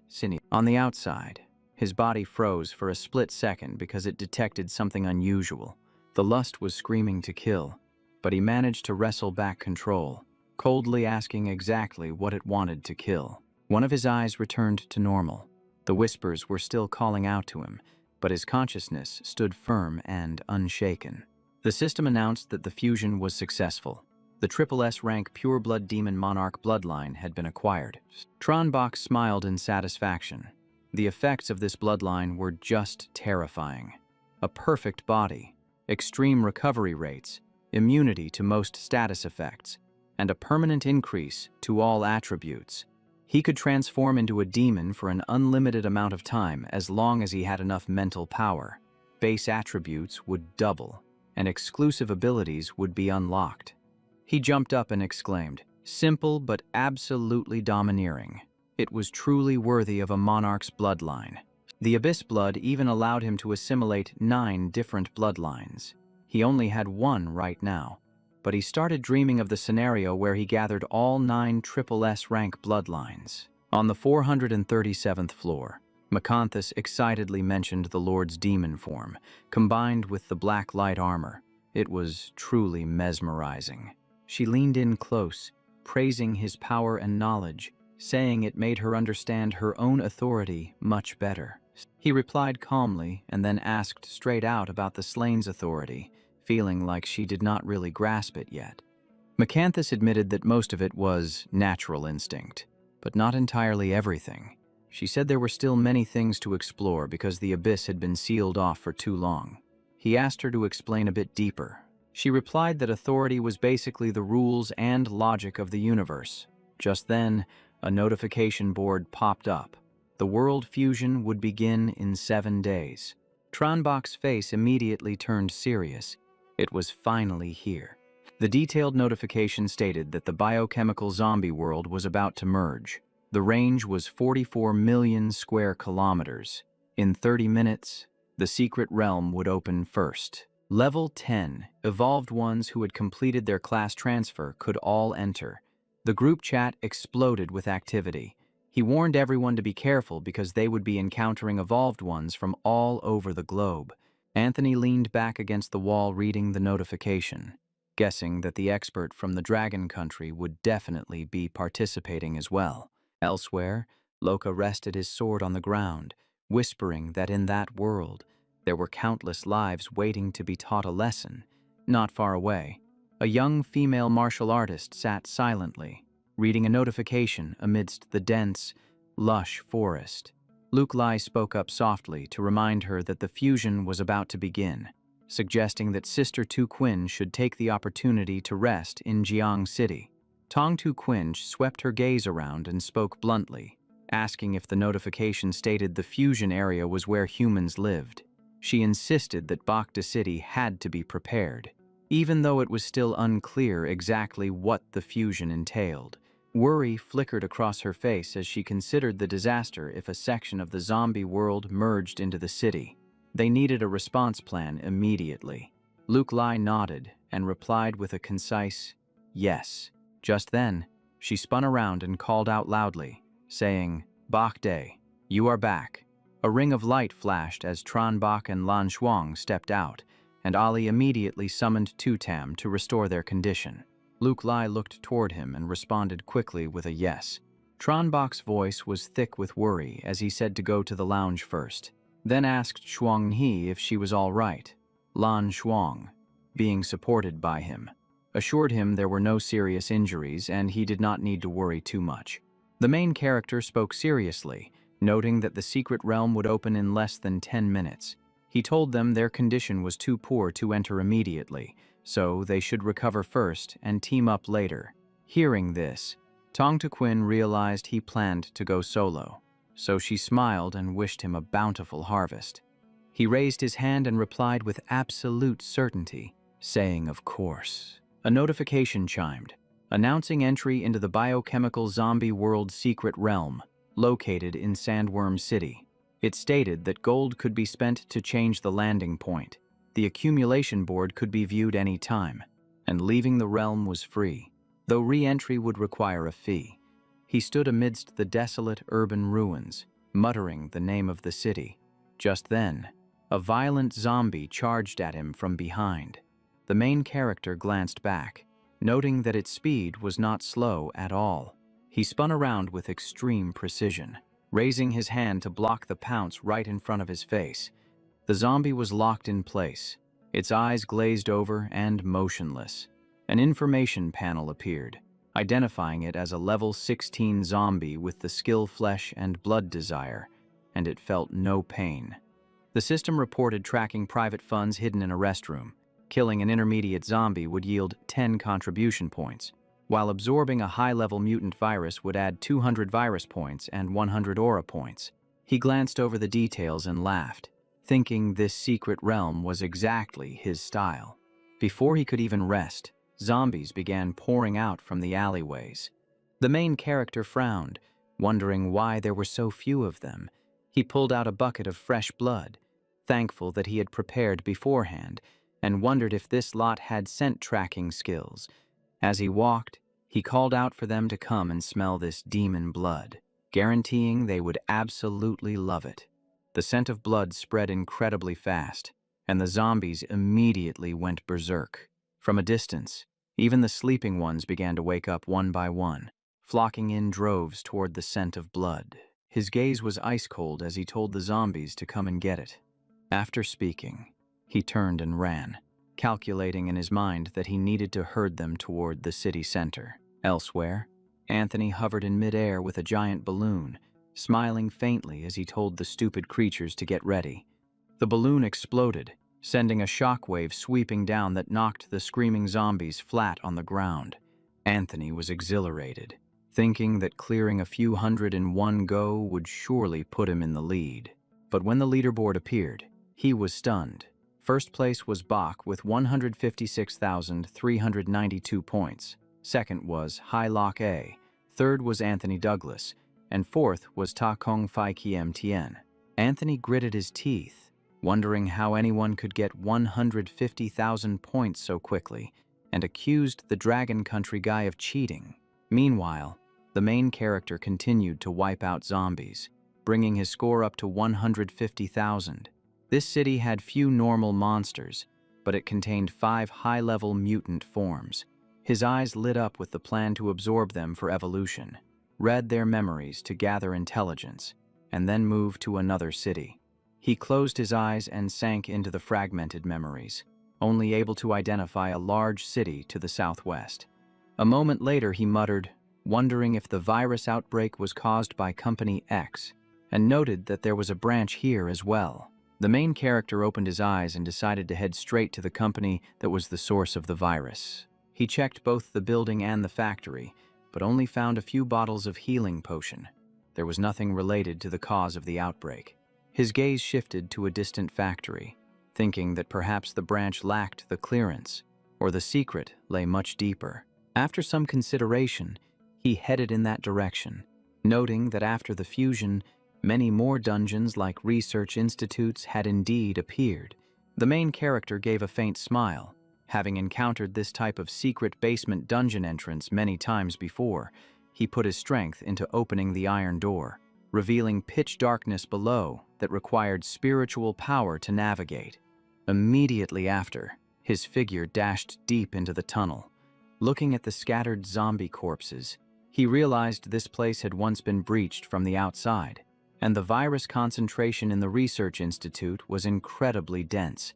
He concluded that to know the origin, he had to find the headquarters, and then he activated the secret prying insight ability. Inside the room was a genetic warrior, and the main character immediately realized it was a new strain of zombie that was evolving.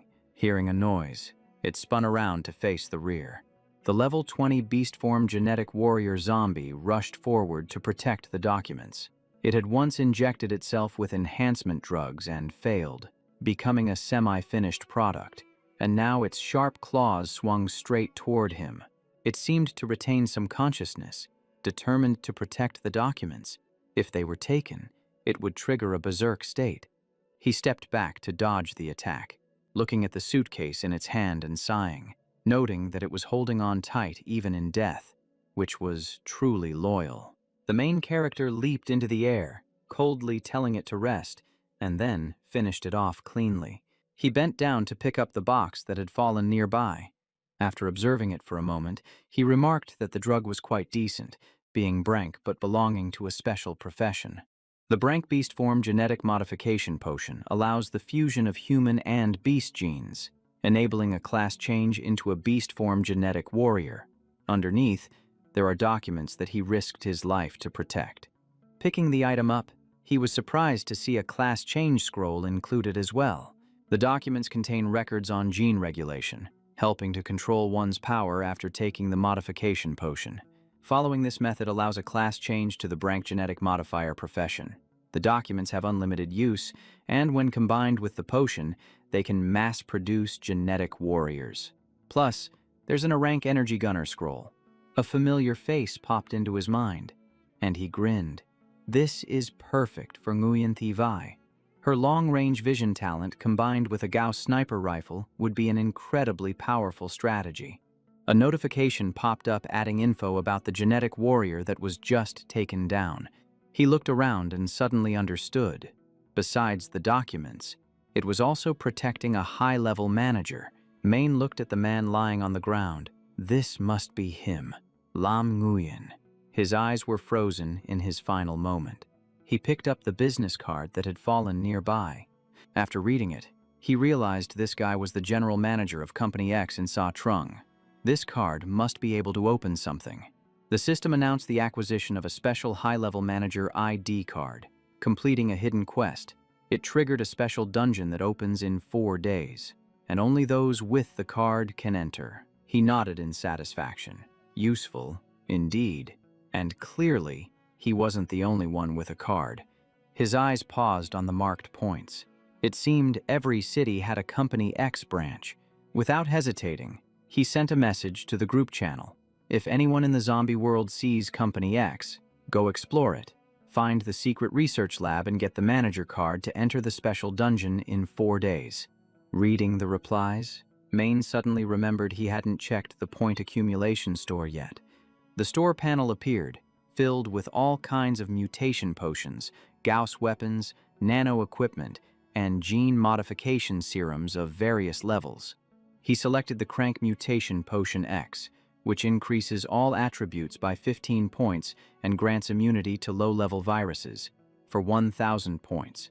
Without hesitation, he drank it immediately and received the buff. After drinking it, he spaced out for a second.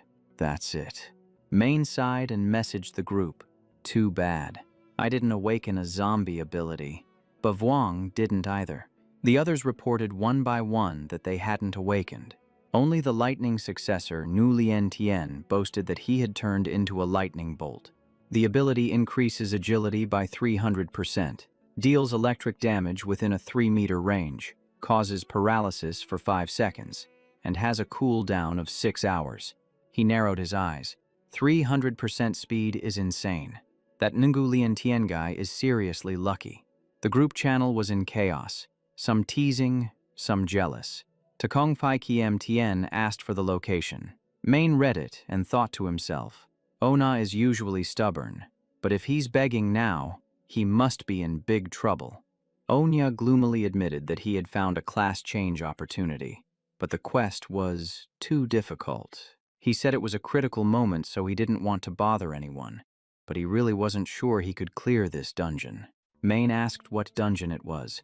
Ona replied it was a hell-level secret realm, levels 10 to 20. Memories instantly flooded his mind. Hell dungeons are extremely dangerous. In his past life, countless evolved humans died there. Every entry leads to a different floor, so you can't rely on past experience. And that's the craziest part. His expression darkened. The Black Tower was already eerie enough, but rumor had it there were floors where entering meant instant death. Tranbach smirked coldly. He didn't get to try it in his last life, so in this life, He was definitely going to storm in and see what it was all about.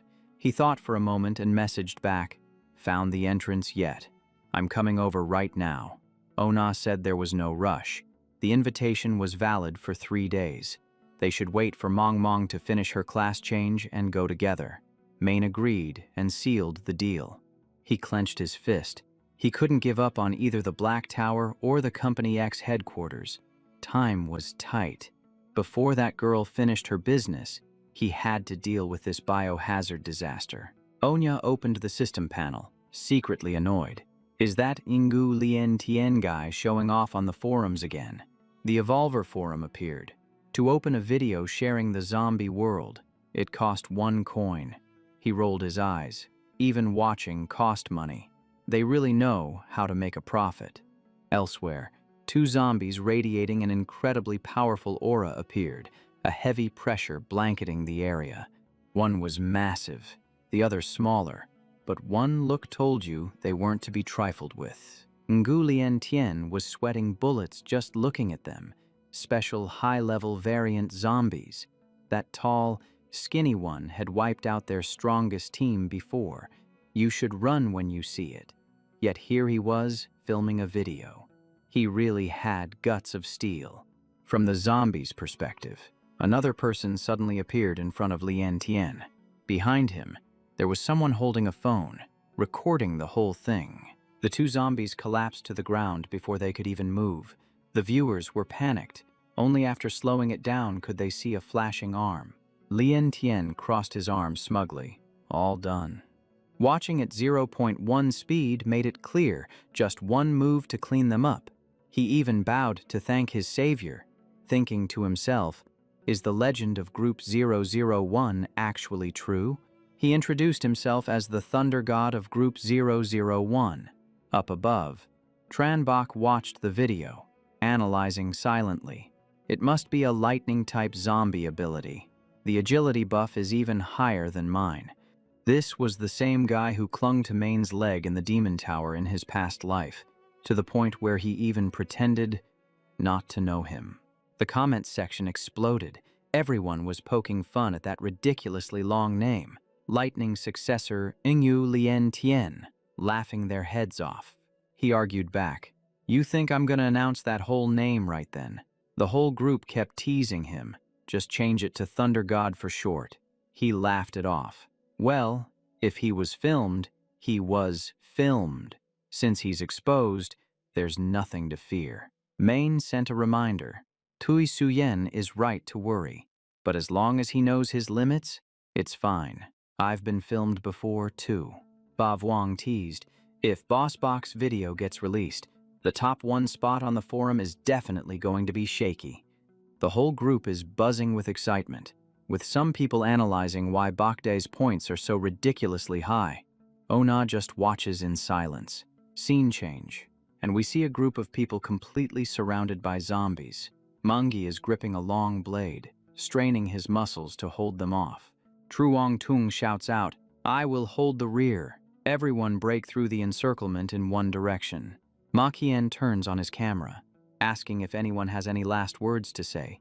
Munat La is in a panic, crying out that she does not want to die. Just then, a dark figure dives down from the sky. A loud explosion rings out right in the middle of the encirclement. Tranbach appears, looking completely calm as he asks, "Do you guys need some help?" Ma Qian replies immediately, trembling with fear, "Yes, we do. Please save us." He gives a faint smile. With just 1 move, 2 zombies are taken down at the exact same time. The others fall one after another. Munat La lets out a sigh of relief, realizing she is going to live. Viewers on the forum are all dropping their jaws in shock.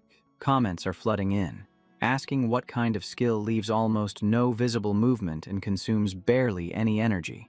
Compared to Lei Shen, who has to be cautious, Bakda handles this like he is taking a walk in the park. Anthony stays silent for a long time after watching, then grits his teeth, wondering if he could dodge that move in a head-to-head fight. The main character reads the comments, and the group learns a lesson. Always ask a question before acting so you do not get accused of stealing kills. He chuckles softly, thinking that the group is full of smart people, and that is enough. No need to say anything else. In another area, the main character encounters that mutant beast again, the one that avoided the purge and still dared to come back and provoke him. The beast lets out a roar filled with uneasiness. He rushes forward, piercing straight through its body with a single strike. The system reports that a special high-grade mutant has been defeated, and the biohazard disaster gear meets the conditions for evolution. Power bursts from his hands, and the main character widens his eyes, realizing it is finally happening. His hands begin to transform. The system announces that biohazard disaster has evolved into the Branksol weapon Doomsday Judgment, adding 100 to all attributes, increasing hand defense, activating infection and transformation skills for 30 seconds, and binding the soul to Evolver 001, Bach. The soul weapon has bound itself to his arm bones, allowing him to summon or retract it whenever he pleases. He looks at the 10 million experience points needed to reach rank A, wondering if it will have any effect on the black light virus forms. 10 minutes later, he tests it out, finding that the hand defense is effective against claws, blades, heavy hammers, and even whip forms. Right at that moment, Mong sends a message saying, "Master, I have finished my class change." In Jiangthan, the little girl runs over calling out, "Master."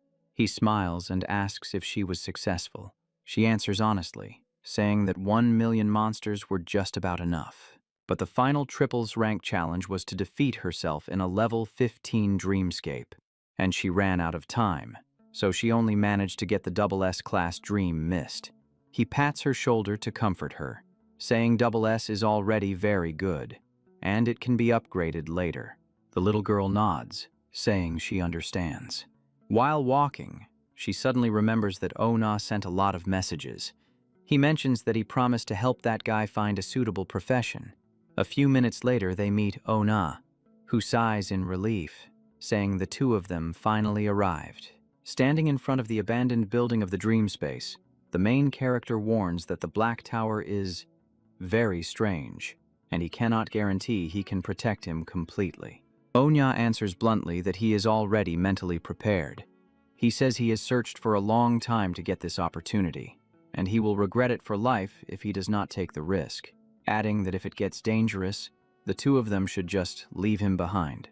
Mong laughs, explaining that in the dreamscape, she will not actually die. She will just lose some spiritual power.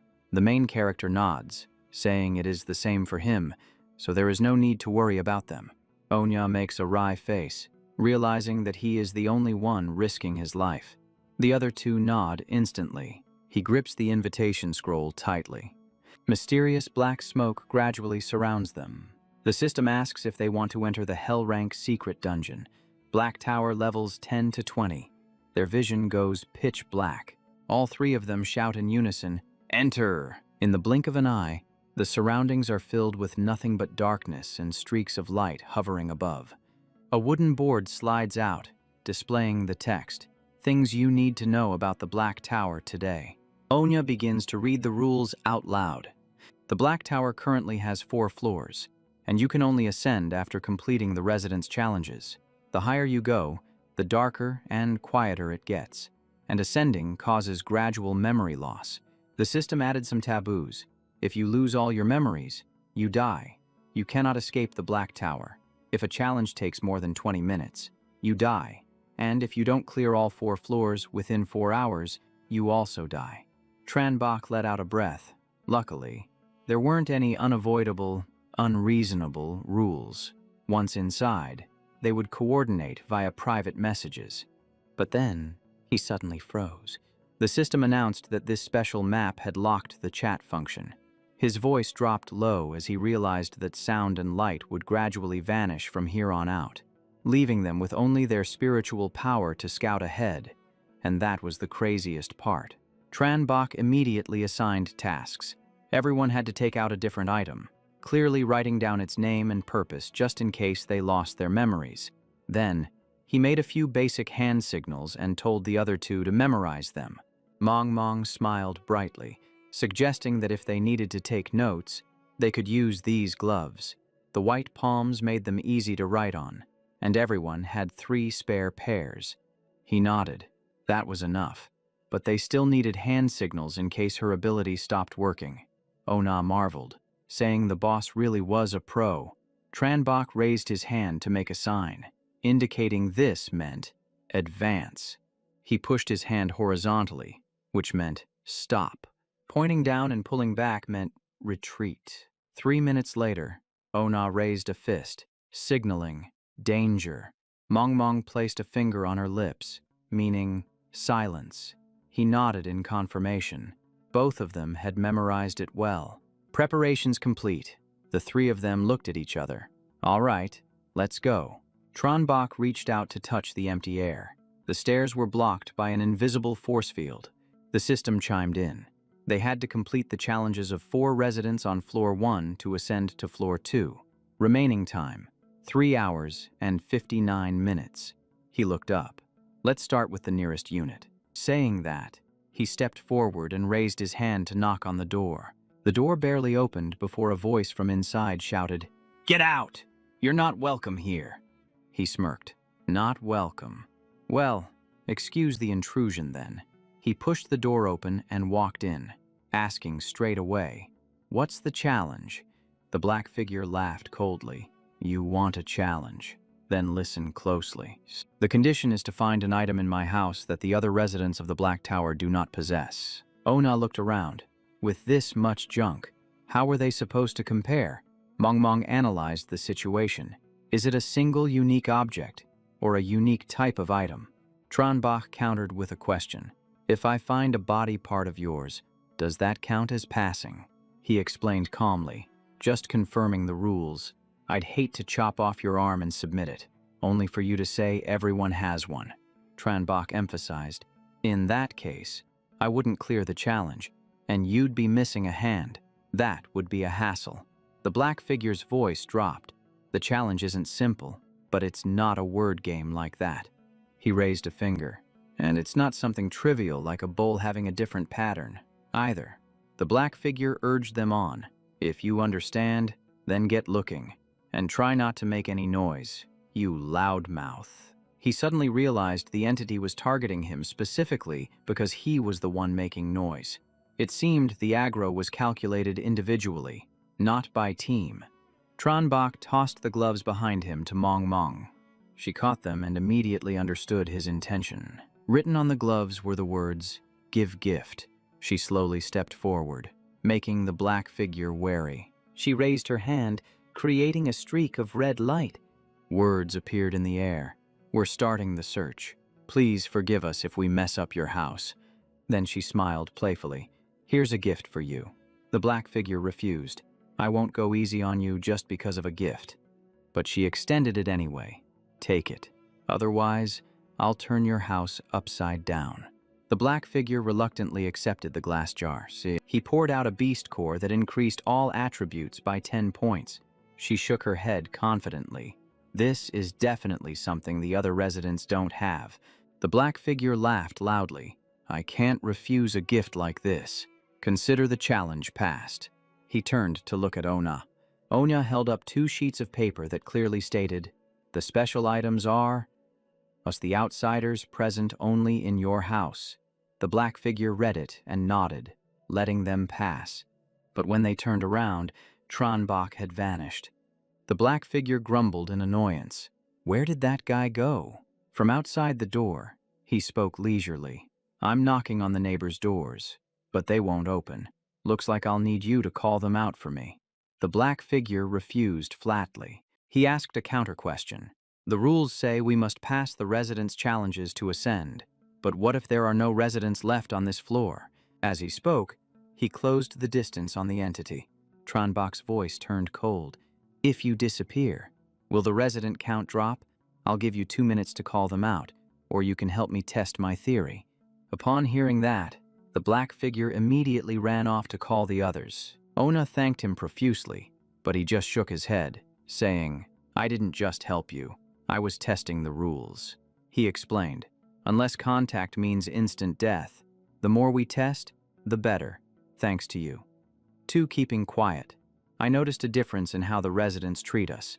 A falcon-headed guy rushed out and shouted, "I have never seen an outsider as arrogant as you." He let out a cold laugh. I knocked, and no one answered. I opened the door, and you chased me away. So tell me, who was rude first? Maine stepped forward. If you don't want to be friendly, then I won't bother being polite either. Two horns appeared on his head as he continued. I know you guys decide whether we pass or not. He spread his wings wide, his voice booming. I am giving you a chance. Stop stalling and let us pass all the challenges right now. The falcon was furious. You dare act so presumptuous inside the Black Tower. He pointed a finger. I can see you don't need a chance. A blast of energy shot out, causing the opponent to glow. A moment later, the falcon collapsed, his feathers scattering everywhere in a chaotic mess. The system announced that the number of residents had decreased. It said that completing the challenges of 3 residents on floor 1 was enough. Another guy shouted a threat. This is the price you pay for killing a resident. But before he could even finish his sentence, Maine had already thrown a punch. The system once again noted the decrease in residents, stating the condition to reach floor 2 was still 3 residents. He looked at the remaining 2 dark shadows and asked, "What is your choice?" They immediately ran away. The system reported they had passed room 101 and 103, and the stairs opened up as he said, "Let's go up." The 3 of them stepped up to floor 2, and he remarked that the lighting here was significantly dimmer than on the first floors. The sound of their footsteps echoed through the silent corridors. The black fog was much thicker here, causing Maine to let out a soft sigh. He asked Mong Mong, "Can you feel how much of your memory you have lost?" But as soon as he spoke, he noticed his voice was distinctly quieter. Realizing he had to speak much louder to be heard, she wrote down that she had lost very little memory since the trial began, but she could not distinguish anything from before that. Ona was in a similar state. He fell into deep thought. I have lost quite a lot. For example, then he suddenly pointed at Ona and asked, "Who are you?" Onya panicked and reintroduced himself from group chat 001 up to the present, even mentioning the name Trio Tram. Mong Mong confirmed, "I still remember everything." He nodded. "I have lost more memories than you two, and the black bones on my body are also more numerous. It is probably related to that. If the black bones cover us completely, we might lose all memories and trigger the death rule." Mong Mong was worried because the residents were covered from head to toe. He replied, "The rules for outsiders and residents might be different." Maine decided to try removing the layer of black bones. If his memory returned, it would prove the connection. He closed his eyes, and a burst of light surrounded his body.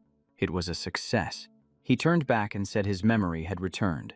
The black bones are a negative status effect, not a permanent deletion. If you two have skills to remove effects, you can try too.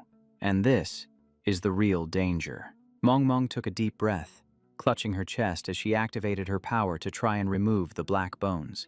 Onya also gritted his teeth and tried, but both of them shook their heads.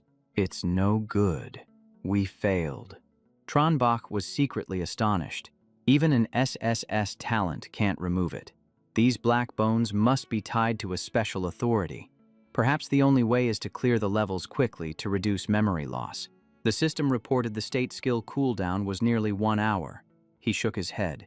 If I keep killing residents to climb floors, I will lose memories in bulk. If I forget my key skills, I am done for. He weighed his options. Even if I tell you 2 my abilities, it won't ensure safety if all 3 of us forget. It is best to keep a pace of 1 floor per hour to reduce the risk. Maine spoke in a serious tone. The second floor has 4 residents. Follow the rules. If you aren't done in 15 minutes, I will handle it myself. Both of them responded in unison. Understood. Master. Roger that. Bok Dai. Entering room 201, the resident demanded they cook 3 dishes. He put on an apron, worked extremely fast, and then asked, "Are you satisfied yet?" The dark shadow nodded. "It is acceptable. You passed." The system announced they passed room 201, taking 14 minutes and 26 seconds. Moving to room 202, the resident told them to exterminate all the snakes in the house.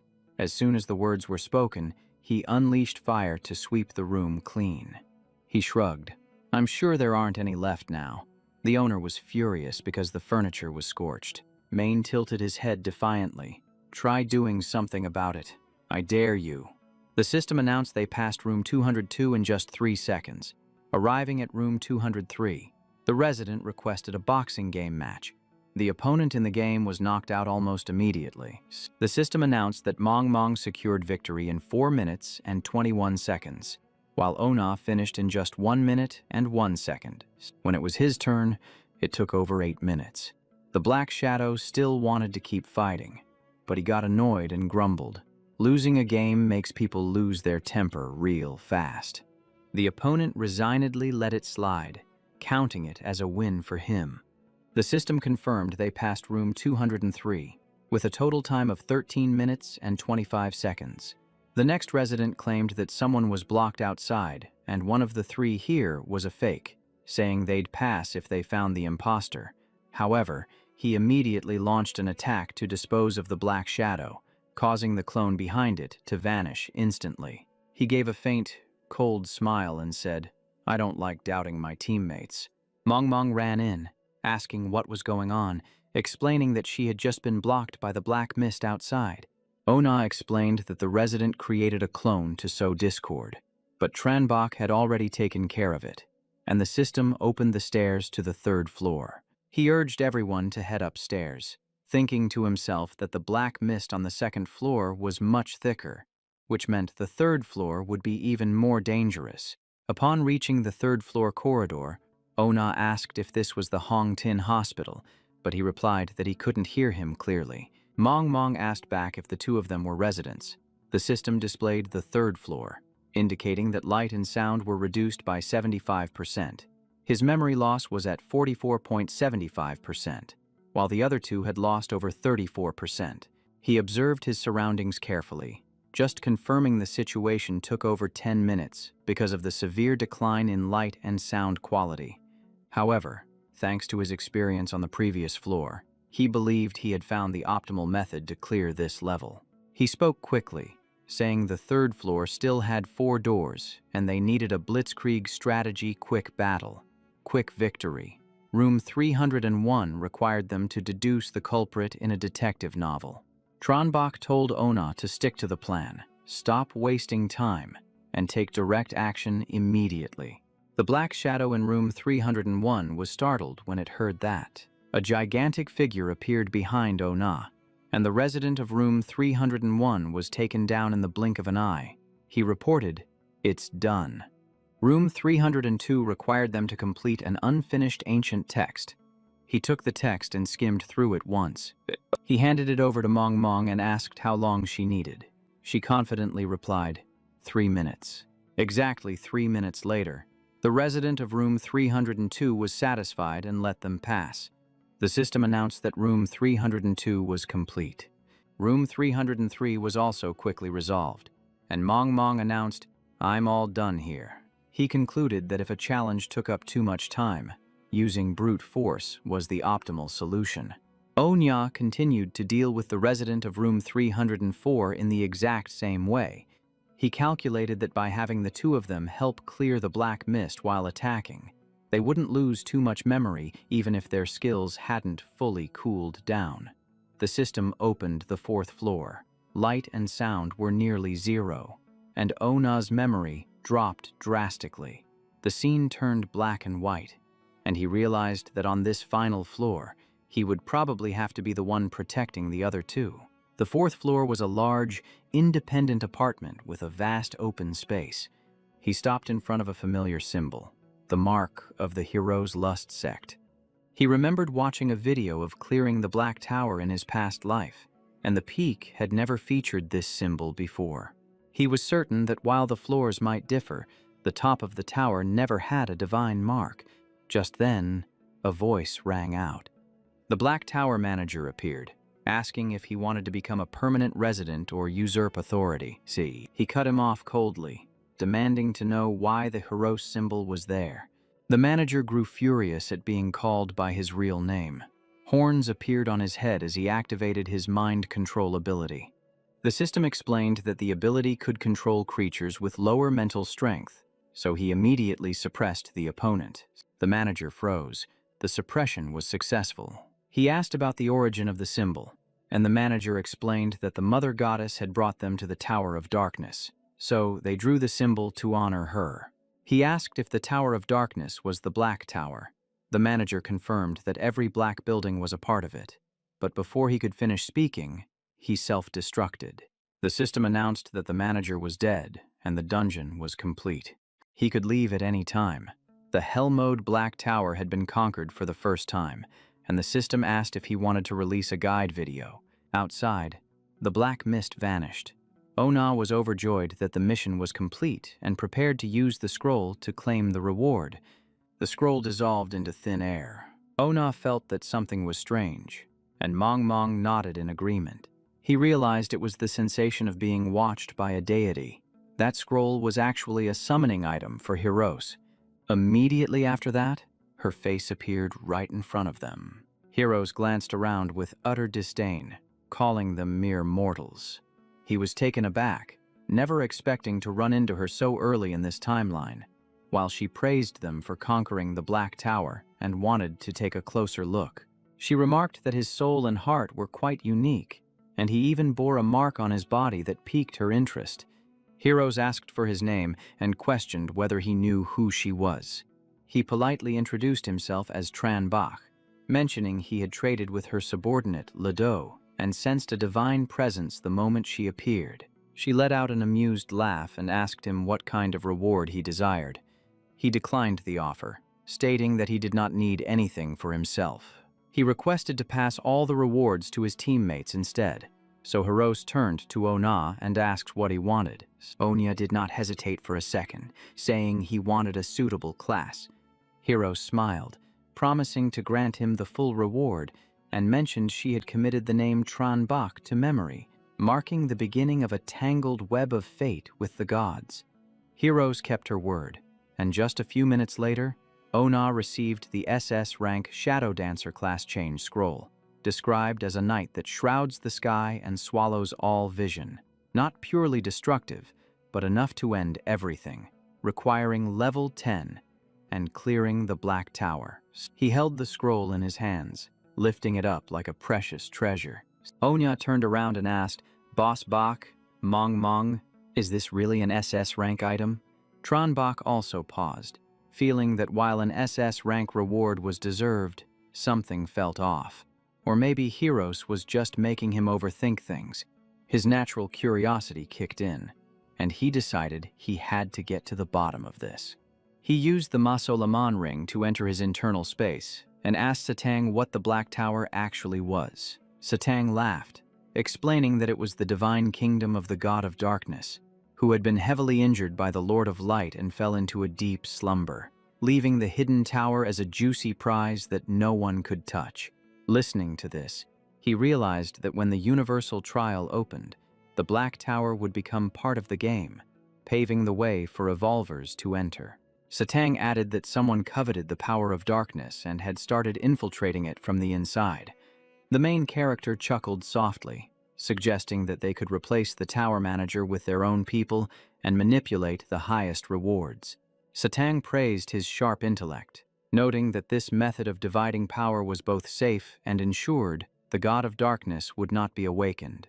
The more he spoke, the more excited he got, realizing this was the perfect first step to seizing the power of darkness. Tran Bach realized that in his past life, Heroes had used this exact method to fragment the power and distribute favors, gaining both profit and loyalty. He looked at the scroll and sighed, knowing that once created, it could not be returned, and interfering now would only cause trouble. So it was better to prioritize strengthening his teammates first. Snapping out of his thoughts, he told Ona there was no problem and to go ahead with the class change, as the upcoming mission for Company X might rely on him. Onya immediately and successfully changed his class to the SS rank Shadow Dancer. He asked the main character to take a look at his class panel. The main character read every line clearly, noting that each level increased agility and spirit. The Endless Darkness power boosted attributes in the dark. and skills included covering the area in night and the killing dance, which increased multipliers based on the number of enemies defeated. He nodded, explaining that this class leaned heavily on agility and environmental control, which could be explosive if used well, but warned him not to get so obsessed with speed that he forgot the true essence of darkness. Onya's eyes lit up when he heard the part about becoming a god, and he burned with determination. Mong reminded him softly that her master had not looked at her class yet. He smiled, saying that while they had shown him the important things, it was safer if fewer people knew the specific details. The young girl nodded happily, her trust in him remaining absolute. Watching Ona leave, he silently evaluated him as someone who knew how to be patient for the sake of a goal, making him a reliable ally. Mong opened access to her panel, showing the SS-Rank Nightmare class, which added 40 spirit points per level and possessed the Dream Eater power, allowing her to devour dreams and permanently increase her attributes. He analyzed that the key for her was spirit power, meaning the stronger she became, the more terrifying the class would be, which fit her natural talents perfectly. Onya brought back an equipment box dropped by the manager, telling the two of them to take their pick first. The main character stepped back and let them choose, and when Mong opened it, she found a B-rank Divine Body Forging skill book. She immediately picked it, apologizing because she really needed it. But Ona just laughed and told her to go ahead. He confirmed he wasn't taking anything, directing them to put the leftover items into the shared storage. Onya held up the Black Tower Manager card, which allowed him to log in as a manager and set 3 rules for outsiders, including a rule that could even force them to die. The main character told him to keep it, saying it suited him much better than it did himself, or Mong. The system announced that Chat Group 001 of the Dragon Kingdom faction had successfully conquered the special Hell Dungeon for the first time. Anthony punched the wall in fury, unable to stomach the fact that they had secured the top world ranking for zombies and achieved the first clear of the Black Tower. He scrolled through looking for a walkthrough, but found nothing. Remembering that the main character hadn't posted a guide in a long time, Anthony figured the guy was probably hiding his true strength after he finished building the city. The forums were blowing up because there wasn't a video guide. Some people were calling him selfish, while others defended him. Ona explained that the Black Tower changes every time, so he didn't want to cause any misunderstandings. Anthony felt pretty fed up, thinking those entitled people were just ridiculous. I mean, who said anyone was obligated to share their secrets? Meanwhile, back at Ona's place, Onya sent a message saying someone had bought a ticket to the Black Tower just to prove they weren't selfish, and they were planning to live stream the whole thing. Right at that moment, Tranbach opened the door and walked in, and Tuquin greeted him with a cheerful smile. He figured she hadn't gone into the zombie world and asked to meet him instead because she must have found something worth exchanging for points. She bragged that White Emperor City now had a core supercomputer and automated assembly lines, but they were still missing high-level blueprints. She mentioned that the zombie world offered a chance to exchange for a lot of complete blueprints, so she was really tempted. She started listing things off like generators, vehicles, weapons, and even biological pharmaceutical production lines. But since they didn't have enough points for everything, she asked him what he planned to do with the hundreds of thousands of points he was holding. He replied that naturally, he would use them to develop White Emperor City, since he hadn't seen anything else he personally needed yet. He told her to put together a list of the essentials, and he would go out and earn some more points. She blushed and told him he had been working for 2 days straight, so he should rest a bit, adding that the girls would take care of his relaxation. 2 days later, he arrived at the Company X headquarters to carry out a special mission. Once inside, he realized that a fierce conflict had definitely taken place here. So he wondered if anyone else had an access card to get in. But then he spotted a dangerous-looking lightning pillar. The pillar discharged a bolt of electricity the moment it detected an intruder. The main character took a defensive stance, carefully observing the trajectory of the electricity. His 2 mutated arms helped him dodge every single strike, and then he destroyed the pillar before landing safely inside. He suspected that either the defense system was still active, or someone was controlling it remotely. He opened the chat box and saw a message from Mizukawa saying you had to use an identity card to enter through the main gate. If you didn't, the lightning tower would attack you. And he added, "Don't ask me how I know." He laughed out loud, realizing he wasn't the only one who had gotten zapped. Before his eyes stood a clean, modern city, completely different from the empty lot that was there at the beginning. He decided to head to the Research and Development Center, a place that housed hundreds of laboratories. Stopping in front of room X941, his gut instinct told him the virus was right here. He activated his detection ability. Inside was a glowing green test tube. The system analyzed it as the X73 virus raw fluid, a failed vaccine product that was actually purer than the original. He noted that since it was in its raw fluid form, the purity level was unusually high. He absorbed it, receiving 50 virus points and 200 special T-virus evolution points. He was satisfied because these evolution points were rare, but he still felt like he was lacking in quantity. Suddenly, a spark of electricity flashed past, and he sensed an extremely intense virus aura approaching him. Turning his head, he saw a red-eyed python lunging at him with terrifying speed. The monster smashed through the glass doors, its massive body sliding into the hall with its mouth wide open, ready to attack. And here is where things got intense. Tronbach landed on the ground with extreme calm, standing opposite the beast in a high-alert defensive stance. The python's massive, elongated body was enough to send a chill down anyone's spine with just a single glance. Tronbach immediately activated observation from the system, and 3 seconds later, the results popped up. Mutated golden python, a level 30 boss. It used to be a high-ranking director's pet before being used as a test subject. It survived the chaos and absorbed the mutated X-virus, giving it insane stats and a whole set of feral beast skills.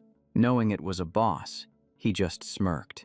His eyes filled with excitement, like he had just stumbled upon a treasure trove. But the moment he let his guard down, the golden python took the opportunity to ram him hard, knocking him backward, just as a loud noise erupted from a nearby building. He glanced over and realized other revolvers had entered the dungeon. Different regions, different factions. Conflict was just a matter of time. So he looked decisively at the boss, determined to take it down quickly before things got any messier. Suddenly, 2 eerie arms stretched out and grabbed him, lifting one of his legs into the air unexpectedly. What the hell was going on?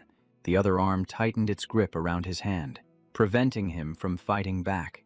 A massive explosion booms out, and the ground cracks open like it just took a full-force slam. Watching from a distance, Bak Vian crosses his arms and laughs triumphantly, controlling that arm himself and feeling sure that Bakdi is done for this time.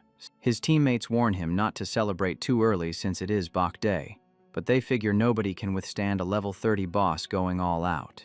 Through the gray smoke, the golden python's eyes still glow bright yellow like headlights in the dead of night. Bak Vian screams a warning as the boss charges, but strangely, its target shifts to the 3 of them instead.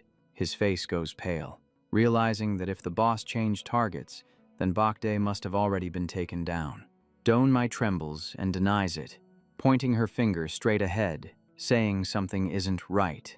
They see him pressing against the snake's body, silently draining its demonic energy until the boss collapses, earning 1,000 EXP and 1,000 virus points.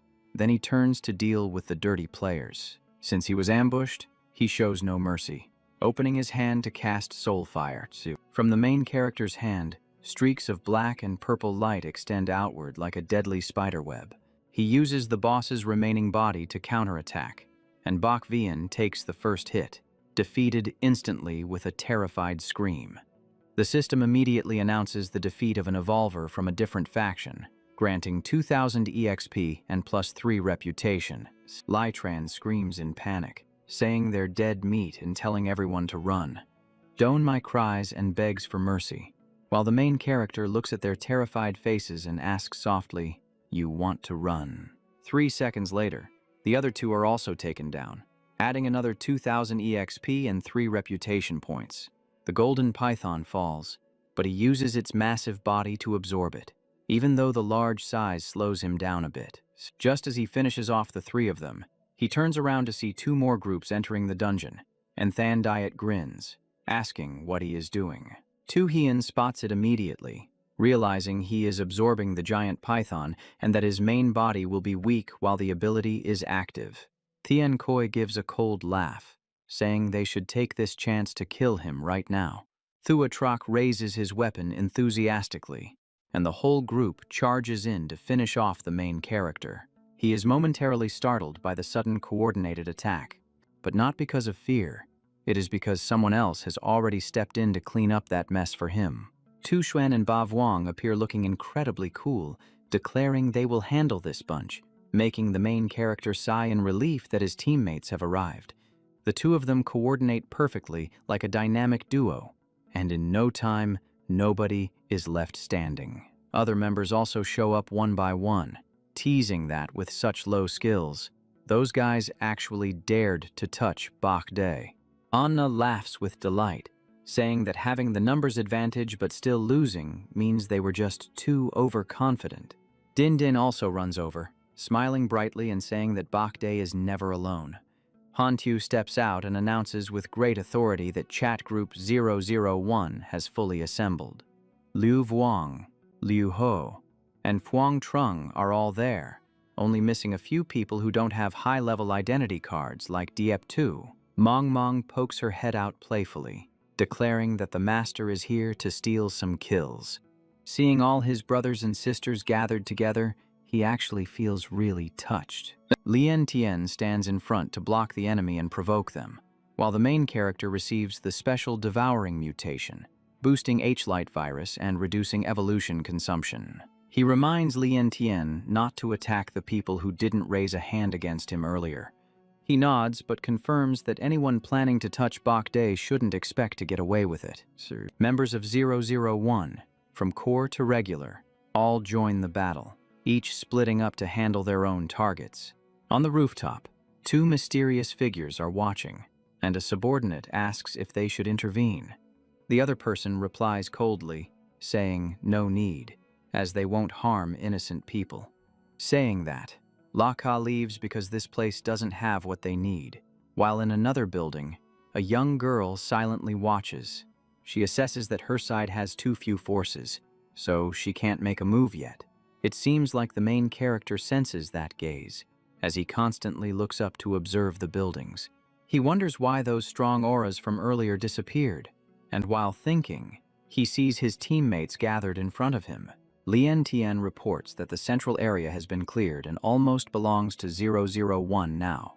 He smiles and orders everyone to split up and search, then gather back up afterwards. The main character gently warns that some enemies might fake a retreat to ambush them, so everyone needs to stay alert. The whole group responds in unison that they understand. They acted decisively, giving short answers to set his mind at ease. Mrs. Vuong, representing the team of 3, also confirmed the mission. As for him, he took the chance to ask the system to look up data on gene warriors and the blueprint for a basic gene serum, which required the blood of a creature level 30 or higher. Standing in the executive office, he clicked his tongue in appreciation because the documents allowed for mass production, making it incredibly attractive for evolvers with low potential. He even thought that if he could use the blood of a Shu Mountain beast, it would be even more perfect. While he was daydreaming about the future, a noise came from behind, causing the main character to instantly spin around on high alert. It turned out to be Lien Tien holding a red hammer, excitedly showing off some good loot he just found. It was the Sovereign Soul Refining Pond, capable of adding a skill to a soul artifact and scaling with growth, requiring a Brank Soul artifact or higher. He suggested that Tran Bok use it, but our protagonist declined since it did not suit him, even offering to help upgrade the other guy's bloodline to Srank instead. Hearing that, Lien Tien got excited and handed the item over to him immediately. He tossed the refining pond toward the main character, calling out, "Bak Day," in a very affectionate tone. He stepped back to dodge, and right at that moment, Lien Tian revealed his true colors. It was not the thunder god, but Anthony. It was a trap. Anthony deformed like an insect, his fused power revealed, radiating danger. He planned to take advantage of the moment the main character was alone to use the soul linking pool to take him down. But all he got in return was a loud explosion because the boy had smashed through the wall and escaped out the window. The failed plan made Anthony furious, convinced that even if his target was not dead, he must be injured. Anthony was confident in the mantis shrimp impact he had just unleashed, fusing constitution and willpower to spike his strength 50 times over in a split second. Thinking of that, he laughed in delight, believing that no one could retreat unscathed after such a strike. But he forgot his opponent was Tran Bach.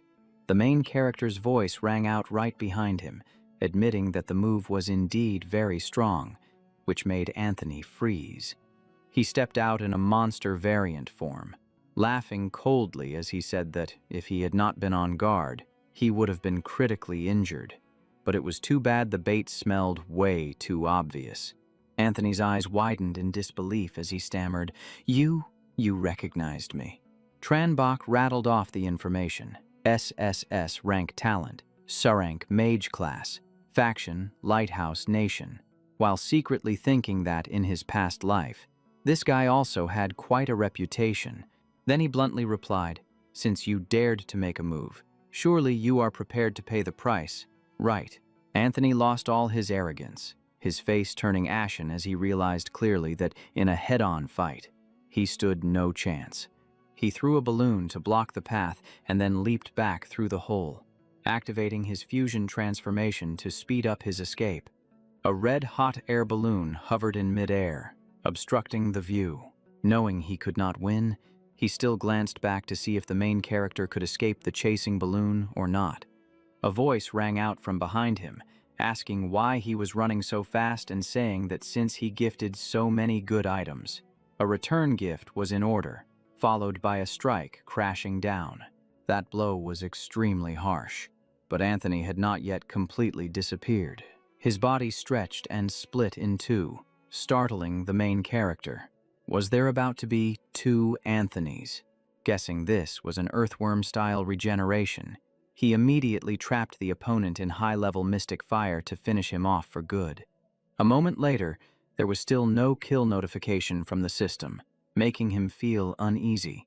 Looking at the pile of black ash on the ground, he felt suspicious. Perhaps it was just a clone, and the main body was still somewhere else. Sure enough, Anthony's main body was at the villa, angrily pounding the floor, shaking with indignation and shame. Sweating profusely with eyes full of terror, he could not believe that so soon after the fusion, there was already someone this powerful. On a nearby building, a young female reporter was recording, unable to help exclaiming that Bakday and Team 001 were just too awesome. She checked the video again, realizing the person who had just been ambushed was Anthony from the leaderboard, while she herself was from the battlefield reporter class. Pushing up her glasses, she chuckled to herself. She struck gold this time. Her camera was about to get an upgrade. Not long after, the Evolver forum exploded with the video of Team 001 conquering the dungeon and the battle between Bach and Anthony, with viewing fees ranging from 50 silver to 1 gold. Comments blew up. Some praised 001 for being domineering. Others complained the fee was expensive, but the majority were shocked because no one could even touch Bach Day. Ignoring the buzzing forum, Team 001 split up to find clues, with Tui Zuyen complaining that the administration building had nothing interesting. Tran Hu corrected him, saying that administrative documents were extremely valuable in the long run. Mong added details about the virus origin and global reports, stating that after the world fusion, this would be a treasure trove of information. Another group handled the data center defense system as intruder alerts rang out continuously. Seeing the electric grid blocking the way, Lien Tian unleashed his lightning power, chanting a spell in a low voice. Surrounded by electricity, he still leisurely passed through, while the system constantly reported that the main server was in critical danger. He snapped a sharp remark, then gathered lightning into his fist and punched straight through the iron door. The door burst open. Lien Tian grabbed the AI core from Company X, bringing the headquarters exploration progress to 80%. Inside the weapons center, the main character glanced over a series of firearms, equipment, and potions. The system announced that the exploration was 100% complete. He looked at the arsenal with regret, realizing his backpack hadn't been upgraded yet, so he couldn't carry it all. He felt satisfied. This time, the armed strength of the White Emperor had risen to a whole new level. All participants received 100,000 EXP and 20,000 conversion points. The whole group agreed to meet up outside Company X in the afternoon. He asked if everyone was out yet and told them that anyone with unused items should trade right there on the spot. First up was the X5AI core that Lien Tian had brought back. It was a top-tier item capable of perfectly controlling machinery, but it consumed a massive amount of electricity. Lien Tian tossed it up and down with sheer delight. The main character said he had a use for it and asked what he wanted in return. Lien Tian immediately gave it to him without hesitation. He joked around with Fuang Trung and was even demanded to use the proper nickname, God King. He said he would negotiate a price, but Fuang Trung waved his hand, saying it was useless to keep it anyway. He was straightforward, saying that thanks to the White Emperor's intel, the exploration went smoothly, so he wanted to gift it. The main character wouldn't let his teammates suffer a loss. He offered to trade 100 sets of crank equipment, along with 3 Brank technological devices. Fuang Trung was overjoyed because it was exactly what he needed, while Lien Tian just laughed and said he didn't need anything else. Even so, he still gifted him a specialized electric whip. The whip had multiple power levels and created a defensive magnetic field. It required the user to have the lightning attribute at rank 20 or higher. He pretended to be regretful, saying he would probably sell it on the forum. Lien Tian immediately backed down and begged for the trade, making the whole group burst into laughter. His humorous image made the atmosphere feel much lighter. Mong Mong and Tui Suyen reported that they had found clues about the Psychic Research Institute and suggested sharing it with the group. The main character reminded them clearly of Rule 001. Whoever finds it either investigates it themselves or sells it for a trade. There is no such thing as a free handout. Tui Suyen nodded in agreement with that transparent regulation. He put the clue up for sale, and Han Tiao immediately agreed to buy it. Ba Vuong brought out a gun to trade, and Fuang Trung excitedly bought it. The group was discussing enthusiastically when, suddenly, he turned around abruptly. The female reporter was startled and ducked behind the wall, worried she had been discovered. She used her invisibility skill to reassure herself, thinking they were just dividing the spoils. But he was already perched casually on the wall, calling down to her, saying that what she just thought wasn't wrong either. A mischievous smile was clearly visible on the main character's face. The reporter stammered, calling out to the White Emperor. She explained that she had no ill intentions. He replied calmly that he wasn't there to take her down. He even promised that in 2 days, he would provide a big scoop for her to cover. Hearing that, her eyes lit up. She asked if he could reveal a little bit beforehand so she could post it on the forum. He thought to himself that she truly was the top information broker from his past life. Then he said he would trade points for a production line before the worlds merged, and invited her to visit. She probed cautiously, asking if he intended to hire her for promotion. The main character asked back, "Don't you want to?" She agreed to collaborate, and even asked for an exclusive interview. He told her he would contact her when the time was right, and sent a friend request while waiting for her message. 2 days later, she set foot on the mountain path behind White Emperor City, still feeling giddy and unable to believe it. Looking at the massive scene before her eyes, she was amazed that she had arrived here just from the photo he sent. The main character teased her, saying that was his capability, and if she was curious, she should figure it out herself. Her professional instincts kicked in. The reporter told herself that no matter what, she had to dig up this secret. Tranbach crossed his arms and recalled that if he didn't trust Mong Mong's absolute discretion, he wouldn't have let that woman step foot in here. The person welcoming her also included Tong Tu Quinn, who was introducing the industrial zone ahead. The young lady responded excitedly right away, saying the machinery was all ready. Standing from high up and looking down, her eyes went wide at the massive scale. It truly was nothing short of extraordinary.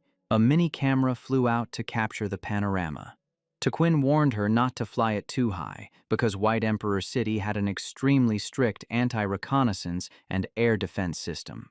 The reporter gave a playful wink and told him to rest easy, assuring him that no one would be able to track down their specific location from her photos.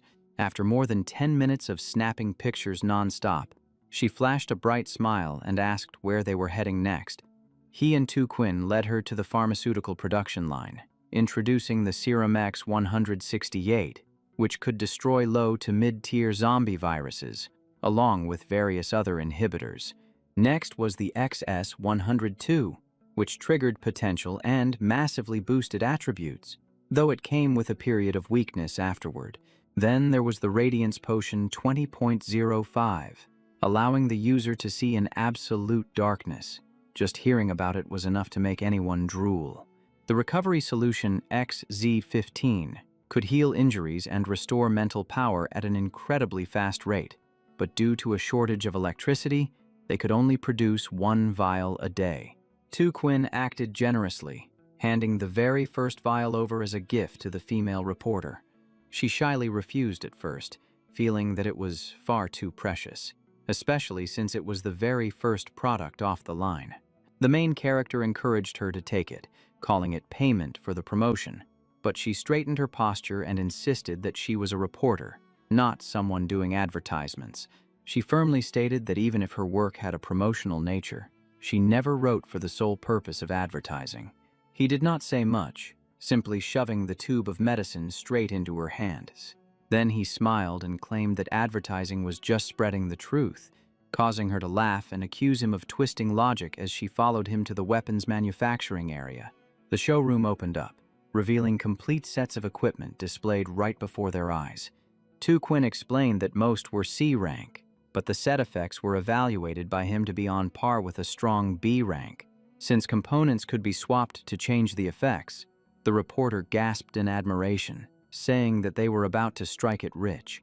However, Tu Quinn confessed that it took 2 or 3 days just to produce 1 set, so they could hardly call it a fortune just yet. The reporter gave a thumbs up, telling them to leave the media side of things to her. A few days later, the article exploded with a shocking headline about Bakde's score and the production line. The video charged 1 copper coin, yet netizens watched it in droves. She sat there reading the comments, unable to stop smiling from ear to ear. The numbers skyrocketed, and then the announcement of a live stream to conquer the Hongvi Meat Factory dungeon in 1 hour sent the forum into a frenzy. Tu Quinn apologized, explaining that the central area was off limits for tours, and since it was almost time for the live stream, they had to leave. Tu Tran looked a bit bewildered, but she nodded in agreement anyway. Tranbach appeared and proposed signing a non-disclosure agreement regarding information related to him, Bakde City, and Group 001. She puffed out her cheeks, telling him he was too calculating and asking if he was trying to drag her onto his pirate ship, insisting that reporters should remain neutral. He leaned close to her ear and whispered that this was simply their way of protecting themselves. He added that if she did not agree, he would not force her. Then he started counting down. 3, 2, 1. She hurriedly told him to stop and demanded benefits, so he promised to provide exclusive news only to her. Tu Tran looked astonished, asking if it would really be just for her. She took a deep breath and agreed to sign, officially jumping on board. In the central area, Tu Quinn introduced the supercomputer core combined with an AI core, but the AI required a first command from its master and consumed a massive amount of electricity. He gave the order to begin activation. Tu Quinn immediately followed through with the operations. The room went dark, and the giant core appeared with a lifelike human silhouette inside. The AI, calling itself Tien Day, greeted its master and introduced its capabilities in management, creation, combat, and cyber defense. The main character asked if its previous owner was Company X. The AI replied that the old owner had perished, and it now belonged to Bakhta City, handing the source code key over to him. The system confirmed that this was the AI core key, granting the highest authority over Tiende. He remarked that just the activation alone had drained nearly all their power, so he wanted to know its true value. Tiende proposed an optimized power plan, suggesting it go into hibernation afterwards, estimating it would double its efficiency. He accepted, promising to find enough electricity to wake it up again, and the AI replied that it would wait for its master. The main character reminded Tran to prepare for the live stream, but she was still dazed by the AI she had just seen. She listed off Bakhta's reputation and the difficulty level ranging from 10 to 18, but he just laughed and told her it was nothing special, asking her not to hype it up too much. He reminded her to worry about herself first, promising he would show her something eye-opening in a bit. The system announced that they had entered the Hongwei Meat Factory instance, difficulty level 10 to 18. Right upon entry, they saw a whole horde of zombies, leaving Tran stunned by the sheer number of them. The system asked if he wanted to designate Evolver Tran to follow him on the battlefield. She urged him to hurry up and agree. The main character confirmed it, and she laughed, saying, "As long as you don't drop, I'm safe." The follower buff increased vision by 35% and all attributes by 10%, which he judged to be a pretty decent skill. Wherever he walked, zombies dropped like flies, and the audience screamed as they recognized the move from a previous video. Comments flooded in, asking if the skill consumed resources, while back home, Huang Trung simply remarked that he was just live streaming monster killing. Hearing that, the father could only sigh helplessly. Huang Trung analyzed that he wasn't showing off his equipment at all, even though he had just promoted the factory. Minister Puang said his reputation was already solid, so launching a live stream definitely had another purpose. Tu Quinh ordered them to push the promotion hard, because this instance was the first step for White Emperor City to make big money. Scene change. He pulled out a map. Tran was surprised since it was their first time entering, but he explained that data from before the apocalypse was still usable. She recorded a video, reminding everyone to take notes on the experience. The audience asked for more secret tips about the instance. He moved while sharing that he divided instances into combat, lore, and special types, each with a different formation mechanism. Lore instances are the type that appears the most. They form from legends, events, or stories remaining in the world. By this time, he had entered the slaughterhouse. Tranbach said there were always hidden clues in instances to supplement the lore, so Tran asked if finding them would make clearing the stage easier. He explained that wasn't necessarily true. Finding clues might open hidden areas and trigger new bosses, causing the difficulty to skyrocket, especially since special instances were almost certainly harder. He emphasized one point: exploration must be done with extreme caution. When asked if he would look for clues, he replied there was no need since he had already pinpointed the boss's location, so he would just handle it directly. After saying that, the main character quietly moved forward, while the audience watched eagerly but complained that they couldn't learn this method because he always took shortcuts. He turned back to the camera and warned them not to imitate fighting bosses recklessly, or they might run into one with extreme difficulty. Just as he finished speaking, a terrifying force blew the factory doors open, instantly making the atmosphere tense as a wire. He calmly leaned to the side, dodging the two flying doors. In front of them was a muscular monster like a mountain of meat. One look and you knew it was a nasty type of zombie, but he corrected that this was a special variant, not a regular meat mountain, as the boss stood towering before the camera lens. Tran immediately panned the camera for a close-up to record it. The level 18 boss was named Virus Aggregate. Its body was condensed from countless virus-infected flesh and blood, rather than having the infinite eating trait. It swung its weapon to attack, but he dodged neatly, asked if she was done filming, and then prepared to strike. Hearing the confirmation, The main character stepped up and unleashed a blow. The hit landed squarely on the target. The monster collapsed instantly, but he said it wasn't over yet and told her to film that pile of meat carefully. Tran realized there was no completion notification yet, suspecting this was just a part of the boss.